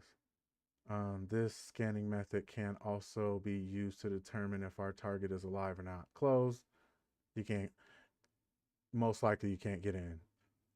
It's closed. Filter nmap cannot correctly identify whether the scan port is opened or closed because either there's no response is returned from the target or for the port or we get an error code. Unfiltered, a port only occurs during a TCP ACK scan and means that the port is accessible, but it cannot be determined whether it is open or not. So it's almost the same, just ACK. Open filtered. If we do not get a response for the specific port, Nmap will set it to that state, so it can't get a specific response. It's open/filtered. This indicates that a firewall or packet filter, so firewall, closed firewall. Let's see. So you guys seen me do a lot of this already, but by default, Nmap scans the top 1,000 TCP ports with the SYNs, the SYN scan. This SYN scan is set only to default, which they said before, when we run it as root because because of the socket permissions required to create TCP packets. Oh, that's cool. Otherwise, the TCP scan is ST. This means if we do not define ports and scanning methods, these parameters are set automatically. We can define the ports one by one with the -P. That's something else I wanted people to see. So if you wanted to, when you do your first scan, you see what pops up, you can just do a more in-depth scan with this right here, or you can do a range. I've never used this one. By top ports --top -ports equal 10 from the Nmap database that have been signed as most frequent by scanning all ports. And this is another one. Scan all ports is that way. By also defining fast port scans, which contains top 100 ports with this one right here. So here we go. They're showing this one's closed. FTP port is closed. SSH is in. It's open. Telnet's closed. SMTP. So just by looking at this, you can tell that you can attack their website, and then you can try to get some credentials and get your way in. SSH remote your way into their personal computer. All of that is closed, all the servers and blah blah blah. And then POP3, I think that's like post office. And then I always forget what it is. What is it? Small transfer or something, small mail transfer protocol. I'm not 100. So anyway, that is mainly what I wanted you to see. Everything else is probably like explode your head overload. So we'll continue deep diving into that, but that's all I wanted you to see for now. If you want to finish the module, be my guest, do your thing. But what we're going to focus on is so now we're pretty much just going to put all that into, not all of that, but some of that into action by doing a small box. Today we're just only doing a small box because I want to do a little bit of Python and then get on out of here. And then tomorrow we'll actually do some, enumerate some real boxes. And the box that we're going to do today is, let's see. Let's get her going. All right.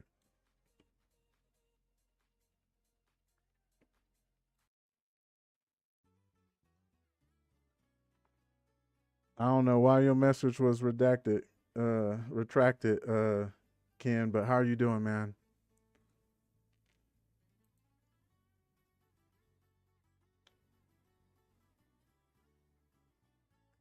I hope you're out there being nice.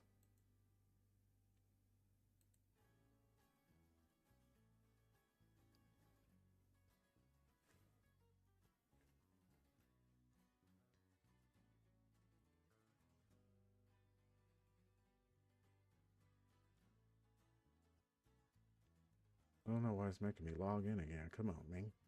Okay, here we go. Cool.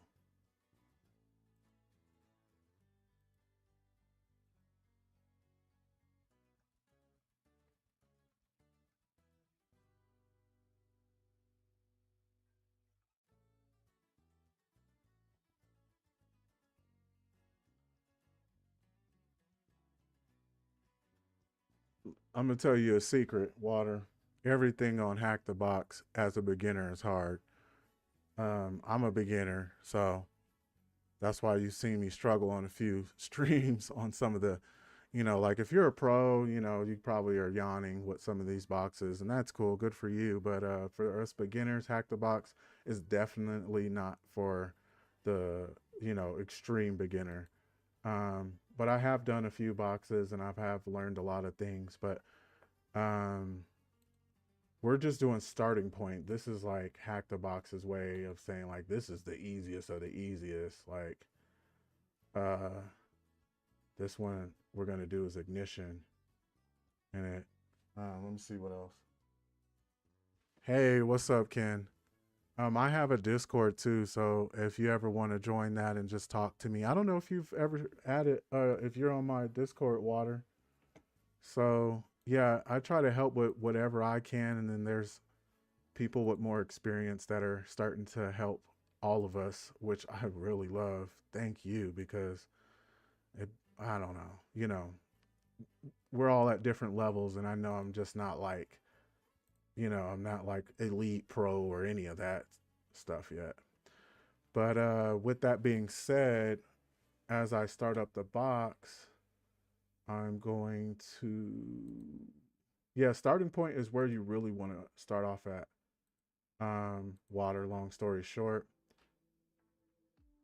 And I highly would suggest you do starting point and then the ones that I've already done, and just do them and try so many things on them. Even if you learn something new, just go back to a box that you've already done and just try that on that box. If that box is like, you know, designed for that, because there's different vulnerabilities.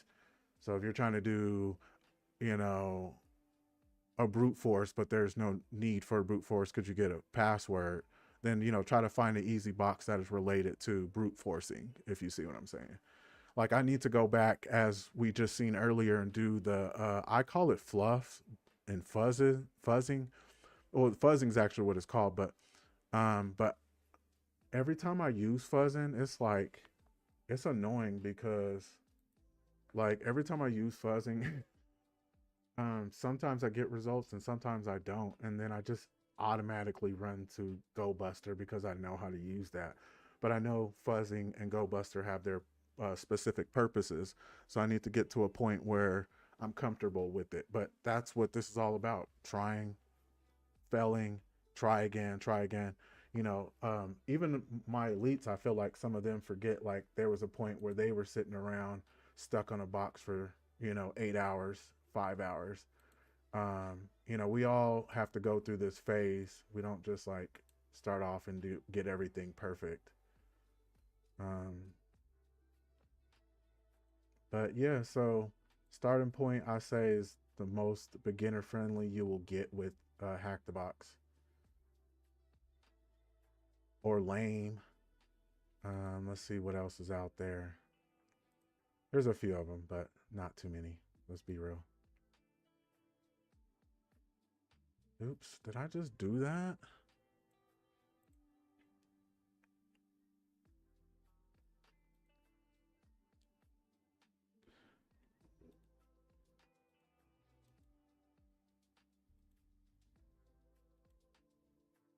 And then I'm just goofy already. I'm already the type of person that trips over stuff, trips over my own feet sometimes.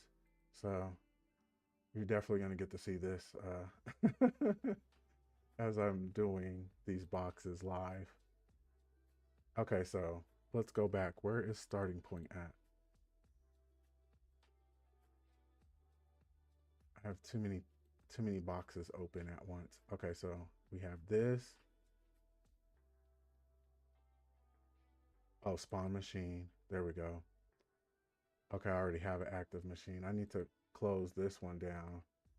That's the thing too. That's the thing to know when you're doing starting point, you have to open up their starting point pwn box. If you open up any of the other ones, you're gonna make a mess. Just like when you're doing your own, the seasonal ones, you got to do that when you get the point. Pro Labs, Fortresses, or just a regular machine. So you got to know how to stay within where they want you to stay.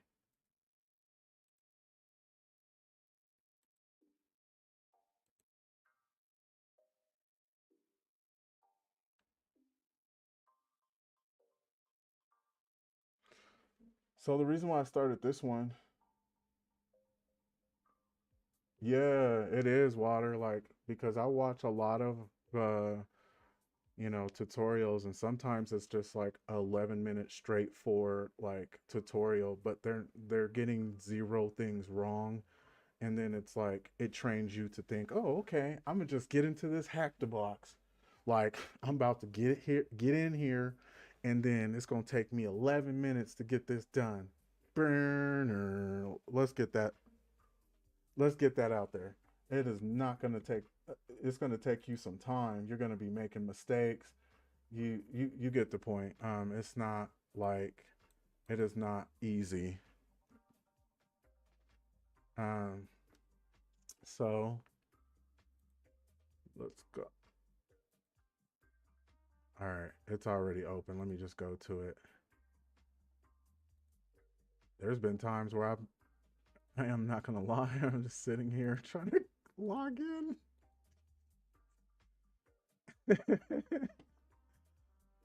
Like you guys seen me do with TryHackMe at the beginning. It is what it is. I no longer put any like pressure on myself for this anymore. You just either get it or you don't, and you just keep pushing as you go. So let's open up our TMUX. Let's open up 2. All right. So the main thing that I wanted to show with this is let me go up to the top. I wanted to show you something that it's like adding in subdomains, which is how this ties together. So let's see. First things first. Man, I thought, okay, I don't need that. I'm trying to find I don't need to spawn. Oh, I probably do. Why is it still, see, that's what I'm saying. If I terminate this, I'll terminate them all. So they all just want to open up at once. Okay, cool. That's cool. So this is the one that I did earlier, but it's still open. I want to close it.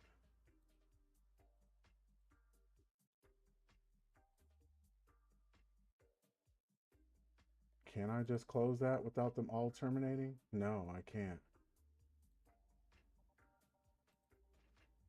Let me do it from here then. Let me go. All right. Come on, baby. All right, this time, I just want to make sure nothing else is open. Okay, and now I can open this to the west.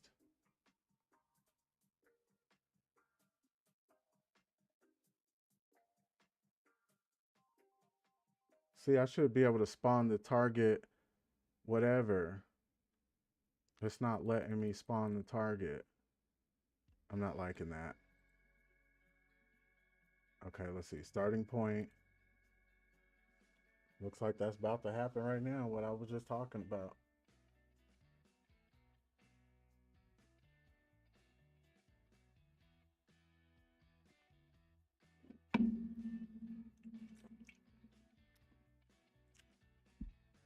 Come on, I got 45 minutes.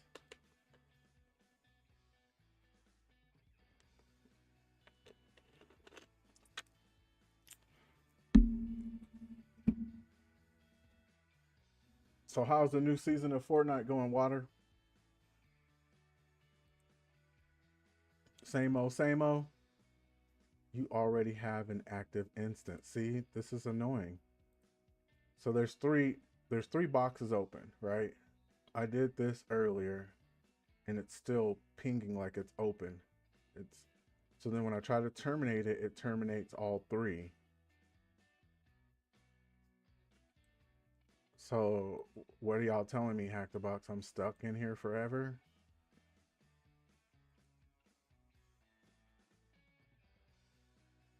Oh, I gotta go over here. And then I gotta actually stop it. Okay, I think I solved the problem. So that's something good for people to know if you're ever stuck in that little scenario.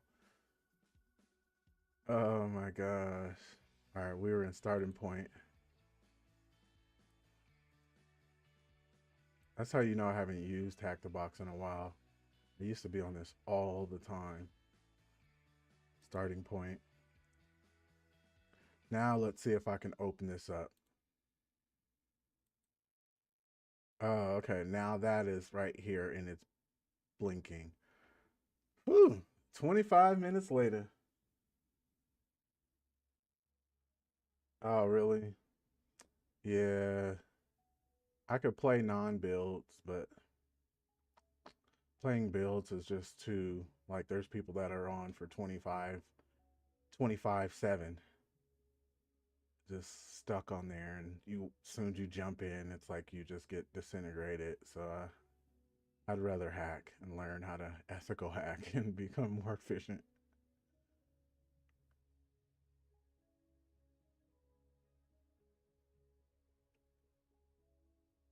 Come on, baby.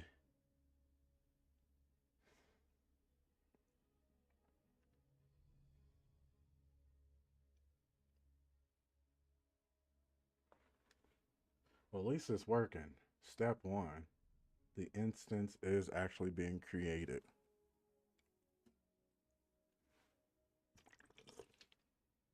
There we go. Now we're in business. So now we have the target IP. I'm just going to do normal enumeration. You guys have seen this over and over. Oh, it closed. It's okay. Now that we actually have the real one working, we'll be all right.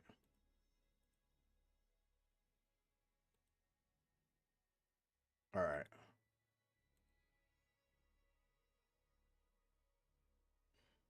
Another reason why I changed these backgrounds is it helps me know what stream I make when I try to go back and edit, and I suck at editing right now, but it is what it is. So we already know before I even do the TMUX stuff, we need to go and we've added some new things to our enumeration, starting with weaponizer. So let's put in the actual website. Boom, hold on. Hold on. All right, we're gonna put in the actual website and then boom. And then right away we get this. And so you're gonna get this a lot. And this is why I wanted to show you. So it's like we cannot connect to ignition.htv or hack the box, whatever. Okay, cool. So we'll use weaponize. Oh, I don't know, say that word. Weaponizer as soon as we get in. So how do we get in? And this is what this box is all about. Which is, I wish I would have did this and paid attention to it, because there's so many boxes I've been stuck on because I didn't know this thing. So we're gonna do our TMUX thing again. Because why? We want two panes. We want two windows. Of course. And then what are we doing after that? We are, so normally I would tell people, do your ping, get your ping on. But like if you didn't understand anything I was reading, I'll just explain it to you. So you can search your host by doing this. Oops. I don't know where. I didn't copy that. They just having me copy all kind of random stuff. All right, right there. So, boom. Only thing that matters with all this stuff I was saying is they said SN helps you find host, right? So as a beginner, let's just do a basic SN and just know that it says there's one IP address, one host. So if we were in an environment where we were hacking something, all we did is find out that there was only one computer, one phone, one laptop, one host available. That is all that stuff I was just reading was. Then the second thing that all that stuff that I read was saying was this. I'm just, so they normally say S and then capital C, capital V, or capital dash S, capital V, and then we put in that address, right? So when you guys see me, I'm gonna show it to you. I'm gonna just let Nmap do his thing real quick. Let's see how many. So remember, they were saying that this is the state, and it says that it's open. That means that we can, and then it's telling us the version, and this is usually the server or the, what's the other one? The server or the um whatever. It's right now this is the version of the server, and it's Nginx 1.14.2, which in my very first video I explained that this shows that there's certain attack vectors per version. So 1.15.5 might have different attack vectors or whatever.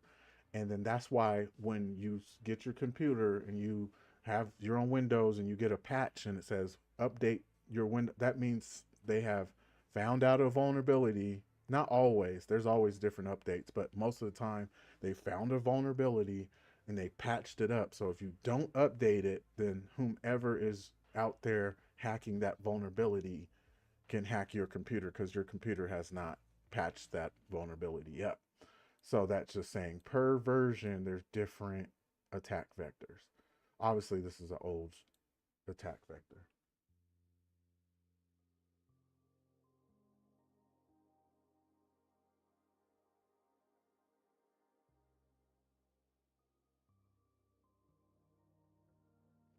Not ports. They have different IP addresses and MAC addresses, and I explained that in the networking uh, episode. Um, they can all, let's say a printer port is, I don't know it. I'm not about to check it, but let's just say the printer port is 2222, whatever, 2222. Now all of them might run on that port, or that could be a private port, or that could be a whatever. You get the point. You can run all of those IP addresses from that same port. And then if the network admin or the person in charge shuts down that port, all of those printers are shut down as far as being able to reach out to other networks, other computers. You see what I'm saying? Um, but they all do have their own MAC address for sure. And I explained a MAC address is like thinking of it as like a VIN number on your car. You look at you go to your car, you see that VIN number, that is registered to your car and what makes your car unique and how they can tell your car from any other car. Not the plates, but you get the point. So yeah, so we see that port 80 is open, which is the internet, the HTTP without the old version of the internet, because nobody uses HTTP anymore. It's too vulnerable. As you check all your websites, and you're going to see HTTPS, which is port 443. So anyway, it's open, it's HTTP, and then it also showed us a title, did not follow redirect, which means that this has been follow redirect to means that this has been redirected. So whenever we are getting on to, I don't need to open up 700 of these. We go here and then we press enter. It's saying we're having trouble finding this site. All that means from this scan is it's open. It's there. It exists. So when you see this, you're good. It's there. But it's been redirected. So what they were saying to us and all that stuff I was reading and probably confused you and I confused myself is there's domain name system, and it's pushing it somewhere else. That's it. So how do we get it to push to somewhere where we need it to go? I've done this before, but now I'm explaining it a little bit more because at first I was just running through it. So first is things first. We go to Vim, and then we go to Etsy's host. Now, if you remember me talking about the Windows part of, like, the Windows is way longer than, Linux is just Etsy host. It's going to open up, and now you're going to see this is this is how we redirect it to our system, to our local host, to our system, so we can actually take advantage of it. So how do we do that? Hopefully you know how to use. Hold on, what? Don't be talking to me like that, man.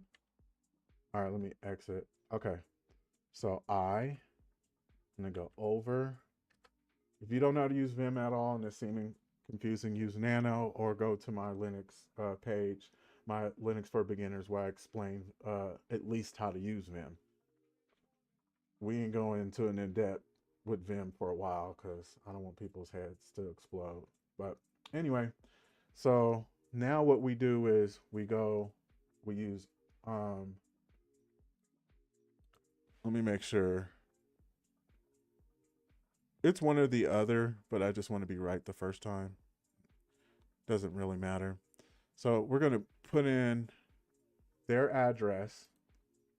So 10, the target machine's address, and then boom, space. And then we just put in the way that Hack the Box wants us to format it is we just put the name and then we put the dot whatever. So boom, dot HTTP. So we're adding it to the host. Oh man, I didn't sudo, so I'll have to do this again. You need to be, it says that too. Okay, but can I leave or not? Oh, it won't let me save because it's like, you can't save, you're not sudo. So first thing is sudo. Give yourself super doer, sudo su, sorry. And then now we got to do that same thing over. I always do that. I never make sure that I have privileges. And then S, and then we do the same exact thing. So you got to see me do it pretty much twice. All right, let's see. And go over here, I. All right. And then we're gonna put that in, space, ignition dot HTB, and then save it.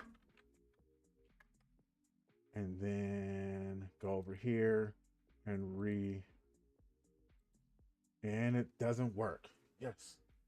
No, I'm gonna get it to work, but let me make sure that I am doing everything right,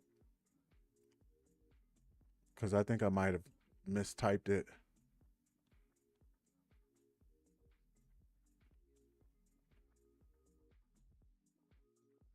So here's another thing that they want to do, and this is cool.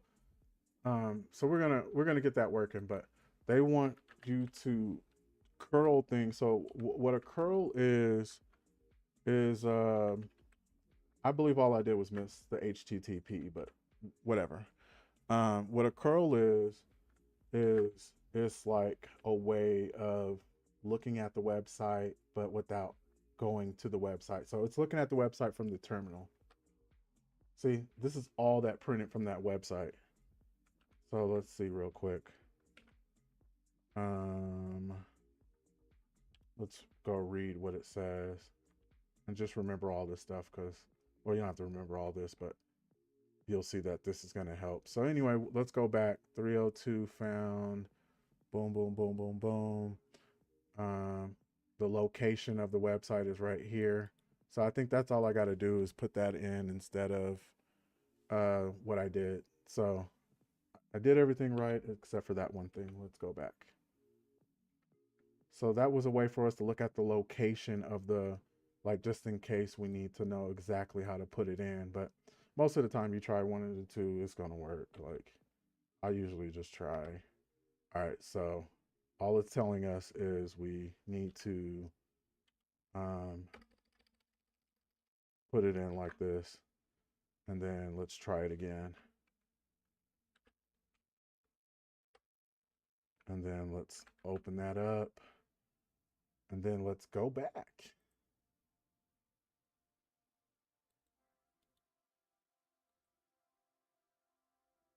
What?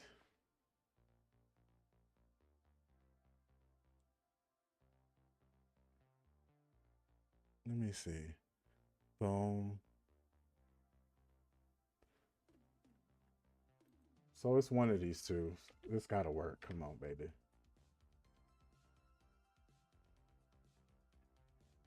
I don't understand why it's not working. Got to be some address IP issue that I've done wrong.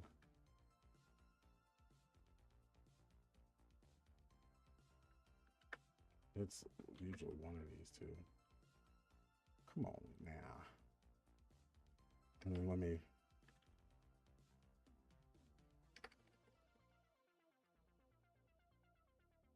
See, now you can see it try to connect, and boom, there we go. Now we're in. So you see all that extra stuff? What apps are for real hackers? Hack the Box. That's why I'm showing you all this stuff right now. Like, if you can do, sorry, let me go back because I want to answer this question for one. If you can go and you can do, let's see real quick. If you can do incomplete, if you can do some of these insane and hard boxes, you will understand everything you need to understand. Like, I'm only going here because I want people to see one thing.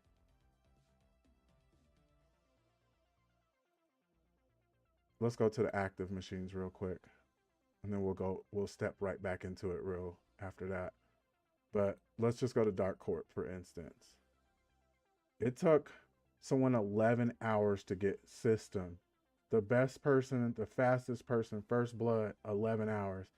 And then 9 hours to get user. So, like, long story short, this is not easy stuff. And then they have the Pro Labs, which involve multiple boxes. And put it this way, if you can do this one right here, APT Labs, it's 18 machines, 20 flags. You can do that, and you can call yourself whatever you want, elite, whatever. But yeah, this is not, none of this stuff is easy. This is probably the best you're going to get, my guy. Anyway, let's go back to business. And that's just my opinion. I don't know what else is out there, but TryHackMe too. But TryHackMe is more for beginners, but that don't mean it's easy. When you start getting to them hard boxes or even medium, it's not easy. Actually, one of the #1 hackers in the world, he gets on that one, and yeah, he's amazing. But anyway, so let's get back to our thing. So we finally were able to bypass and make our way. So you guys notice how we was on the website was not showing, and now all of a sudden we got access. This is the type of stuff that you need to know. And then we're using Weaponizer, and it's showing us MySQL. So that lets us know if we need to do a SQL injection. Boom. If we need to make shells, most of the time, most likely it's going to be a PHP. It's going to be a PHP shell or a PHP. You know, that's the main language. We talked about it. This is our server, so our web server's in Nginx. And eventually you need to be knowing a lot of these by heart, like Apache, Nginx, I don't know them all, but, and then it also lets you know JavaScript. This is why I try to tell people you need to at least understand how to read JavaScript. You don't need to know how to program in it, but you can add weaponizer for. See, I have it right here. This is my own computer right here up top. So this you can add weaponizer as a what am I trying to say? Extension. So weaponizer is like out there for you. But let's see. And then another thing I would say to you, Juan, is yeah, make sure you take those baby steps. Don't try to like jump like, there'll be a lot of memes and it'll be steps and it'll be like, first you need to know networking, then you need to know Linux, then you need to understand programming, then you need to become a hacker, or then you can practice cybersecurity. And then it shows a kid taking like 5 steps up a giant step. Like take them baby steps, because if you take them big steps, you're gonna be so confused when you start to need to do things on your own. So anyway, we're gonna walk it the normal way we learned from TryHackMe and the way I kind of know anyway. So look at that. That's some funny stuff right here. Whatever this URL is about. This is HTML, so make sure you know how to read that. I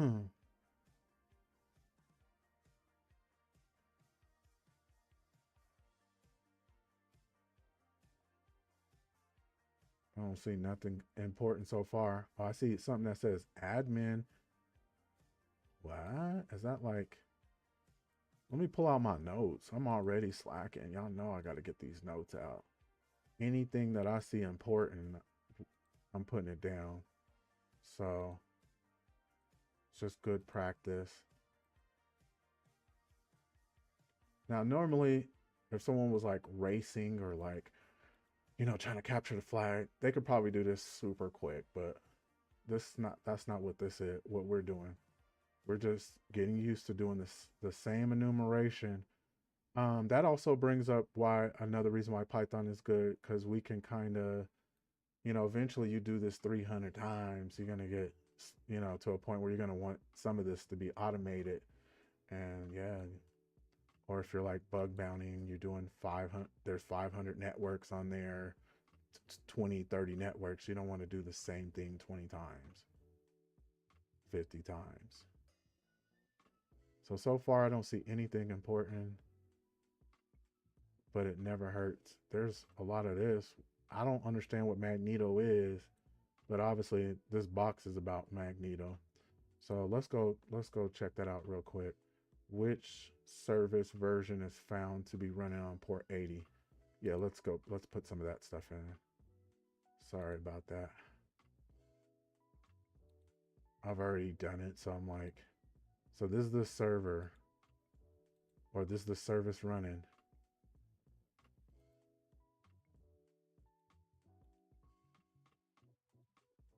Let me make sure it works.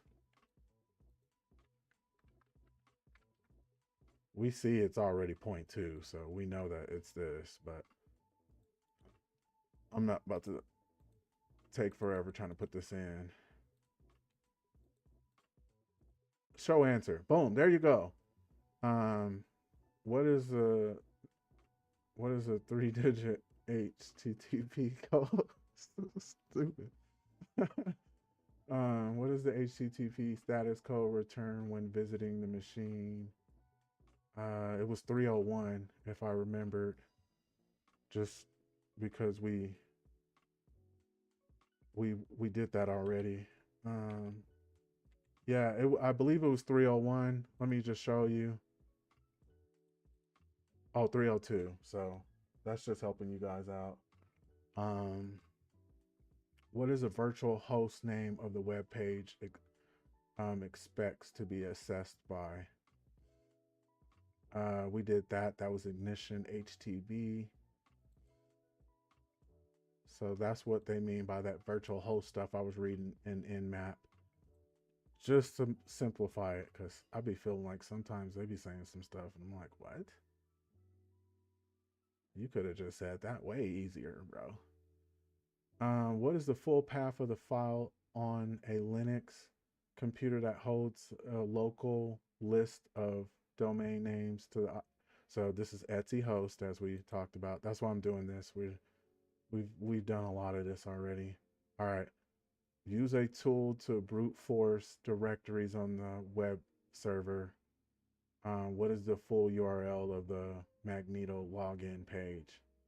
Okay, so we ain't there yet. So we're still doing our basic enumeration. So far, I don't see anything important. But if we see a subdomain, so that's what that's what I'm looking for. Sorry, I didn't tell you that. I'm looking for a dev.ignition or admin. That's the subdomain. The domain before. So let me look at that real quick. I kept sidetracking. Let me just scroll through this real quick. If we see it, if we see one, that gives us the next attack vector. Stores.link. We do see that there's something called catalog search. That's all I've been seeing. Checkout cart. So there's a cart.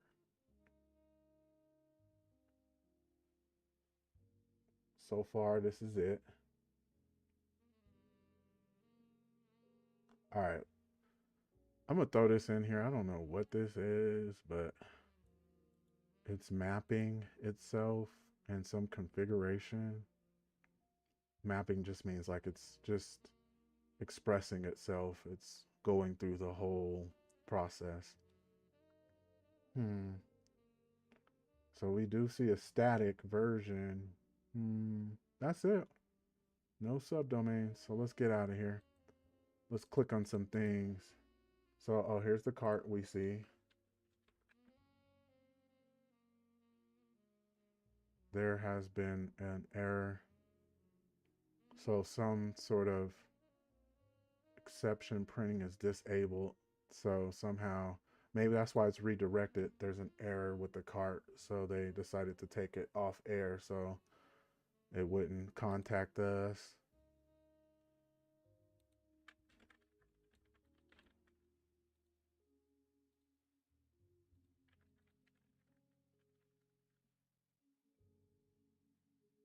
Oh, it actually wants. Let's see what happens when we do that. So that's in context index.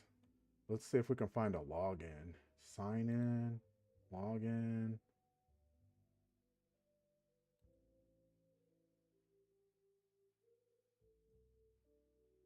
Orders and returns. So it looks like you could put all this information here. Okay, let's look for robots.txt real quick, and then let's move forward with life.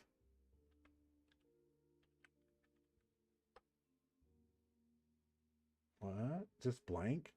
It's usually either blocked or allowed. That's pretty weird. Never seen a blank. Like they just forgot to. All right. And then really quick, let's get our Go Buster. And I know they want me to use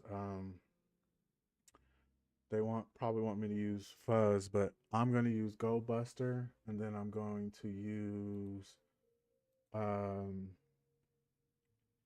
vhost this time.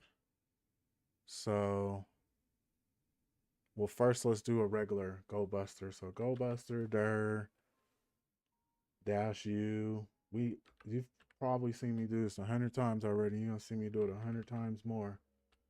Okay. Let's make sure we check for every single domain, which is pretty much mandatory, because that one domain that you don't know about could be the way you actually compromise their system. So let's see, word list. I'm going to use derb because we're starting off small, and then common text, and then put a focus on this real quick. All right, something I didn't do right.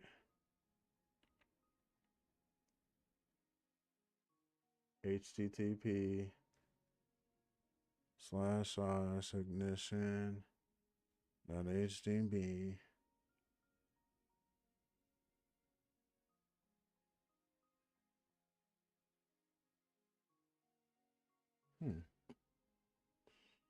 That's weird.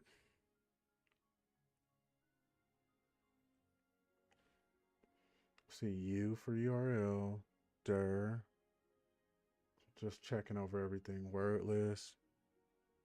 Boom, common text. It's trying to act like it don't know what the website is.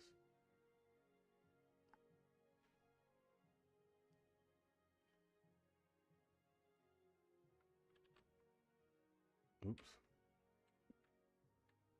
No, it didn't. Hey, what's up, guys? What's up, Lucas? My bad. I was all focused and stuff. I didn't even see you guys.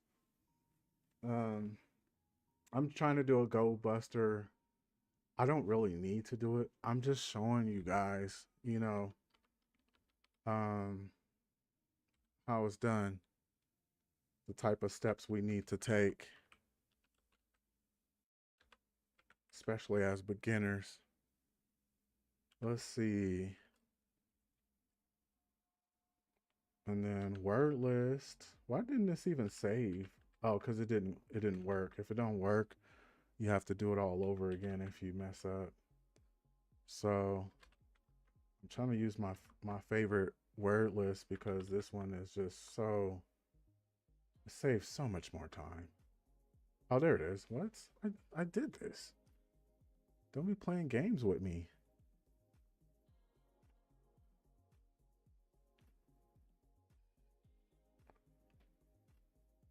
Why is common text acting like it's about to take 25 minutes? Oh, they got one called /0. That's super weird. I'm about to check that out right now. I've never seen a /0. So, oh, it just takes us to the homepage. I thought we were about to find some like secret portal to another world.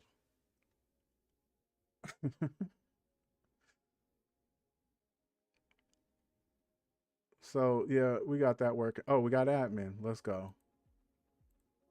While that's working, while that's cooking, let's go check out admin. We always love admin.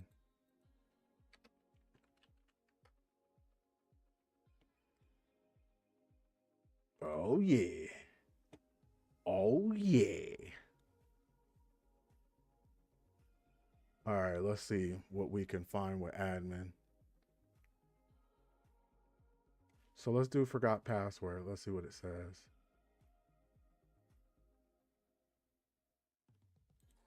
Of course it's going to say that because that's what they all say. So as we've been paying attention, this is the Magneto admin. So we're going to look at Magneto default credentials. You guys see me do this a lot. It's because you can find out an easy way in. I mean, most of the time, there's some default credentials. Oh, there's a way to even reset the admin password. But let's just do, let's put in a few. So admin, hold on, let me go to the page so I can actually, I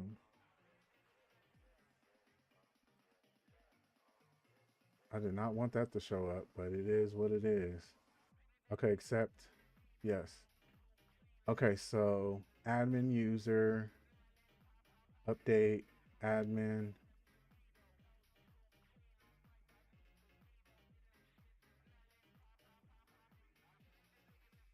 No, this is not what.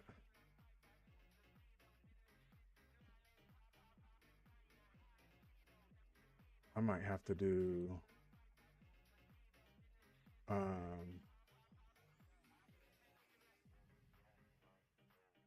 I'm just trying to find a better website. I'm trying to think, should I dork? Okay, let's see. Admin. Let's try that.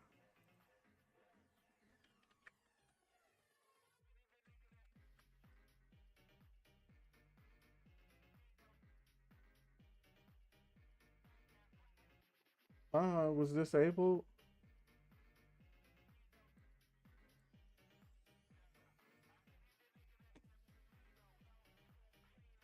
Why would they do that to me? So I found a list. I know a list, and I was trying to find it for you guys, but this is one of the main ones. So all I'm doing is admin QWERTY, which is, looking at your keyboard, Q all the way to Y, which is super common for default credentials. Admin 123. You get the point. I don't know what I need to do to reset this though. This might mean I'm locked out for the rest of the. But let's see. So use the brute force directories on. What is the full URL of the login page? Let's go back and check that out real quick. And then, so let's put all of our focus over here. And what? I'm going to copy this if it lets me.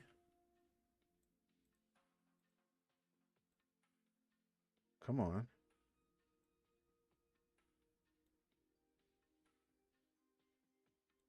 All right, boom, bam.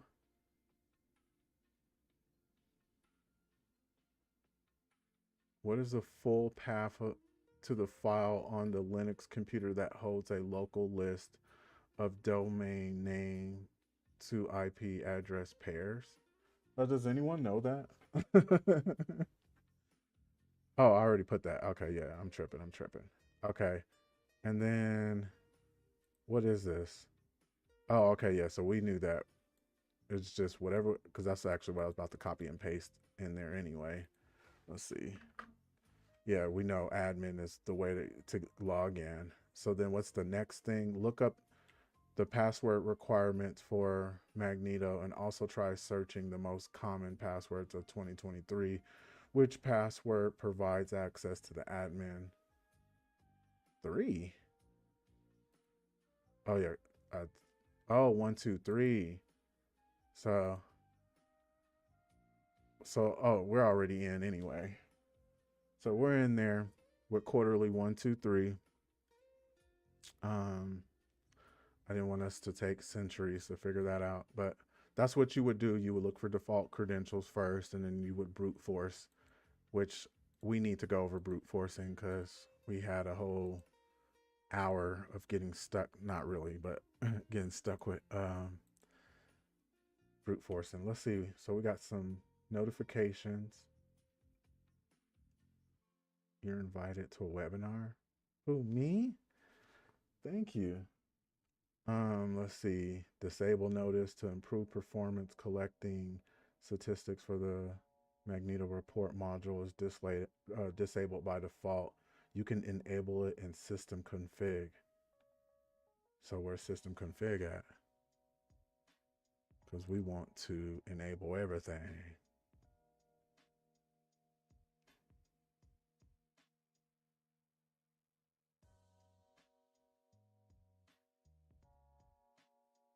Okay, what?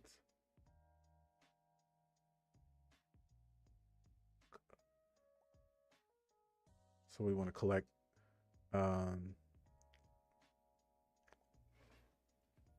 we want to collect the collect the statistics.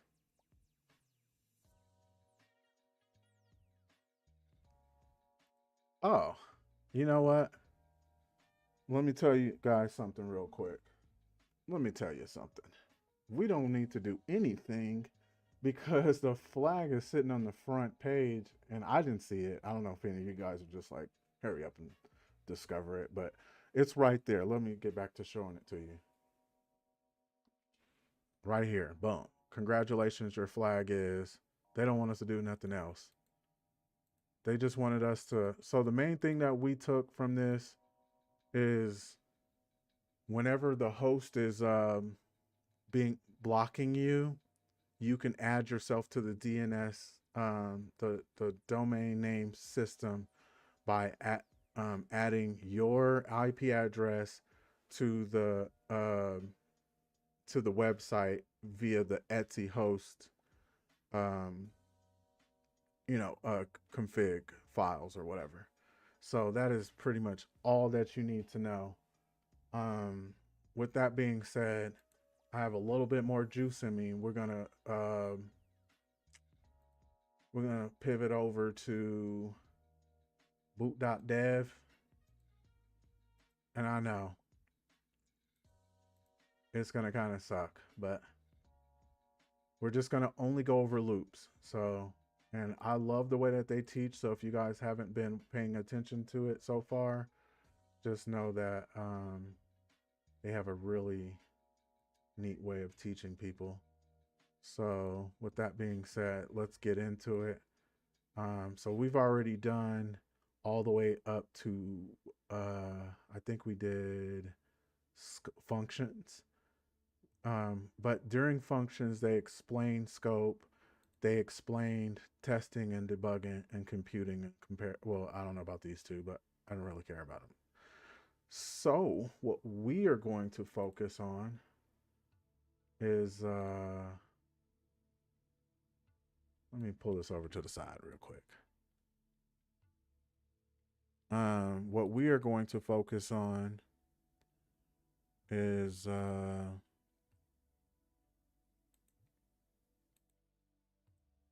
come on now. Don't be acting like you don't know who I am. I pay almost $50 a month for this. Okay. We're gonna focus on loops. And then we'll see how time permits us with everything else, because these are pretty big modules. Because at the beginning, when I first started, I was like, oh yeah, we're gonna get all the way to the end. Yeah, right. That'll take you like days, unless you just sit there for like 30 hours. I do want to mention that they just added something here real quick before we head in. So I definitely want to do the sequel and learn more about HTTP clients. But I believe they have JavaScript. I don't see it. Anyway, let's head in here.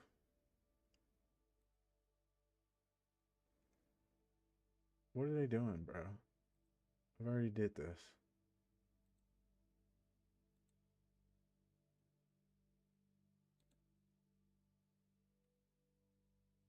You gotta be kidding me.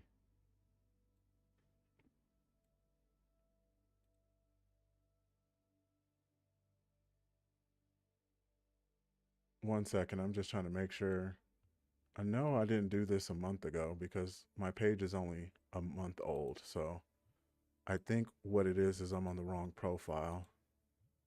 So let's try it again.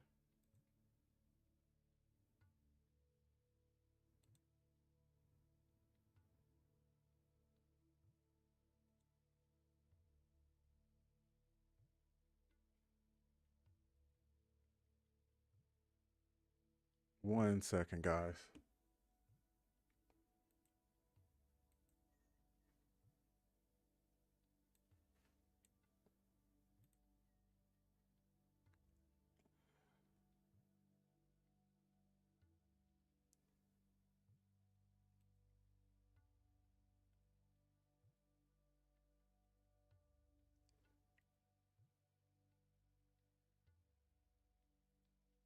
Come on, boot.dev.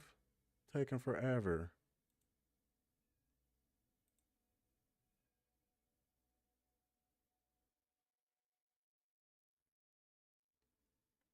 Okay, I think this is the one, but it's acting funny.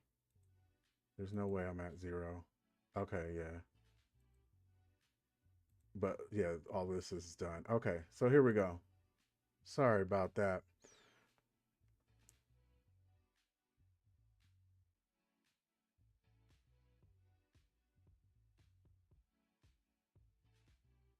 I don't understand what you mean, water. And I know you're still hung up on the malware. Um, here's here's my advice to you. If you don't understand, uh, if you don't understand everything so well, like if you don't understand, if you have to ask me about malware, you need to go back and take steps and understand what is actually going on and stuff. I wouldn't push to malware. Now, if you understand malware really well, you are an expert at it. But you can learn malware modules on Hack the Box. So um, that would probably be the route I would tell you to take. Okay, my bad, y'all. Thank you for your patience. Let's get it going. All right. So loops are a programmer's best friend. And this is why I want you guys to know this, because this is how we're going to be able to customly make our own systems in the future. I mean, own tools. Now, this could be advanced, but don't trip. You just need to see it and get your eyes used to it. If you know Python or any language, this is probably boring to you because you know it. But I want it for my newbies. So loops are programmers' best friends. Loops allow us to do the same operation multiple times without having to write it explicitly each time. For example, let's pretend I want to print the numbers 0 through 1. You can do this, and obviously this is the super slow way. So print 1, print whatever, print 2, whatever. And let's see if we can even get that going real quick. So I don't know if you guys remember how to comment stuff out, but we just go right here.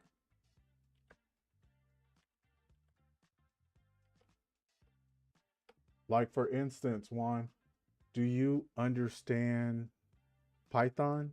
Because if you don't even understand Python or any like programming language, but you're talking about malware, well, malware is code. It's mostly like different code. And if you don't understand this, like something as simple as this, then you could just be downloading whatever someone else has made. And most likely, if you install some malware, it's going to attack you. So you need to know what you're doing. You can't just go and install random malware all day. That sounds fun until your computer explodes in front of your face. But yeah, you need to know this type of stuff. I mean, this is for ethical hacking purposes only, and I'm not trying to teach you how to become some malware specialist where you can attack people with your malware and stuff. But if you don't know this, bro, you're way ahead of yourself. Way, way, way, way.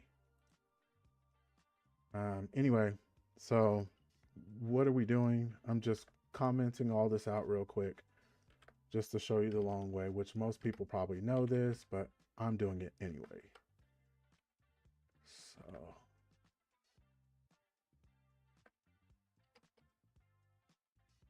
all right, so all we're gonna do is just print that and then run. See, this is the long way. So you would have to type this in one by one, print, print, print, print, print, and then you get all these prints. But obviously they're about to show us how to do this the real way, which is through loops. Even so, it would save a lot of time by typing to use a loop, especially if I wanted to do the same thing 1,000 or 1,000,000 times. A for loop in Python is written like this: for I. I is just the letter they want to use for I in range, and then they just saying here's the range, and then that's the beginning of this. I like to call it a function, and then you print I. So that's all that they're doing. So for I, oops, over here, for I in range, and range is a special um, it's like a special method, special something that the computer automatically recognizes. I can't think of the terminology right now, but let's see if they say it. If I is range defaults 0 incrementing by 1. That's all it does. It just increments. It maps it way through. So let's see if we can get that. So let's run it. Oh, I got to put in the range. So 0, comma 9. And you see, we just did the same thing. We just did a, we just looped from 0 to 9. And then all of this helped it say all this stuff right here. So let's see what they actually want us to do, the actual assignment. So the actual assignment is complete the missing sections of for loop and print numbers function so that it prints 0 through 99. I believe all that we need to do is just do that.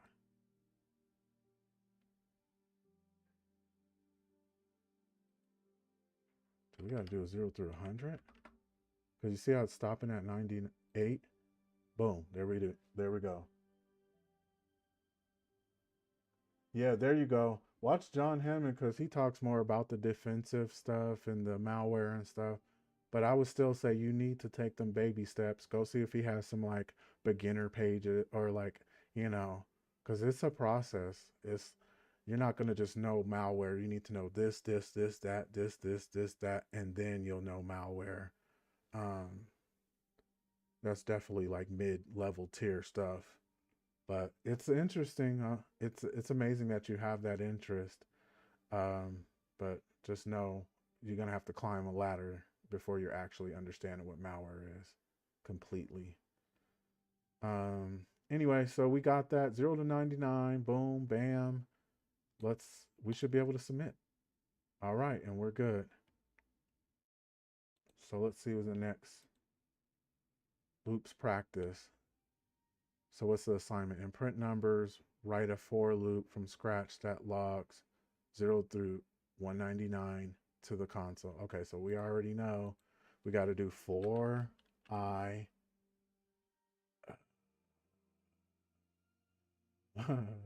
Let me go up here. I was trying to see if I could figure it out. In range. So that's just something we got to remember. For I in range.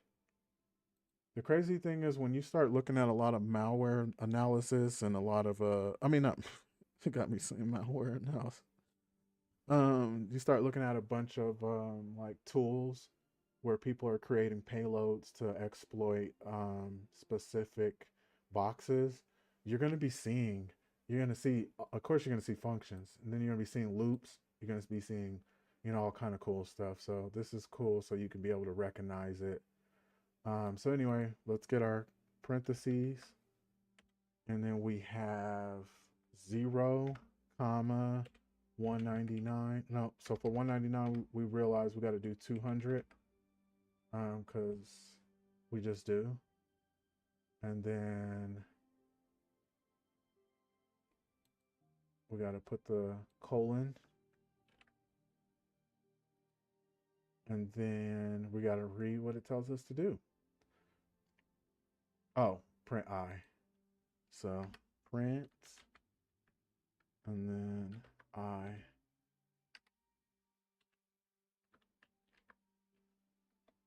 That's really all you have to do. We just got to keep doing it over and over and over until it's stuck in our heads.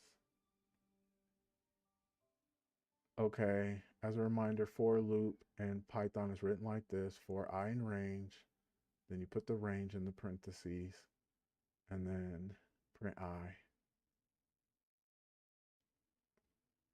Okay, and then the print numbers from 5 to 2 function, the for loop starts at 0. It should start at 5, only change the start.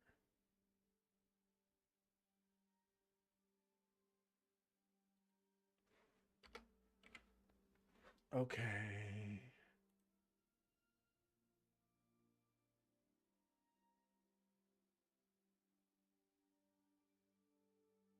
I think that's it. I think we about to, I don't want to say it too soon, but we might blow through this, which is a shocker compared to what happened before. But I think it's because I'm starting to understand Python. And that's a cool thing. We when we go to the Go or the JavaScript, I don't know why we would go to Go, but definitely JavaScript just to learn how to read it. It probably should take us like 20 minutes because just by learning one language, you're already ahead. Why would you want to use a loop? To do the same thing over and over without writing the same code, because the computer understands loops better than repetition, because loops speed up an app. Oh yeah, Luffy all day, baby. Oh, that's not Luffy, but yeah, that's I think that's one of the best pictures of Luffy ever. Him just being happy, being his goofy self. All right, to do the same thing over and over without writing the code is the answer, obviously. Oh yeah, we might zip through this. Completed 60 exercises. Man, that last time though, when we were doing the functions and stuff, that was not, it was a little tedious for real. Why does the code on the left print 09 through 999 and not 0 through 1000? Um, because 0 counts as one of the numbers. Because print I only happens while it is less. I think it's range. Okay, less than or equal to 1000. Does anyone know the answer to this one? Let's see. Because print only happens while I is less than, not equal to 1000. Less than or equal to, and not less, not equal to, less than. What? I don't even know what I'm reading. Oh, random guess. Oh, I'm like, what? I get it, but I don't get what they saying. The body of a for loop must be indented. Otherwise, you'll get a syntax error. Not only that, but every line in the body of the loop must be indented in the same way. We use the 4 spaces convention. Pressing tab key should automatically insert 4 spaces. It is required to indent the body of a traditional for loop. Must be. Oh yeah, we almost we almost there. Okay, the range function we've been using in our for loops actually has an option, third parameter, the step. Yeah. Okay, I remember this from JavaScript. So if you want to go by 2s, you put that right there. If you want to go by 1s, or you can leave it alone. If you want to go by 3s, you get the point. So if you want to go down, you -1. Fix the loop in the countdown function.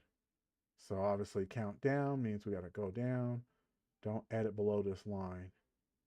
So all we got to do is just press the comma and then -1 because we're going, we're iterating down. If we wanted to iterate 2 by 2s, then obviously we put -2. So 10, 8, 6. So let's put -1.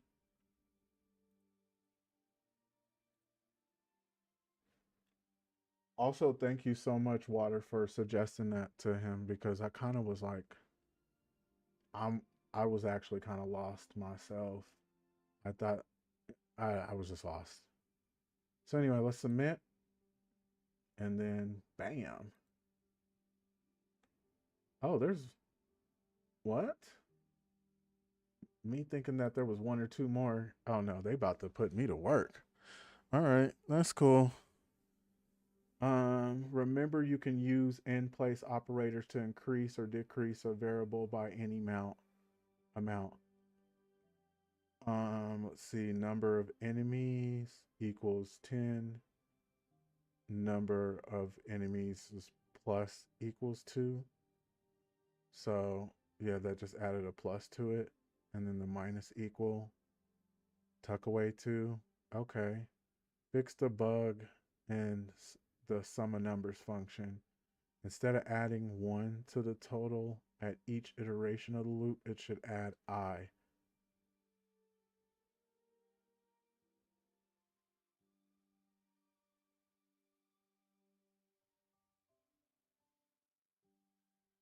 Whoa.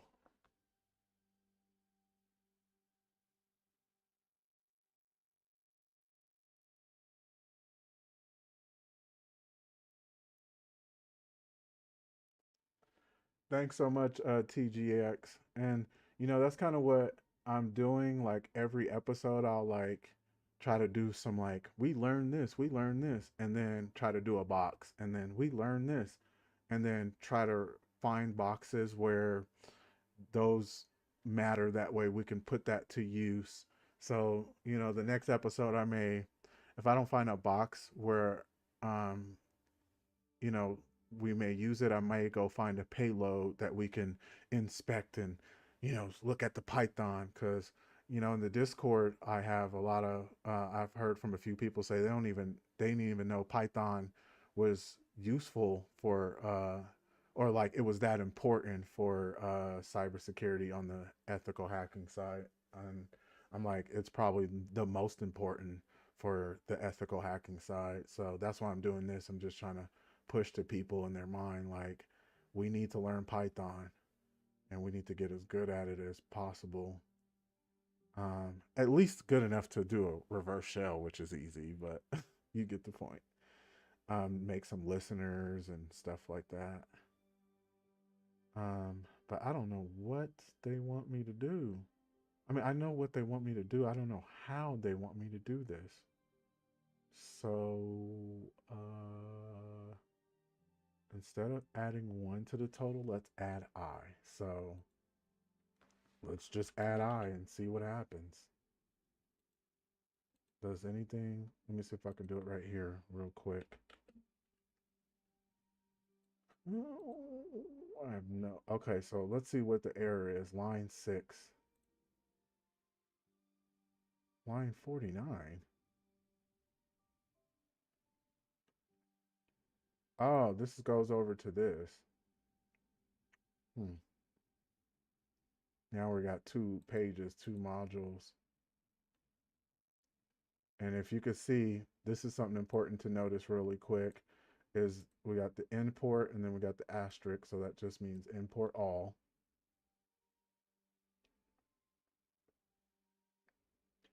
And then let's see if there's anything important. Or let's see how we can fix this.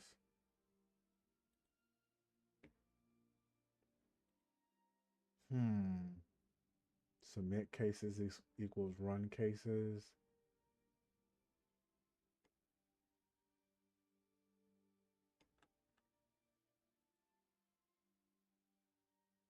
Okay, so let's see real quick.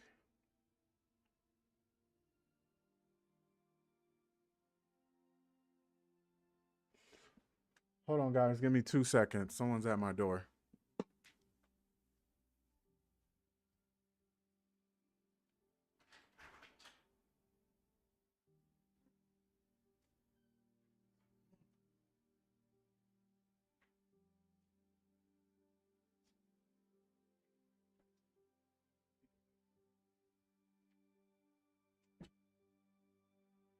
All right, I'm back. Let's see. So how do we get this going? Does anybody know?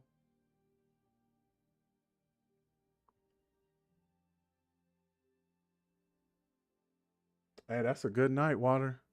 That's a good night. Okay, so let's see.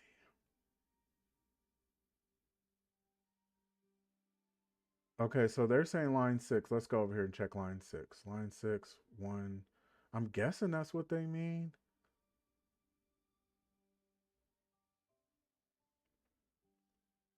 I have no clue. I'm not going to lie to you guys. I knew it was going to eventually get hard. I knew it. It was just too easy to be true.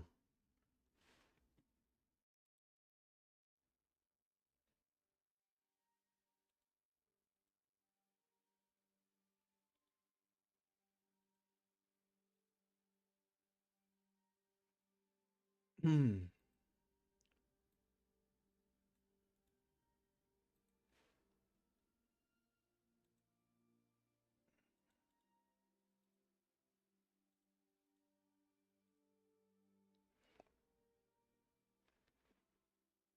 Turn 1 into I.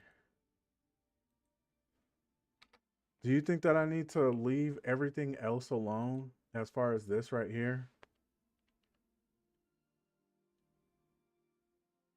Yeah, I think I do because I don't need all that other stuff. It's only iterating by 1.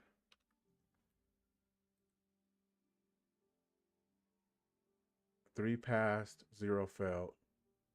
Oh, that's my thing. Sometimes I like overthink and I'm like thinking I have to do something super special, like some spectacular stuff. I be thinking I need to do something like, wow. And it's just like, just put an I.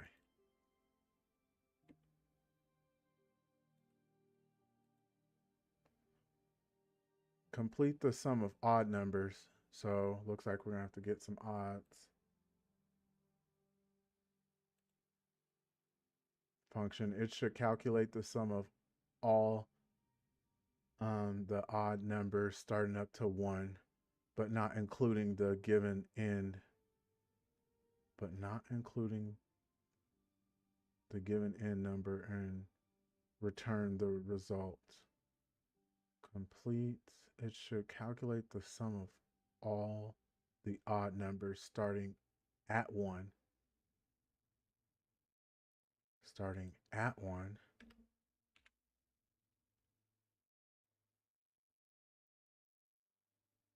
That should be it.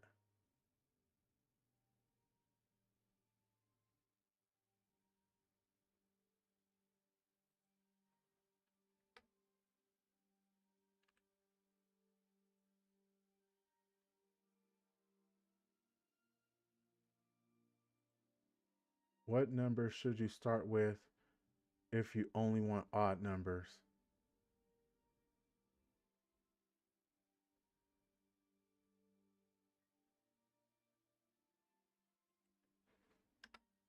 Let me try this real quick before I look for help.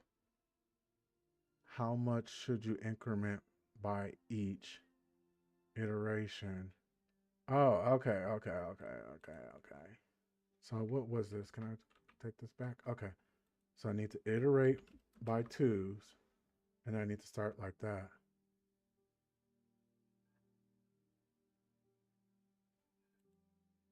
All right. Ooh. TGX, whenever you get some time, I don't know if you're already in the Discord, but I would like to talk to you sometime. Try to learn a little bit.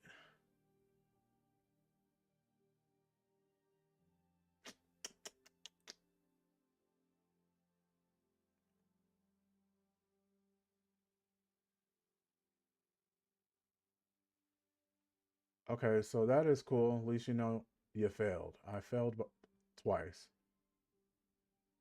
So I'm getting 4, 5. I truly don't fully understand this, but I want to so bad. So,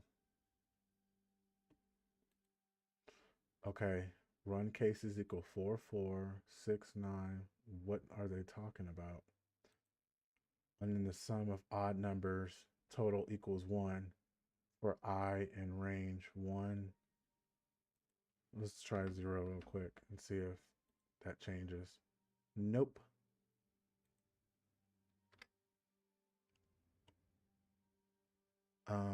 let's see. Starting at 1. So to start at 1, you gotta put 1. This is boot.dev. I don't know if it shows. Yeah, it's right here. Yeah. And this is just the loops module for Python. And I'm trying to just get this going. I'm trying to figure this out, but I don't think loops are going to be in here. So let me see. And then I don't know how to talk to the bear. I might have to figure out and go back and try to figure out how to talk to him. But the whole point is I suck at this. Oh, okay. Yeah. Boot.dev is pretty cool. It's a little pricey, like I've mentioned, but in the other episode, but it's cool. It's having me actually do Python. That's like seeming interesting, and we're building a game and all of that stuff. But when you don't know how to iterate odd numbers, then I guess return total. Did they ever tell us how to do this?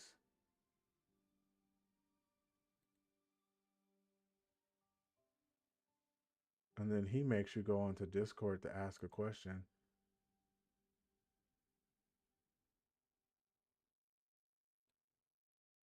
I think there's something that I have that lets me just get the answer, because I do want to just like push past this.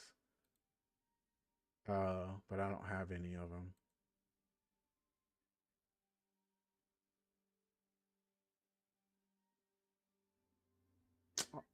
You better get out of here. So I had everything right, except for I messed around and turned this from 1 to 0, or from 0 to 1. And that's what messed me up. So the only thing I needed to change was 1, because we knew that it wasn't supposed to be starting off at 0. We put 0 starts off at 0. And then put 2, because we're iterating by 2. And then the total, yeah, so whatever. And here's a while loop. Let's look at this for a hot second. Python has another type of loop, while loop. It's a loop that continues while a condition remains true. The syntax is simple. While 1, print 1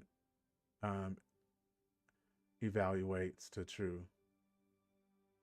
So it prints 1, and then it'll just, as long as it stays at 1, it'll keep printing. The moment it turns to 2 or another number, it changes. The example above is hard coded to continue forever, creating an infinite loop. Typically, a while loop condition is a comparison or while loop, and it determines when the loop ends. That's the biggest thing that you need to realize what while loops is. You ever get in a situation you're using it? I've crashed my computer so many times playing around with while loops with JavaScript, trying to learn it, and then if you don't change it out of its condition, it'll just keep running up your RAM, your CPU, until your computer will turn off.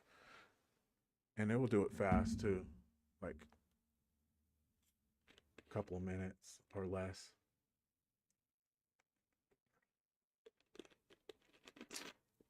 So what we need to focus on, number equals 0. While number is less than 3, it'll print +1. So the moment it gets to 4, the while loop will stop. So you have to have some kind of way to stop it. In Fantasy Quest, player characters regenerate health when standing still while away from the enemies. This means they gain health but can't run from enemies that are coming towards them while regenerating. Complete the regenerated function using a while loop. It takes current health, max health, and enemy distance.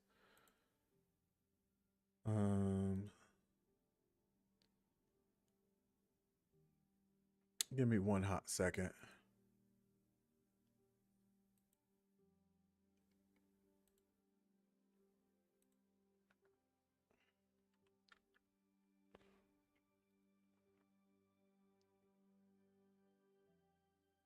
I'm just trying to grab my link real quick.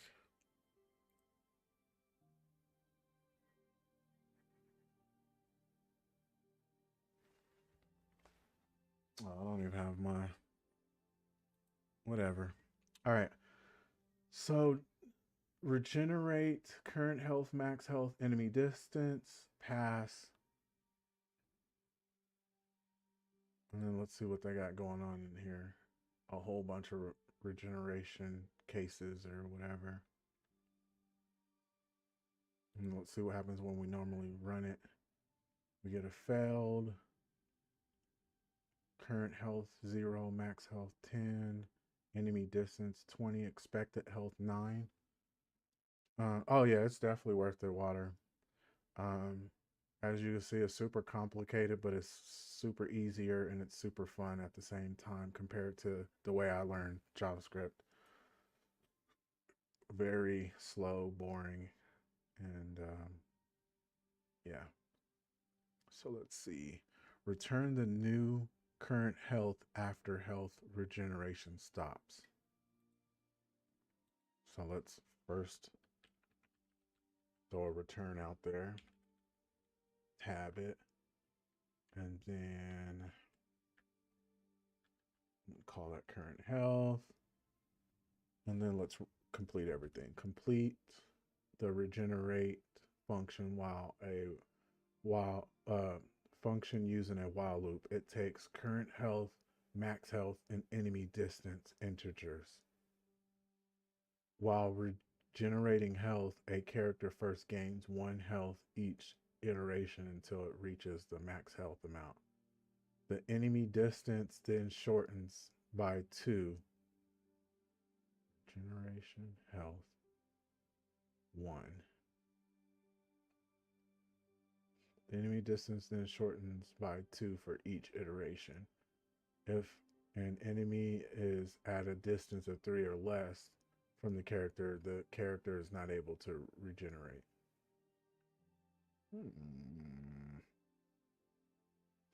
So,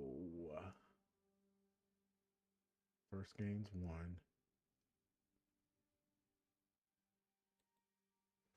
So let's just put them all out there first. Enemy distance.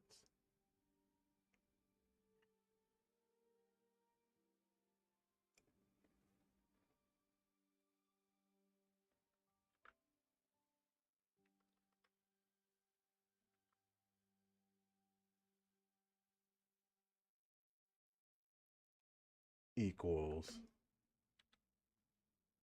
I think I might have to worry about max health first, but I'm just trying to process this in my head. So just because I don't know what everything goes, let's just put them all out here first. So max health.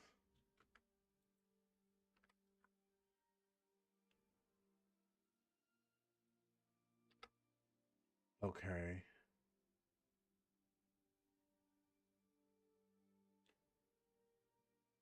Complete the regeneration function using a while loop.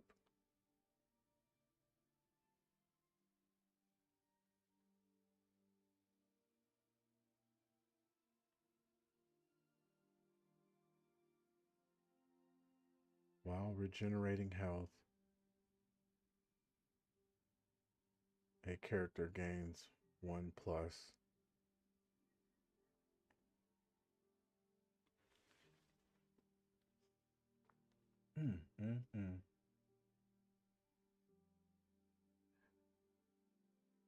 Definitely dangerous one. I'm gonna start calling you malware. Malware Juan.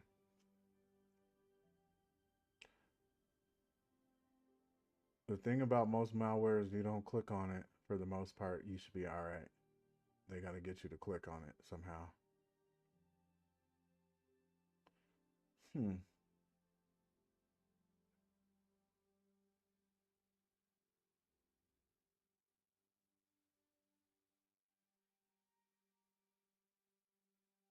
I'm about to fall asleep trying to figure this one out.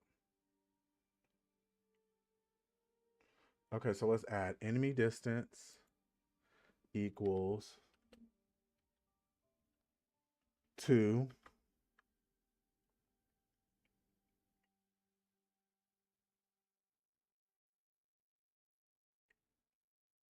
So this is where I do the while stuff. Okay. And then we're going to put real quick while enemy distance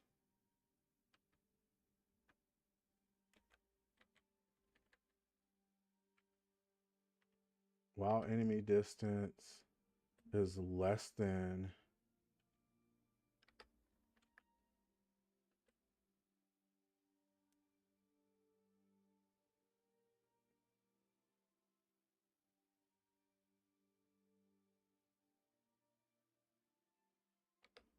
or equal to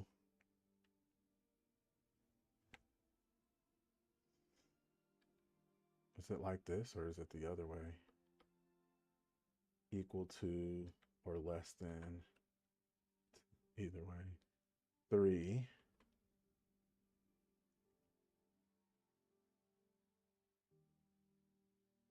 Then we're gonna enemy distance, I guess.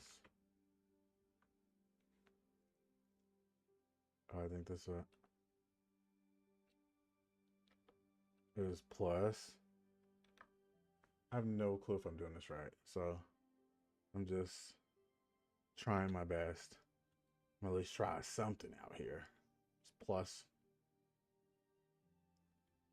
That's probably not right, but and then print.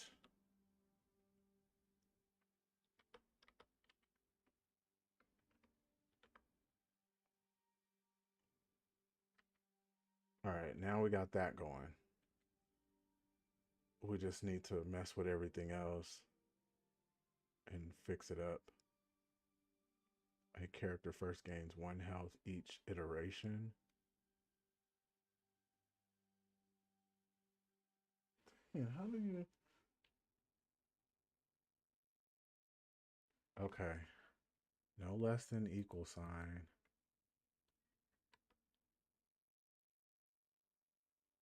Just the less than, right?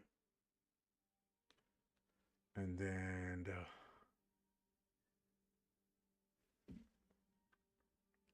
for right now, I'm going to leave that less than. And then when we're comparing, when you say that,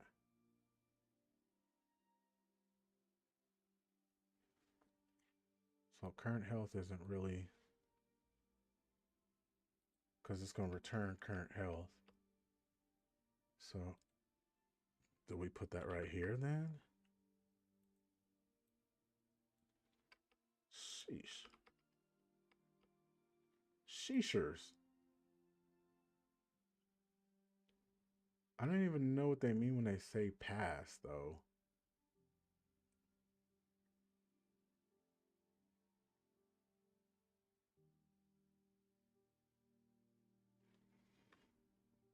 I feel like I'm close, though. I'm getting closer.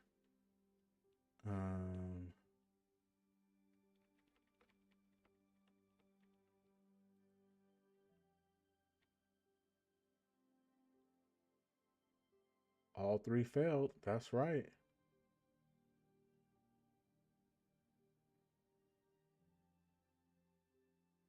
Okay, so I ended up getting current health of 0, so I need to put that out there.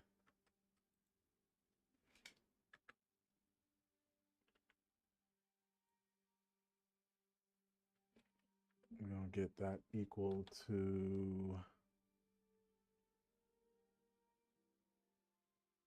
Shoot. Python always put me on the spot. Like, sheeshers. Let's see.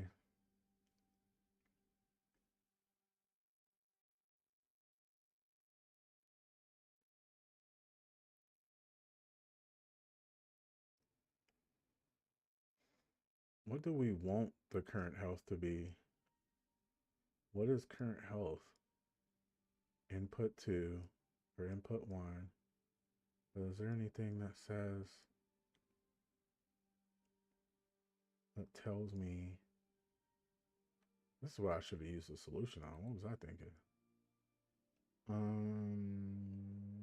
Current health.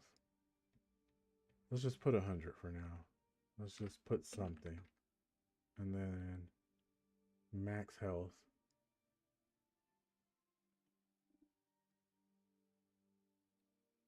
Or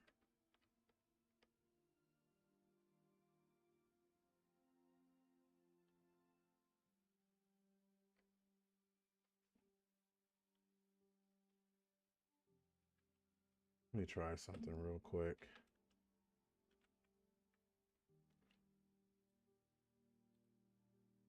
One passed. Let's go.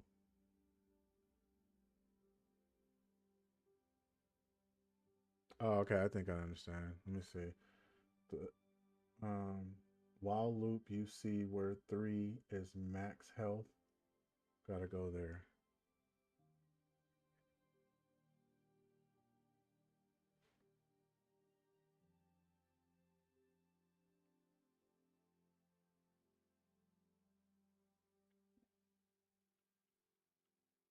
So are you saying this? Let's see.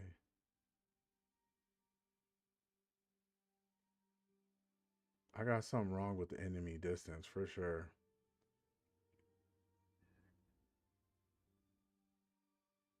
Expected health, actual health passed.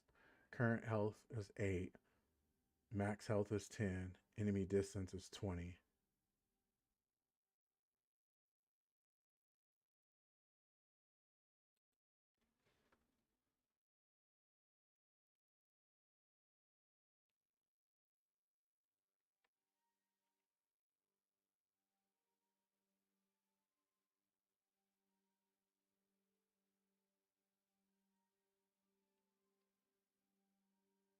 Minus. Where's my minus at? Why is the enemy distance still so huge?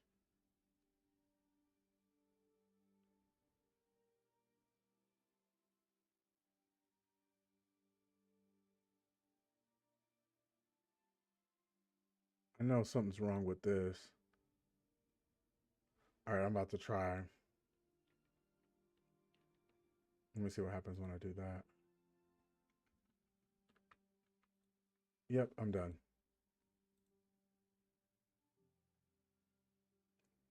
Let's just get the answer.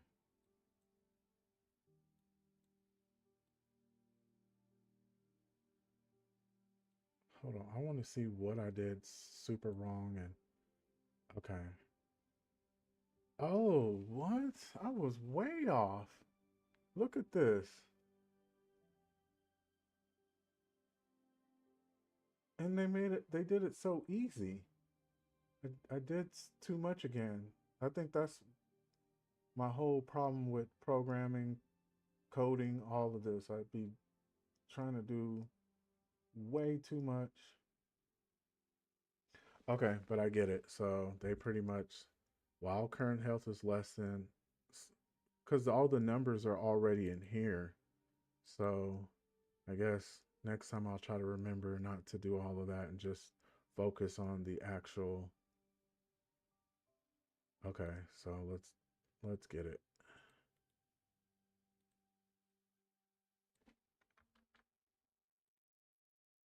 Still got it wrong even with the answer. How about that? Let's see what I have wrong. Return current health. Okay, that's where it's saying my issue is 5, and I did that. Is there some indent? Tab.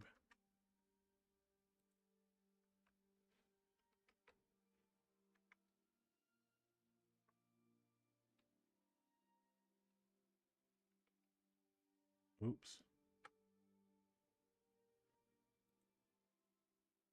Still got 2 failed with the right answer, with them telling me the answer. It's horrible. Very horrible. And it's going to make me want to skip this too. Okay, let's see. Let me try one last thing. I'm just trying to copy and see what I have. It's just an indent. There we go. There we go. Dang. You get 0 points for that. Good thing I don't really care about the points. All right, let's see if we can make it past this one. We need a timer to count down the start of PvP matches and Fantasy Quest. And the count to start function, write a loop that counts down. Okay, cool.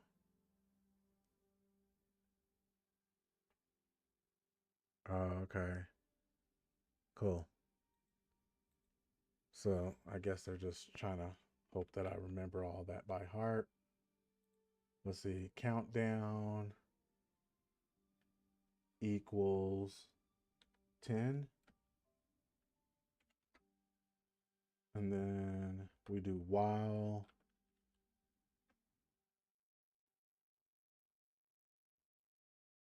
Yep. Oh, this is optional. Let's just do it before I call it a night. But let's see if it's in here. While loops. Let's see if I can get it to just pop up right here. Okay, cool. Cool. All right, so let's just do. So the counter is 10 while counts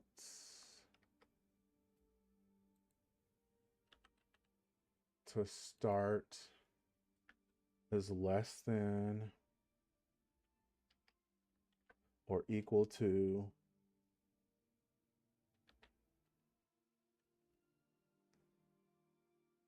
0. Then we print F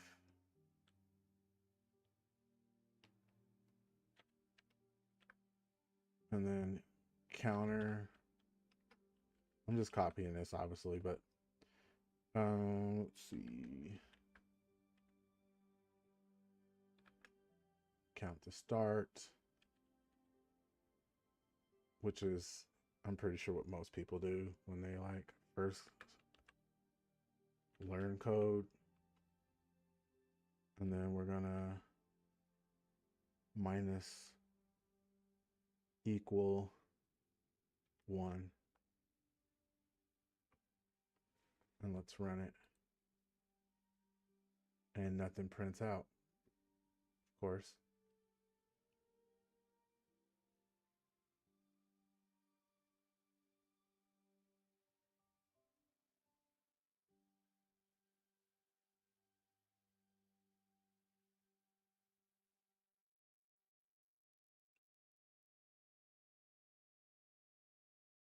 No way. I can't believe. Yeah, thank you so much, TGX. I, as you can hear me, I'm out here struggle bussing on the simple stuff, but it's okay. That's where we start.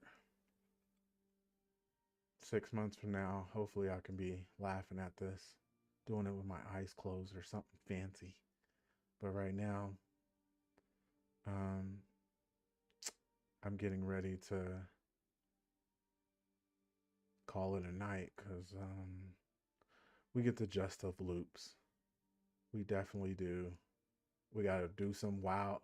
And you know what? I've never really used too many wows. I just always use 4, but that's probably not good anyway.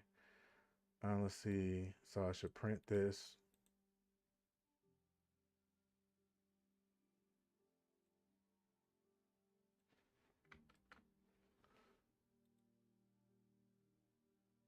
Counting down to match start. Oh, I can't do this because this is the name of the function. What am I doing? We're going to call all of this countdown.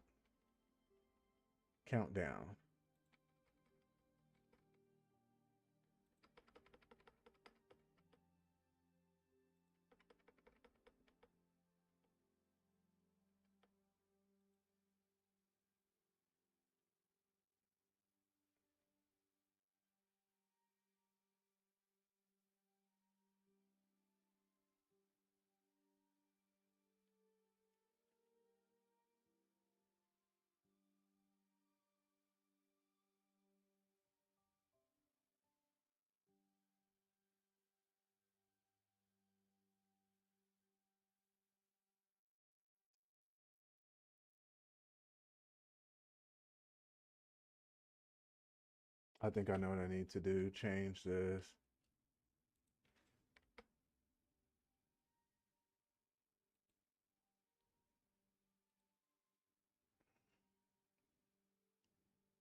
Yep, I'm done. I am done. So let's get the solution real quick. I'm using all my little pebbles. Oh, they're making me do a. They did a 4.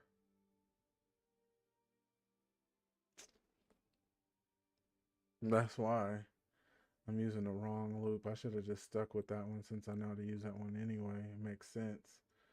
So that, 10 is where you start. It's going down to 0. You do -1. See how easier this is? It looks way better. Just way easier.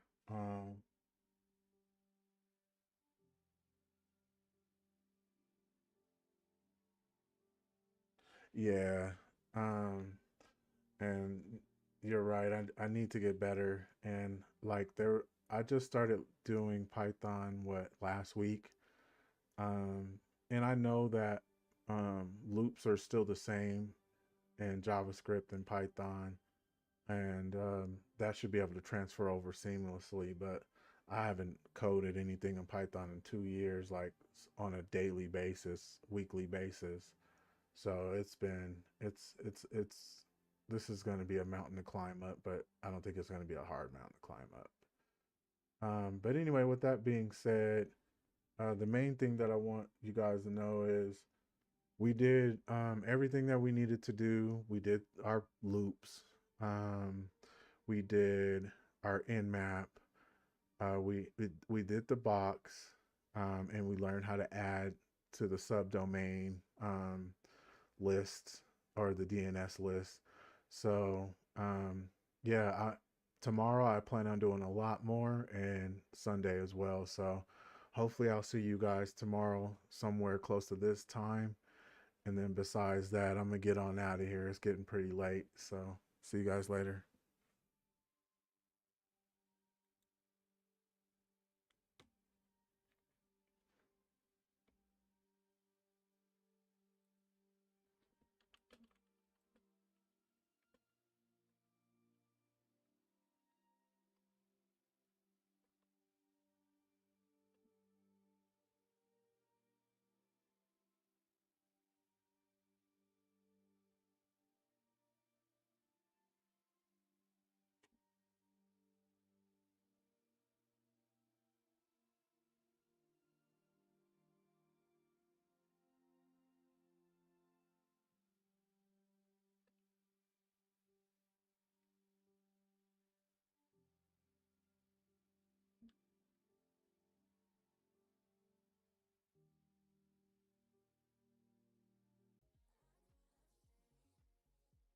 How are we doing today, everyone?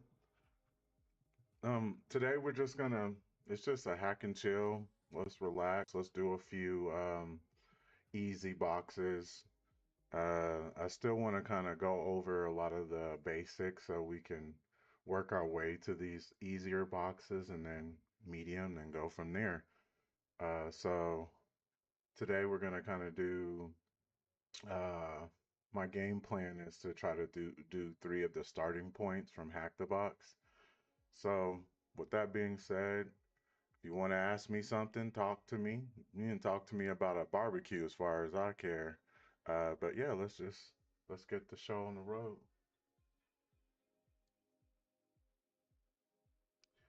All right, I'm already in Hack the Box. I've already showed you how to connect a few times. If you have any issues with any of the like initial things, just go watch my Linux basics where I cover how to do Linux, uh, Vim, tmux, and like logging into Hack the Box and things like that. So we're gonna start off at tier 0. Um, I've already posted 2 episodes or an episode where I did Meow where we covered Telnet, which is 23, port 23, and then I believe we did Fawn, which covers FTP, which is port 20 and 21. Today we're going to do dancing.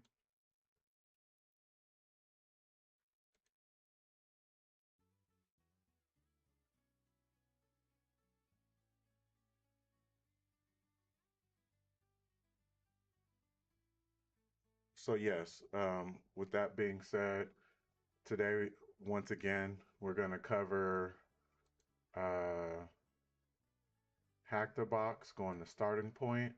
Then we're going to do tier 0. Like I said, we did Meow already, Telnet, Fawn, FTP. So I'll put a link for the episode where I covered those two, ports. And today we're gonna do dancing, which goes over SMB. I had someone in the last stream I did ask me about SMB, so that's what drove me to look for this one. And then Redeemer. Now I've never really dealt with the Redis yet, besides this box particularly, but if they want us to do it, then let's do it. Let's see.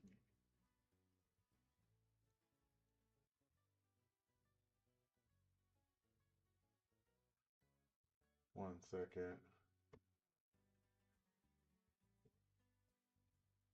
All right, and then the last one we're gonna finish off with is it's in tier 1.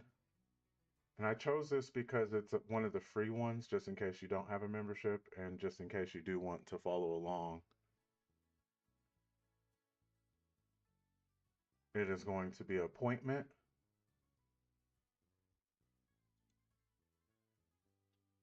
And that'll go over SQL injection and Maria database and Apache. So we'll let's start off with the first one, see how we get this done. So inside of dancing, of course, like I said, if you want to do your own thing, go to Pwnbox. Let's get that going. Looks like something must be going on, but we'll do our best.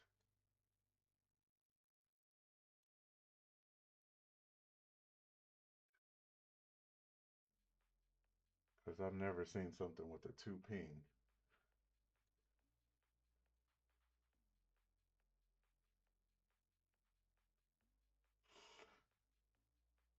So while we get that connected, is there anything that anyone specifically wants to learn or learn with me, go through? Because if there is, then, let's definitely get that going. Let's see.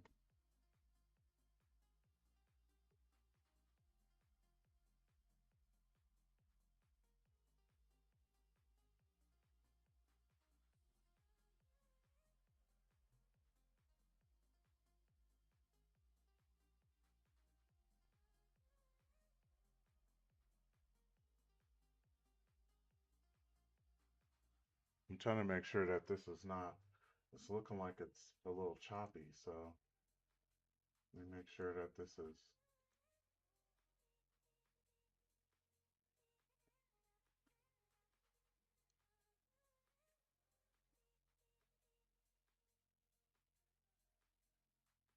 I keep seeing it like loading up. Come on.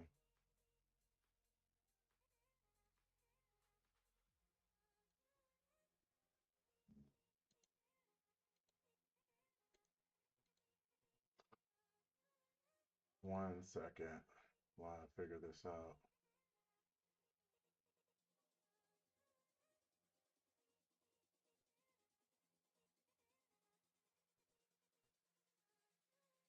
Okay.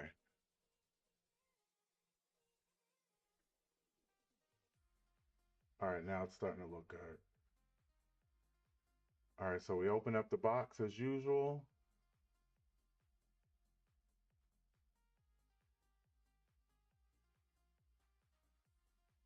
Okay, yeah, now it's looking real good. Okay, so There was something that I've been playing around because I did a lot of boxes. I did a lot of boxes overnight since the last stream, and I wanted to solve the notebook issue, and I believe that that is just huge. So it's in accessories. So first you go down to the bottom left and menu, go to accessories, excuse me, and then you go to text editor. Now you'll have your own little notebook for all the information you'll be needing.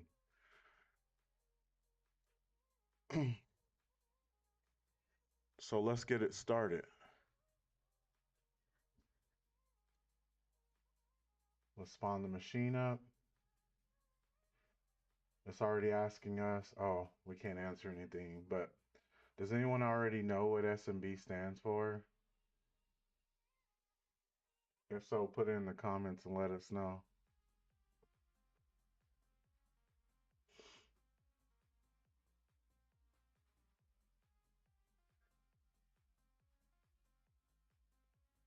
Yeah, sorry about that. I had like a little delaying stream, so I don't know. While that loads up, this is kind of everything I want to go over. So we did the Linux basics already, and then we did the networking one. I'll put the link in the description for the networking one if you haven't seen that already. We went over most of the network basics on TryHackMe and Hack the Box. And then I also did my own little, threw my own little 2 cents in there just to make sure that you, so it was a lot of reiteration. You can watch that twice and pretty much become a good network. You'll have enough networking.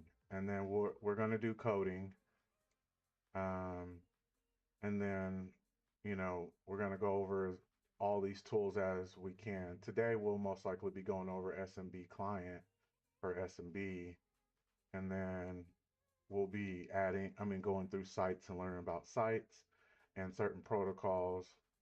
Like I said, we already did Telnet, and then we did, what did we do? FTP. So today we're going to do SMB, and then we might be SSHing, we'll see, but so we're building our path slowly but surely. All right, let's see if it's spun up. Oh, it's still creating an instance.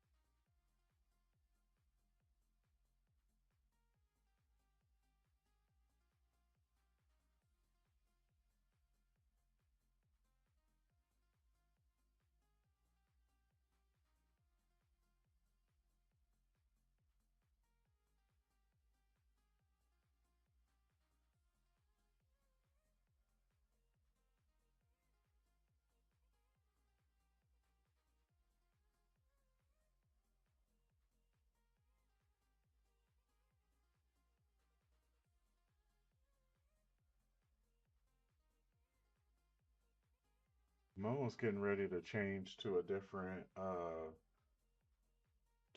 to a different,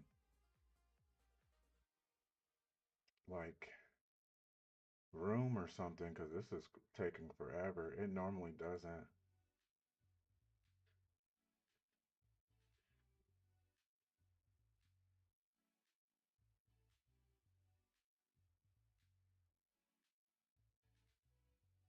Yeah, I'm about to move over to a different server. This server's kind of hurting my head, how long it's taking. I don't know why sometimes whenever I go into the VIP servers, it doesn't really get the job done. It's almost better to just um, stay in the regular ones.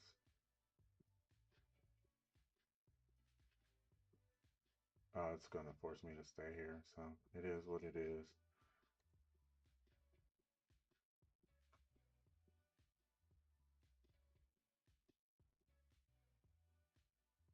How's everyone doing today?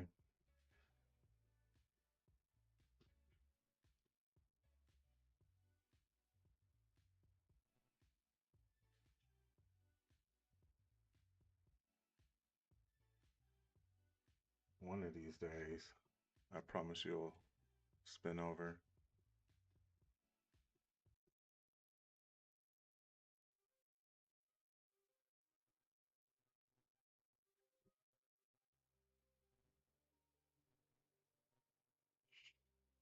Hmm.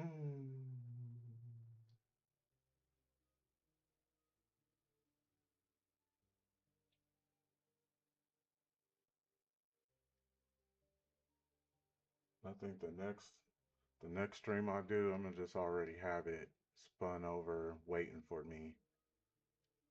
The problem is I plan on doing three today, so I don't want to have three on at the same time.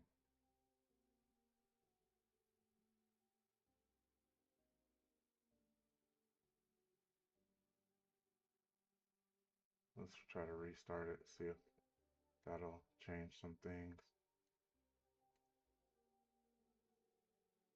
Okay, it's saying joining, so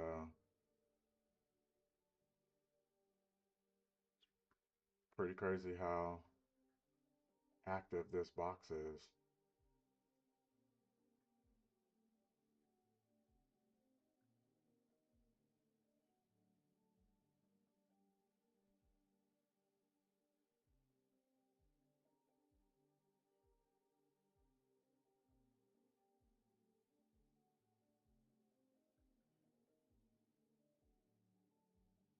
Yay! All right, here we go. We are finally in there. So let's open this back up. Bam.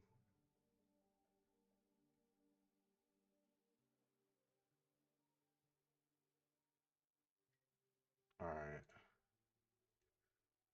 So let's go back and get our notebook since we closed that other one.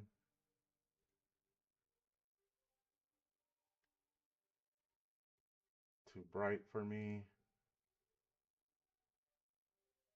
All right, so we got our notebook.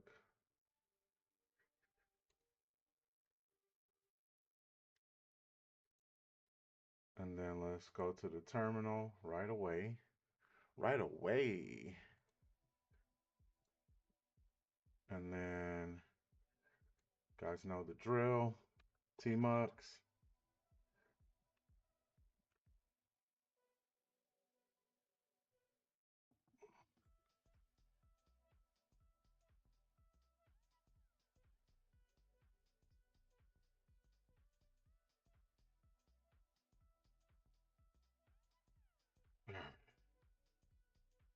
Finally, we here.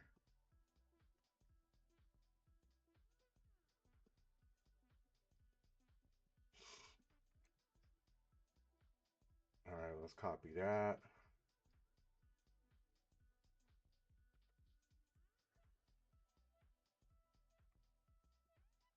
If you watched a few of my videos, you know how I like to use Nmap. I know there's way better, um, there's a lot better ways out there as I learn from other folks, but that's the way I do it for now. We're going to go check the website. That's automatic.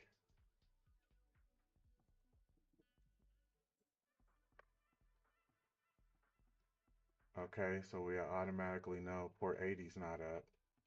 But this is for SMB anyway, so we know that SMB, just in case we don't know, SMB stands for Server Message Block Protocol. It is a network communication protocol used for sharing files, printers, serial ports, and other resources between nodes on a network. It operates at the application layer. So there we go, number 7. If layer 7 for everyone who watched the networking. And then if it's TCP/IP, then obviously that's 4. It enables various functionalities such as file sharing, printer sharing, network browsing, inter-process communication um, through name pipes. It serves as the basis for Microsoft distributed file system implementation. So we know that this is kind of a Microsoft-based thing. This supports NTLM. I don't know what that is, and I know what Kerberos is.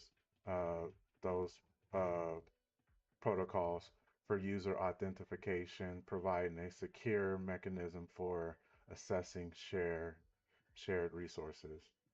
So if you haven't done this and you're following along, what does the three-letter acronym stand for? Server message block.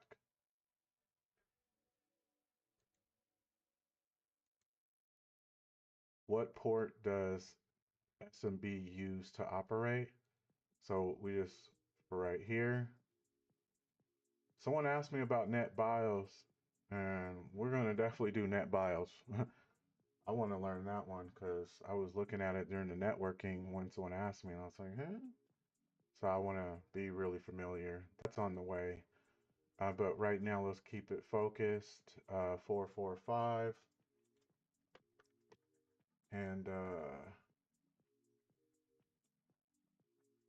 it's a Microsoft service. Let's see if there's anything else that's important. Not really.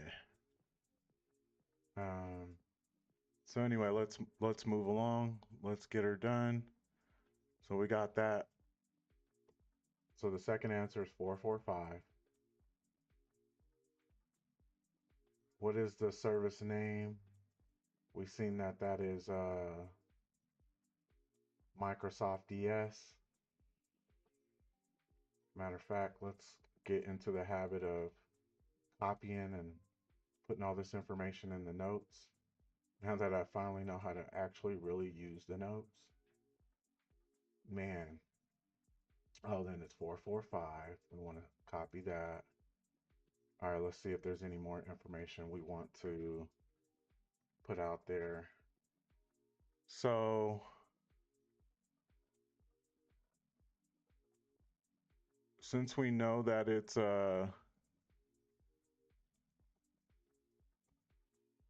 SMB, then we're going to use the SMB tag. So let's see, SMB, and that's SMB client. And then let's see, I believe we need to put in the port name. So let's try it. Or the IP address. Okay, so now it's asking for a password. Let's see. How are we going to get that?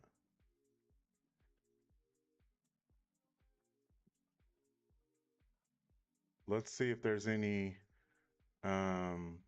basic. I mean,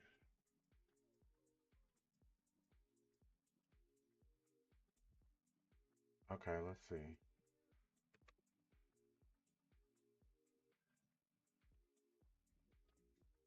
Not enough characters in the service. So SMB client, and then see if there's any information that I'm missing.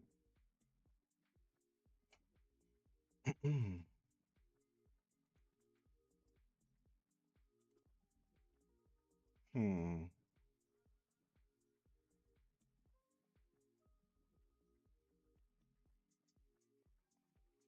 So let's see. They're saying a good tag to put in is.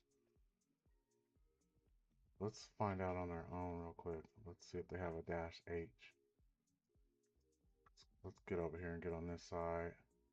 What does all of these stand for? IP address, log, base name. So this is if we want to put in a name. User.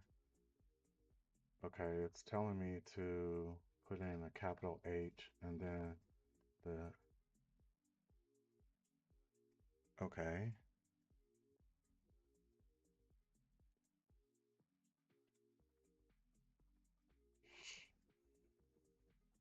Oh yeah, let's do that real quick.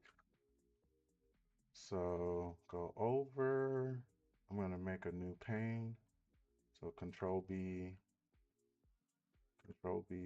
C.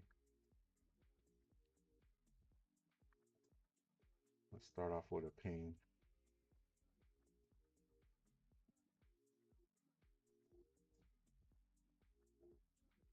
Gotta put how many times? Let's see, 4.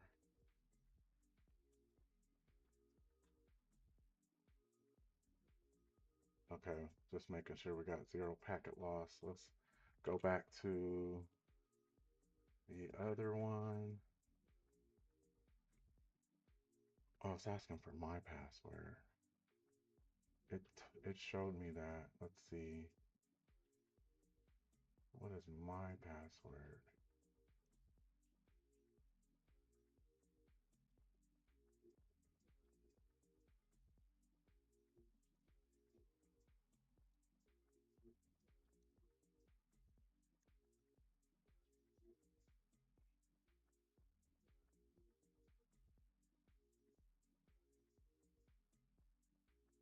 No.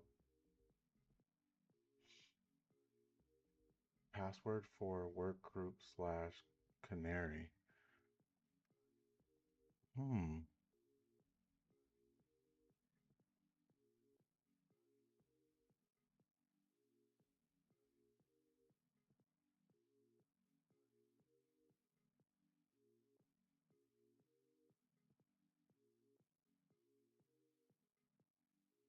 To get all shares and IP, you press that. I think I could just press enter. Hmm.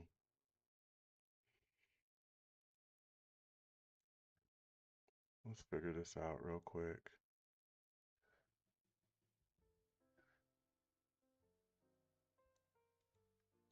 Let's go to, let's go buster this and see if there's,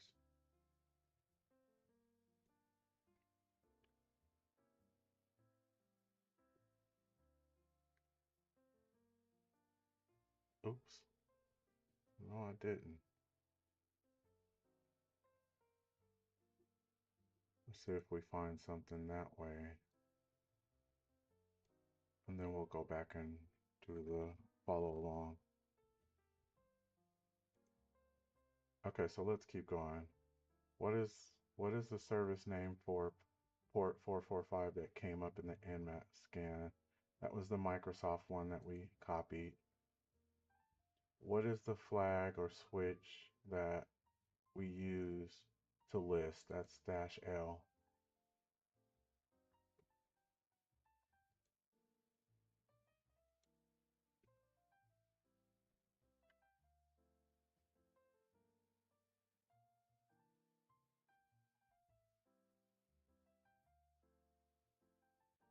Host name.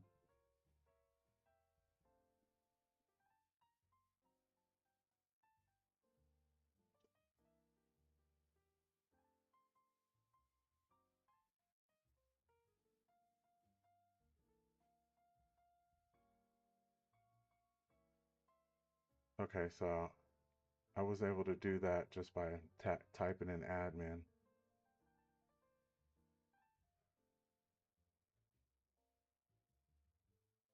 Hmm. So that's good to know. So it's the next question is how many shares are on dancing? There's 1, 2, 3, 4. So that's the answer for that one. What is the name of the password or of the share we are able to access in the end with the blank password? Well, first of all, before we go to that, I want to see how you even look at this stuff. So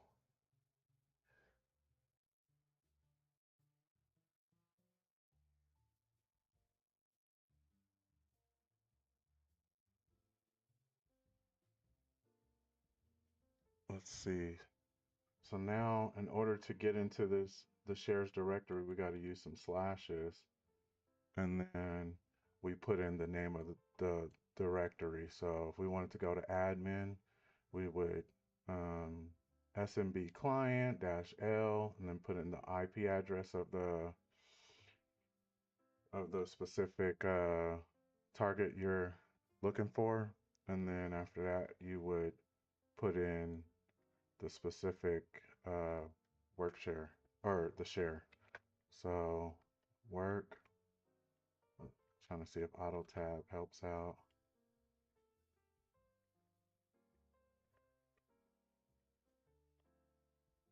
I'm actually going to look at them all, or at least a few of them.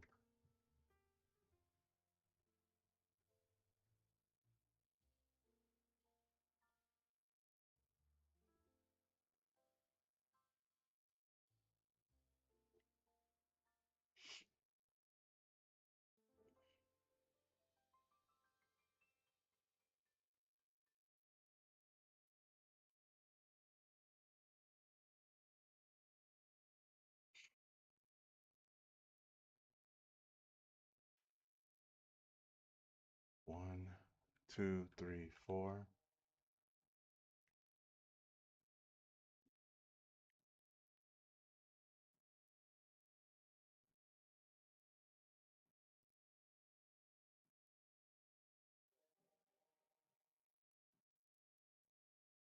What is the name of the share we are able to access?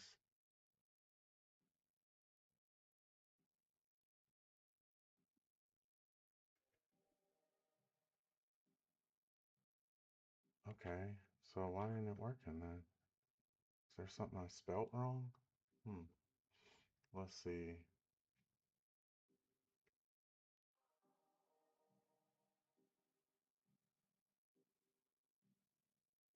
10 129 223 24.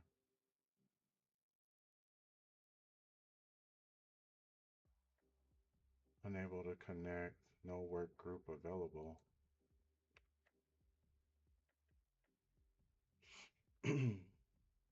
This should be it.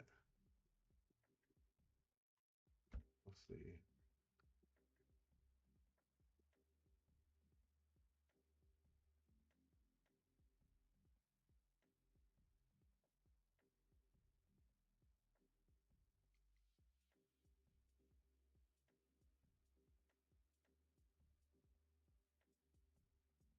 Connect to the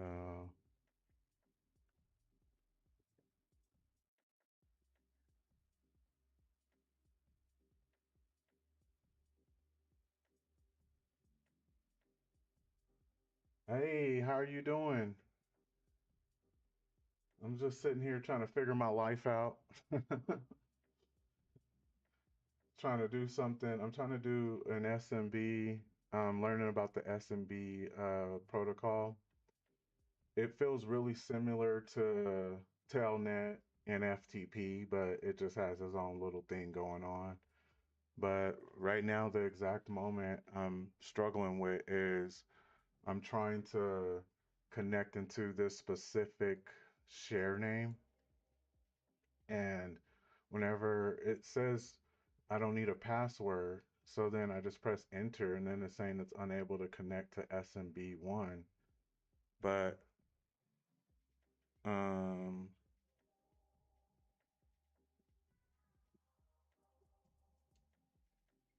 now I'm trying to, me and Chat GPT trying to figure this out.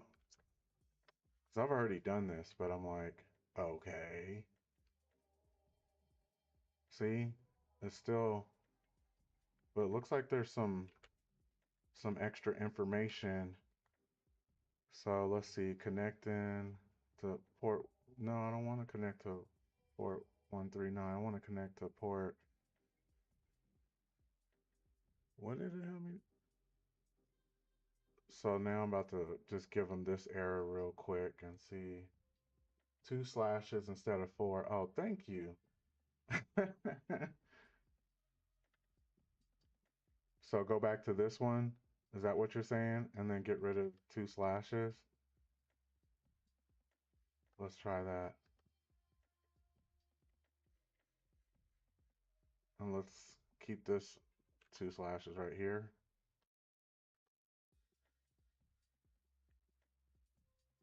Dang it. I think I know what he's trying to tell me, so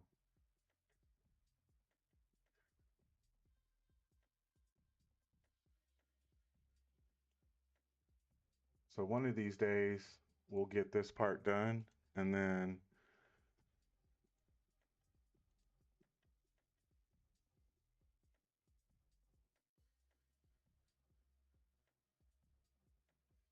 uh let's try this. Okay, let's try that. So let's try what they tell me real quick, and then and then I was missing an S. That probably is a huge thing. All right, then let's try SMB 2.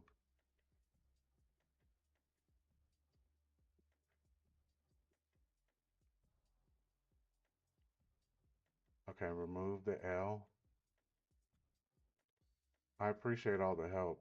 I'm like, why is this not working? Like, there we go. Oh my gosh. Man. Sometimes I don't know about you guys. Um, I'm working on, I'm just doing the starter point for, which one is it? Let's see. I'm just doing the dancing starting point.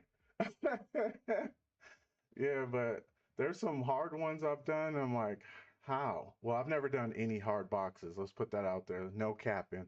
But any of the ones that are way harder than the starter point. That's what I'm trying to say. And I've done it with ease. And then there's sometimes you just get stuck on some like really simple stuff. I'm pretty sure a lot of you guys have had that happen. So let's go back. All right, so now that we're finally over here, we can use help. Let's see.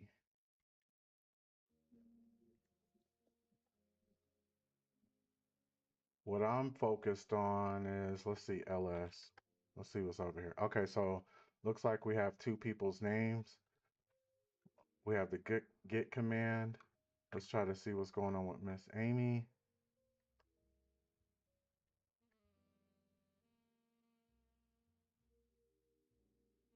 Let's CD into Amy.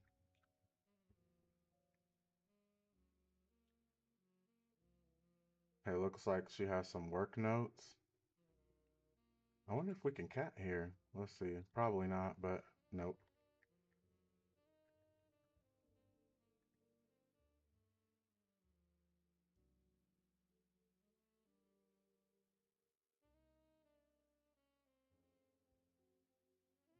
I think I've already taken that to back to home. Let's see.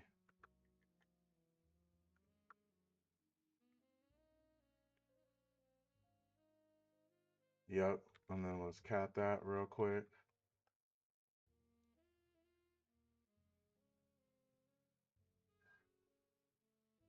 It's talking about the Apache server,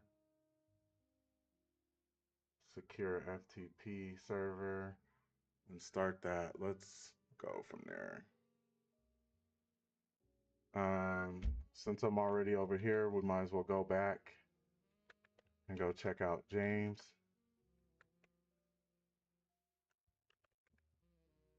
See what that guy's got going on over there.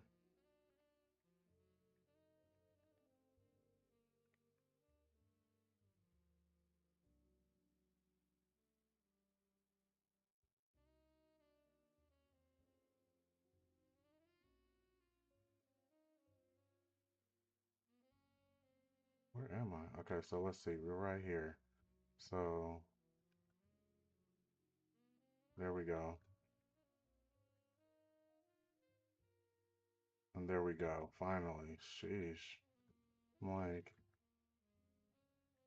last time I was able to do that a lot faster, but I don't know what happened. But so I was able, every time so I was just doing a bunch of basic Linux stuff. like I kind of showed in my Linux Basics episode, the most important thing is you can't just like cat and some of these protocols. You have to git, and then what git does is it takes it from that port and then it brings it over to your machine. So as you can see, if I ls again, there's the flag right here that I was able to get and push it on over. So, oops, let's cat that real quick. And there you go. You were following along. So that's one out of the way.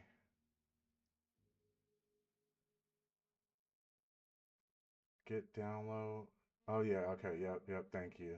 No, I'm not Isaac, I'm not an engineer. I have a little bit of I have like 2 years of networking.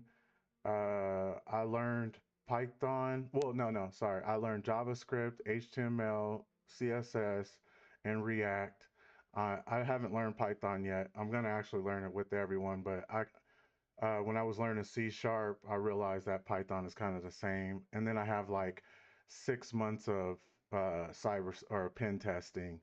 Um, and what I realized when I like found a mentor is they're like, you skipped a lot of stuff.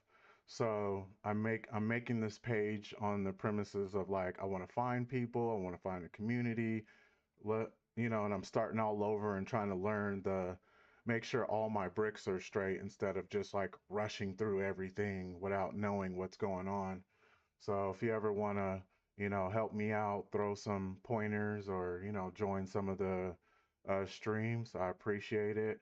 But yeah, so just kind of treat me like I know some stuff, but I'm a beginner. But compared to like someone who really knows their stuff, you'll probably be doing a lot of laughing. But that's what it's all about. I'm here and let's go. So that's the first flag. That's out the way. And then now we're going to move over to Redeemer. So like I was mentioning at the beginning, I've done this, but I'm like I've never seen the purpose of it yet in any of the boxes or anything I've ever done. So um let's try to figure it out. Let's get this one done. So first thing is I need to stop this one.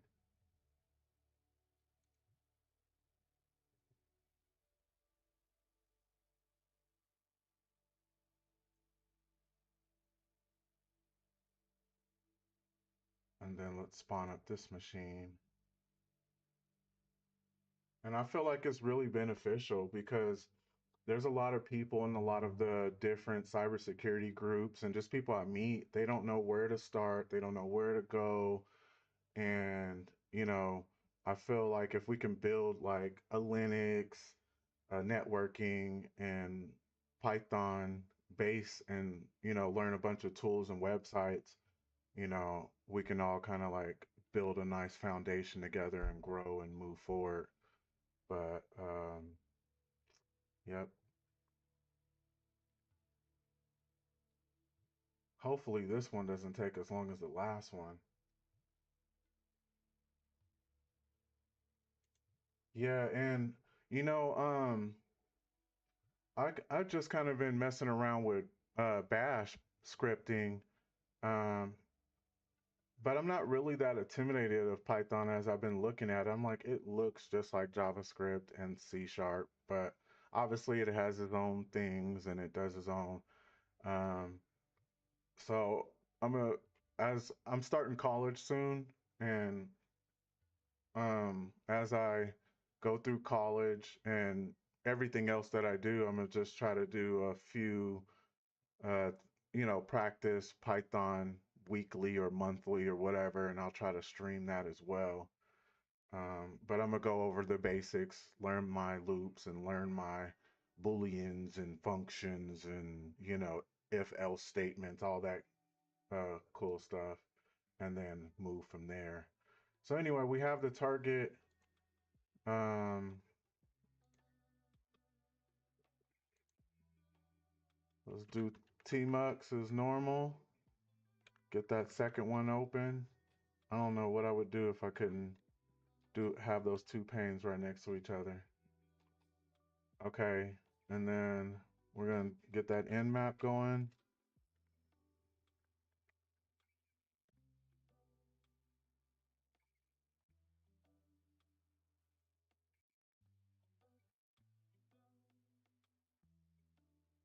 And then as we get that going, whoa. All ports scanned, all of them ignored.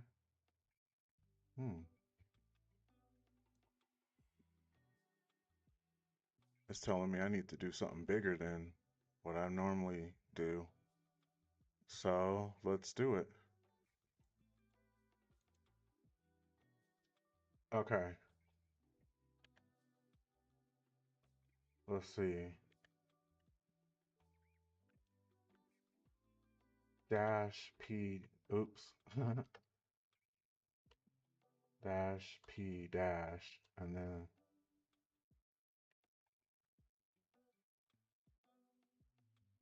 And you know what? While you mentioned that, is 1024, is that those are the base 1,000, right? Because I always say 1,000, but it's a 1024 actually, right? Uh, yeah, I'm thinking so. So this one is obviously a bigger scan, everyone. Okay.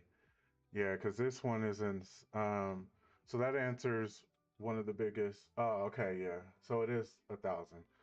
Um, so yeah, this one scan outside of the traditional 1,000, and that's what this helps with. And we'll have to look at that further later on. But looks like we were able to find this port, which is the Redis port, 6379. So let's start answering some of the questions. Which port? That's 6379 if you're following along. Which service is running on the port? And that's Redis. I may not be saying it right, but that's what I'm calling it. um, what type of database is Redis? So, um, I'm just going to do some research. Oops.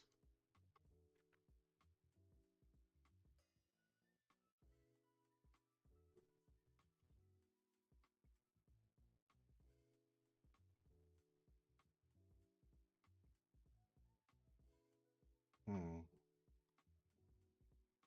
So it's an open source in-memory data structure store used as a database, message broker.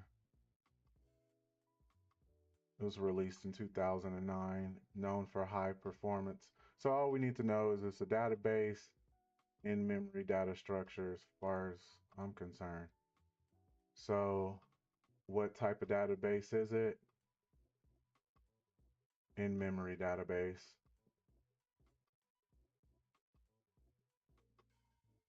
Which command line utility is used to.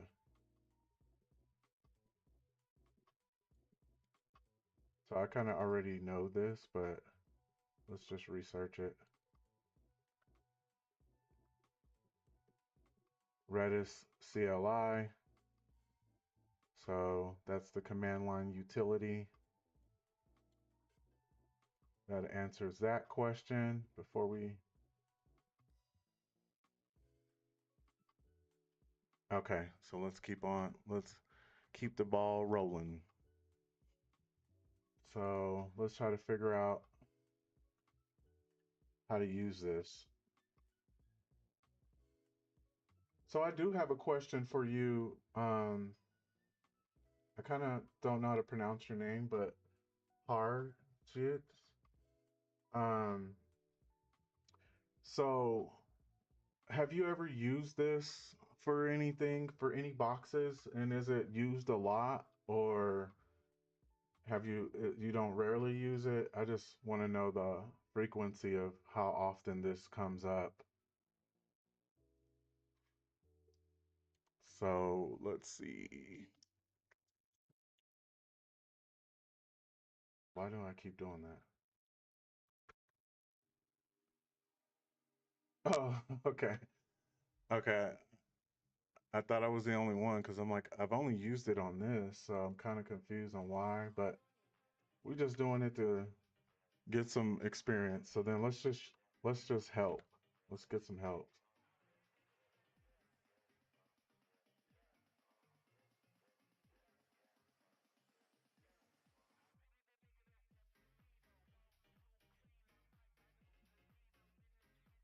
Okay, so we at least see the command, some options, and then an argument.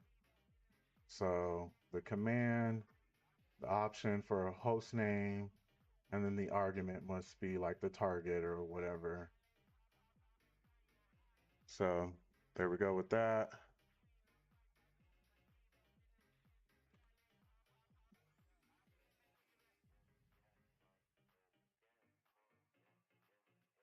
Host name, and then the name of the target.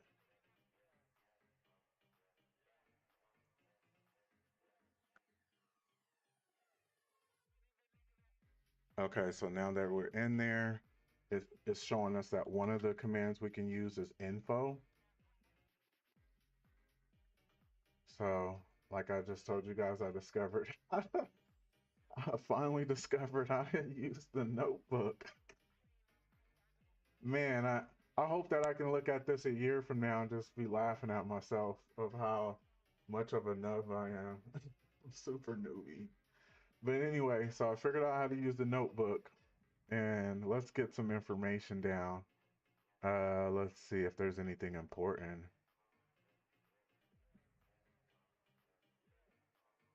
Okay, they're saying that the version, so let's get the, let's copy the version.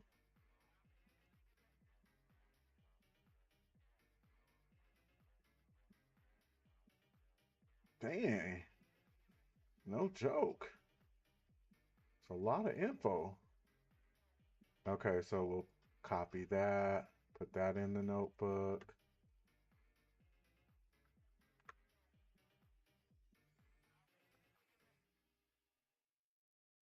Sorry, when you're asking me where at, like, are you talking to me or someone in the group?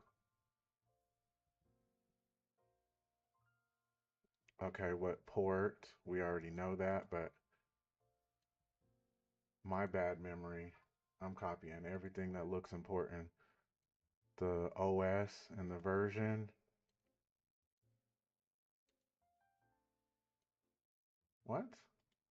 I'm gonna need you to work. Okay, there we go. Is there anything else that looks important?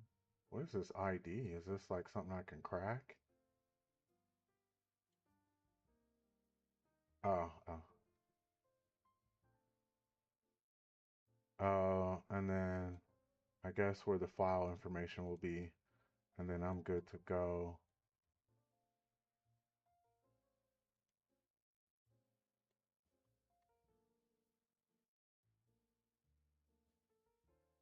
All right, I think I got enough information. How many clients? One.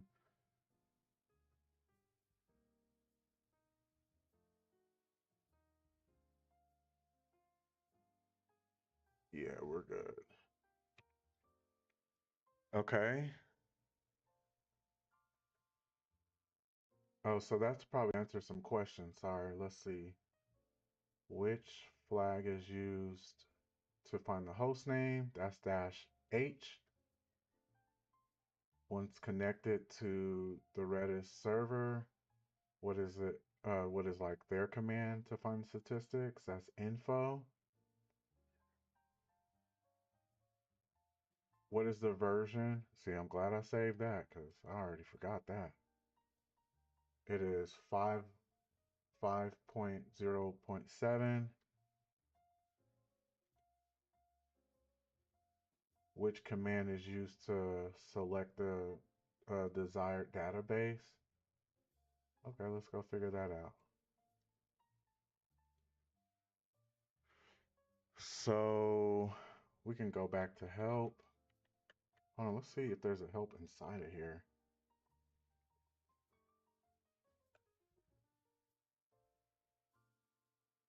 Yes, not.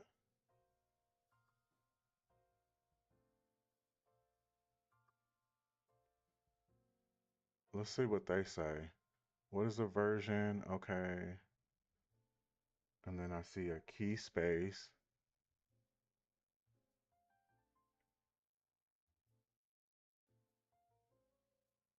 Okay, so all this stuff is important.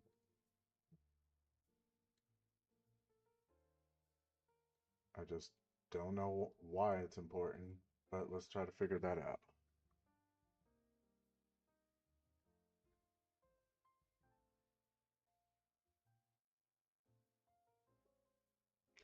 Oh, so this is kind of like SQL and MongoDB, all these other databases. It kind of has a lot of,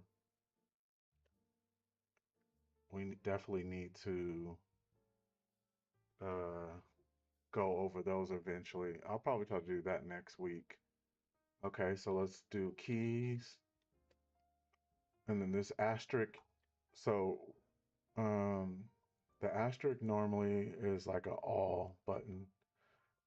Let me drink something real quick. Hold on.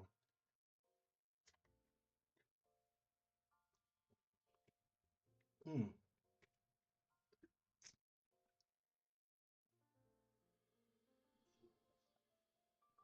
All right.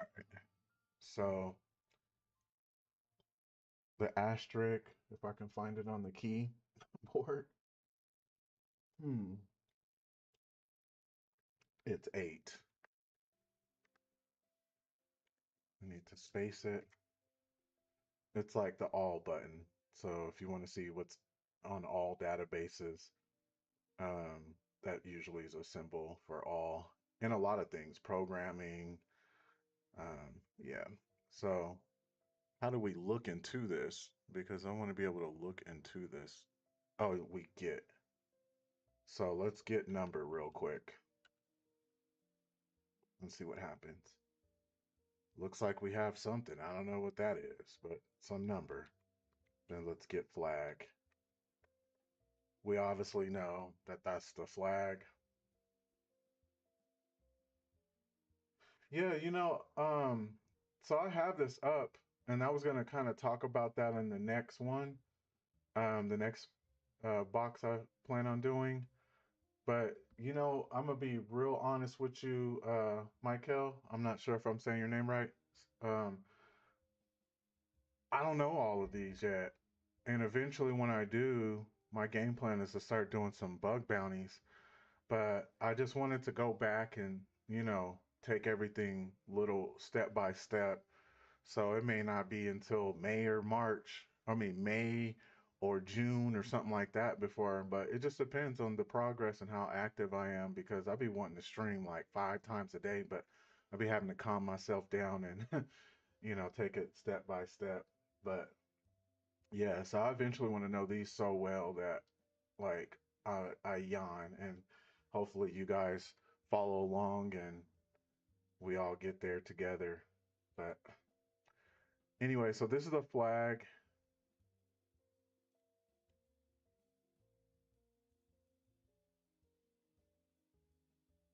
Which command is used to select the desired? So select is it.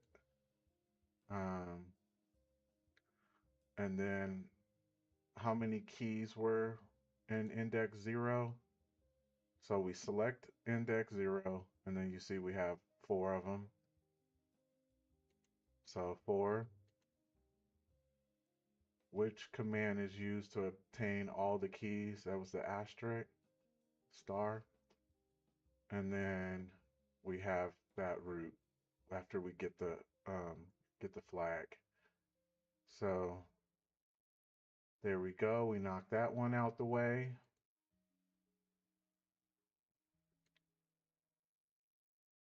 Oh, Let me go back and close that one down. I'd be forgetting to do that. I know that probably makes a lot of the other hackers mad because it's just sitting there um,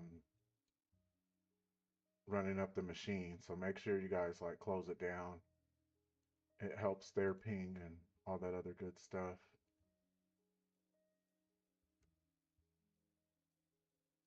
So we're gonna do appointment.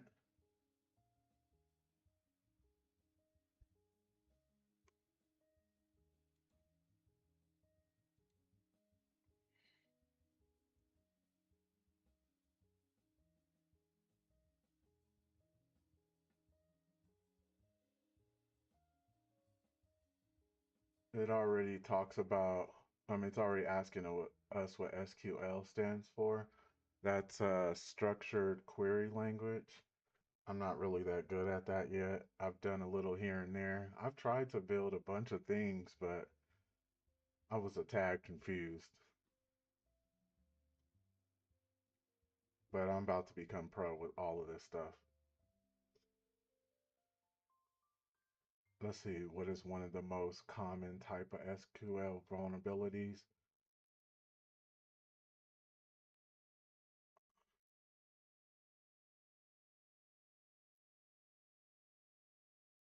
Let's figure that out. While we wait for that, let's just ask.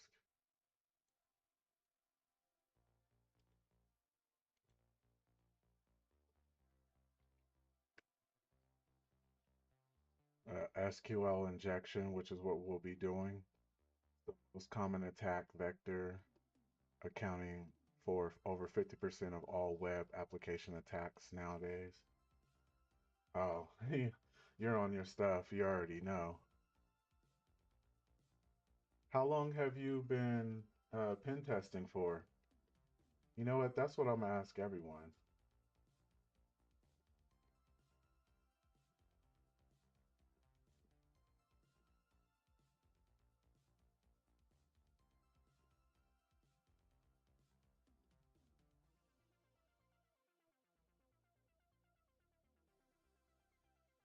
Let's see, because I know it's still spinning. Oh, nope, it's not. But let me still ask.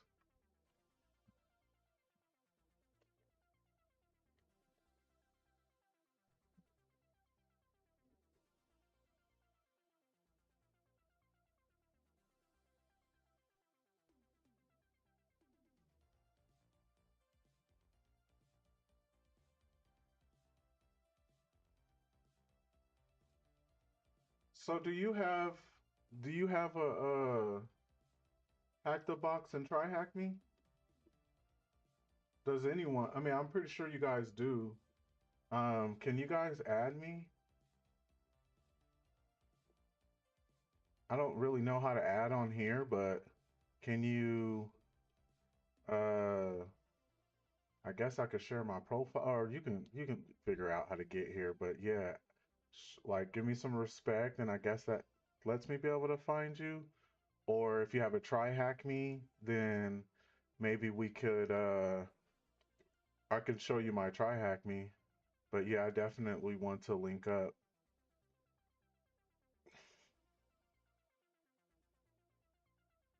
All right, I'm reopening up a new terminal so we can get ready for this other one.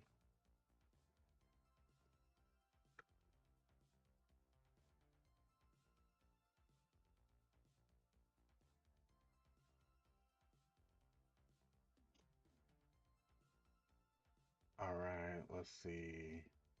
Let's go back to the box.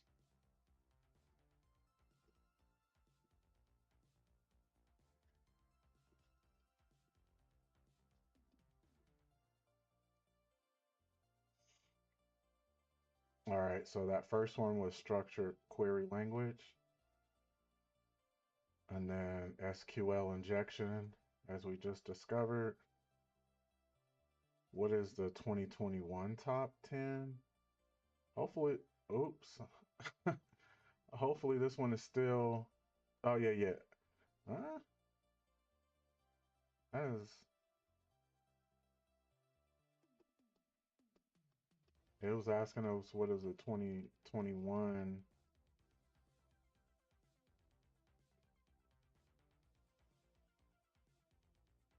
Oh, okay, I get it. I get it. But AO3 2021, it just shows injection. But I guess it's AO3 2021 dash injection. Oh, so that's exactly what it says.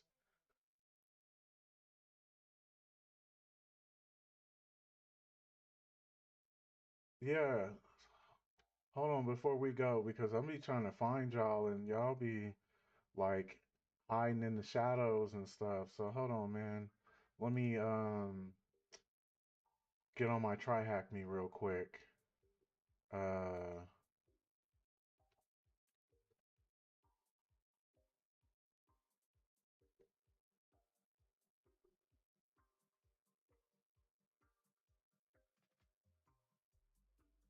Let me open this up on another screen just in case my information shows up.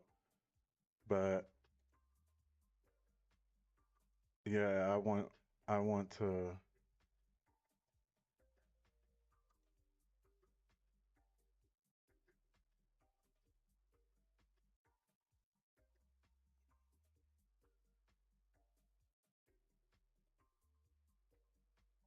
give me 2 seconds.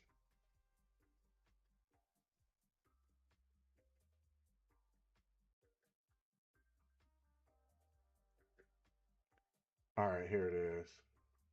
Um yeah, can you add me whenever you get a chance? Because uh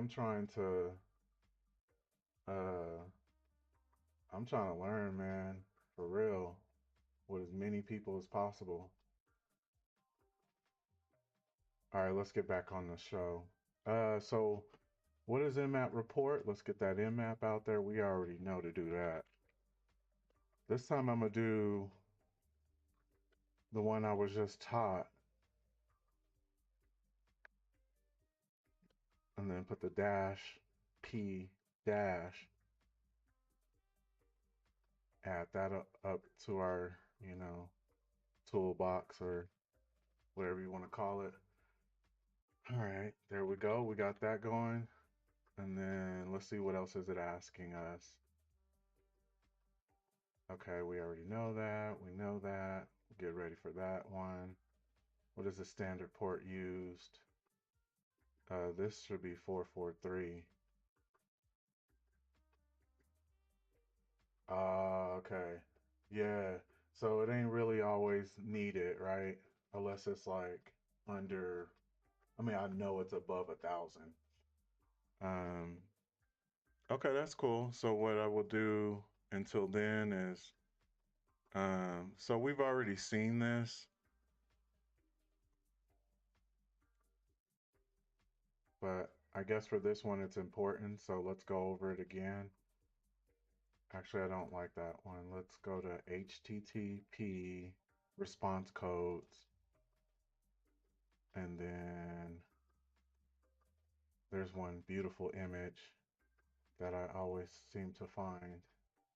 So we already know this, but 200 is success, 3 is redirects. I'm starting to learn a little bit more about redirects. If you have a redirect, then you need to add that to the Etsy host, right? Um, and then see if you can make your way over towards that directory. But look, we might have to do that. We'll see. Okay, so what did we get? We got Apache HTTP. That's the version of Apache. Let's see if we can pull up something over here.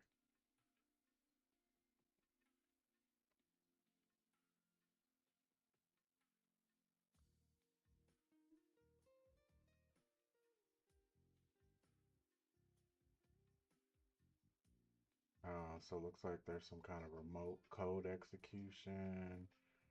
I'm just looking. Oh, there used to be this. but that must be deprecated. All right. Let's get back on the task.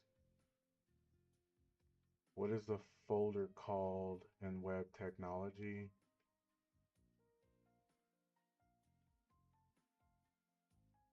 So it looks like we have a directory or a folder called login. Let's go check that out.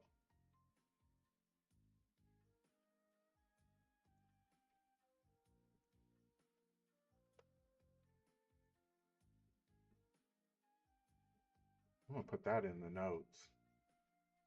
Gotta step my note game up. And then let's go put the version in the notes as well. That way we don't have to keep looking for that. Put all this right here in the notes.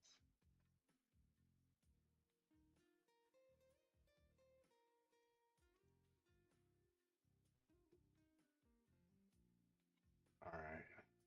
Now we don't have to keep coming back to here to look at it. And just remember, if you wanted to do all of this and you wanted to save it to a file, you can just call this, nmap.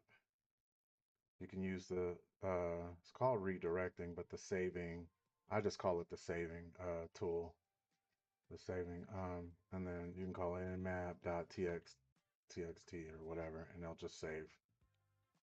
But anyway, let's get back to what we were doing. So let's put that address in. Put that address in.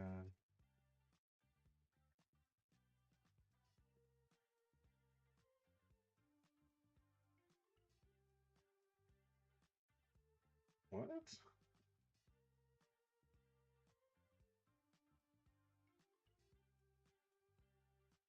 And then we'll slash login real quick and see what happens.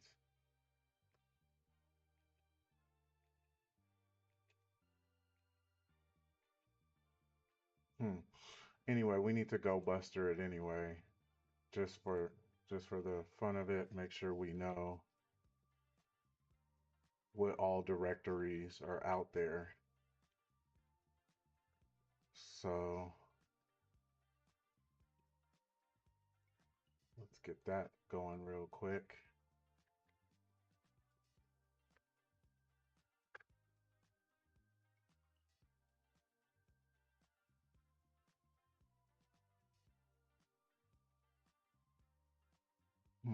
Word list, derb. I'm trying to learn how to find the like smaller list, because I had did a stream and I was doing one of those lists and it took forever. And I don't ever want to be stuck doing that again.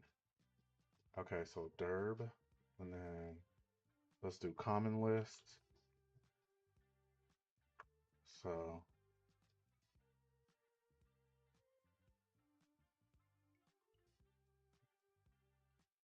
let's go look at these response codes. So you see how we're getting these response codes? Remember, 200's good. 300's it's been redirected. So these are all, and then let's go see what exactly 403 is while we're waiting, because I've never seen that. Understanding, oh, forbidden. So it's a forbidden status code.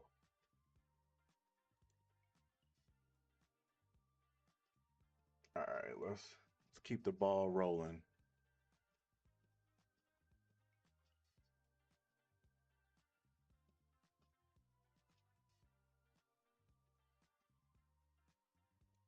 Let's see what 404 gives us real quick.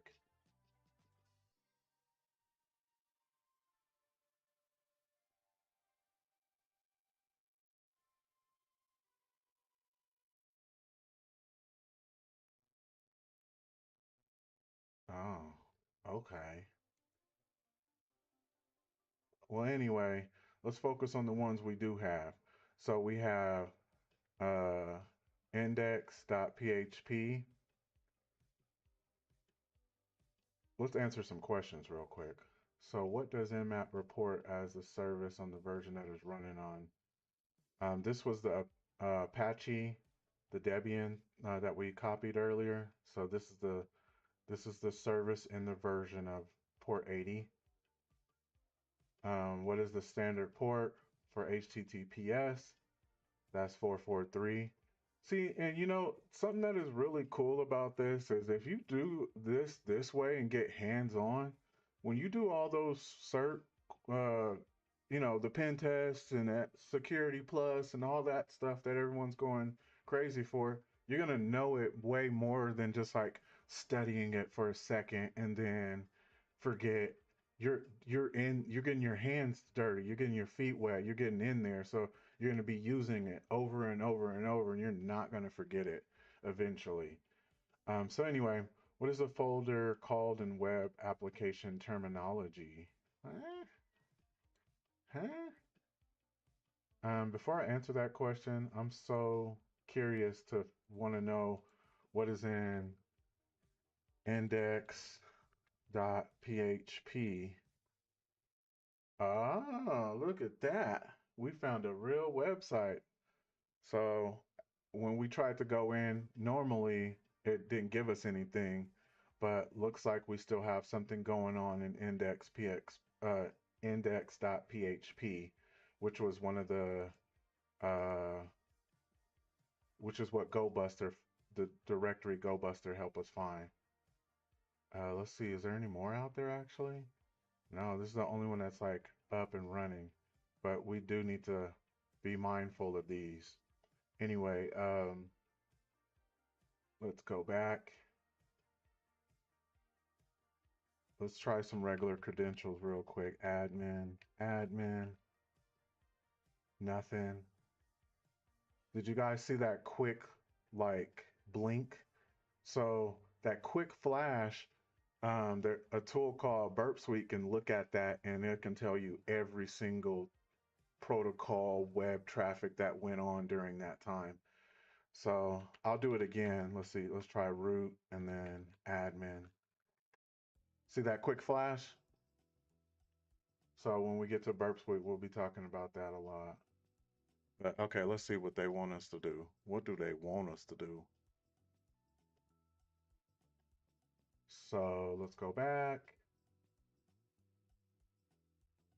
So what is a folder called in web application terminology? I kind of went over this in the Linux, and um, it's the same with even Linux too. When you think of a directory, think of folder.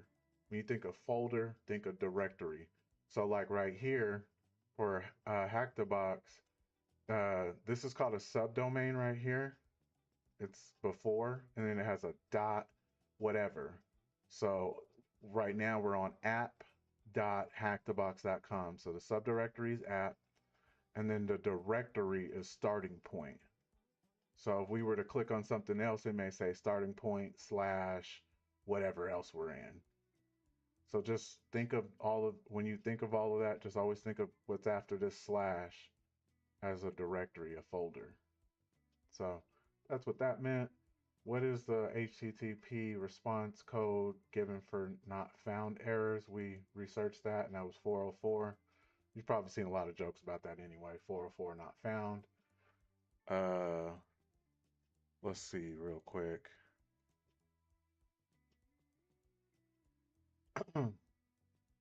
So GoBusters is a tool that brute forces a bunch of the directories. Um, what switch do we use with, that's dir. So as you've seen me put that in, I'm gonna go up. This, they're calling it a switch. I call it an option. Oh, this is actually an option. So whatever, the switch right here is called dir. So GoBusters the tool, dir's the switch, and then we use -u. I believe that stands for URL. And then this other option -w stands for word list. And then this is just the pathway of the word list that is inside of, you know, where it's at or whatever. So that's that. Dir.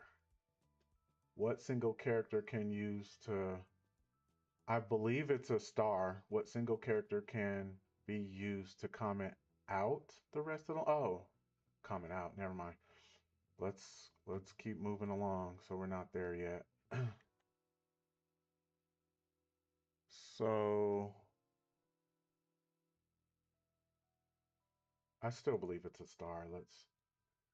Oh, it's a hash. It's a pound sign. So that's the answer to that. Now we got 2 more tasks.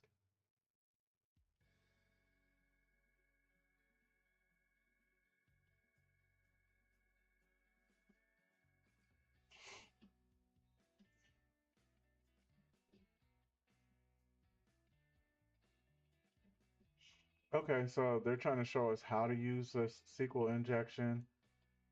Once again, to all my people out there, I suck at this. So let's learn how to use it. So admin, and then they're saying to use a pound sign. And then how would you find out the password though? Do you do the same thing or no? Oh, we got to use SQL map.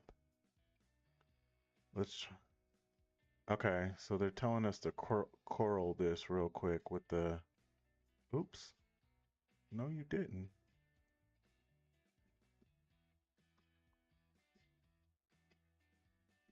All right, let's try it out.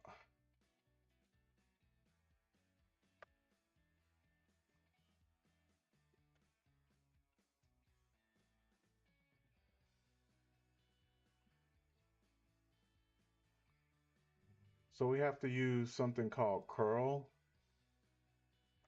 I have to write that down in all the tools, but curl is just like going onto the website without through the terminal. So through your shell without, instead of putting it up here, it's putting it down here, and it's the same thing. So it's asking, I mean, in order to do a curl, it looks just like how you put in any other website.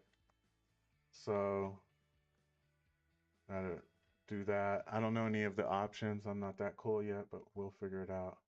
So I'm gonna kind of show you what happened.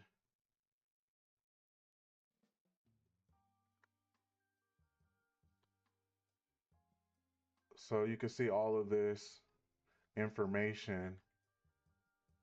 It was able to like curl all of this, right? So this is equivalent to us going to right here, Control U, and then if we put them side by side, oops,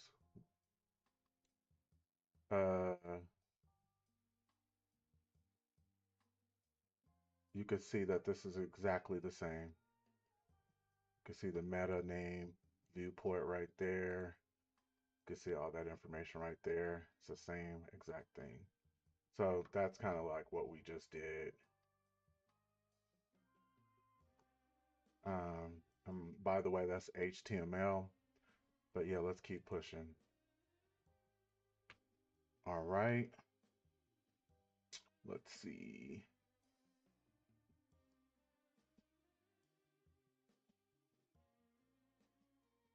But we were supposed to see something special. Let's see. What's special?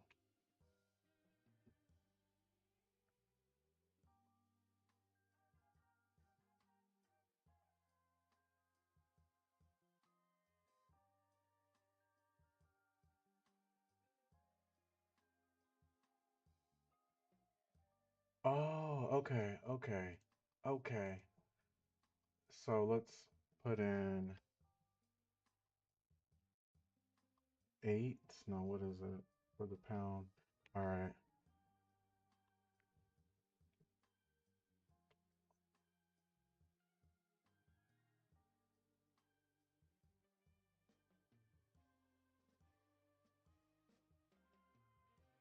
Okay.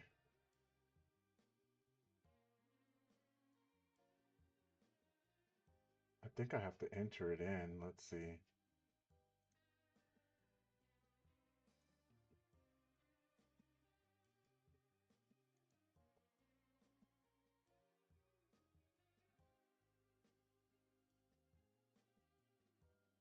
I believe it's supposed to show up somewhere, but we will see.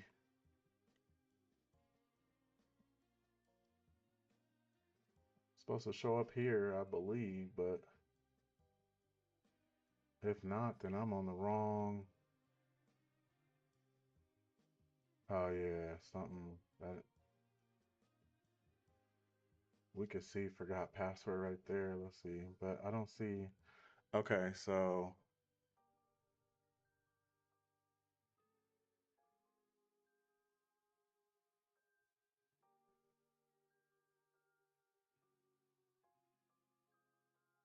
there's a login, makes post request. We've seen that.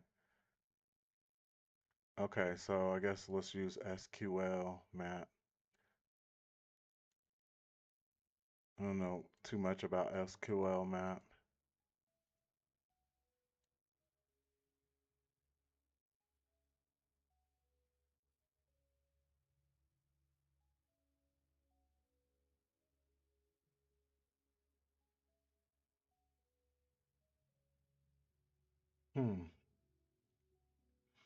All right, let's try it.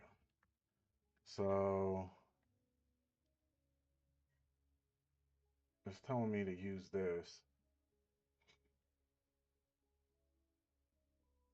Let's put it in first and see what happens.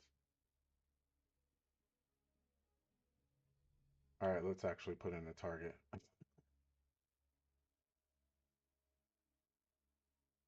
Let's actually put in the real target. All right.